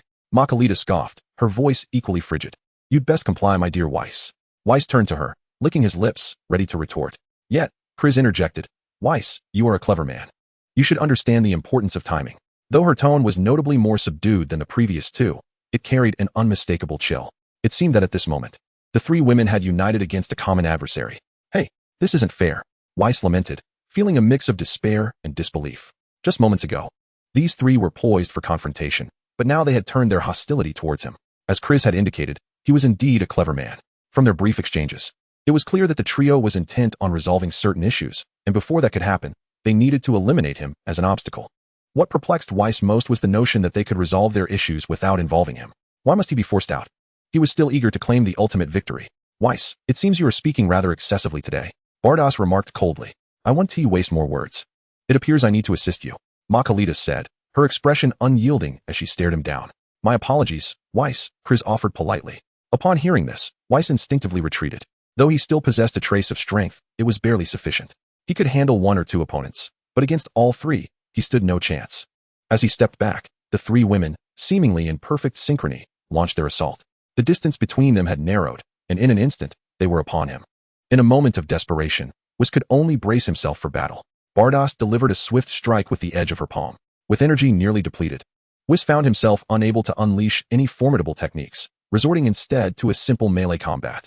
Frowning slightly, he effortlessly deflected the incoming attack with a casual wave of his hand. However, before he could catch his breath, Margarita's fist was already upon him. He quickly bent down to evade, her punch narrowly grazing the tip of his nose. Alas, with a resounding thud, Kessa's attack followed suit, landing squarely in his abdomen. Weiss staggered back from the impact. As the saying goes, 2 fists cannot contend with 4 hands. Now he faced 6. Throughout this exchange, Bardas and Margarita did not relent, launching a flurry of rapid strikes. Weiss had no choice but to adjust and respond hastily. In mere moments, he found himself cornered at the edge of the arena. The observing Grand Priest stroked his chin, remarking that the situation had become quite intriguing. Initially, he believed that Weiss would secure victory without a hitch. However, for reasons unknown, the trio of Bardas had united against him. This unexpected alliance complicated what was once a clear scenario. Ultimately, it seemed that Weiss was destined for defeat, as his reserves of strength were insufficient to overpower the three. How did it come to this? Was this not a solo competition? Did angels truly band together against a common foe? That seemed unlikely. He recalled that angels typically maintain neutrality. Could it be that Weiss, much like Beerus, had a poor reputation among his peers, leading to this collective assault? The spectators in the stands began to discuss among themselves. The tension of the battle had dissipated, giving way to a straightforward exchange of blows, allowing them to breathe easier as they contemplated the unfolding situation. Chapter 166, The Battle Between Women. Weiss, standing on the arena, found himself in a rather absurd predicament. How had he become the target of such hostility?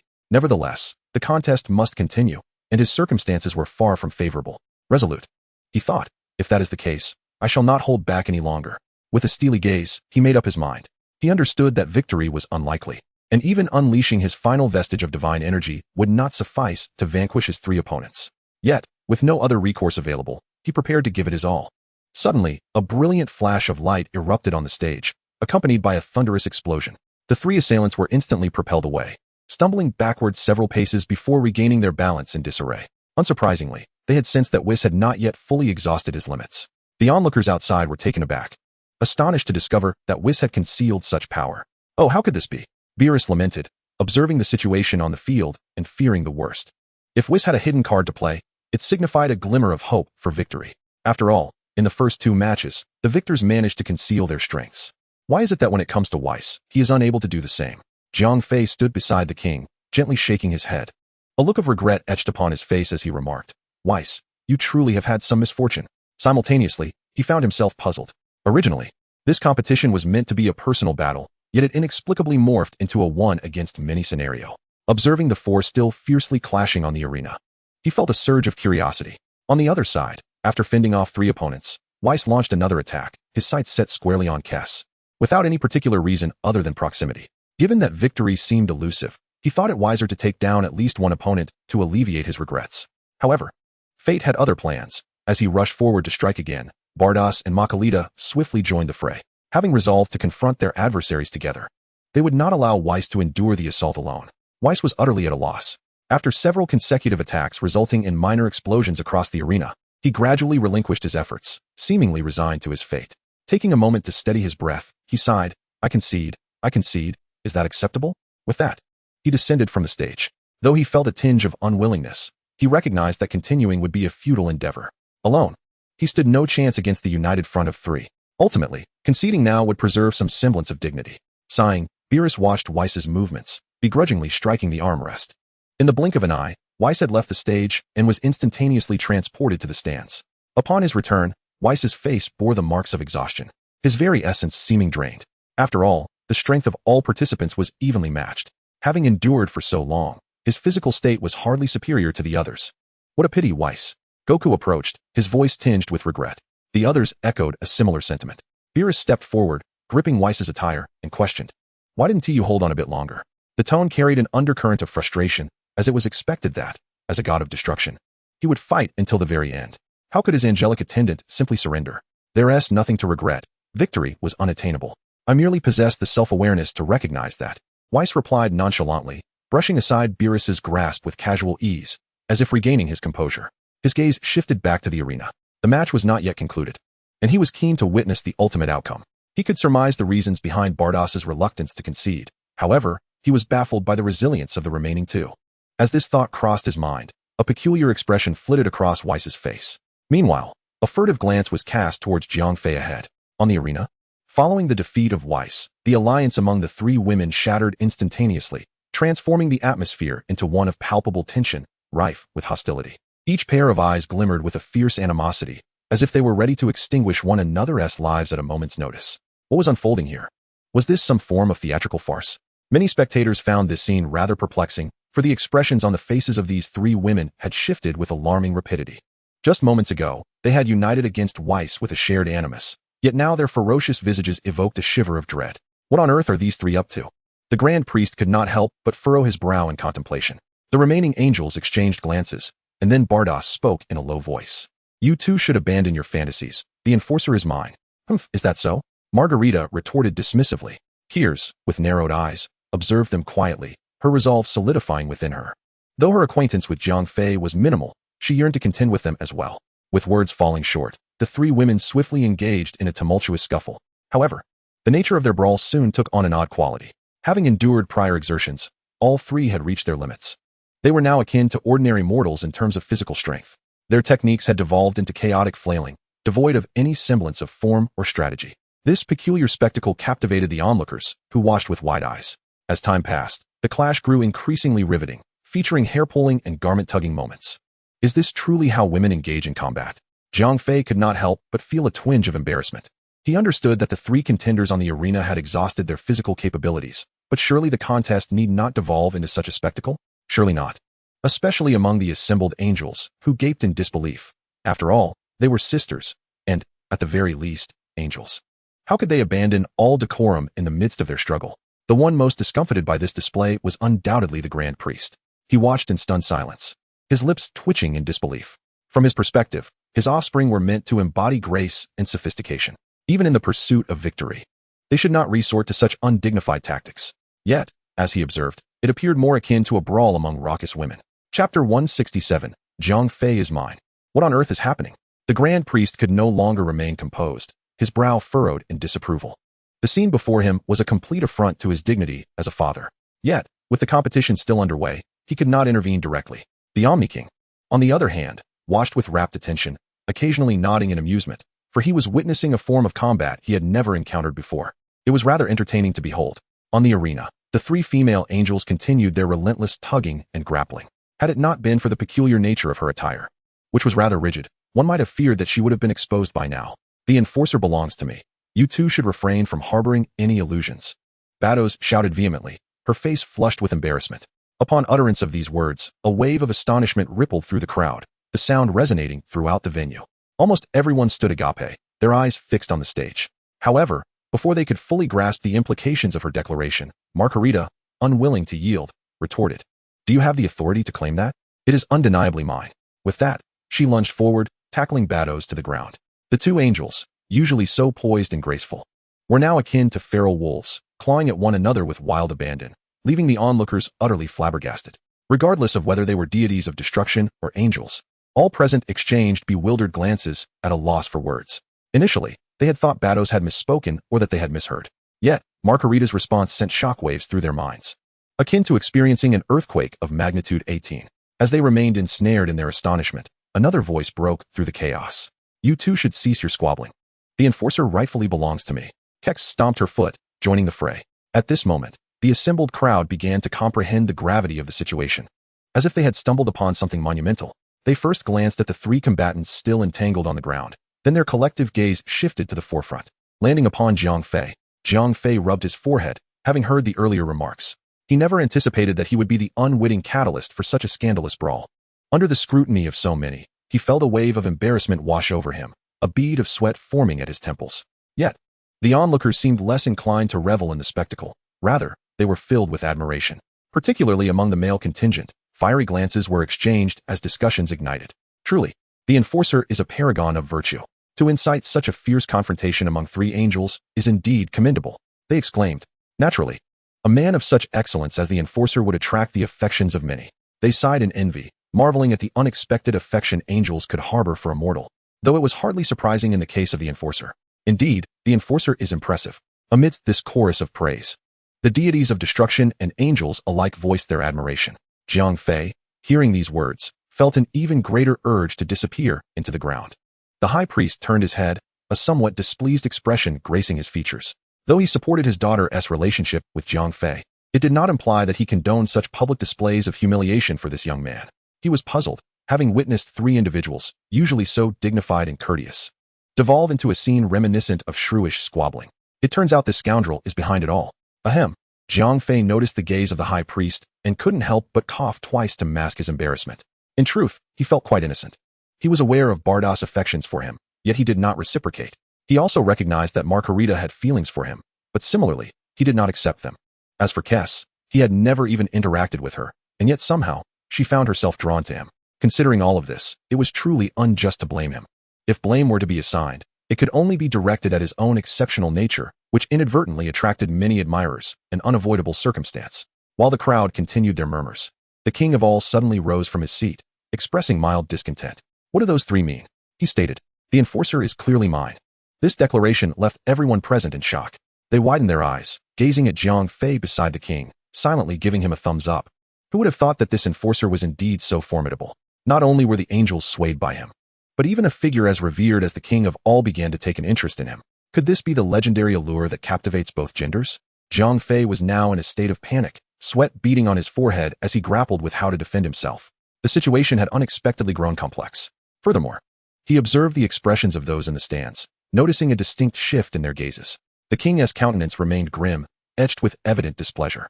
He was unaware of the true sentiments harbored by Bardas and the others. Hearing them claim Jiang Fei as theirs, he assumed they were vying for his attention, which only fueled his anger. The high priest, witnessing the king's demeanor, felt a sudden jolt of alarm. After all, Bardas and the others were his daughters, and as the direct overseer of the angels, he feared any misunderstandings that might arise. He quickly flew to stand before the king, explaining, Your Majesty, you have misunderstood. They do not mean what you think. What do they mean then? The king replied, his expression devoid of emotion. Given his disposition, he could not conceive of any other interpretation. He simply believed someone was attempting to steal Jiang Fei from him. The high priest was momentarily at a loss for words, unsure how to articulate the situation.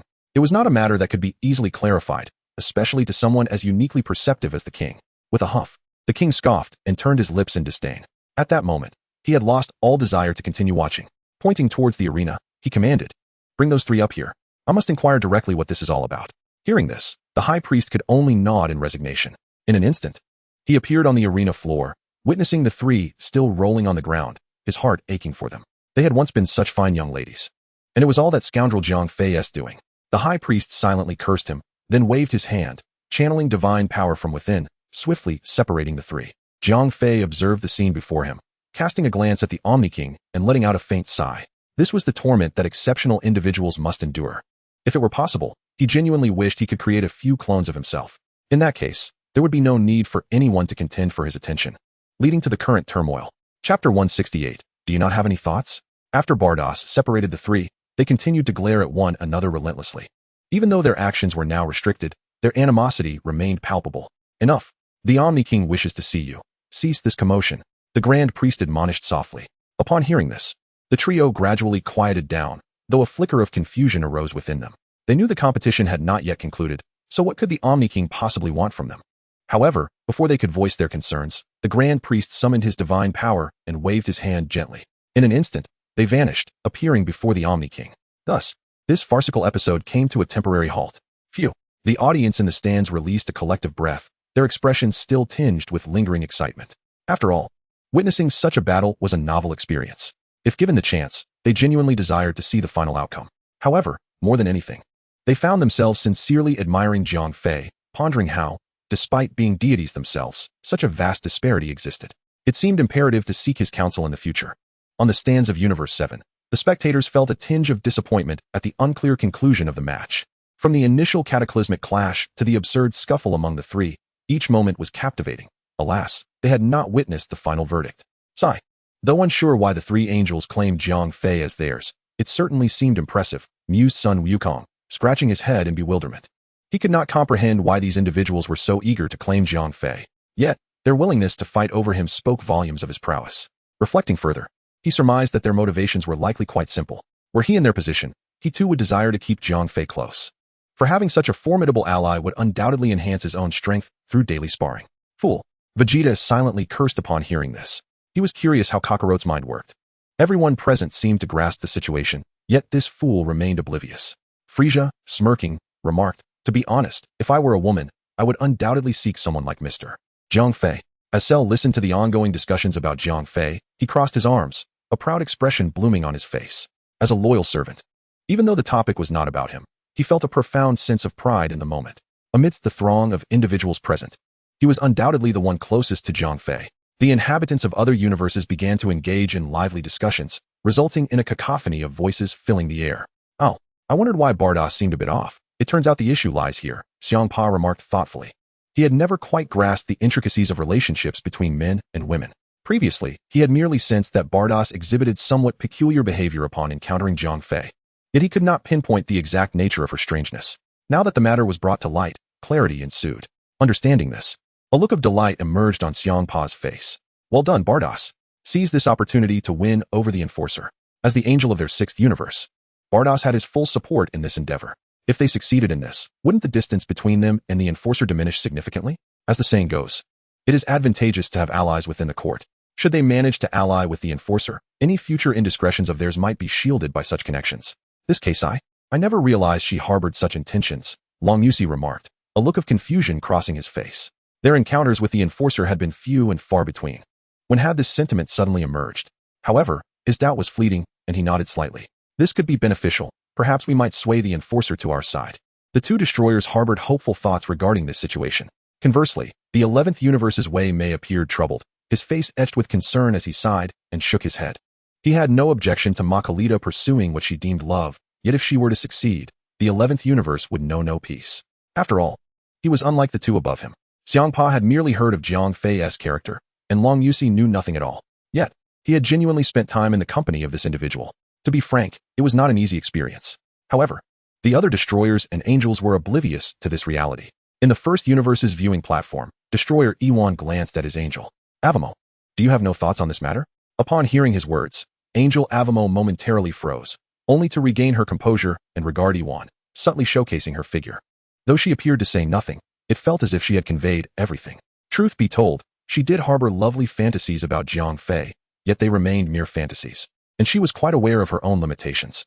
Well then, Ewan scratched his face, attempting to understand his angel's meaning. Even though angels were comparable in strength, there existed a profound chasm in terms of presence and allure. He chided himself for being somewhat presumptuous, failing to consider this aspect. On the second universe's viewing platform, Helles observed everything that had transpired. Gazing at his angel, Sava, he sighed in resignation, lamenting, "Alas, how unfortunate it is that you are a male." Upon hearing this, Sava wore a peculiar expression on his face, and just as he was about to respond, Helles continued, "It seems that I must take matters into my own hands. Ahem. As long as you're happy." Hearing this, Sava coughed lightly a couple of times, quickly reconsidering his words, for in his eyes, Helles indeed possessed a unique charm. Yet, This unconventional beauty was not something everyone could appreciate. At least for him, it lacked any fatal allure. For the enforcers, hope seemed slim as discussions of this nature unfolded across various universes. Meanwhile, Bados and her companions had arrived before the Omni King, their faces etched with confusion as they wondered about the sudden summons. After all, their competition had yet to conclude. However, before they could fathom the reason, the Omni King pouted, expressing his dissatisfaction. "Tell me, why are you three fighting over my Jiang Fei?" Chapter 169. A misunderstanding. The Grand Priest's expression abruptly shifted to one of tension. This matter required a serious explanation. Otherwise, given the Omni King's temperament, he might swiftly decide to eliminate them. He certainly did not wish to lose 3 exemplary daughters over such a wretched misunderstanding. The previously tense trio instantly grew more subdued upon hearing this. Initially taken aback, they exchanged bewildered glances at Jiang Fei. Yet, this surprise quickly morphed into something more peculiar. The minds of Bados and her companions began to race with speculation. What on earth did this mean? What did it signify to be fighting over your Jiang Fei? Could it be that the Omni King also harbored feelings for him? Wow. As expected of the man I admire, even the Omni King has been captivated by him. In an instant, the atmosphere among the group became decidedly strange. Jiang Fei felt the weight of their gazes upon him, a bead of sweat forming on his brow. At this juncture, if he remained silent, it would likely lead to further complications in the future. "My Lord Omni King, you are mistaken. It's not as you think," Jiang Fei managed to say with a wry smile. "Oh." The Omni King's expression brightened upon hearing this, and he looked at Jiang Fei with curiosity, as if awaiting an explanation. Jiang Fei scratched his nose, unsure of how to articulate the situation. Even if he could clarify it, this Navi individual might not grasp it. After a moment of contemplation, he slowly stated, "You only need to know that I will not be taken away by anyone." Indeed, the Omni King immediately nodded in agreement, a smile gradually appearing on his face. Regardless of Bados and her companion's intentions, with such reassurance, he felt somewhat at ease. In truth, Jiang Fei's statement was not fully complete. Having observed the Omni King's more pleasant demeanor, he silently added in his mind, "Of course, this includes you as well." Having soothed the Omni King, Jiang Fei then shifted his gaze to Bados and her companions, recognizing that the emphasis of his explanation needed to rest upon them. After all, he wished to dispel any misconceptions regarding his peculiar inclinations. "And as for the 3 of you," he addressed them sternly, "His Majesty the King harbors none of your sordid thoughts, so cease your unfounded speculations." Upon hearing Jiang Fei's reprimand, the 3 lowered their heads, their faces swiftly flushing a deep crimson. The disheveled hair coupled with their rosy cheeks presented a captivating sight. Jiang Fei observed them with a resigned sigh, lacking the inclination to appreciate such charm. The High Priest, witnessing that the matter was nearing resolution, felt a quiet relief wash over him. However, he bore no gratitude towards Jiang Fei for extricating him from the situation, as it had arisen due to this very individual. Otherwise, it would not have escalated to such an extent.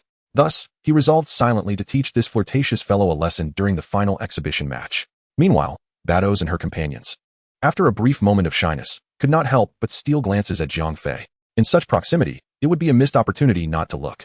"Your Majesty, now that the misunderstanding has been cleared, what do you propose for this match?" The High Priest inquired softly, leaning closer.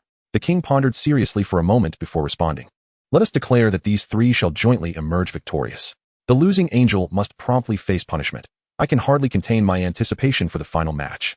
Following the recent interlude, his enthusiasm had waned considerably. Moreover, Bados and her companions had reached their limit. If they continued, it would likely devolve into hair-pulling and clothing tearing.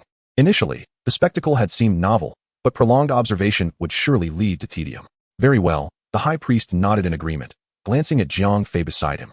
The king was eager to witness the final match, and the High Priest was equally impatient to enact some form of reprimand upon Jiang Fei. Naturally, Jiang Fei noted the High Priest's gaze and understood his implications. Yet, at that moment, he felt nothing but resignation. The High Priest then turned to Bados and her companions. Exasperated, "What are you 3 still waiting for? Do get down there." He found himself at a loss for words regarding their infatuation with Jiang Fei. While he would not oppose their pursuit, the occasion demanded decorum, and their actions were wholly inappropriate, ultimately displeasing the king, a source of considerable frustration for him. Oh. Very well," the 3 replied reluctantly. Having finally gained the opportunity for close contact with Jiang Fei, they were loath to depart so soon, wishing instead to linger a while longer. However, upon meeting the High Priest's unwavering gaze, they could only cast a lingering glance at Jiang Fei before departing. Soaring back to their respective viewing platforms, the High Priest shook his head slightly as he observed them, before seeking the king's approval and then ascending to the highest point of the arena. The announcement of the competition's results was imminent.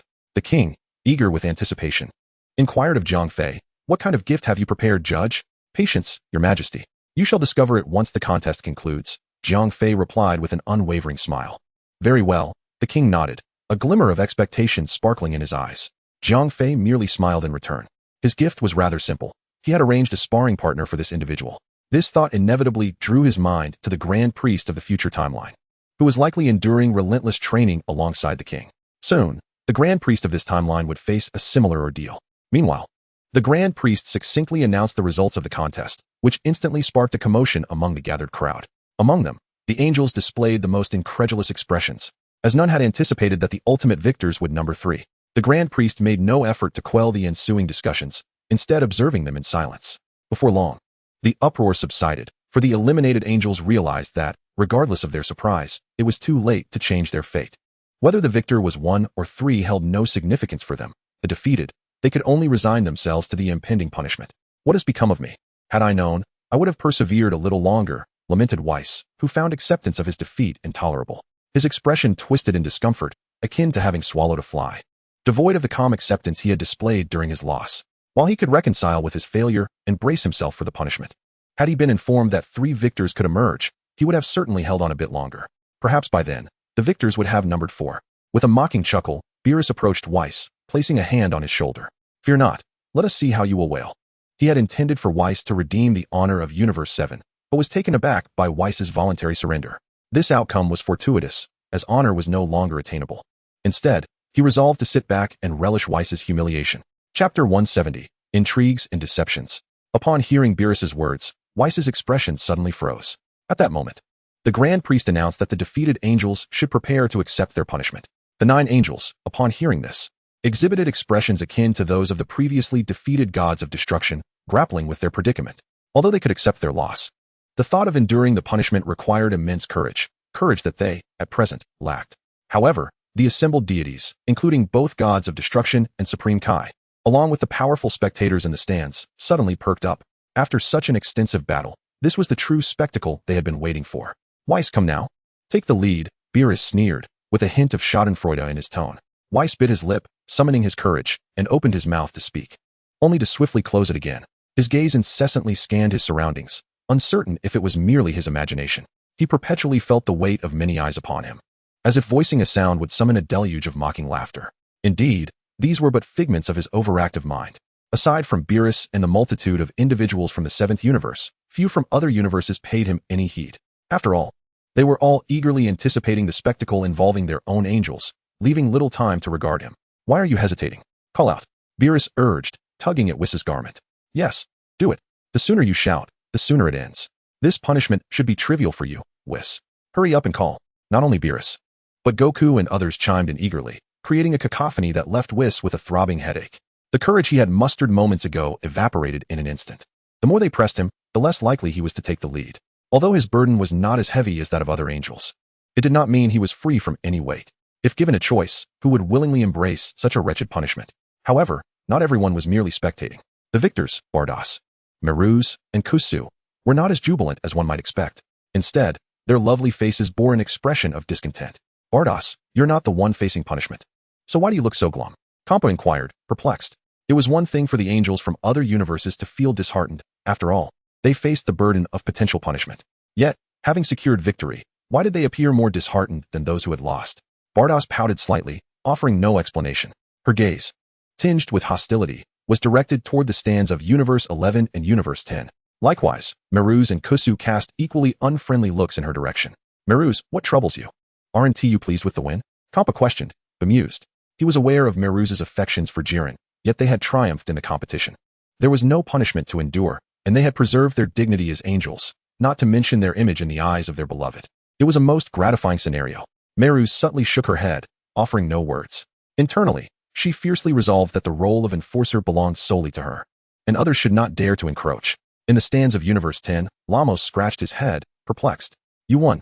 Why are you still upset? Humph. Kusu huffed defiantly, unwilling to elaborate. In truth, the sentiments of these 3 were simple and aligned. They felt a twinge of dissatisfaction at not having eliminated the other 2.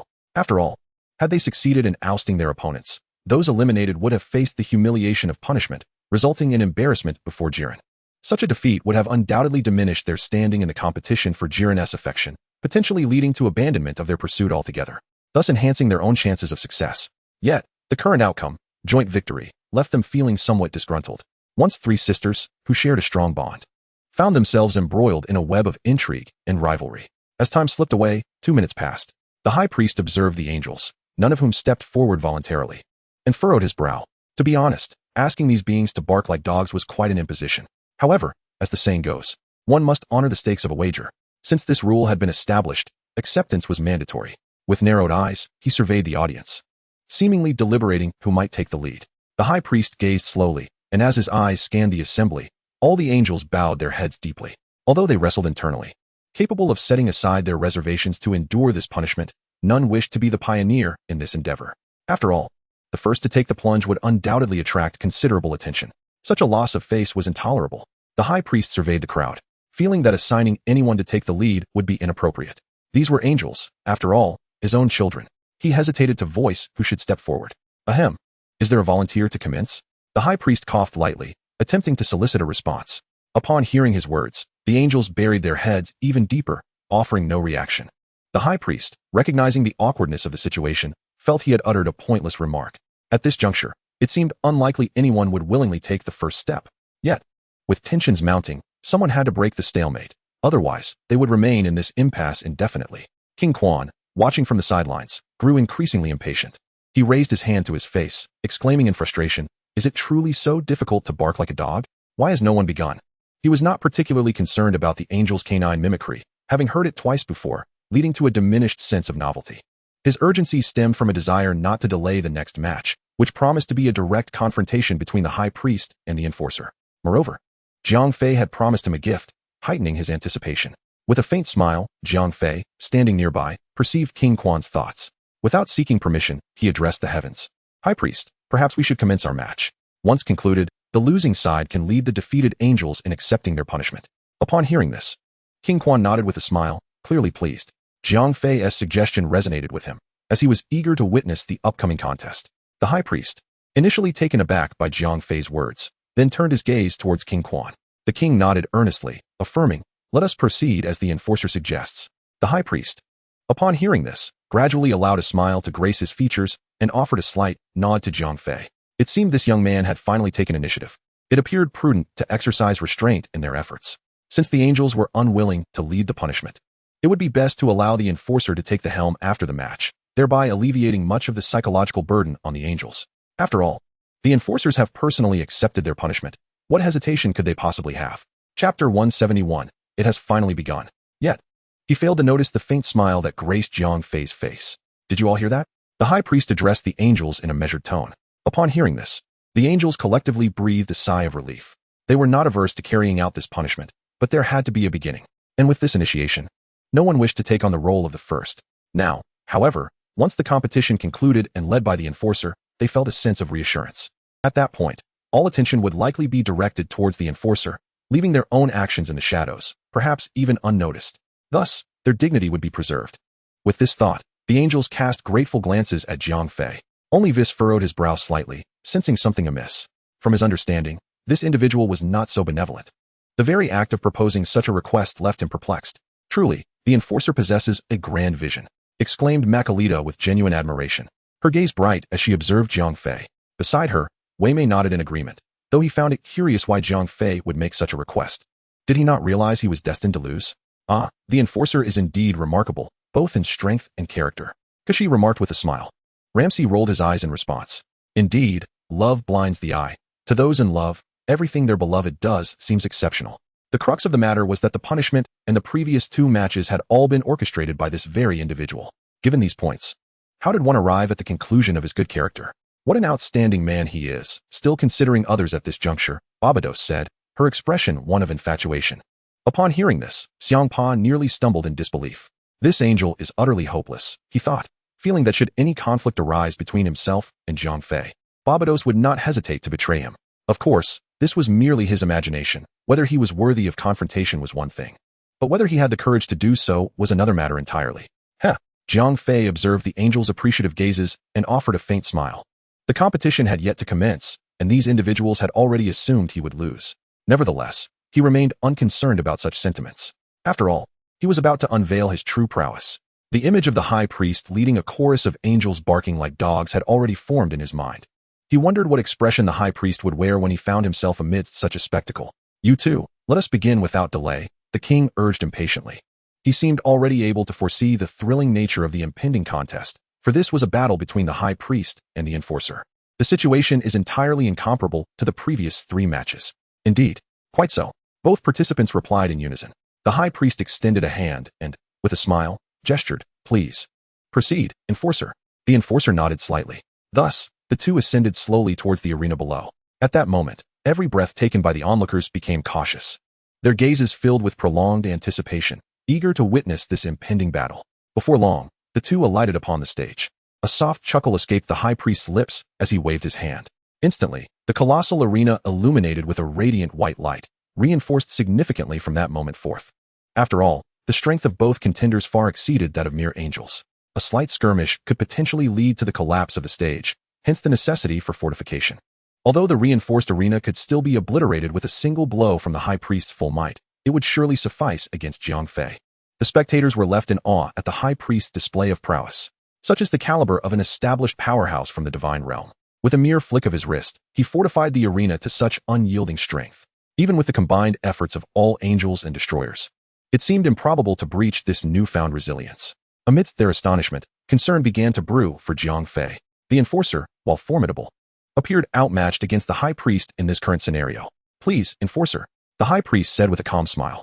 Having already envisioned a rough script for the encounter, beginning with a few simple exchanges to entertain the crowd, culminating in a decisive victory to claim the championship. Jiang Fei regarded him with a slight arch of his brow and replied, "One moment, please." No sooner had he spoken than he stepped firmly upon the ground. A flash of white light erupted once more. The arena was reinforced yet again, transforming into an indomitable fortress. The high priest, witnessing this spectacle, felt a surge of astonishment, his brow furrowing slightly. He could sense that the ground beneath him had become astonishingly solid. While he could not ascertain the exact degree of its fortitude without direct contact, he could surmise that it was indeed far sturdier than his previous enhancement. "This lad," the high priest murmured, observing Jiang Fei before him. Yet, his surprise was fleeting. His expression remained remarkably composed. It was evident that Jiang Fei had made strides in his abilities during this time. However, to challenge him, the gap remained substantial. Jiang Fei's display intrigued many among the audience, though few held faith in his victory. Only Bados, Makarita, and Kes displayed signs of tension. Hopeful for Jiang Fei's success, yet acutely aware of the formidable challenge he faced. Simultaneously, they were anxious about the possibility of him sustaining injuries during this contest, their emotions reaching a peak of nervousness. On the arena, Jiang Fei looked upon the high priest and said with a serene smile, "We may commence now, high priest." Indeed, the high priest responded affirmatively. Subsequently, the two individuals exchanged little in the way of words, nor did they engage in excessive deference. In an instant, they moved simultaneously, their forms vanishing from the original spot. The next moment, at the very center of the arena, two figures materialized. A thunderous roar erupted, a colossal shockwave sweeping through the entire realm of nothingness. The spectators in the stands raised their hands to shield themselves, barely resisting the force of the commotion. It had begun. It had finally commenced. The Omni King stood now, perched upon his seat, his eyes sparkling with intensity, fixated on the arena, seemingly unaffected by the shockwave. Chapter 172. The performance concludes here. Upon the stage, after exchanging a single strike, neither party displayed any change in expression. In the blink of an eye, the world dimmed. Within mere moments, the two had engaged in over 100 exchanges. Boom, boom, boom. The resounding crashes echoed one after another. The shockwaves radiating from the two combatants intensified with each pulse, rendering it impossible for those nearby to gaze upon the spectacle directly. Amidst the rapid movements, one could only ascertain a vague sense of the situation. Is this truly the strongest confrontation in the divine realm? Beerus exclaimed, bracing against the onslaught, astonished. He had envisioned the clash in his mind, yet he had never anticipated such an explosive commencement. The intensity of the battle rendered them incapable of directly observing the entire battlefield. Indeed, formidable.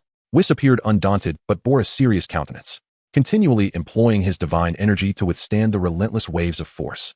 His gaze remained steadfastly locked onto the stage. After all, such a battle was a rare sight in a lifetime. Now that he had the opportunity to witness it, he was determined to savor every moment. As for Goku and the others, they found it nearly impossible to keep their eyes open, shielding their faces with their hands, only daring to momentarily peek to gauge the situation on the stage. Yet, they were not the worst off. The epicenter of the battle merely required them to withstand the gusts. Aside from their inability to see clearly, their bodies remained unharmed. However, their families were not faring as well. The ordinary spectators had nearly collapsed to the ground, using the stands as a shield to evade the onslaught of the tempest. Goodness, this battle is quite ferocious. Others from different universes commented, their thoughts racing. They mused about how catastrophic the scene would have been if this battle had unfolded within the cosmos rather than in the realm of nothingness. Surely, the universe would have been left in tatters, reduced to a void. Boom. Another colossal sound emanated from the arena, beyond the Omni King and his two attendants. The energy unleashed by both combatants had surpassed the combined might of all present. The radiating energy caused the entire realm of nothingness to tremble, as if the very fabric of space, earth, and sky were undergoing a cataclysmic earthquake of unimaginable proportions. Thus, the onlookers in the stands, regardless of whether they are mere mortals or formidable beings from the cosmos, whether they embody destruction or angelic grace, the extreme distortion of space rendered them incapable of standing upright, forcing them all to prostrate themselves upon the ground. A colossal energy emanated an overwhelming sense of oppression that was impossible to resist. Goodness, two divine beings, please cease your divine manifestations. Wei Mei cried out in agony from the ground. Not only he, but the other gods of destruction displayed an unmistakable fear upon their faces. Unlike the rest, who were merely affected by this surge of energy, the gods of destruction were subjected to its onslaught, compounded by the divine power unleashed by Jiang Fei and the High Priest. Under this dual pressure, their internal vitality surged chaotically, causing the energy of destruction within them to spiral into disarray. Some even began to doubt whether, under such immense pressure, the destructive energy within them might erupt uncontrollably, leading to their own obliteration. The two divine beings, is this a performance or a quest for our demise? One of them quavered, mouth agape. The king of all gods remained oblivious to this peril. His face still radiated excitement as he observed the spectacle on the arena. Although this energy and divine force were indeed terrifying, it fell short of affecting him significantly. However, the two guardians beside him were less fortunate. Like the angels in the stands, they were also subjected to the corrupting influence of this energy, their proud forms bending under the strain, sweat cascading from their faces like a torrential downpour. On the arena, after several powerful exchanges, Jiang Fei and the High Priest swiftly distanced themselves from one another. As the clash subsided, the tremors of the void realm diminished considerably. The spectators seized this moment to catch their breath. What is happening? Why has it stopped? The king of all gods frowned, feeling a sense of dissatisfaction. Just as he was engrossed in the thrilling display, it came to an abrupt halt, akin to a captivating television program interrupted by an intrusive advertisement, leaving one feeling quite vexed. Nevertheless, the two combatants had no time to concern themselves with the king. Instead, they engaged in conversation atop the arena. It appears you have made considerable progress over the years, law enforcer, the high priest remarked with a gentle smile. He could distinctly sense that Jiang Fei's current strength was several-fold greater than when he first departed from the palace of the king of all gods. Moreover, judging by his relaxed demeanor, it seemed he had not yet exerted his full power. Though the high priest maintained a smile, he had become increasingly cautious in his thoughts. Indeed, there has been some advancement, and you two have fared well. Jiang Fei responded with a smile and kind. Thus, after a fierce battle, the two began to exchange compliments. After all, as the supreme beings of the divine realm, it was essential to acknowledge each other's prowess. Yet, their distance was not merely a pretext for flattery. Rather, in the course of their recent combat, they both sensed that the energy had erupted with considerable magnitude. Although it bore no direct impact on their battle, the awareness lingered. However, the impact from the outside was undeniably significant. During the conversation, Jiang Fei gently waved his hand. In an instant, a transparent barrier descended upon the arena, enveloping the entire venue. The king of all finally reacted to Jiang Fei's maneuver, directing his gaze toward the audience and noticing the unusual pallor on their faces. Scratching his head, he muttered, "What is wrong with these people? Are they affected by the recent battle?" The two guards beside him nearly choked on their own disbelief. "Goodness, is this when you noticed? Did you not see that we could barely stand moments ago?" Thankfully, they were loyal to the king of all, otherwise, anyone else might have dared to slap that little creature, even at the risk of death. The audience, witnessing this scene, felt a sense of relief. The imposition of a barrier was most welcome, as it alleviated the pressure they had been enduring and allowed them to enjoy the match in peace. "Oh, the efforts of the referee are commendable," the grand priest remarked with a smile. However, his demeanor shifted swiftly to one of seriousness. "But, the performance ends here." Chapter 173. Perhaps just 2/10 of my strength. With that, the grand priest vanished from sight, instantly appearing before Jiang Fei. He had already shown sufficient deference. Now, it was time to swiftly conclude this battle. A tremendous surge of divine power emanated from him, forming countless blades of energy that ruthlessly struck toward various parts of Jiang Fei's body, each blade radiating an aura of divine light. "Huh," Jiang Fei chuckled softly, observing the blades coalescing in the air and sensing the terrifying energy they contained. To be defeated by such energy was, without a doubt, a fanciful notion. Maintaining his composure, he remarked, "Is it over? I can't shake the feeling that the performance has just begun." The Grand Priest, hearing this, did not alter his expression, dismissing Jiang Fei's bravado as mere posturing. These blades, though not unleashed with full force, at least represented 80% of his power. In this realm, aside from the King of all, no one could withstand them entirely. With a mere flick of his hand, the Grand Priest sent the blades, akin to bolts of lightning, shooting forward. Their sharp whistling pierced the air, sending a shiver through everyone present. There was no doubt about the Grand Priest's strength. Had these blades been unleashed elsewhere, not within the Void Realm, each could have rent the fabric of space asunder. In that moment, the hearts of the audience hung in suspense. They were uncertain whether Jiang Fei could withstand this onslaught, or if he would suffer harm as a result, especially for the three daughters of Bados. Their hearts raced into their throats. They understood their father's prowess, and their concern for Jiang Fei grew ever more intense. The current situation afforded little time for contemplation among those present. In a flash, countless blades sliced through the air, materializing before Jiang Fei with an unparalleled swiftness that left no room for reaction. Nevertheless, the High Priest exercised a modicum of restraint. Half of the blades veered off course, preventing a complete onslaught. "It's over," he murmured, hand raised, as the opponent's figure became engulfed by the torrent of blades.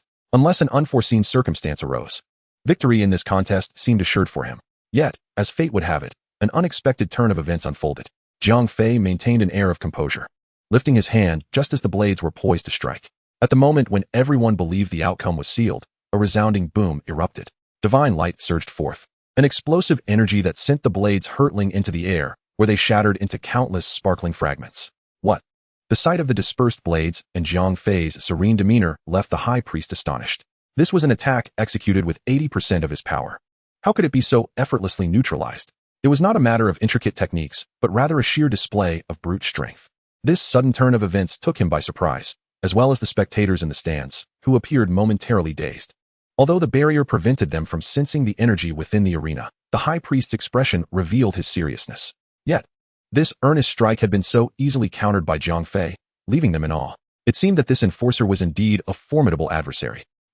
Bados and his companions breathed a sigh of relief upon seeing Jiang Fei unscathed, their eyes gleaming with pride, as if to say, "Did you see? This is the man I have chosen. He handles my father with such ease. Wow, I never expected the enforcer to withstand that blow, and with such raw power." Weiss remarked, astonished. Initially, he thought Jiang Fei was merely capable of bullying beings like them, the angels and destroyers. But now he found it surprising that he could stand toe-to-toe with his father. The expression of the Omni King was particularly noteworthy, his mouth agape as he exclaimed, "Wow, the enforcer is truly impressive." At first, he shared the same sentiments as the others, believing that Jiang Fei would not pose a challenge to the High Priest. To be honest, he had been eager to witness Jiang Fei's downfall, thinking it would be quite entertaining. However, it appeared that this would not come to pass so easily. Yet, the prospect of seeing the High Priest falter seemed equally intriguing. The two guards beside him displayed similar expressions of astonishment. They were well aware of the High Priest's capabilities and had some understanding of the enforcer's strength before departing the Omni King's palace. Little did they anticipate that, in such a brief span, the two would be evenly matched on the arena. When it comes to the most astonishing spectacle, nothing surpasses the Grand Priest. His countenance remained tranquil, yet within him, a tempest raged, refusing to subside. He had never anticipated that Jiang Fei would so effortlessly neutralize his assault. Previously, or even just moments ago, such a feat was inconceivable. "How much of your strength did you just employ?" the Grand Priest inquired slowly, his expression still devoid of emotion. Jiang Fei offered a nonchalant smile, pondered briefly, and then raised an eyebrow, replying, "Perhaps around 20%? What?" The Grand Priest's eyes widened in disbelief, his composure slipping away. He began to spiral into deep self-doubt. His previous attack had utilized 80% of his strength, aimed at decisively concluding the match. Yet, he had not expected that his opponent had only expended 2% of his power. With this realization, he gradually lifted his gaze, staring at Jiang Fei with a mixture of astonishment and trepidation. "Did I not mention? The performance has only just commenced," Jiang Fei remarked with a hint of exasperation. The Grand Priestess' expression was unsettling for him. Was such astonishment truly warranted? In truth, he had barely employed even 1% of his strength. Claiming to have used 20% was merely a courtesy. Yet, even such a modest display had elicited this level of shock from his adversary. Had he spoken the truth? Would the Grand Priest not have been left utterly aghast? The Grand Priest had yet to recover from his astonishment. However, his years of experience had cultivated a composed character, allowing him to articulate his thoughts. With a rueful smile, he remarked, "The talent of the enforcer is indeed unparalleled." He had no desire to inquire about Jiang Fei's training methods, for he understood that no ordinary individual could achieve such rapid advancement beyond him. The only explanation could be innate talent.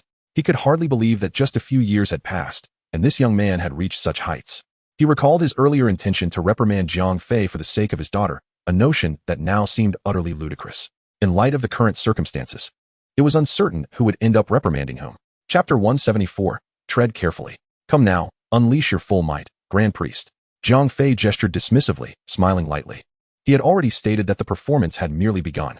The Grand Priest observed Jiang Fei's ease and confidence, and his lips twitched involuntarily. A deep sense of sorrow welled within him. Once upon a time, that serene expression had adorned his own visage. How ironic it was that the roles had now reversed. Very well, I shall not hold back, the Grand Priest mused before speaking in a grave tone. In an instant, a dazzling white light enveloped him, infused with boundless divine power. The radiance illuminated every corner of the arena, and his presence swelled to its zenith. He was acutely aware that he was no match for Jiang Fei, yet he refused to concede defeat, determined to fight with all his might. After all, the consequences of losing were unbearable for him. The esteemed Grand Priest, reduced to barking like a dog before the public alongside his children. Envision such a scene, and one cannot help but feel a chill run down their spine. With a thunderous roar resonating from the heavens, the High Priest's radiance intensified. The entire space transformed into a blinding expanse of white, his figure seemingly merging with the surrounding environment. The High Priest was preparing to unleash his full power. The spectators on the platform fixated their gaze, fearful of missing a single moment. Following the recent clash between the two, they had come to realize that the Enforcer's strength likely matched that of the High Priest, if not exceeding it. At this juncture, the outcome was truly uncertain. Upon the arena, the High Priest had unleashed every ounce of his internal energy. The overwhelming divine power imbued the space with a sense of sanctity and solemnity. In stark contrast to the thoughts of the onlookers, the High Priest's mindset had soured considerably. Were it not for the punishment that awaited him following a defeat, he would readily concede rather than engage in this inevitable loss. However, the current circumstances left little room for contemplation. Jiang Fei, no longer restrained by courtesy, nimbly positioned himself before the High Priest. Come, the High Priest urged in a low voice. Having reached this critical juncture, he could only resort to a desperate gamble. Even in defeat, he wished to maintain some semblance of dignity. He subtly gestured with his hand, and the divine power surged forth like a tidal wave towards Jiang Fei. The solid earth creaked ominously, yet showed no signs of collapse, indicating the immense strength behind the assault.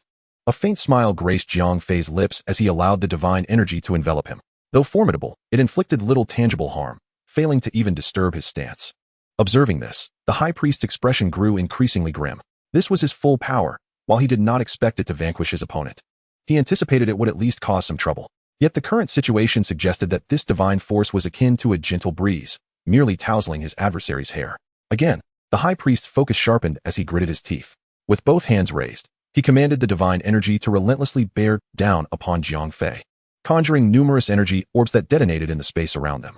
Had the battle taken place elsewhere, such maneuvers would have obliterated the cosmos. Such tactics are futile against me. Jiang Fei responded with a serene smile. With a casual gesture, he halted the divine force surging towards him.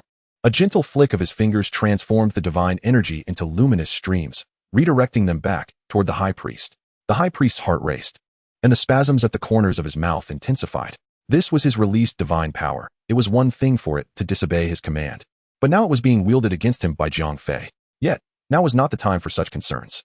The High Priest hastily withdrew, darting left and right to evade the rebounding attacks. Boom, boom, boom.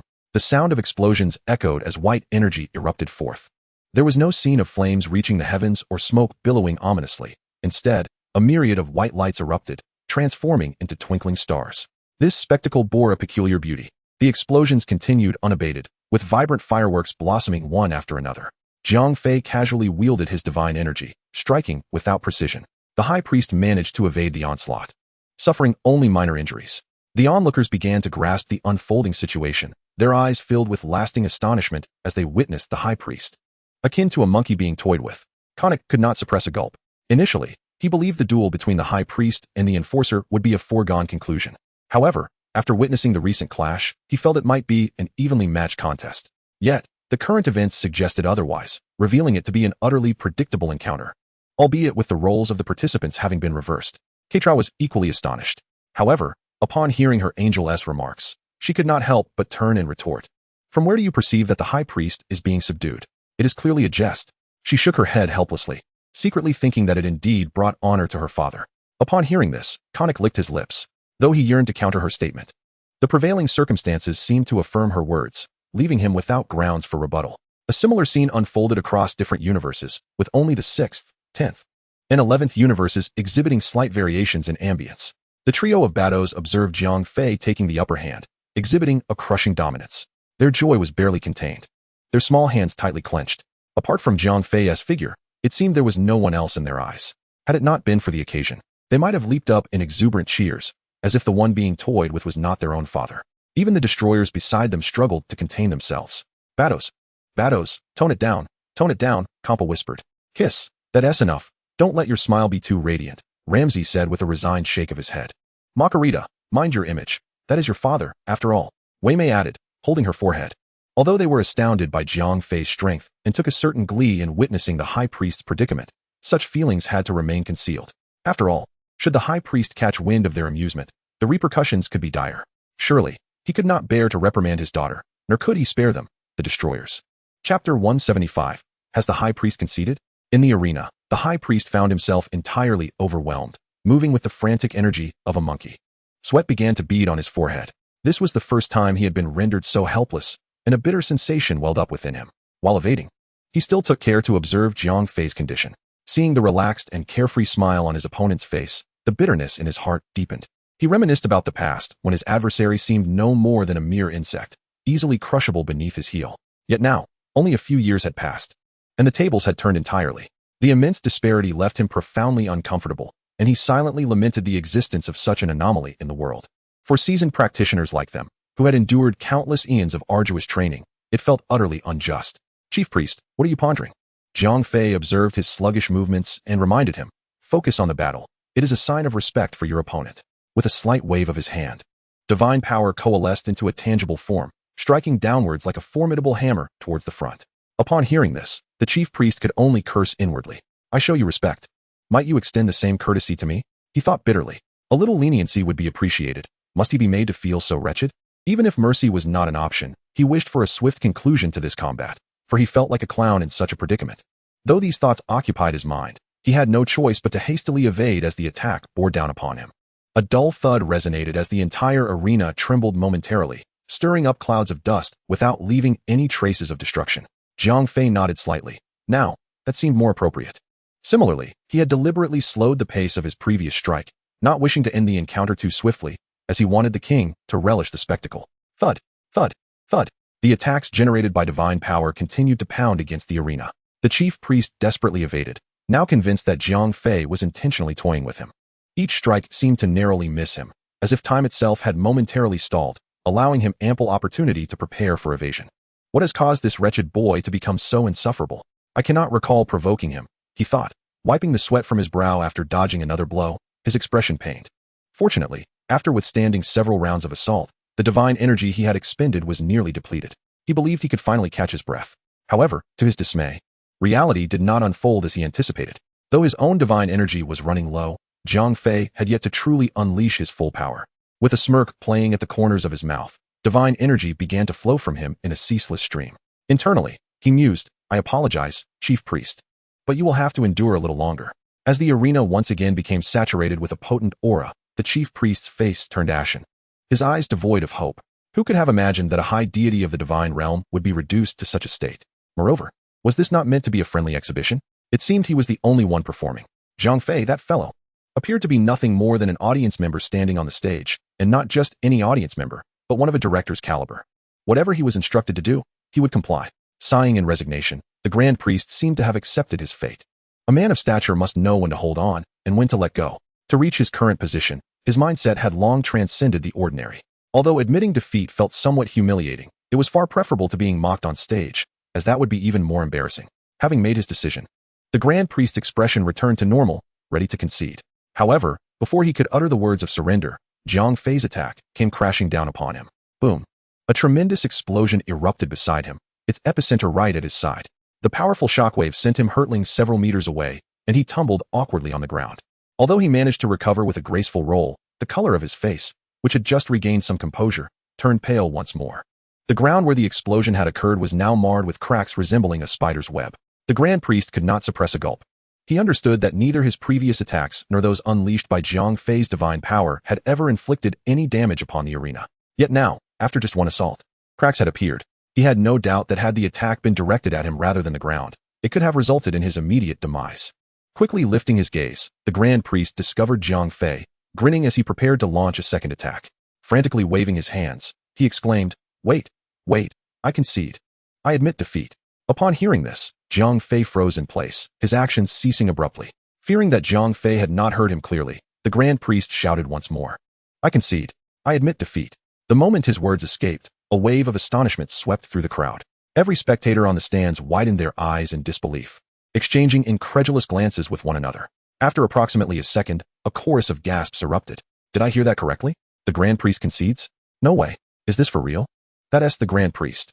This law enforcer is truly terrifying. To have compelled the Grand Priest to willingly submit.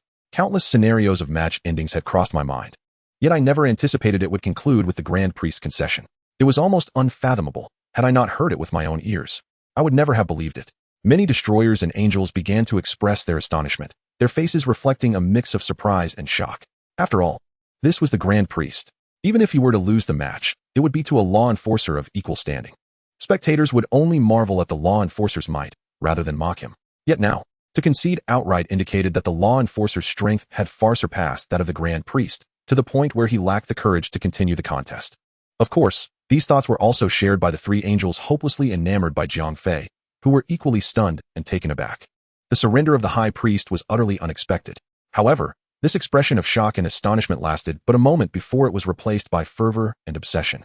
In this regard, the man they admired was indeed formidable. Even the illustrious High Priest had been compelled to concede defeat. One might ponder, is there a man in this world more exceptional than Jiang Fei? Chapter 176, No Surrender. Jiang Fei's expression swiftly returned to normal. The initial ease that adorned his countenance had dissipated, giving way to a serious demeanor. Stealing a furtive glance at the king behind him, he noted a lingering sense of unfulfilled desire etched upon the king's face, prompting a resolute decision within him. Gazing at the now somewhat fatigued High Priest, Jiang Fei spoke in a low, firm tone, "No surrender." What? The High Priest, who had assumed the match would conclude with her concession, began to doubt her hearing upon receiving this proclamation.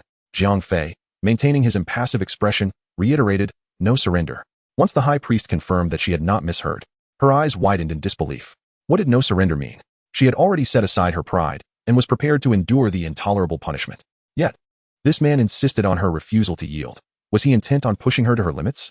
After a considerable pause, the High Priest, her expression darkening, finally spoke, "Enforcer, why? What are you truly playing at?" Were it not for the presence of so many onlookers and the king himself, she might have unleashed a torrent of invective. Nevertheless, years of cultivated composure urged her to maintain restraint. Not only she, but all present had heard this declaration. An absolute silence enveloped the space. With every gaze fixated upon Jiang Fei, thoughts raced within their minds. Was there some unresolved grievance between the enforcer and the High Priest that had culminated in this arena, denying even the opportunity to concede? In the spotlight of scrutiny, Jiang Fei slowly began, as the High Priest, even in defeat. "You ought to fight until the very last moment. Your current demeanor is, I must admit, rather disappointing." With that, a look of heartfelt sorrow crossed his visage, akin to a mentor lamenting the lack of ambition in a prodigy. One might mistake the High Priest for a mere youth and Jiang Fei for a venerable sage. Upon hearing this, and witnessing his expression, the High Priest felt a wave of darkness wash over her, a tumult brewing within her chest. Fortunately, she managed to suppress it with her divine power. Otherwise, she would have surely spat blood in indignation. This young man was the epitome of audacity, taking advantage of her situation while feigning righteousness. What did he mean by fighting until the last moment? If she were to engage in battle as before, it could stretch on for an entire year.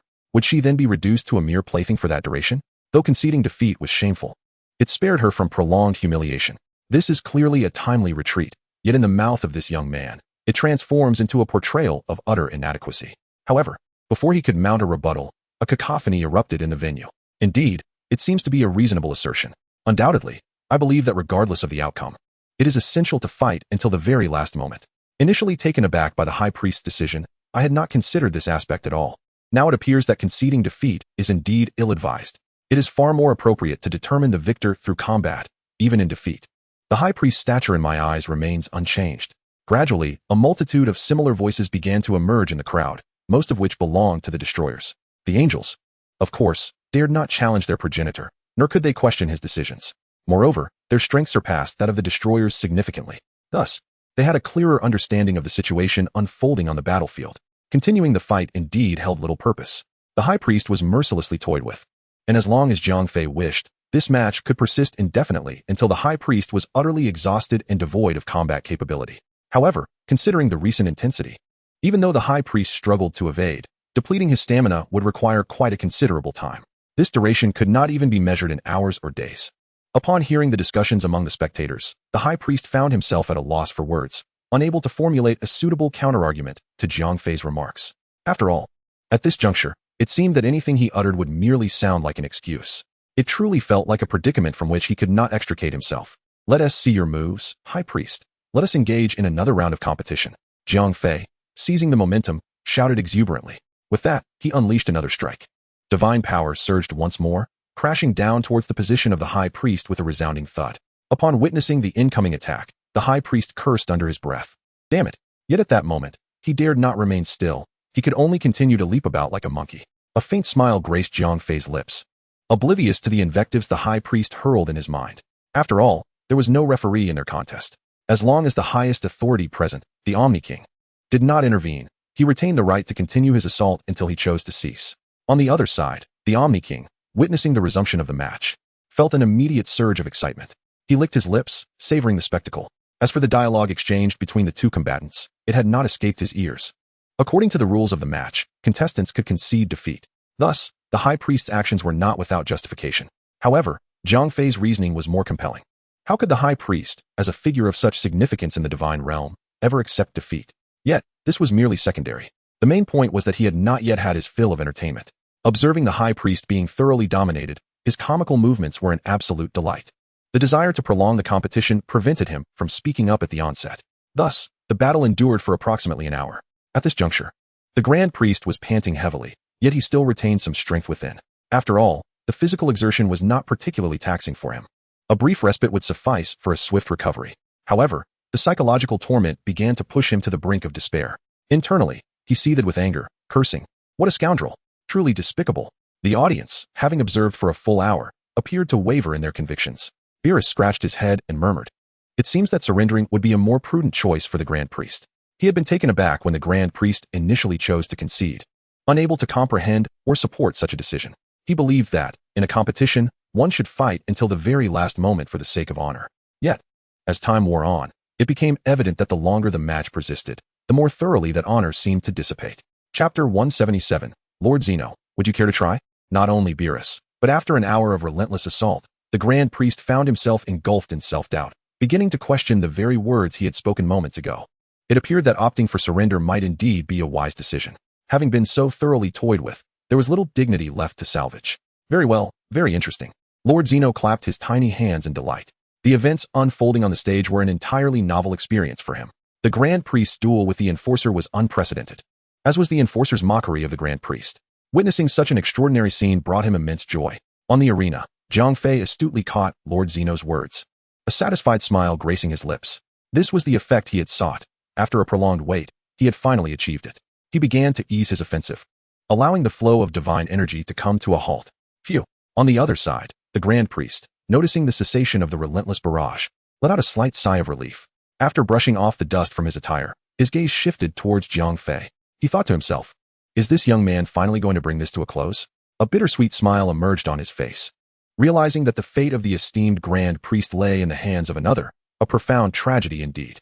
Before he could steady his breath, the next words spoken plunged him into deeper despair. Lord Zeno, would you care to give it a try? It's quite entertaining. Jiang Fei turned back with a cheerful grin. The grand priest was momentarily taken aback by this statement. Observing Lord Zeno's eager expression, he felt a wave of despair wash over him. Once again, he looked towards Jiang Fei, his mind roaring with indignation. What an insufferable wretch. How can there exist such a scoundrel in this world?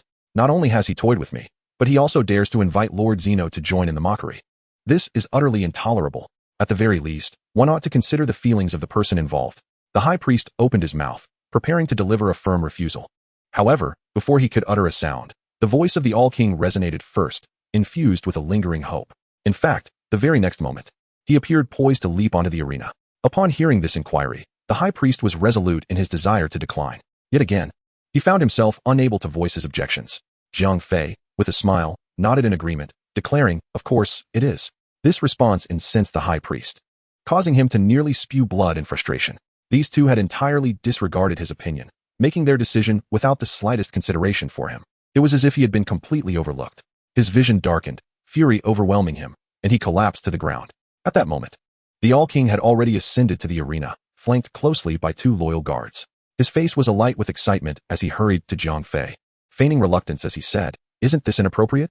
I would have been quite happy just to watch." Jiang Fei waved his hand dismissively, responding with great enthusiasm, "Nonsense. Participating is far more enjoyable than merely watching."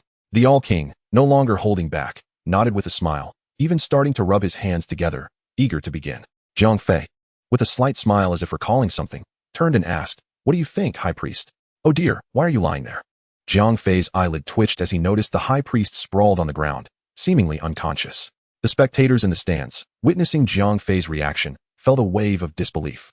They had overheard the preceding dialogue clearly, but dared not speak out due to their positions. Nevertheless, they began to judge Jiang Fei harshly, thinking him utterly despicable. Not only had he toyed with the High Priest, but he had also involved the All-King. What vendetta did he hold against the High Priest?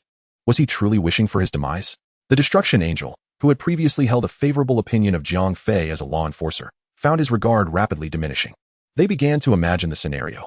If the esteemed High Priest could be subjected to such torment, what would happen if the roles were reversed in their own universe? Many seemed to have unraveled Jiang Fei's true nature through this incident. Only Beerus and the others remained entranced, fixated on the arena. Jiang Fei hurried over to the High Priest, determined not to let him remain unconscious at such a critical time. With the All-King present, should the High Priest fail to awaken, it was likely that he would become the training partner instead. Jiang Fei sensed the High Priest's aura, and a slight frown crossed his face. He discovered that the High Priest's breathing was steady, his divine energy stable, indicating that all was well. Indeed, although the previous exchanges had left the High Priest looking somewhat disheveled, he had sustained no real harm. This old fellow is merely feigning death, Jiang Fei mused inwardly. His furrowed brow easing, he bent slightly, whispering, "It seems I must resort to using urine to rouse you." As if on cue. No sooner had he uttered these words than he made no further move. The High Priest abruptly opened his eyes, yet within them burned a fierce fury.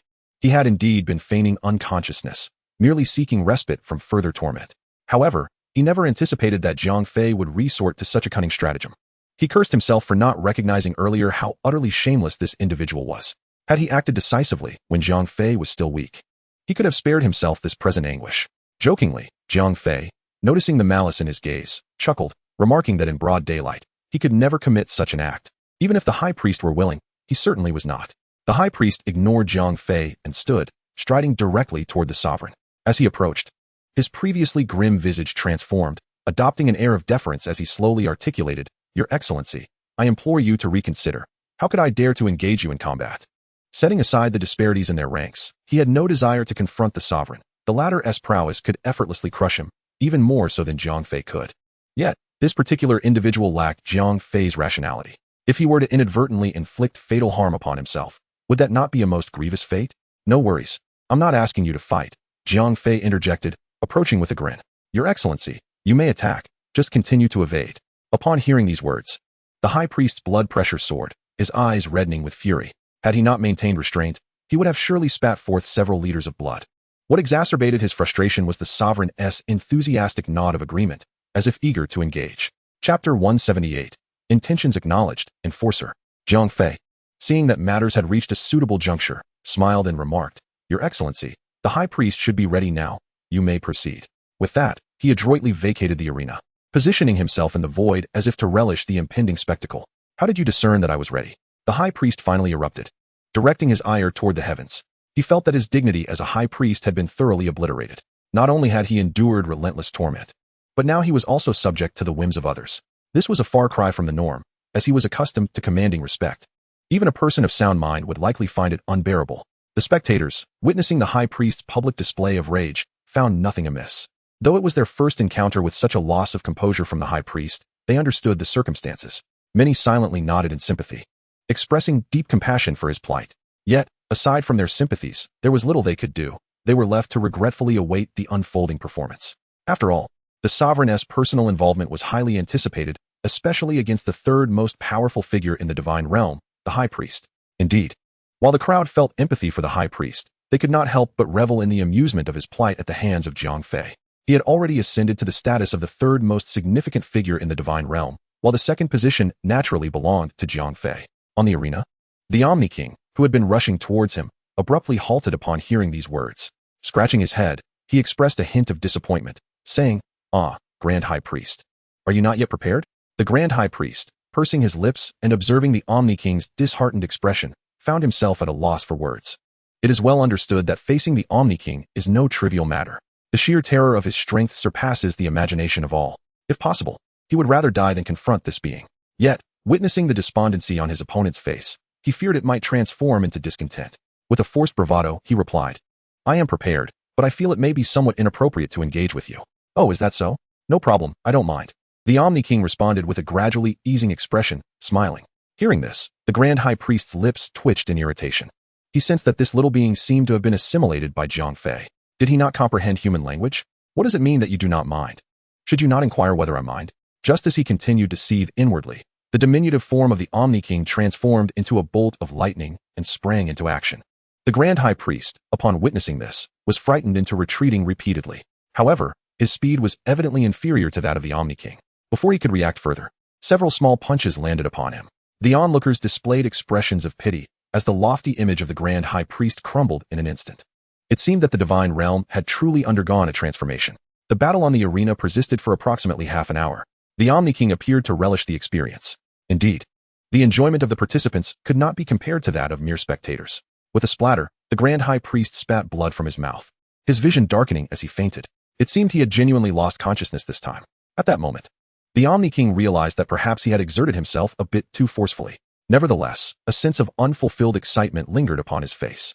With a slight lick of his lips, he cast his gaze skyward towards Jiang Fei. Jiang Fei, with a gentle smile, descended slowly from the heavens.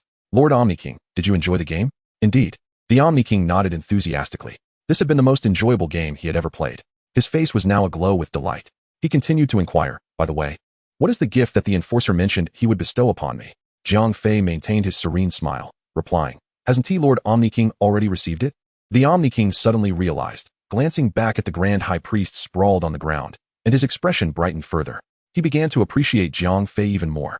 Astonished that such a uniquely thoughtful gift had been prepared for him, it appeared that this enforcer was indeed quite remarkable. At that moment, two guardians re-established their position behind the Omni King, having overheard the conversation between the two. At this moment, he couldn't help but roll his eyes. To present such a Grand High Priest as a gift to the All-King, could this be conceived by anyone in their right mind? Nevertheless, they remained vigilant in their hearts, resolving never to offend this law enforcement officer. Otherwise, one could never tell when they might fall prey to his cunning. "The law enforcement officer is quite perceptive," the All-King remarked with appreciation. Jiang Fei smiled silently, continually apologizing to the High Priest in his heart. For the happiness of his brother, he urged, "Dear sir, please make this sacrifice." At this juncture, he suddenly recalled an unresolved matter and hastily interjected, "Your Majesty, you can engage in daily games with the High Priest. Should we not address the pressing matters at hand?" "What pressing matters?" the All-King inquired curiously. Having momentarily cast all other concerns aside in the wake of their recent merriment, he was eager to seize the High Priest and embark on another round of games. Jiang Fei replied with a smile, "Ah, the tournament of strength. The High Priest and the Assembly of Angels have yet to receive their penalties, and you have not formally declared the conclusion. After all, this competition across the universe cannot simply end in a lackluster manner. The High Priest may have collapsed, but as the law enforcement officer, it is essential to maintain the proceedings." "Oh, I had almost forgotten. You shall handle this matter," the All-King responded slowly, then soared directly to his seat, already contemplating how he would engage the High Priest in enjoyable antics once the tournament concluded, while being mindful of the force he exerted. He certainly did not wish to inadvertently render his opponent unconscious mid-game. Jiang Fei nodded with a smile. The angels in the stands were momentarily taken aback, suddenly recalling this overlooked detail. Their concern for the High Priest dissipated, replaced by expressions of worry for themselves. On the arena, Jiang Fei approached the unconscious High Priest. A wave of refreshing divine energy emanated from him, flowing into the High Priest's body. Upon receiving healing, the High Priest immediately opened his eyes. However, upon seeing Jiang Fei's benevolent countenance, his fury ignited. As if oblivious to his injuries, he sprang to his feet and hissed, "What do you intend to do?" Despite his furious tone, the sight of the All-King seated comfortably eased his heart. After all, this trial had been surmounted, and his injuries were merely superficial, not life-threatening. Yet, Jiang Fei's next words stripped away his sense of ease. "High Priest, Do calm yourself. The All-King awaits your announcement. Jiang Fei remarked cheerfully. The high priest furrowed his brow, seemingly caught off guard. Announcement? What announcement? The tournament of strength is nearing its conclusion. As for the penalties, Jiang Fei continued to smile. Chapter 179, the grand finale. The high priest's expression froze, gazing at the surrounding destroyers and angels. He felt a wave of panic rising within him. He glanced back at the All-King, who seemed utterly unconcerned about the matter. Ahem. The high priest cleared his throat softly, though he was reluctant in his heart. The matter had reached its conclusion. He slowly ascended into the air, his demeanor tranquil as he declared, "The power conference has concluded successfully. Let all parties depart in an orderly fashion." After speaking, he vanished from sight in a flash. The assembly of angels and destroyers stood in stunned silence, realizing that the high priest had chosen to evade responsibility. Jiang Fei, too, was taken aback by the high priest's abrupt departure, seemingly indifferent to any semblance of decorum. Nevertheless, it seemed that remaining on the scene to face punishment would result in an even greater loss of dignity. Had the high priest truly fled? The Omni-King blinked in surprise. Jiang Fei nodded helplessly. In truth, if he wished to pursue, he could still catch up. However, at this juncture, he did not want to be overly aggressive. What was happening? Why had father left? Indeed, what about the punishment? Should it still be carried out? After all, with father gone, what were they to make of it? Some angels began to speculate positively about the situation. Yet, it was evident that Jiang Fei had no intention of letting them off lightly. As the saying goes, the monk may run, but the temple remains. With the high priest having departed, could these offspring truly escape their fate? Clearing his throat in imitation of the high priest, Jiang Fei coughed twice. Everyone held their breath, including the destroyers, who had dutifully accepted their punishments. Now that the high priest had fled, they dared not voice their concerns, fearing that if the angels were spared, it would breed discontent among them. Thus, while the power conference has ended, it remains incomplete. Jiang Fei declared calmly. Abruptly shifting his focus to the angels on the platform, he continued, "Those angels who have lost, step forward to receive your punishment." Upon hearing this, the angels felt a pang of trepidation. It appeared they could not evade their fate. What about the high priest, enforcer? Konnik inquired cautiously. This question drew the attention of the other angels. Jiang Fei merely raised an eyebrow, while the high priest, hidden in a corner, widened his eyes in astonishment. As if to say, "You truly are devoted to your father." Jiang Fei offered no explanation, keeping his gaze fixed firmly on the angels. Under the immense pressure, the angels dared not press further. It was simply a case of a son's debts being repaid by the father. Moreover, they had indeed lost and were rightfully subject to these consequences.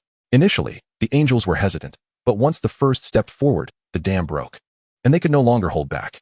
Thus, amid a sea of jubilation, the power conference drew to a close. The angels and destroyers from the 12 universes, along with those they had brought, all returned home.